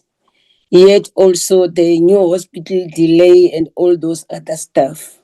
Then I want to understand why is still that hospital operating under those conditions, whereas you are there. What has been your intervention mechanism? Same thing with Children's Hospital in Limpopo, that happens to be a regional hospital to that effect. And is one of the hospitals that is leading in terms of the medical legal claims, wherein it's purely on negligence and them non-compliant with the standards of care and the quality of healthcare services. And it's linked to one of the questions that the colleague has raised, because it's like there are no consequences, because these instances that are there, they continue to recur, and then maybe you must give us a list of what intervention have you made, as somebody has asked about the percentage of non-compliant facilities, the sanctions, closures. I want to see a situation wherein you've led by example and close a facility by virtue of it non-compliant, or you just let them go because they can just continue. That do you have a tip to bite? Or but yeah, that's the issue that one wants to understand, to just collectively deal with all the questions as raised by members. Over to you, Chair and the CEO.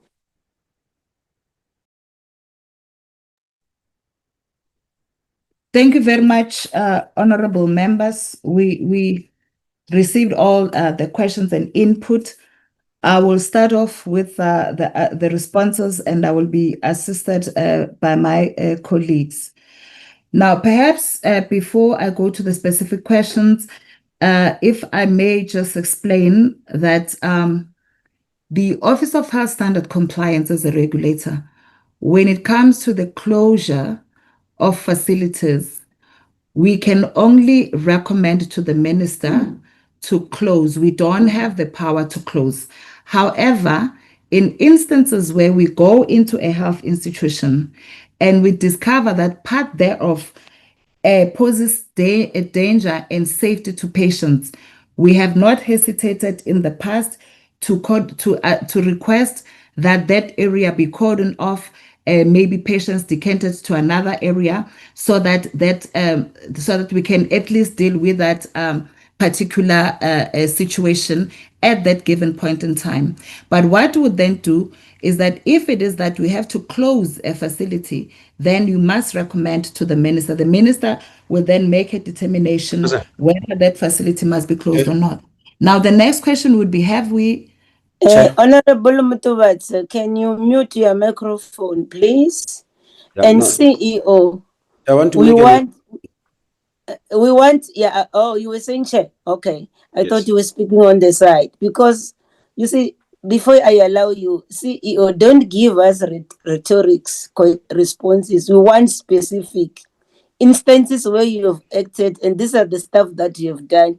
You could be able to tell it, so and so hospital in which province, this is what we have done. These are the details that we want out of that, not the general thing, because this is what you are supposed to do in terms of the law. And all members here are aware of your responsibility and requirements. Honorable Thomas. No, thanks, Chairperson. That's the exact intervention that I wanted to make. We don't want explanations. We want direct answers. We don't, for example, if she says this is what we do, we will ask the follow-up question. In that process that you are explaining, give us tangible result. What is it that you have done here? That's all what we want. For example, I can give you an example with George Mukari Hospital. There was a report on the mental health. What is it that you have done? Thanks, Chairperson. Okay. Thank you, Chair, and thank you, honorable members.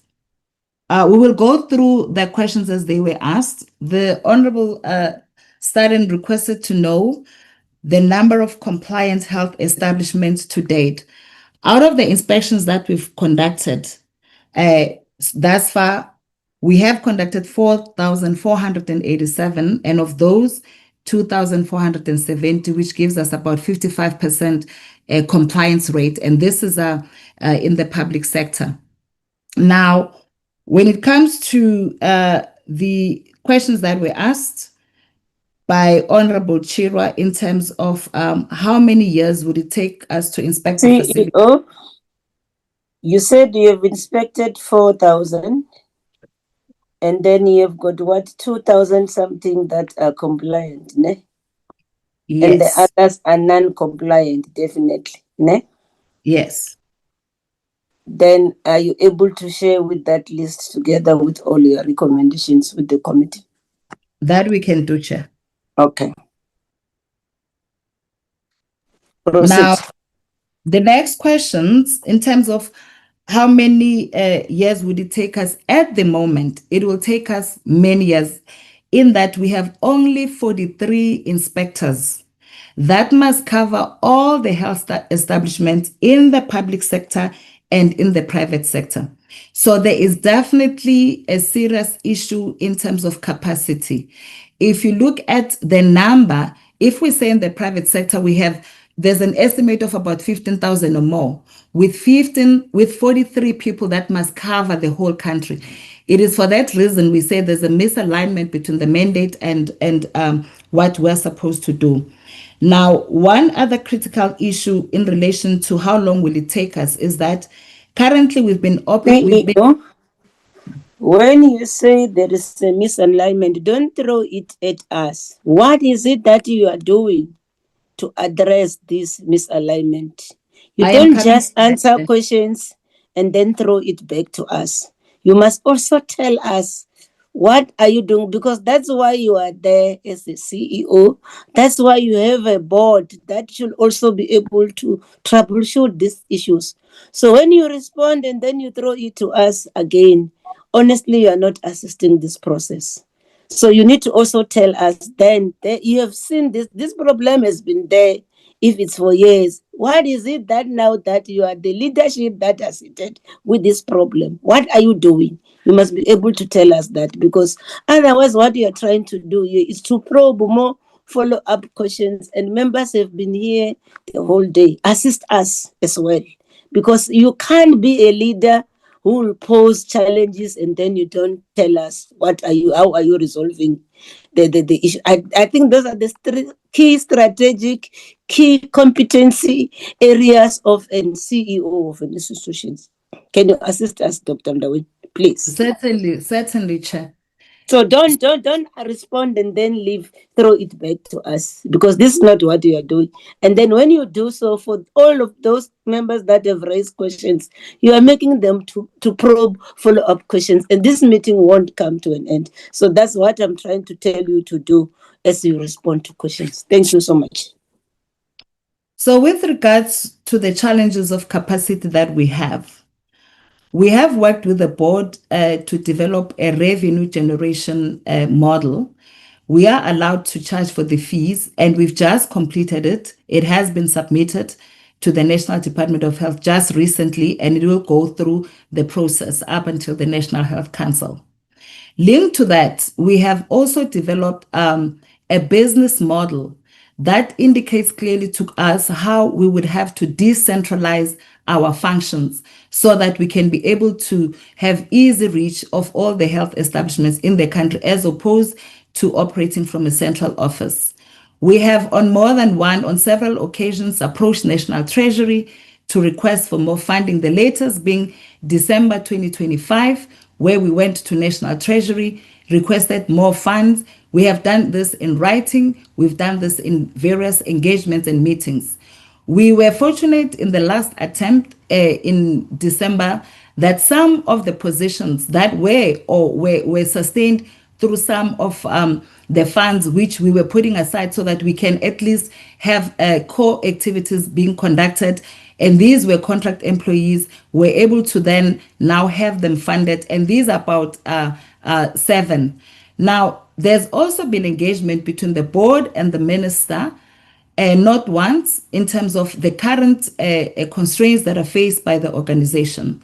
The last engagement, it was made clear that at the moment there is not much avenue in terms of increasing the funding of the OHSC, and it's for that reason that the board prioritized the development of the revenue generation model, which we hope that will go through the steps. Internally, as the entity, we have gone through various and a very rigorous a process of ascertaining that we develop austerity measures. We've got a plan that we constantly refine and that we monitor, which we are implementing so that we can be able to do more with little. Now, in terms of our constraints, which we have explained, we have done, and as I've indicated, we've been to various engagements. Even when we come to the portfolio committee, as you have indicated, Chair, is something that we raise. So those are the things that we have done. But it is also true that with the 43 inspectors, it is just not going to be possible for us to reach the entire country, public and private, given the amount of inspections that must be conducted. Now, with regards to the sanctions, the enforcement sanctions, we're very much aware and also cognizant of the fact that we don't want to be a toothless regulator.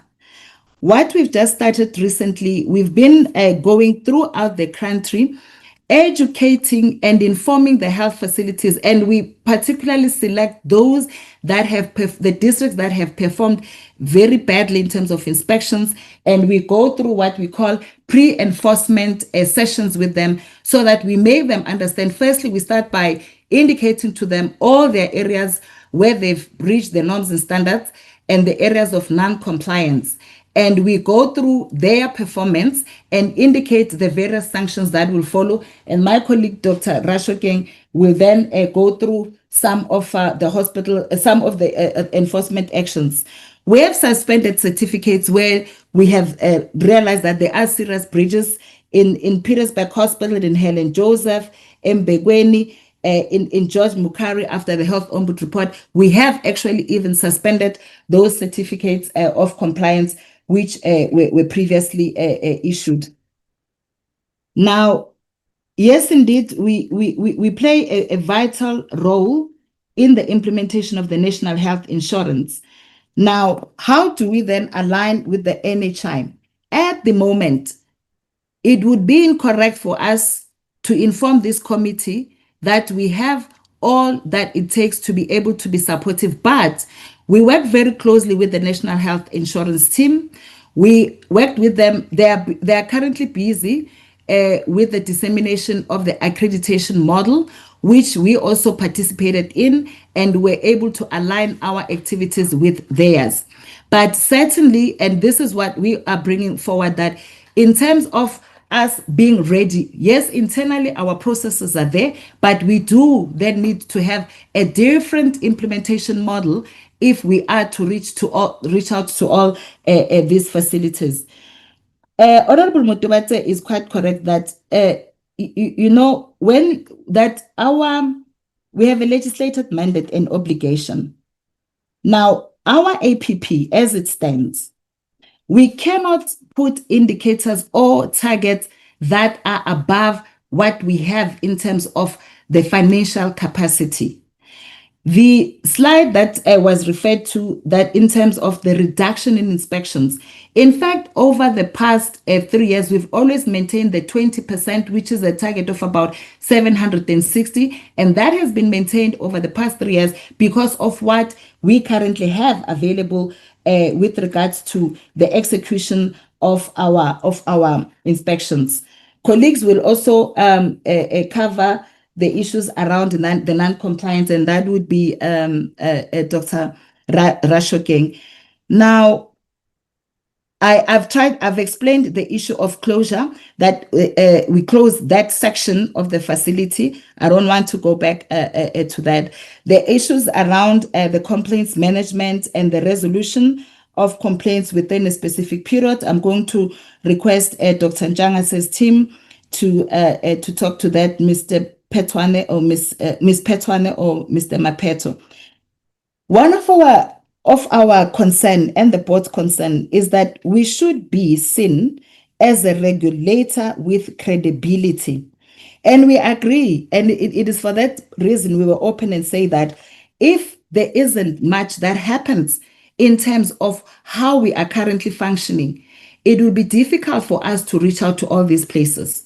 But also, having said that, there was an issue, I think it's Honorable Chirwa who asked whether are the norms and standards regulations of the OHSC perhaps weak. Now, in terms of how we started regulating the sector, which previously was not regulated, we started with a set of norms and standards that were submitted to the National Department of Health. They were close to 100 that were submitted. They go through a process of public comments. When they returned back to us, they were reduced, but then it was understood at that point that we have to start somewhere. So the regulations, the current regulations, are not comprehensive enough to include things like the clinical outcomes. We've currently started a huge national project of reviewing the current norms and standards regulation, and we have a multi-sector task team that's looking at how we can now improve in these norms and standards regulations so that we can be able to look at other factors that are beyond what we do when we go into a facility and inspect. It's for that reason that one thing we always emphasize is that when you receive our report, and this we share with the districts, we share also with the quality improvement unit in the National Department of Health, is that we look at what is regulated within the standards, but the quality improvement plans need to go beyond in terms of looking further of what are the issues that are actually at play with regards to the quality of the services as well as safety. Chair, we couldn't agree with you more in that the huge medical legal bill, as you've indicated, is mainly as a result of non-compliance. We can't argue that. Now, with this new process of reviewing the norms and standards regulations, would like to believe that we'll be able to make headway in terms of extending what we currently look at in our facilities beyond what is in our current regulations. We will be able to provide you with a list of what we've done to the facilities that are non-compliant through our certification and enforcement unit. I will come back, Chair. I want to request my colleagues as follows. The CFO to deal with the issues around the budget, and then I'm going to request Dr. Rashokeng to deal with the issues around non-compliance and enforcement, and then followed by the complaints team in the Health Ombud to deal with the issues around the resolution of complaints. And we will come back to the other questions that were asked. If I may pause now, Chair, and request the CFO, Dr. Rashokeng, Dr. Njangase, and Mr. Khumalo last. Thank you, Chair.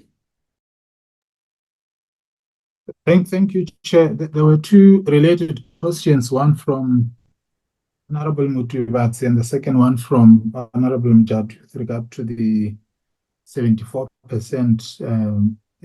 allocation of the budget to compensation.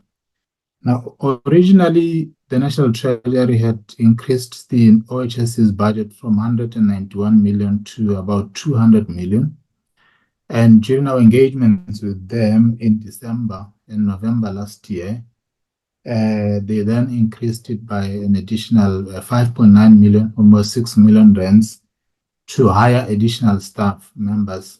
So now that is why we have 74% allocation on the budget going to compensation. But the other thing that I need to indicate is that obviously compensation increases on a year-by-year basis based on the DPSA cost of living adjustment. So the OHSC follows what the DPSA agrees upon at the public PSCBC. So, and also the fact that the OHSC's nature of work is such that it relies on people, hence compensation now becomes the biggest component of our expenditure. And normally compensation is followed by travel expenditure as the second biggest item. Thank you, Chair. Okay. Who's next? It's Dr. Rasho King. Thank you very much. I've noted your hand, Honorable Mutobati will come. Ne? I just want us to also move towards the conclusion of these matters. Okay. Thank you. Thank you very much, Chair. Just to address a few issues which have been raised, I think, by Honorable Chirwa with regards to the details which are required. We actually publish every 6 months. We have got what we call biannual reports. The biannual report which is issued by the OHSC, it covers all the inspections that have been conducted over the previous 6 months, where those inspections were actually conducted by district and the breakdown of the category of health establishments. Any enforcement actions which have been taken are also listed against which facilities and what type of enforcement action is actually issued. These are published on our website, and I think we could do more in terms of just making sure that the information reaches all of the public. Additional to that, in terms of the enforcement actions which we take as a regulator, as CEO has confirmed that we don't want to be a regulator that appears to be toothless. What we have got 5 enforcement actions which we can take. For the majority of the time, we were only able to execute the written warning and request for written responses.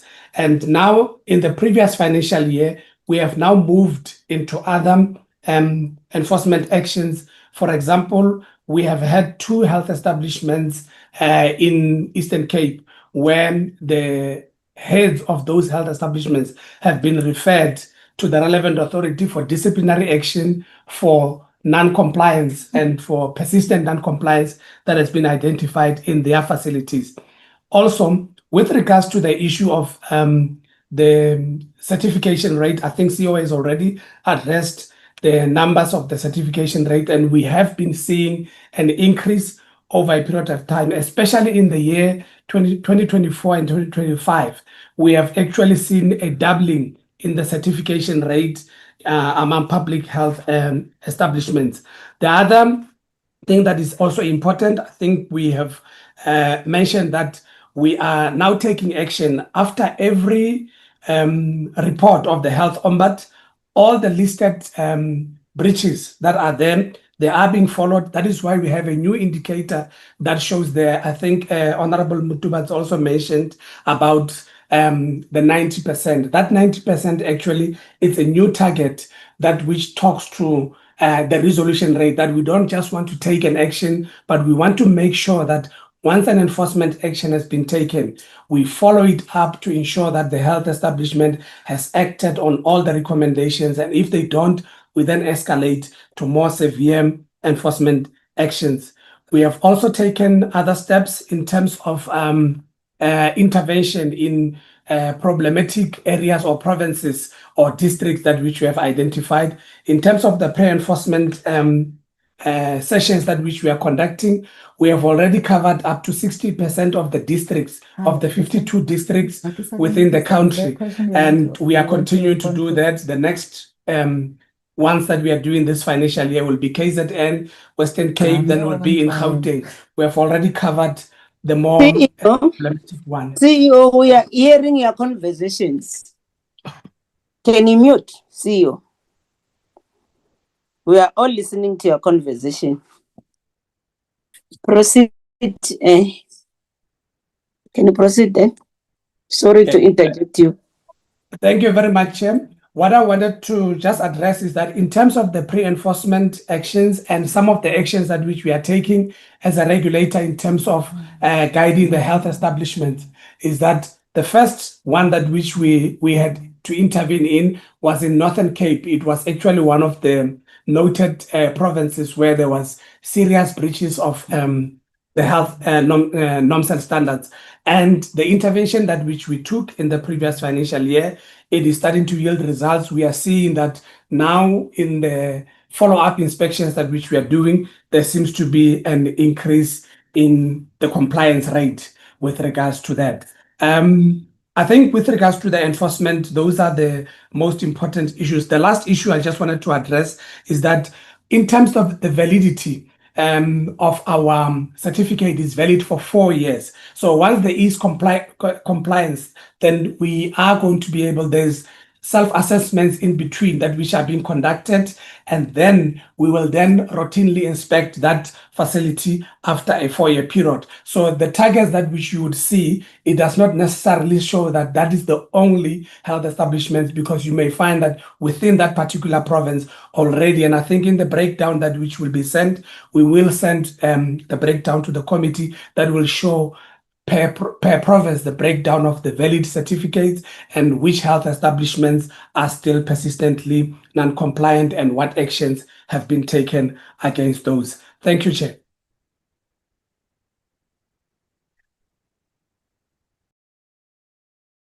Honorable, I think I need asked. No, thanks. Is your hand still on? No, thanks, Chair.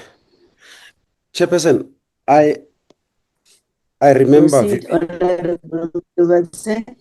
No, thanks, Chair. I remember very clearly in the appearance of this institution last year, and I made this recommendation that the OHS must consider collaborating with the health and welfare sector to get young people who are within the sphere of health, who are unemployed, train them in terms of inspections of these facilities so that they can embellish the capacity of the OHS.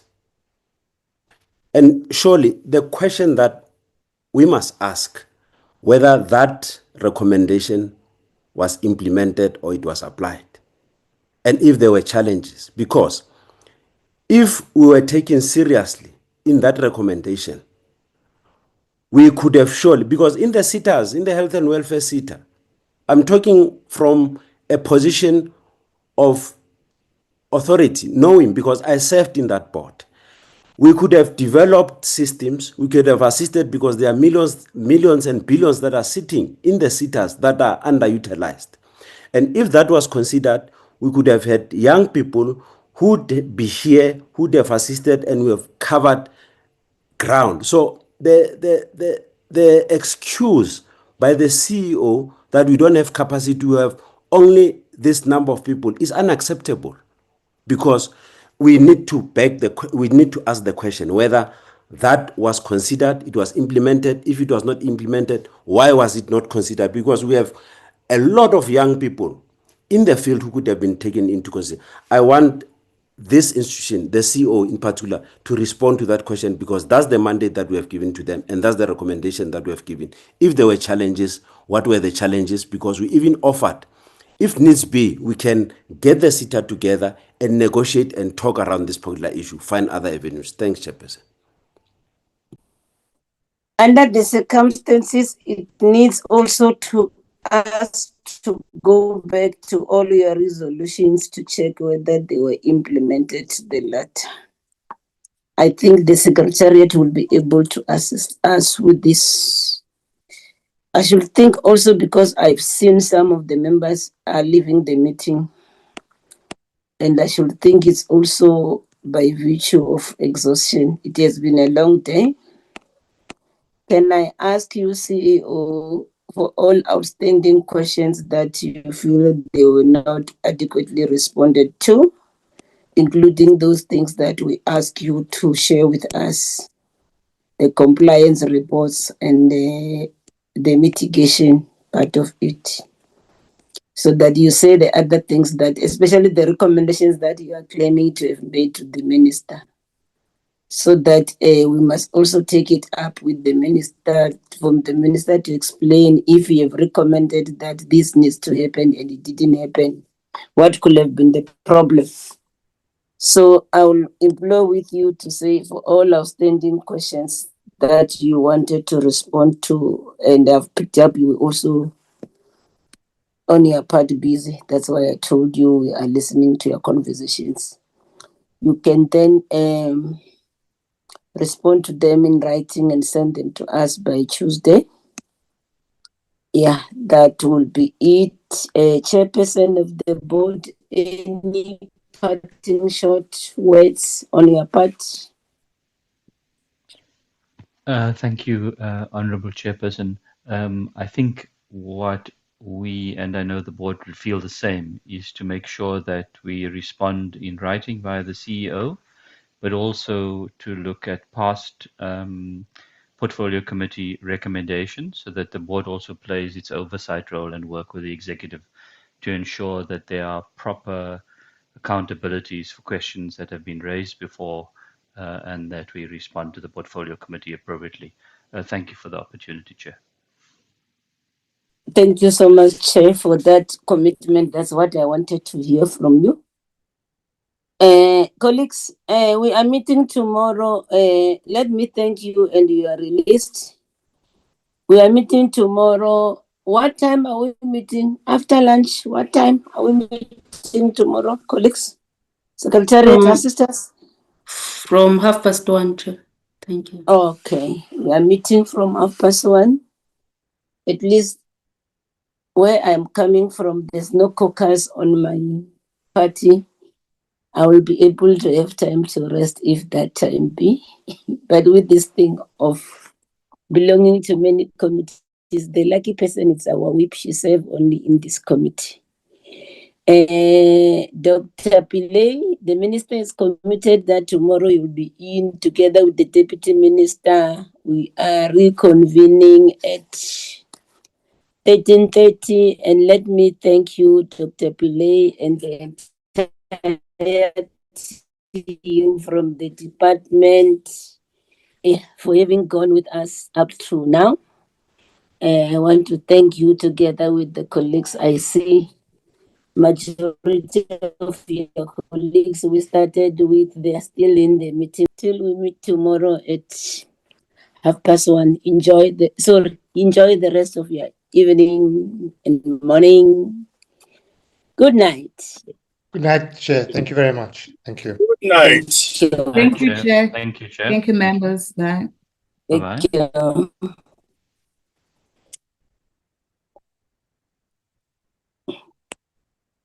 Thank you, Chair. Yay, sweep. Thank you for keeping us alive.